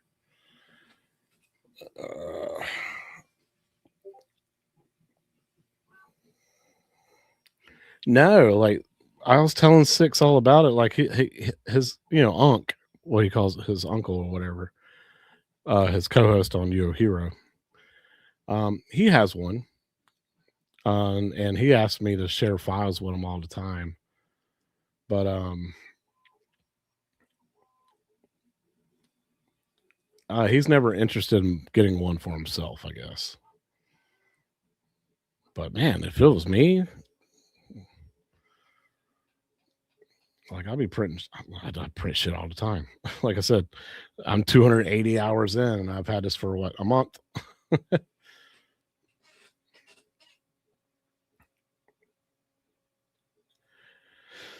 Yeah, that's awesome, Corey boy. I would love to get into learning CAD and Blender and all that stuff. Eventually, I'm going to get into it. Right now, I just taught myself HueForge today, and that was a trial and error process of hell. But yeah, the fact that this is a $2.99 machine and it's able to print such great quality like this. Whew.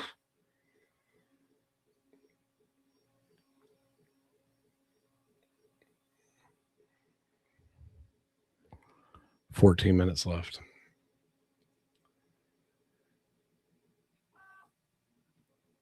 Oh, look how like it highlighted the lights that are supposed to be on the shoulder pads. Those 3 little slots right there. Those are technically lights on the real armor, and it highlighted it so well that it actually looks like they're lit.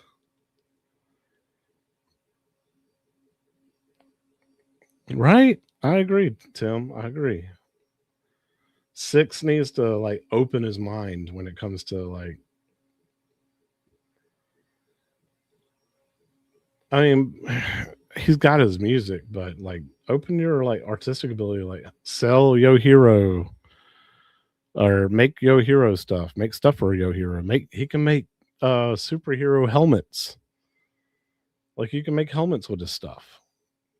Put magnets in it and snap it on your head. Like I'm not into that kind of thing, but if I was, I would do like a Deadpool helmet or a Iron Man helmet.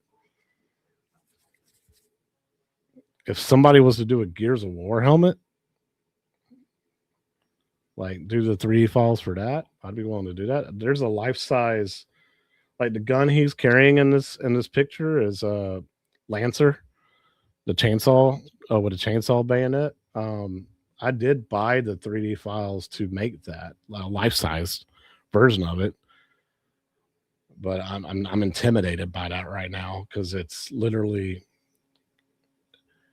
39 plates, which will take a total of like 14 days to print all the pieces to it, and then you got to glue them all together, glue them and snap them all together, and I'm a little intimidated by that right now. But I would love to have my own Lancer.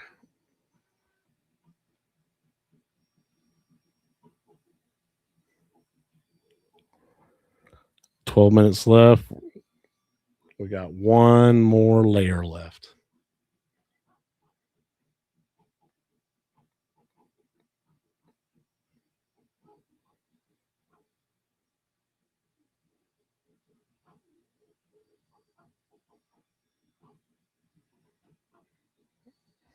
Sound like water dripping, but no.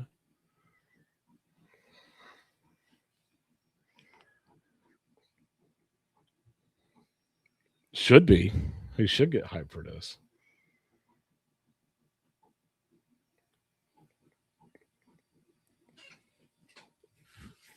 Oh yeah, I looked into spool holders and they make ones for the Cobra X where you can make the spools tighter so they're not just hanging up there to actually spin more cleaner. And yeah, those are like, because there's four of them and they're like kind of big, you would need like two plates because you have to do two at a time. And I think there were like 18-hour prints each. It was crazy. So yeah, but I believe it.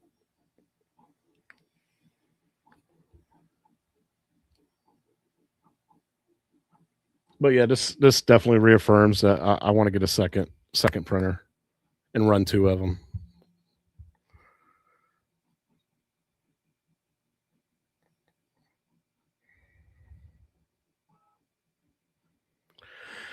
No, I haven't. I haven't made anything else for Alice yet. I still hadn't even put my little Alice figure in there yet. Um, I've been kind of putting it on back burner on it. I've just been playing it.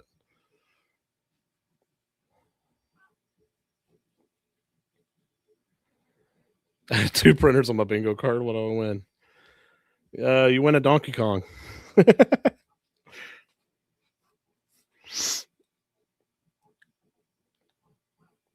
9 minutes.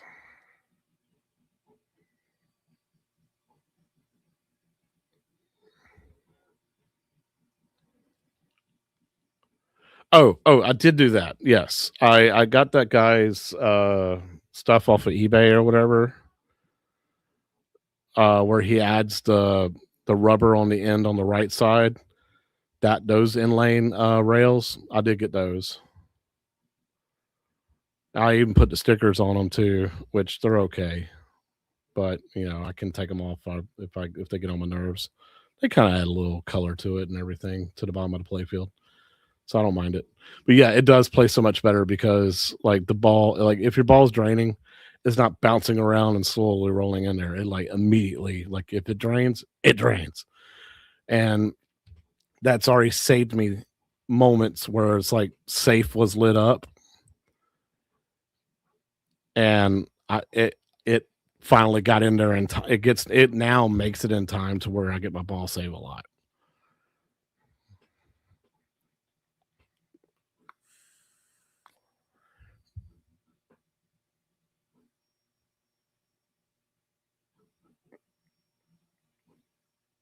Second extruder, nice.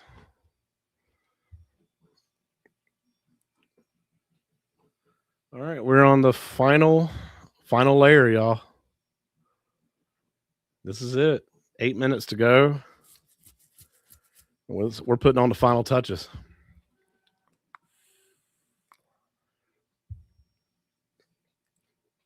It's going to do that whole top half again, and then a couple spots, right? Is that what it's doing?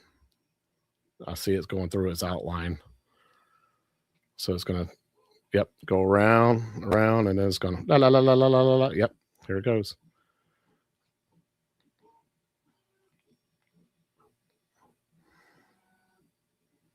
There it is. This is going to be the final print right here. So this, by the time it's done and I pull it off the print bed, it should be solid white.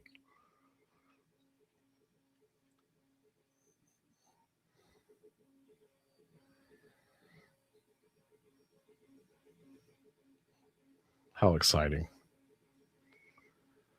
We're finally here.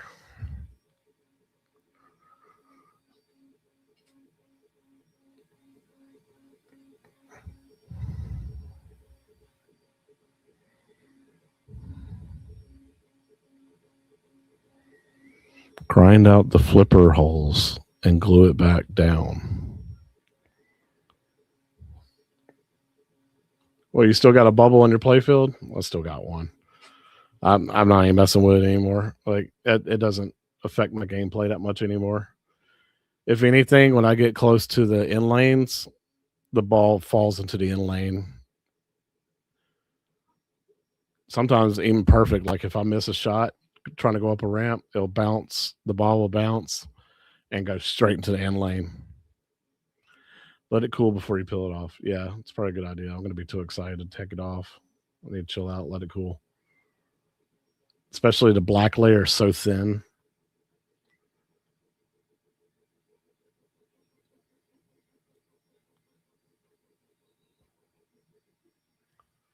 Like there's 18 layers versus 4 layers of the black. There's 18 layers on top of the black. In some spots, there's no layers at all. Like the cuts between his shoulder pads, his eyes, his chest.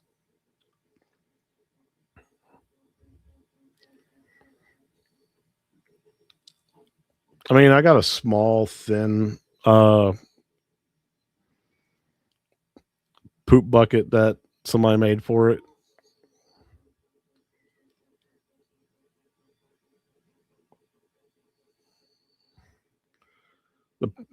I printed 3 poop buckets till I found the one that actually worked for me and my desk setup.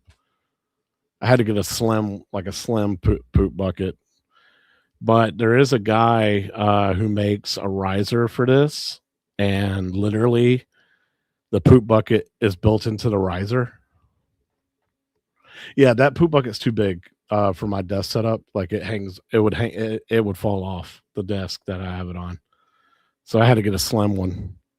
Someone made a slim version, but so Falhog, they make a guy made a riser for this, right? It sits underneath the printer, like the printer sits on top of it, right? It has drawers, and it has a little like jewelry box area where you can put all your tools, like your Allen wrenches, print nozzles. Yeah. So I'll get the file for you. I see it on Facebook all the time. Is it D3G or DG3? Here, let me see if I can pull it up. Here, or actually, I'm just typing in Cobra X riser. D3P. There it is.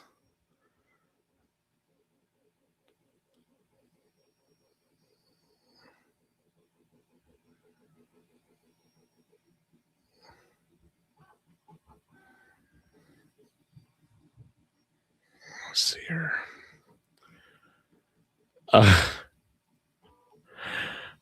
He charges for the overhead mount. What about the under?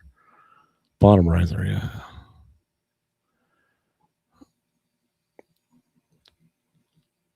$10 for it. No. It's got to be on Maker World.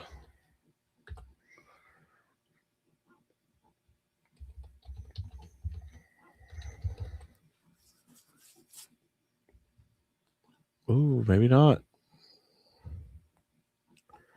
Yeah, I guess you have to buy it. Buy the files for it. It's $10. Because I don't see it anywhere else.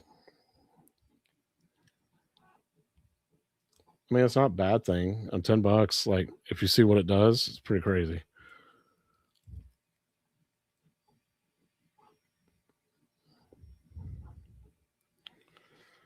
Let me see. Yeah, okay. So we'll have to go there. But the poop bucket's built into the riser. So, and all your filament waste falls into a drawer that has another like compartment underneath it, and it comes with like a little broom or whatever you can, or not a broom but a scraper, and it has a hole in the bottom of it, right? So you scrape it into that, and the hole, you can put like a bag or something underneath it, scrape it into the hole, and out it goes. Here, I will share it with you on Discord, so you can at least go to it. But that's the riser. Now he also has a thing for it's called a top mount riser, and you can put your Ace Pro 2 or whatever it's called. You can put those on top.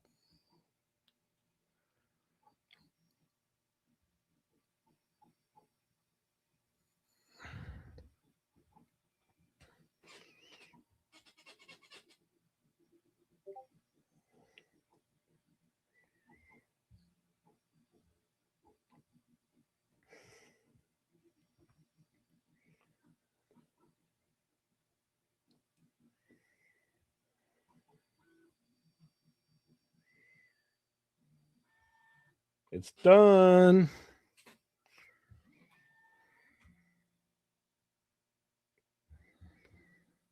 All right, and then here's the overhead riser. I'll send that to you as well. Like, it's sick.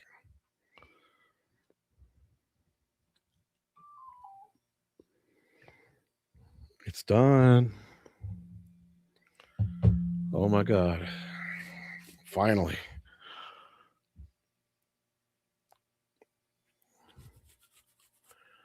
Whew.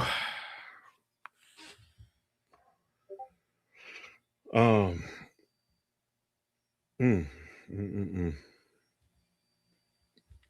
All right. I'm gonna let it cool off. Let's take a look. Oops.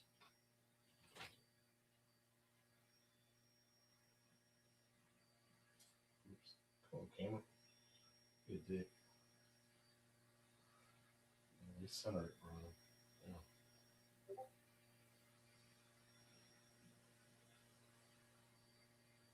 Wow.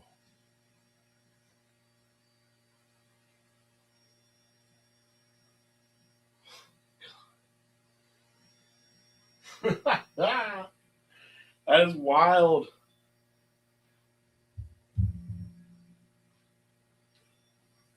That is wild.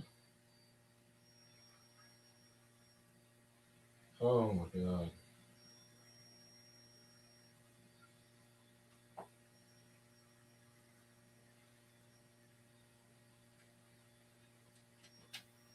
That's crazy. I just want to touch it. I just want to get it off of here.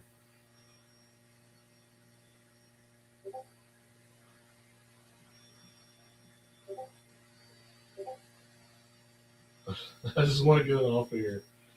Oh my gosh.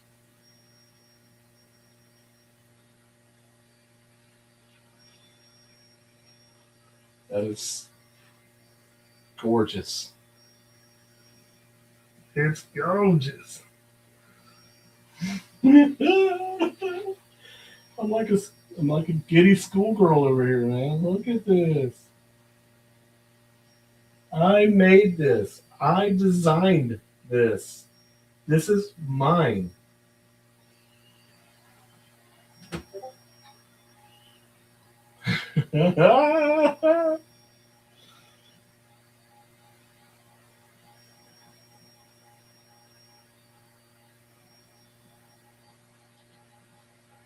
I designed this.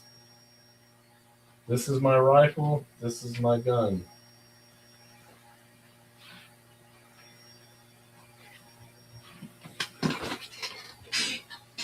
Oh my God.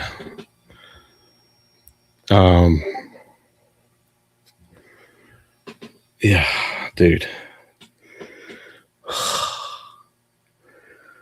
Look at the freaking detail. You're kidding me. Like, this is a thing now, man. This is the future.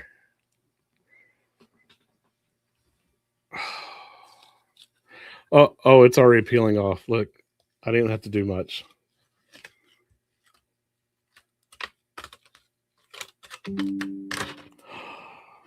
All right, it's see-through too. Look, that's because it's so thin. There it is. There it is, y'all. It's so cool. It's so thin. The black is so thin. You can actually see through it.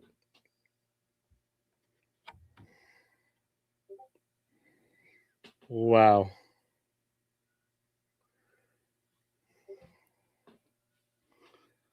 I'm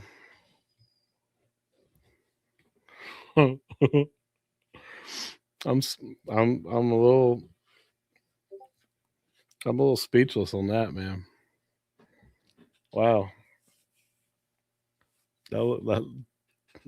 Guys, thanks for hanging out with me on this, man. Like, that's my first ever that's my first ever designed art piece in my hands that I created. And I didn't download this or I didn't buy this from anybody.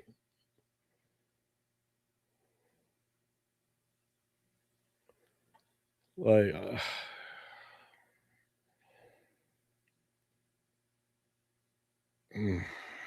wow.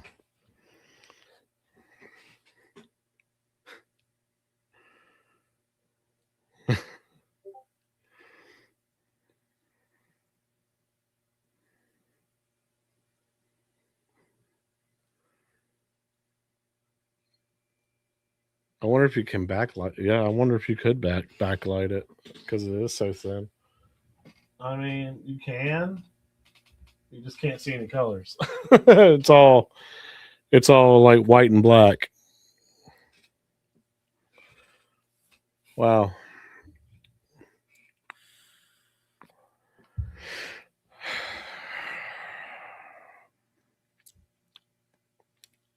Where to next? You know, I kind of just want to go ahead and start the Gremlins one, and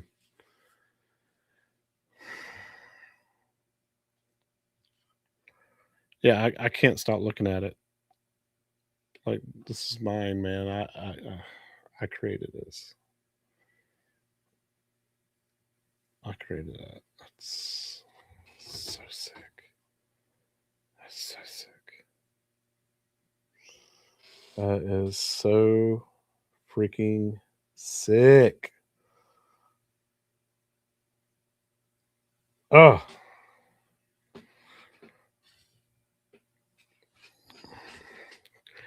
Yeah, I'm gonna start the Gremlins one and hit the sack.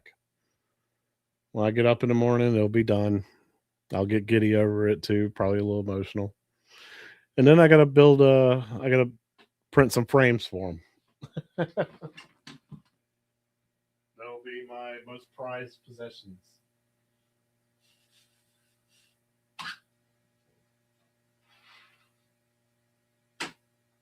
Now, also, I did learn something about this. I did learn something about this print.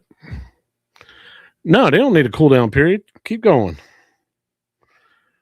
So, right here, I can see through it. Like, there's like little cut lines in it.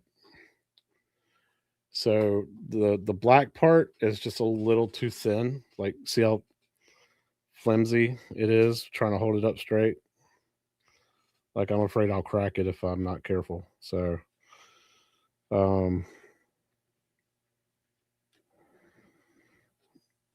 so I'm going to, yeah, super flimsy on the black part.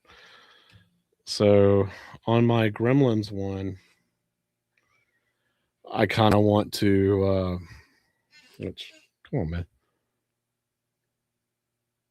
Yeah, whatever. I kind of want to thicken the back wall just a little bit more. So let me bring that over here. I know y'all can't see what I'm doing, but like, instead of having the base thickness at 0.16, what if I did like 0.24? And honestly, yeah, that changed my color just a little bit, but not by much. Because I can drop down. I can drop down this yellow just a little bit, and he's greened out. Like, he's perfect.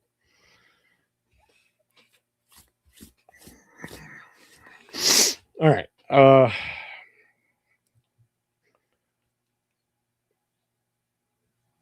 Actually, here, y'all can see what I'm seeing. Can't y'all? No. Stop screen. Share screen. Entire screen. You will be able to see it as soon as I bring it up. Oops. There it is. Now y'all can see it.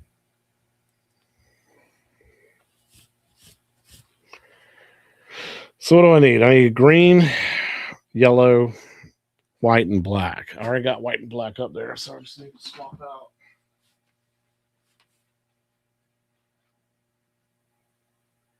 Just need to swap out the red and blue and change it to green and yellow.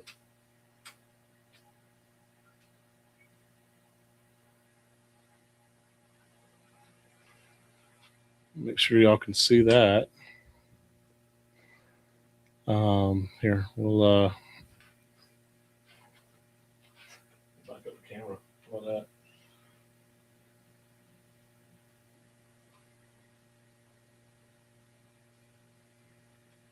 There you go.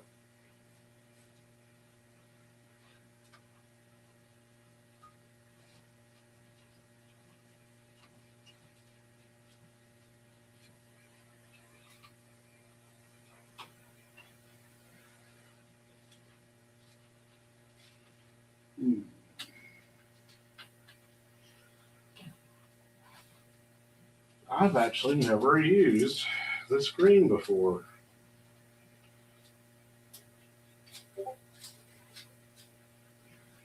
So, this will be my first time using green. It's called Spring Leaf Green. So it's kind of like a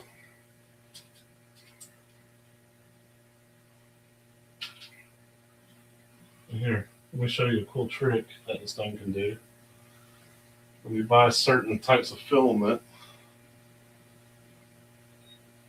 all right, and two, I can hit RFID.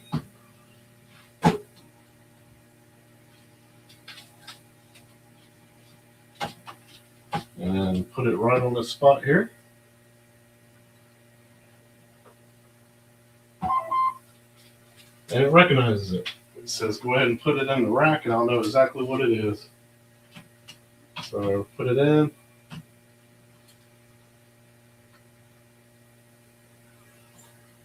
And then slide the color through the tube.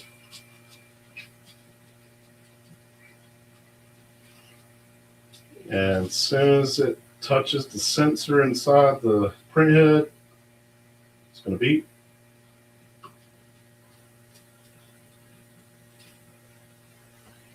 It didn't beep, but oh, there it is. Yep, there it is. All right.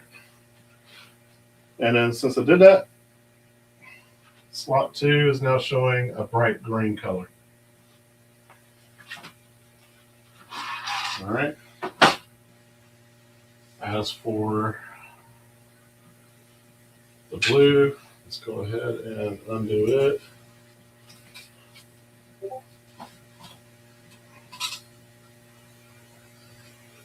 Pull him off.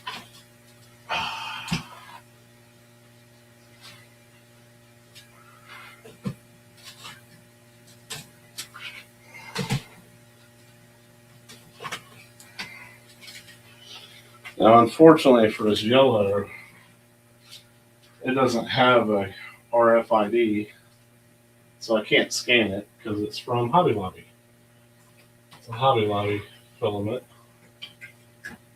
but I got it for like $12. So I'm not even mad, and it prints fantastic. So, but I can still push it through the tubes.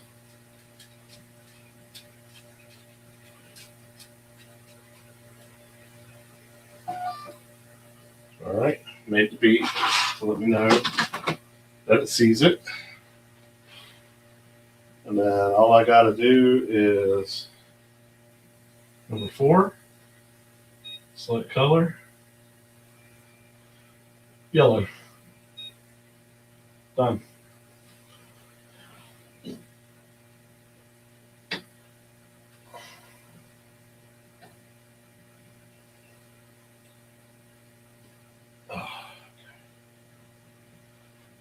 Can I raise this? No. Okay. So it's got to be willing to go forward. All right. Settings, printing, or XYZ, sorry. XYZ. And all right.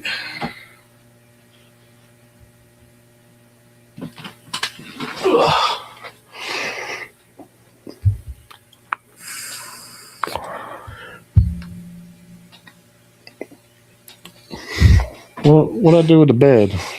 I don't know what I did with the bed. Where is the hot bed? I don't know what I did with the hot bed. Shit. I got so excited about that damn print. I don't know what I did with the hot bed. Seriously, where's the fucking hot bed? Oh, it's on the printer. Duh. All right. Here I am, getting delirious. It is on the it is on the machine. That's dumb. Yeah, so I'm adding a few layers to the base. So am I happy with it though, is what the question is. All right, so let's I don't know if I ever saved the project. Let me save it real quick. Save project. Stripe. All right. Go to my Anycubic software.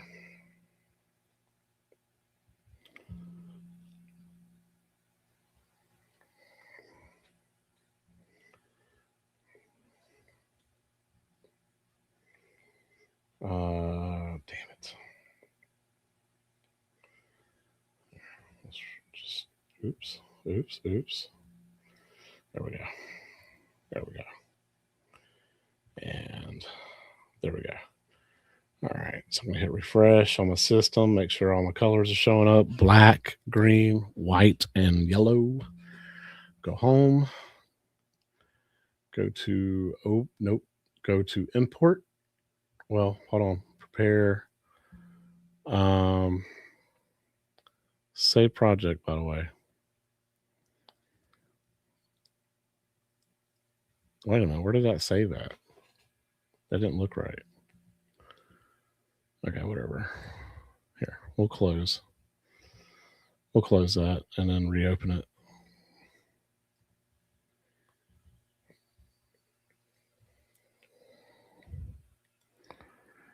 All right. Okay. So, file, import, STL. Documents, HueForge, projects, unfinished, Stripe.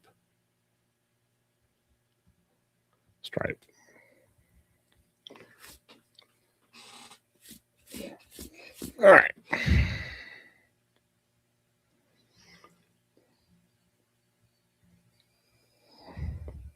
There we go.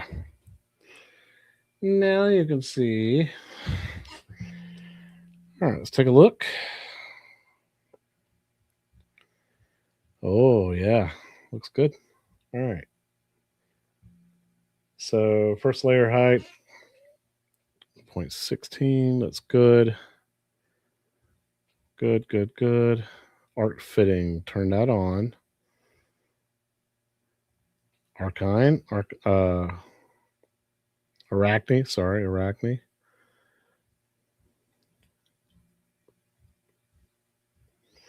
Cool. Strength. Oops. Strength. You know what? Let's keep it on 2 wall loops this time, just for that extra strength. All right. This was 9. I'm going to keep this at 1.0 instead of 0.8. I'm not going to worry about time. I want stability, but I also want this thing to work right. Bump that up to 20. 100%. That's good. Good. Speed. All right. I don't remember my speed. So that's one thing I'm going to have to write down or take a screenshot from this guy's video that created this program and what he recommends.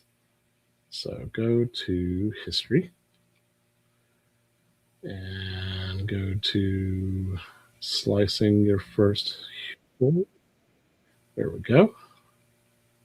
All right, first layer. Bump it up to 50.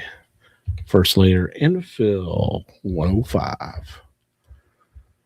Outer wall, 200. Inner wall, 200. Sparse infill, 150. 150.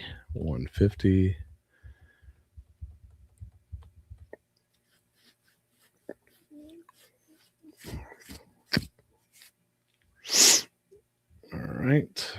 Done that. No support. No prime tower. And then go ahead and I need to save my settings real quick. Oh, wrong button. Where's the save button? There it is. Save it. User preset. Oh, okay. Just do it. Gotcha. Done. All right. Let's see. Strength. Good. Blah, blah, blah. All right. Let's do it. Slice plate.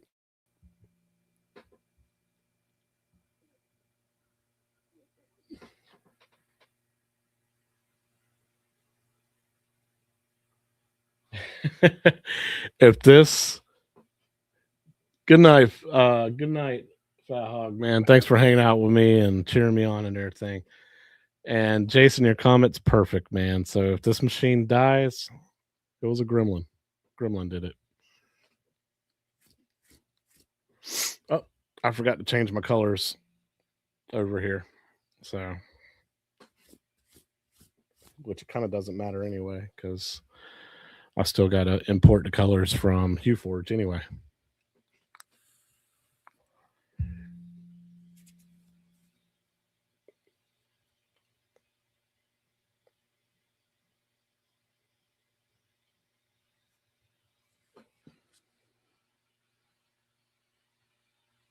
There you go. All right. once it gets through the first ever time I'm slicing it, it should go a little faster the next time.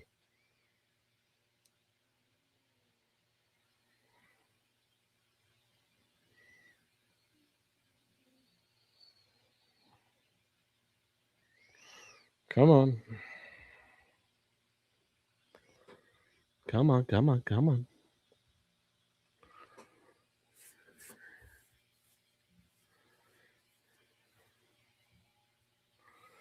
Red, gold, and green.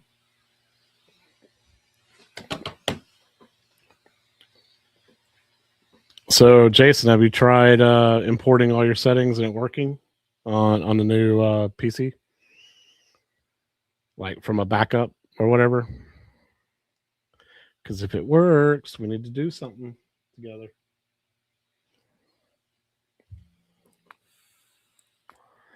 And somebody teach me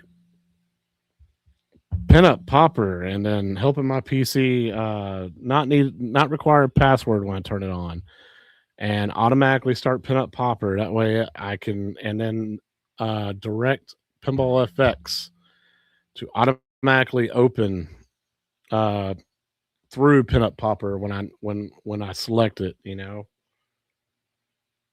Okay, so 9,999. Well, it's technically 909. Oh, I did too many. That's why. That might be one reason why it's taking so long. This tricks your slicer into automatically. Is that an overhang wall? Really? So this right here automatically tricks the system into going ahead and doing a solid layer of plastic. Like there's no like gaps, there's no grid infill, there's no space, right? There's no bubbles, no air in between. It just plastic on top of plastic on top of plastic, layer on top of layer on top of layer on top of layer. It won't really do 909 layers. The most it can do is 9. But it's going to ensure that the system for sure will do nine layers. All right. So 2 is going to be green. 3 is white. 4 is going to be yellow. Okay. That's how it is on my spools. That's how it is on the system. Go ahead and slice plate again. Actually, what if I change that to 1? What will that do?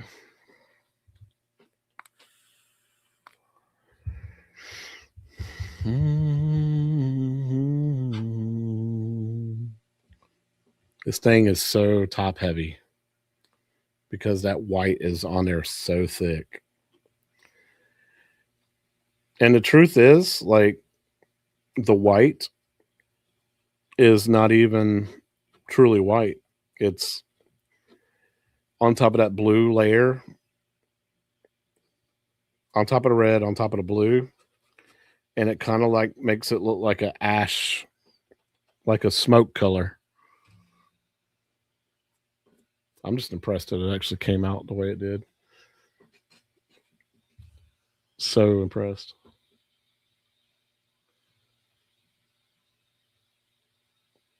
Okay.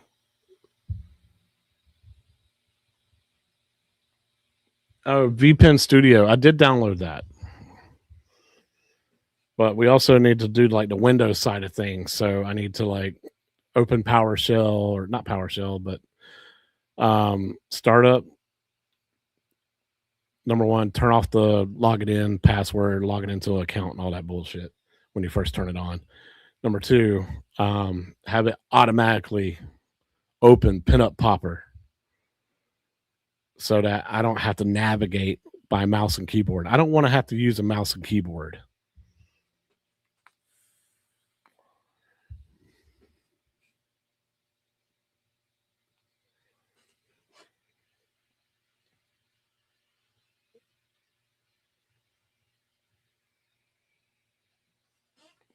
it's going to take a while. At least it's not freezing on me. It actually is thinking.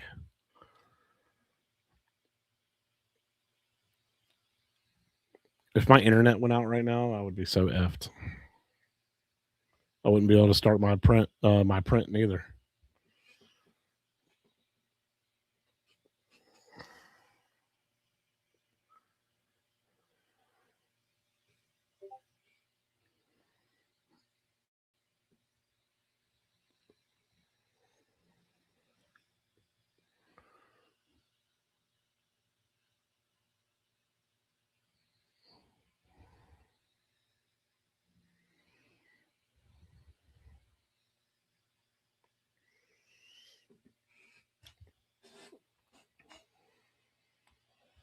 All right, it has floating regions. I'm fine with that.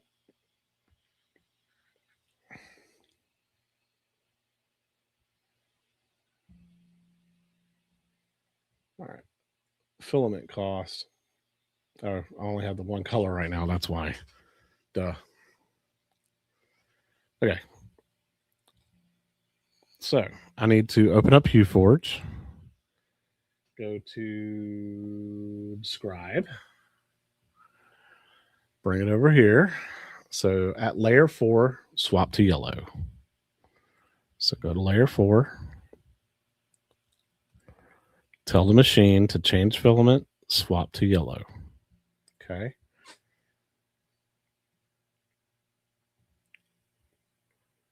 At layer 6, swap to green.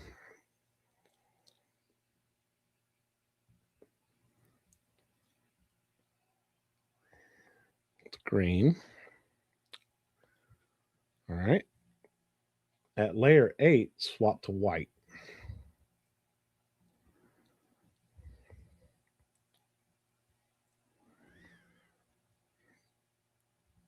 And at layer 13, swap back to yellow.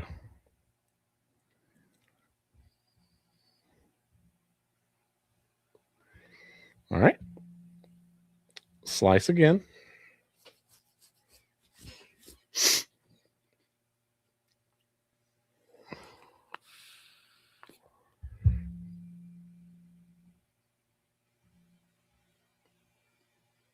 There it is. Something seems off. That's not how it looks on the HueForge. It's way greener than that. Something's wrong.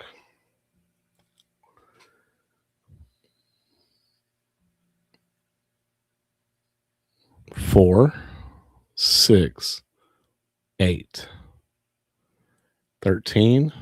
Oh, you know what I didn't do? No? You sure about this? 4, 8, 6, 13. 4, 8, 6. Oh, you know what's wrong with it? Dumbass. Slide it all the way up. No. Something's still wrong. Something's wrong. This is not right. This is not the way HueForge describes it.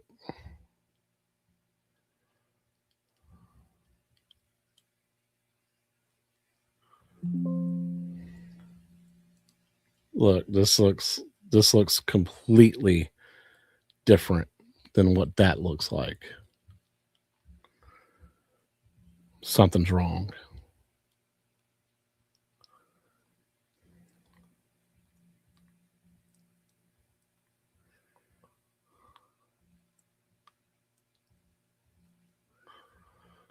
What's wrong with it? Why does it look like that?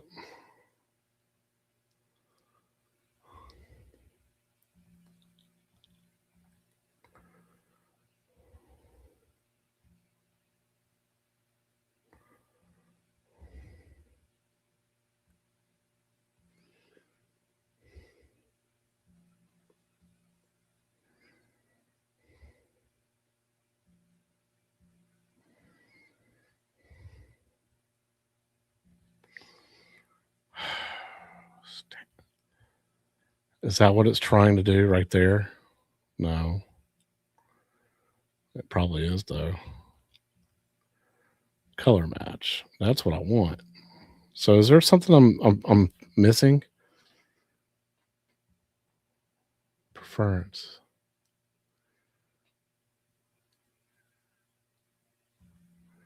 Options.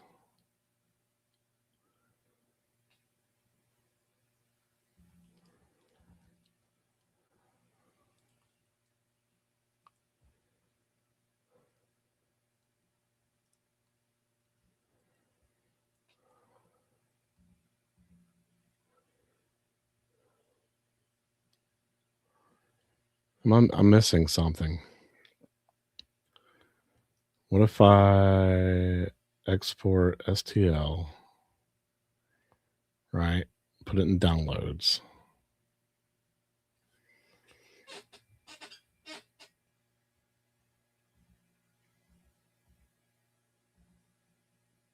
Because this does not look good. This doesn't look right. It should look like this.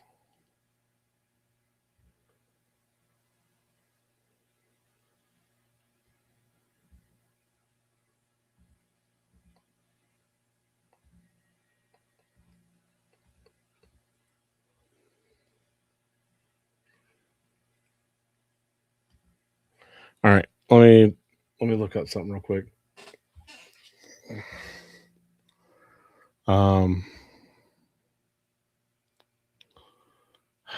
Shit. Yeah, it's Aka's.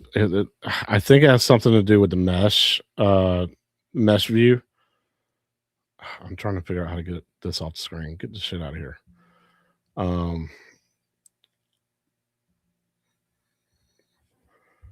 How to use color match in HueForge.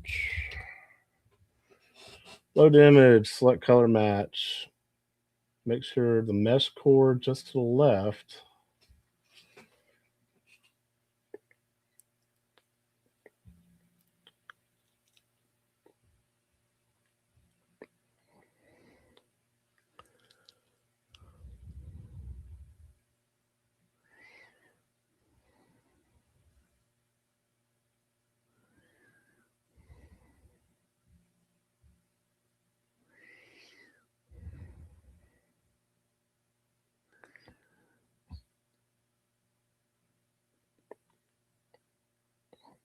Sorry, guys. Just give me a second. I'm just trying to learn.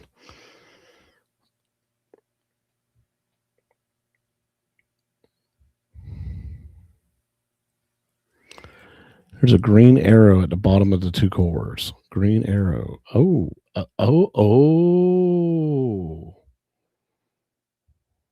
Okay. So, yeah, that's what it looks like now. That's wrong. Color match.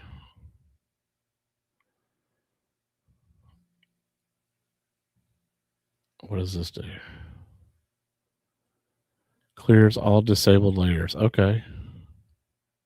Set one or both, depending on the image mode, cores to your default colors. No! Undo that. Undo. Replace right. No. Shit. I effed it up. Undo. Undo. Undo.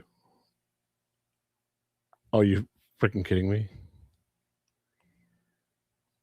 Undo. And undo. Fine. Fine.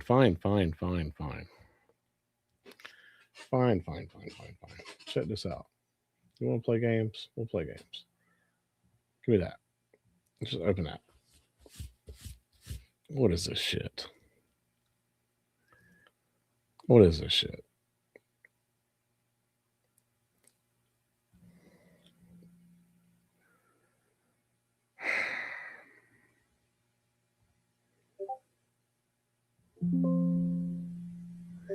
What have you done?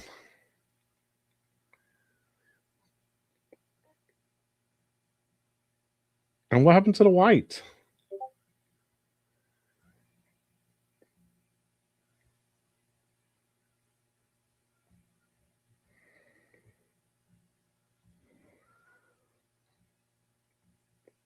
Oh my God.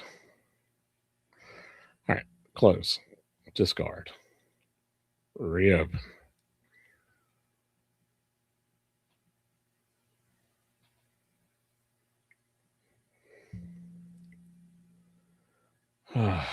No, discard that, please. Don't show this again. File. Open file. STL. Downloads. Stripe. Thank you. Thank you so much. What does the slider do? Nothing? Okay. Oh, at least I got that back right, I guess. All right, hide this.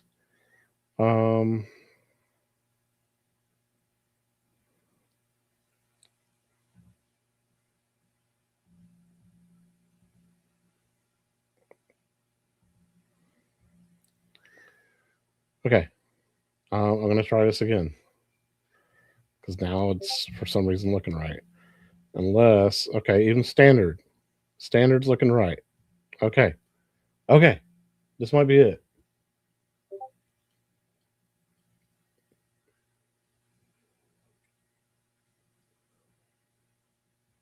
Save project. You bitch. Stripe. Yes.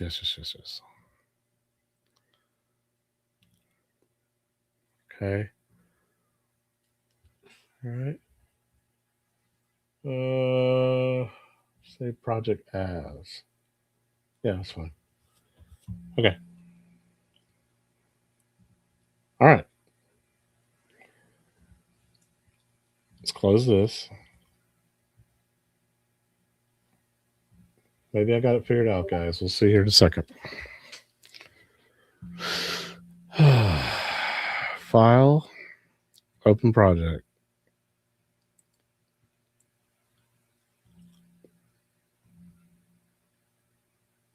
No, don't open project. Shit. File. Import. STL. Downloads. Open this one. Okay. Slice plate.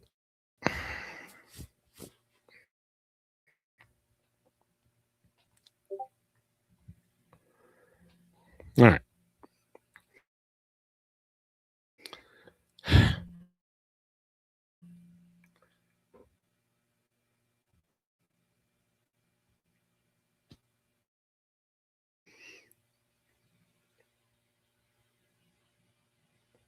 All right. Now, I reopened the file. Okay, I resaved it.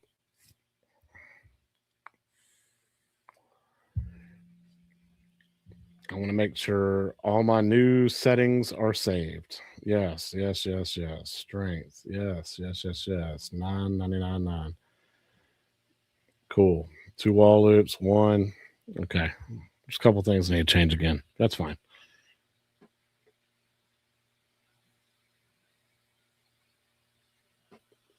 Tim York's going to hang on. God, man, I love y'all. Y'all are awesome.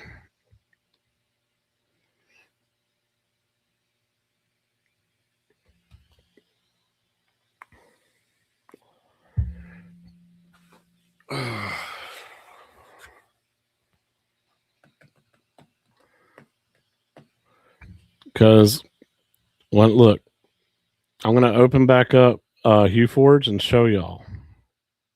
When I opened up this STL, right? Open file, STL, downloads, bam. Okay. This is what I want, right? Right now it's on color match. If I go to standard, guess what? It doesn't change. It's the same. So now, oh, okay. So these settings have changed 5, 7, 10, 13, 16, right? So when I go here, 5, 7, 10, 13. Okay. That's what I needed anyway. Still waiting on it to slice.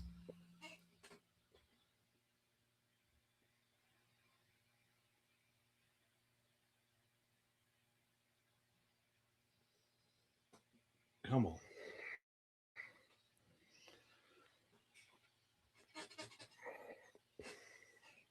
We're on the home stretch.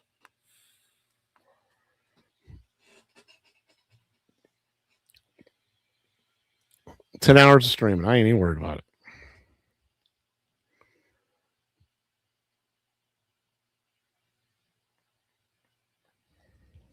All right. Perfect.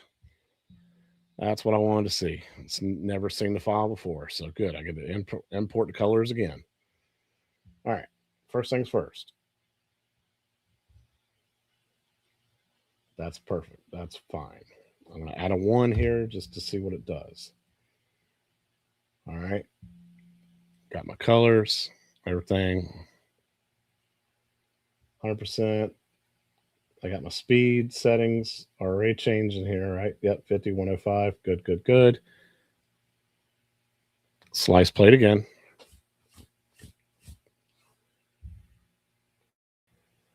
Shit, I meant to change that to 999 instead of 999.99. Should be fine though. Shouldn't be any different.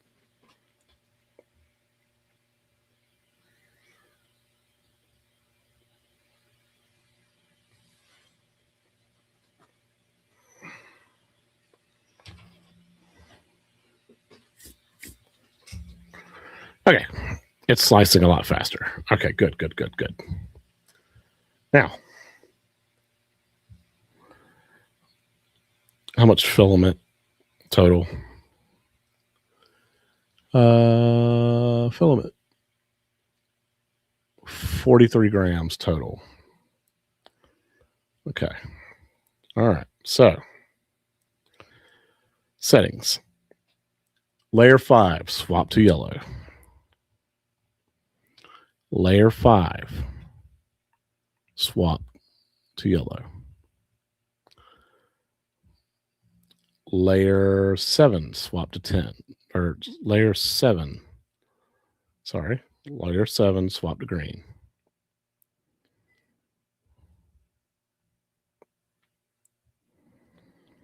All right. And then layer 10, swap to white.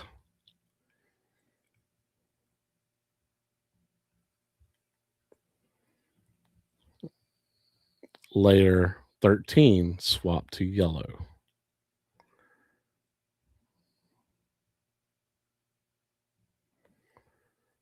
Okay. Slide plate.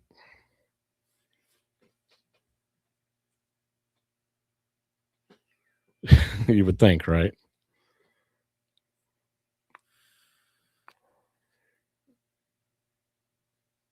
Nope. Not what I want.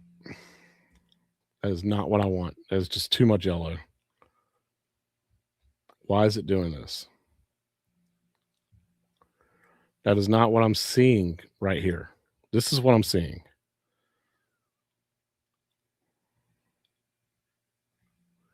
And I don't understand why.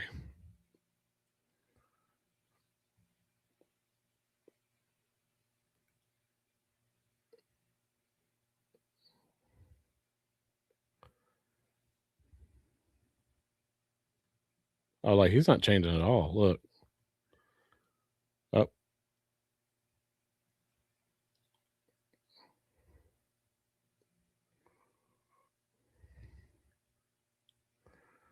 Something's wrong.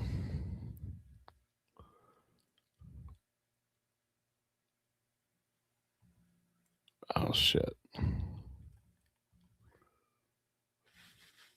Undo.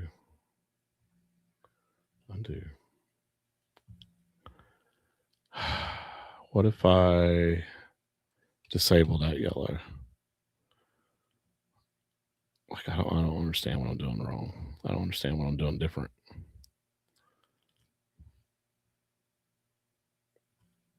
What if I just did this? Like, just deal with it like this. This is not bad. Although now I see another problem. I didn't get that spot right there. Spot fix. Oh, it's not letting me spot fix. You know why? Open project.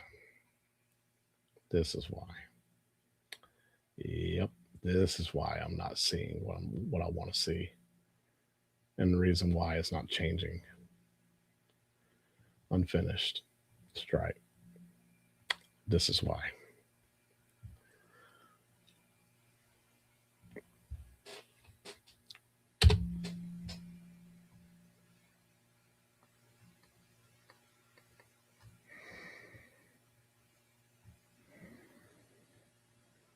What if we did it like that? And then did it like that, right? And then I go to spot fix. I get that little spot right there. Top. Increase, increase, increase, increase, increase, increase. There we go. Just call it. All right, hold on. Standard. That's why. I need to get this to match.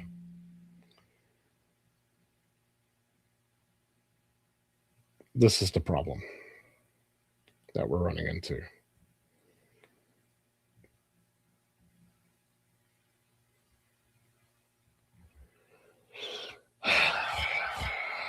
Shit.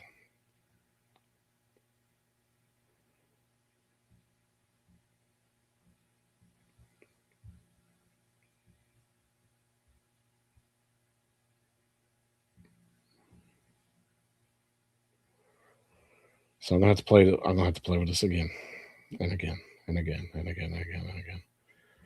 Oh, I don't need 8 layers of black. I'll tell you that right now. Let's do 6 layers of black. Too much green. Way too much white. Actually, I gotta have that much white. Let's do that much green. That's fine. Yeah, okay. We'll do that much green. It's too much yellow.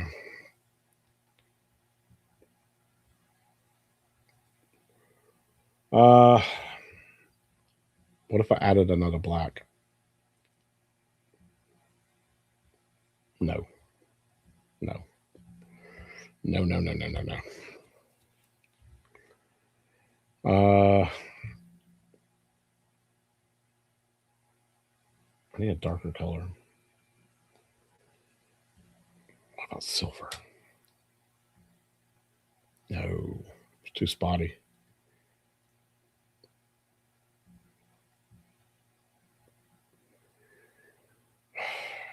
Shit.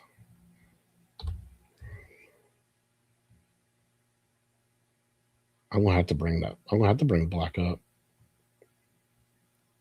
There we go. Like I'm gonna have to do that.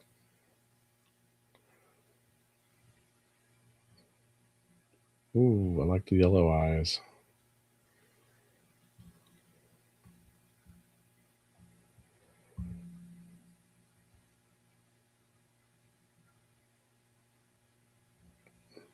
That's not awful.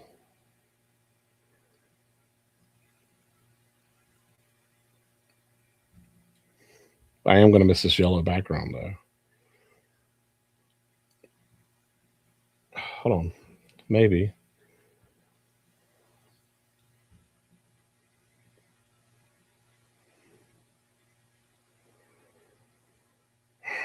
It's too much work.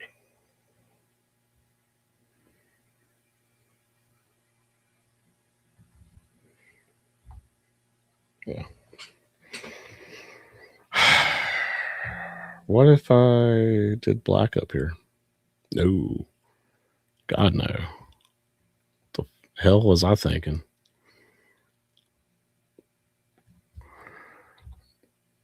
Gotta have something other than white, right? Yellow.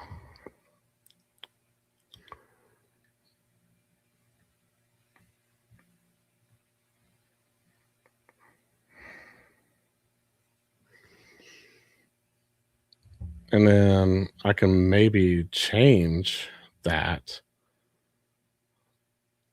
to off. Okay. I can't go white because white doesn't exist.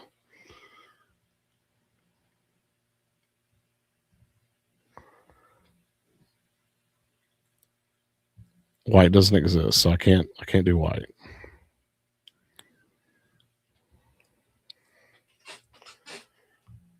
Unless I put white, say, underneath. No, don't do that. Jesus Christ. Well, I can do that. And you don't even really see it. But now I can go to spot fix, and I should be able to go to bottom.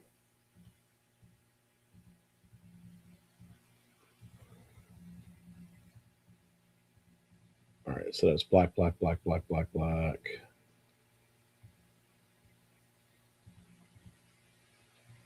Is that white? No.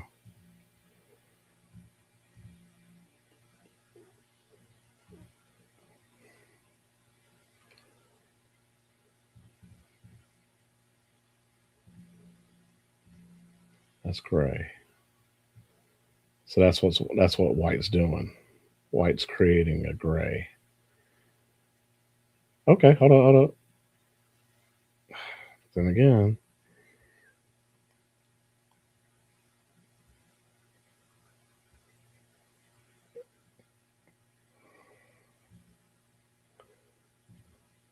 again,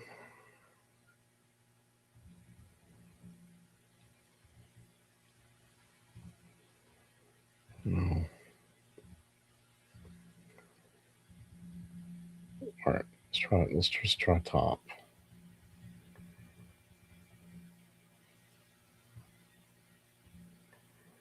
Getting there.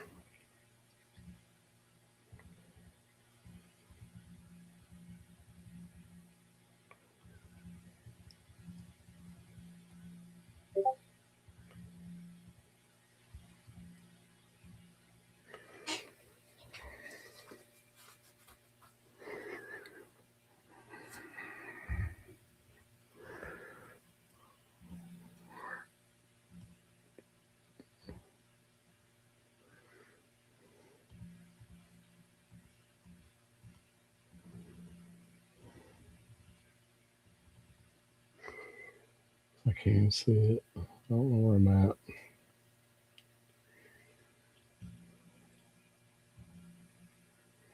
$10. Okay, so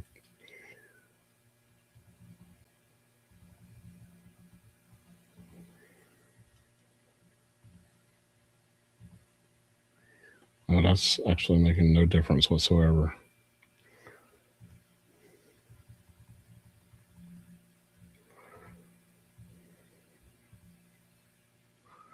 Actually,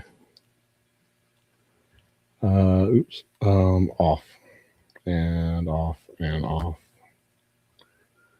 off. Damn it. This is frustrating. Undo. All right. Yeah, just get that out of there.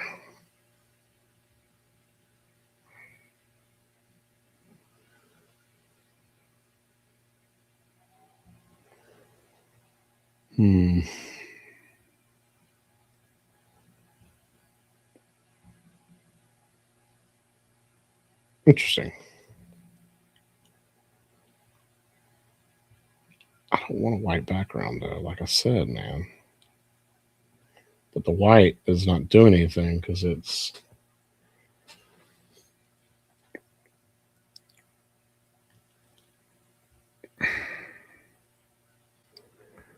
I just wish I could go with a black background.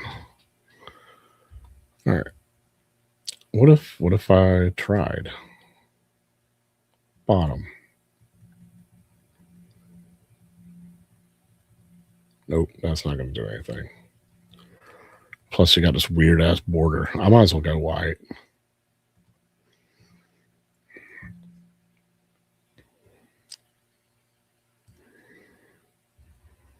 And then go to spot fix. top and go white.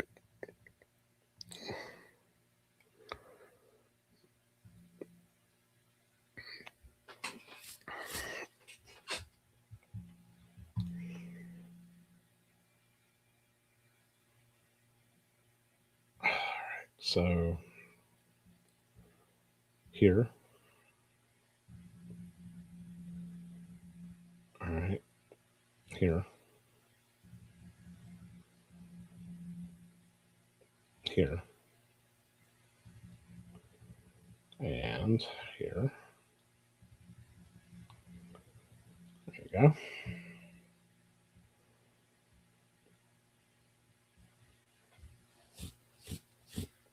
I think this is going to be okay.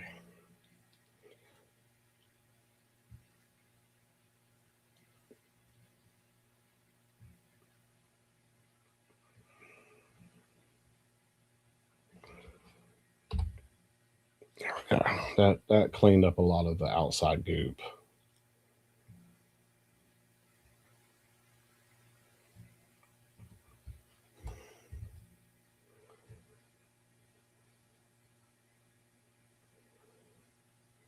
Yeah. That cleaned up a lot of outside goop. I think this might be okay. I'm satisfied with this one. Export STL. Save. Okay. But 10 layers of black. That's crazy. That I got to go that high.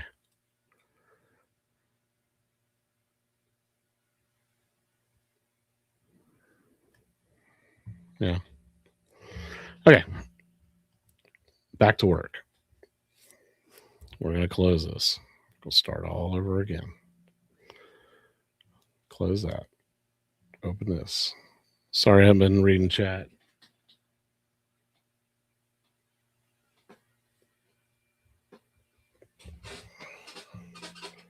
Yeah, so I haven't figured out how to do what's called color match and actually make that come over and actually use that. Like, I don't even know why color match even exists at this point.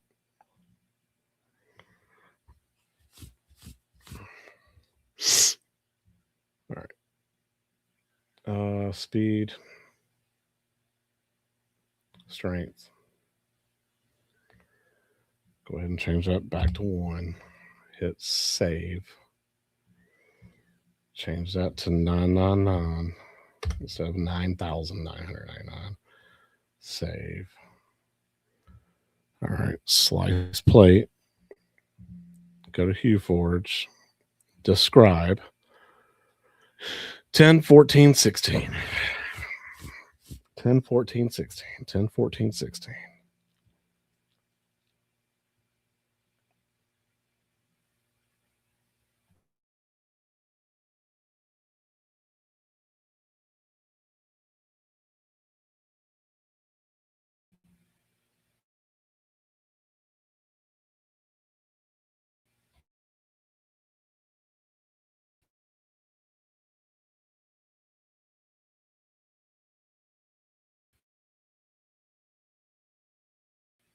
Ten,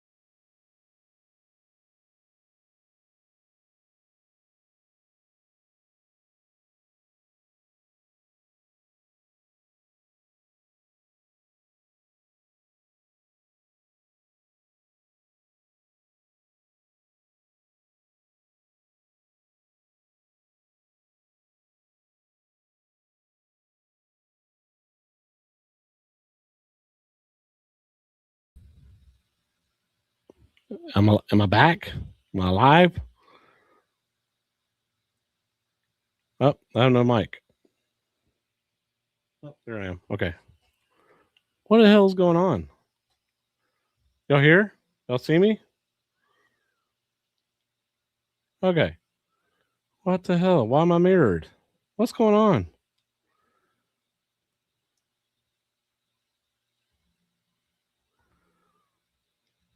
Mirror my cam? What's wrong with you?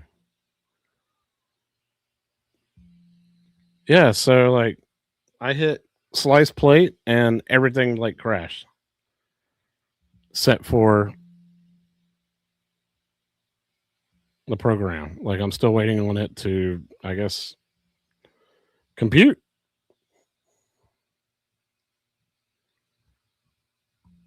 Yeah, I don't have any other screens. Like I don't have any other cams, nothing. Nothing's popping up.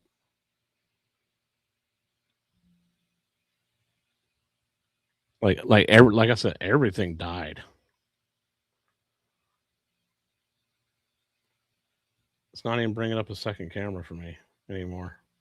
Oh, there it goes.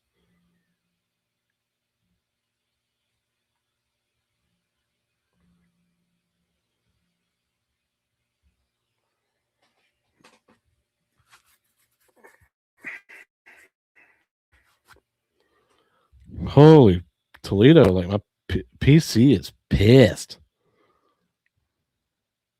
There it goes.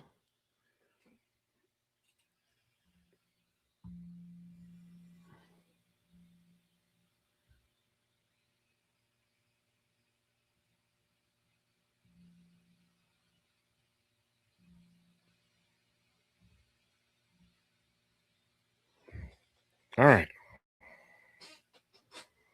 It's pissed. Look, now it's going. Finally.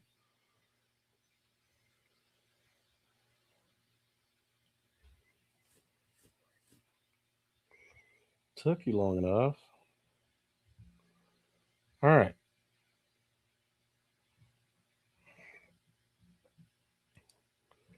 Now the new code is 10. Change to yellow. And I don't remember the rest. I'm going to have to open up a notepad, something.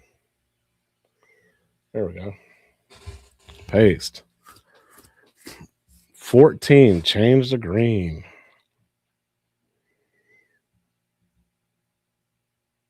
Green. And then at 16, change to white. Ugh.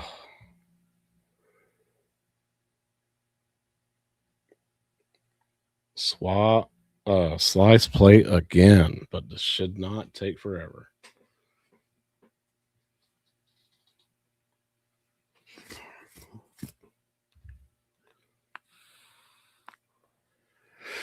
All right.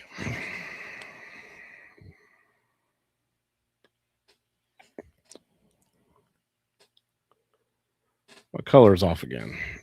All right. This is pissing me off.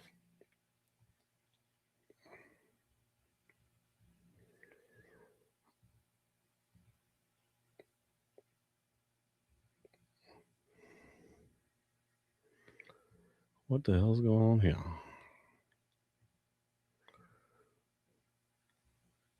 Why is it yellow? It's weird. 10. Swap to yellow.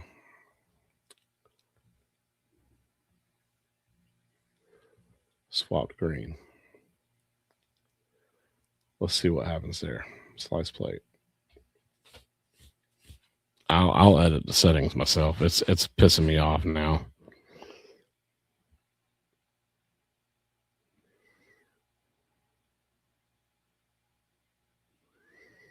I'll do more green if I have to. Whoa.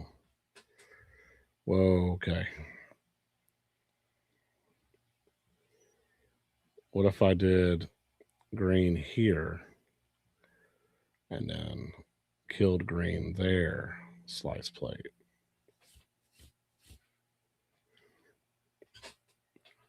You know, I wonder if doing 2 wall loops is the whole cause of this whole shit. I just realized I swapped it to 2 wall loops, right? Well, look, it's like green doesn't even matter. Let's do 1 wall loop again.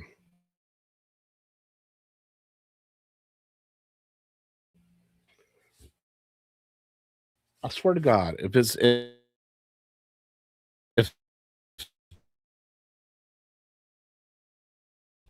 that's the reason why.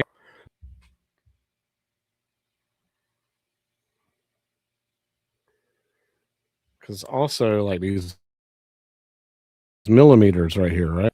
Well, you can't see it. My computer, my stream's frozen again.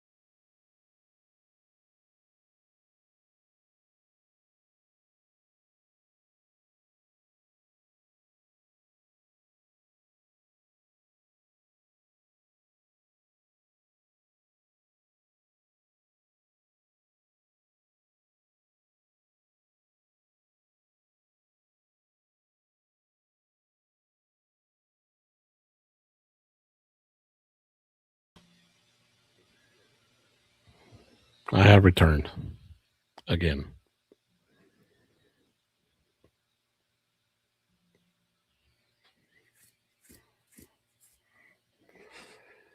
I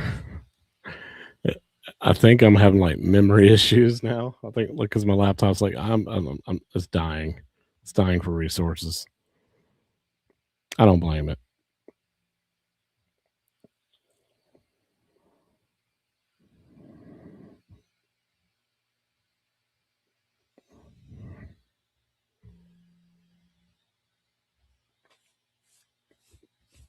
Mm-hmm.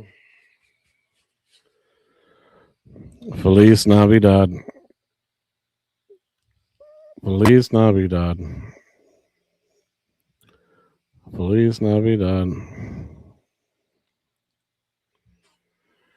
Yeah, Jason, you're probably right, man, but I can't give up. I just want to get it done, get it started so I can just chill.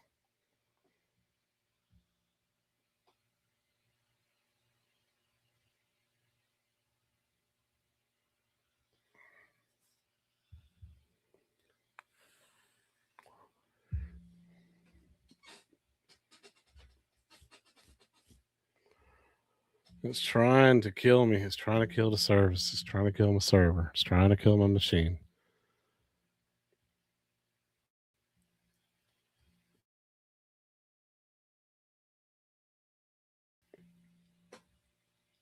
Share screen. We're moving. Trying again. Trying again.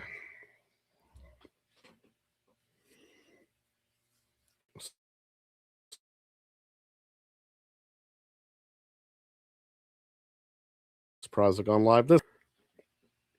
So I changed one little setting on the left side and it went bonkers.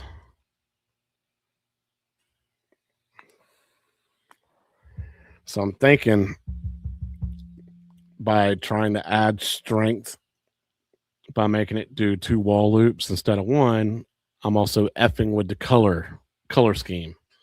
I think that's what it is.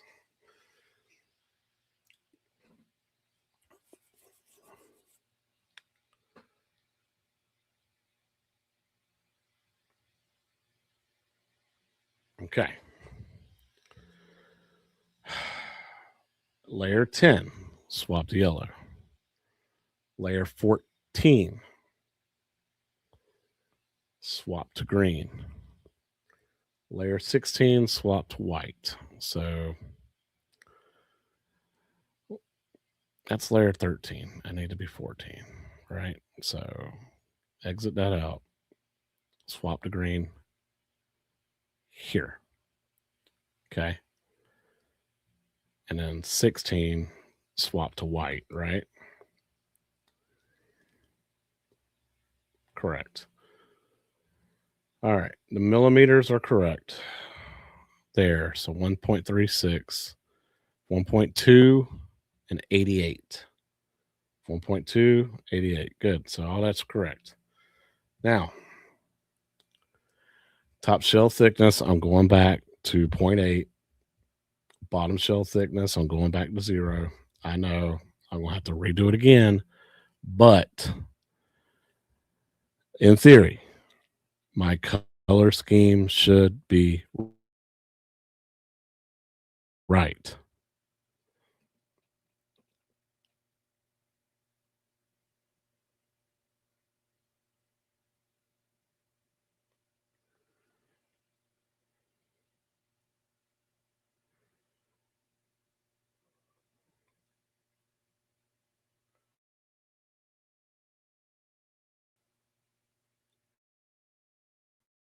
Please, Lord. Please, Lord. That's okay. I see it trying to kill the stream again. That's fine. It's thinking.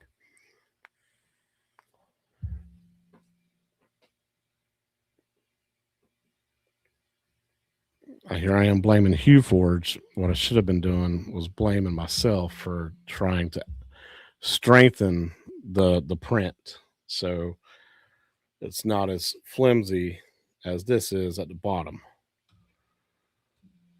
Because I'm afraid I'm going to crack it. Okay, what the fuck happened here? Why are you all yellow?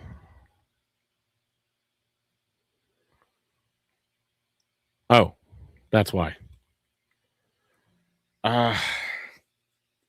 No. It's not right. It's not right at all.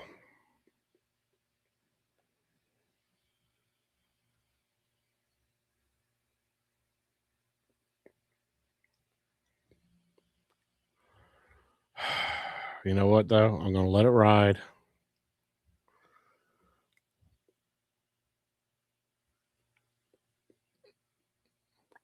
I'm just gonna let it ride.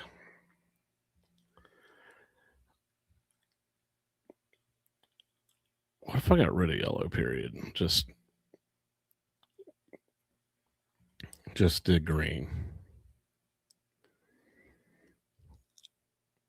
You know?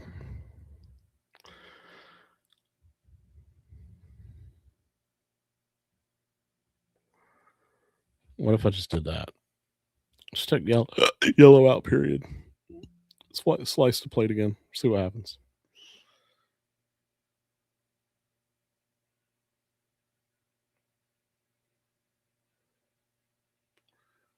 Yeah, it's because I fed it after midnight. Good job, Brooklyn.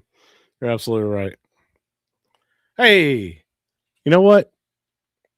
That's a winner to me. What do you think, guys? I at least I think the color property is pretty much right. I'm not hating it.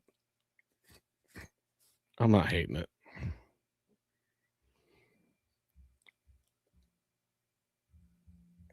I'm actually not hating that at all.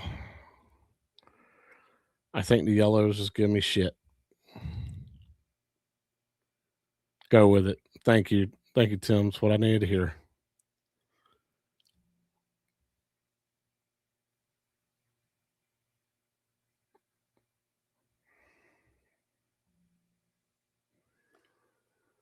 Six hours, 54 grams.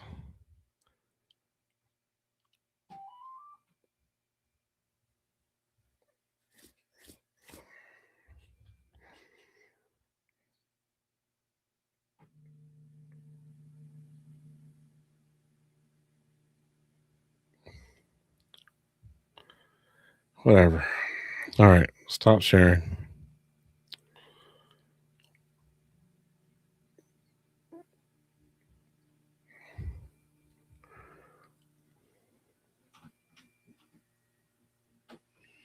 Yeah, I thought about going with gray too, but you know what? I'm just gonna go with what it's got. I'm just gonna go with what it's got. Don't fight it anymore. Just let it do its thing. Okay.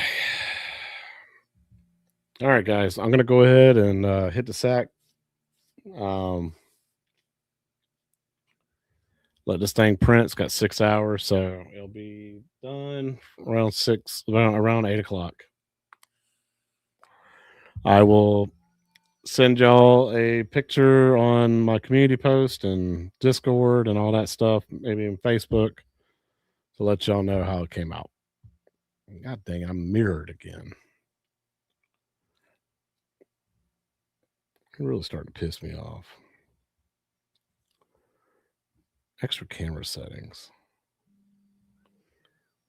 What about my main camera settings? 720.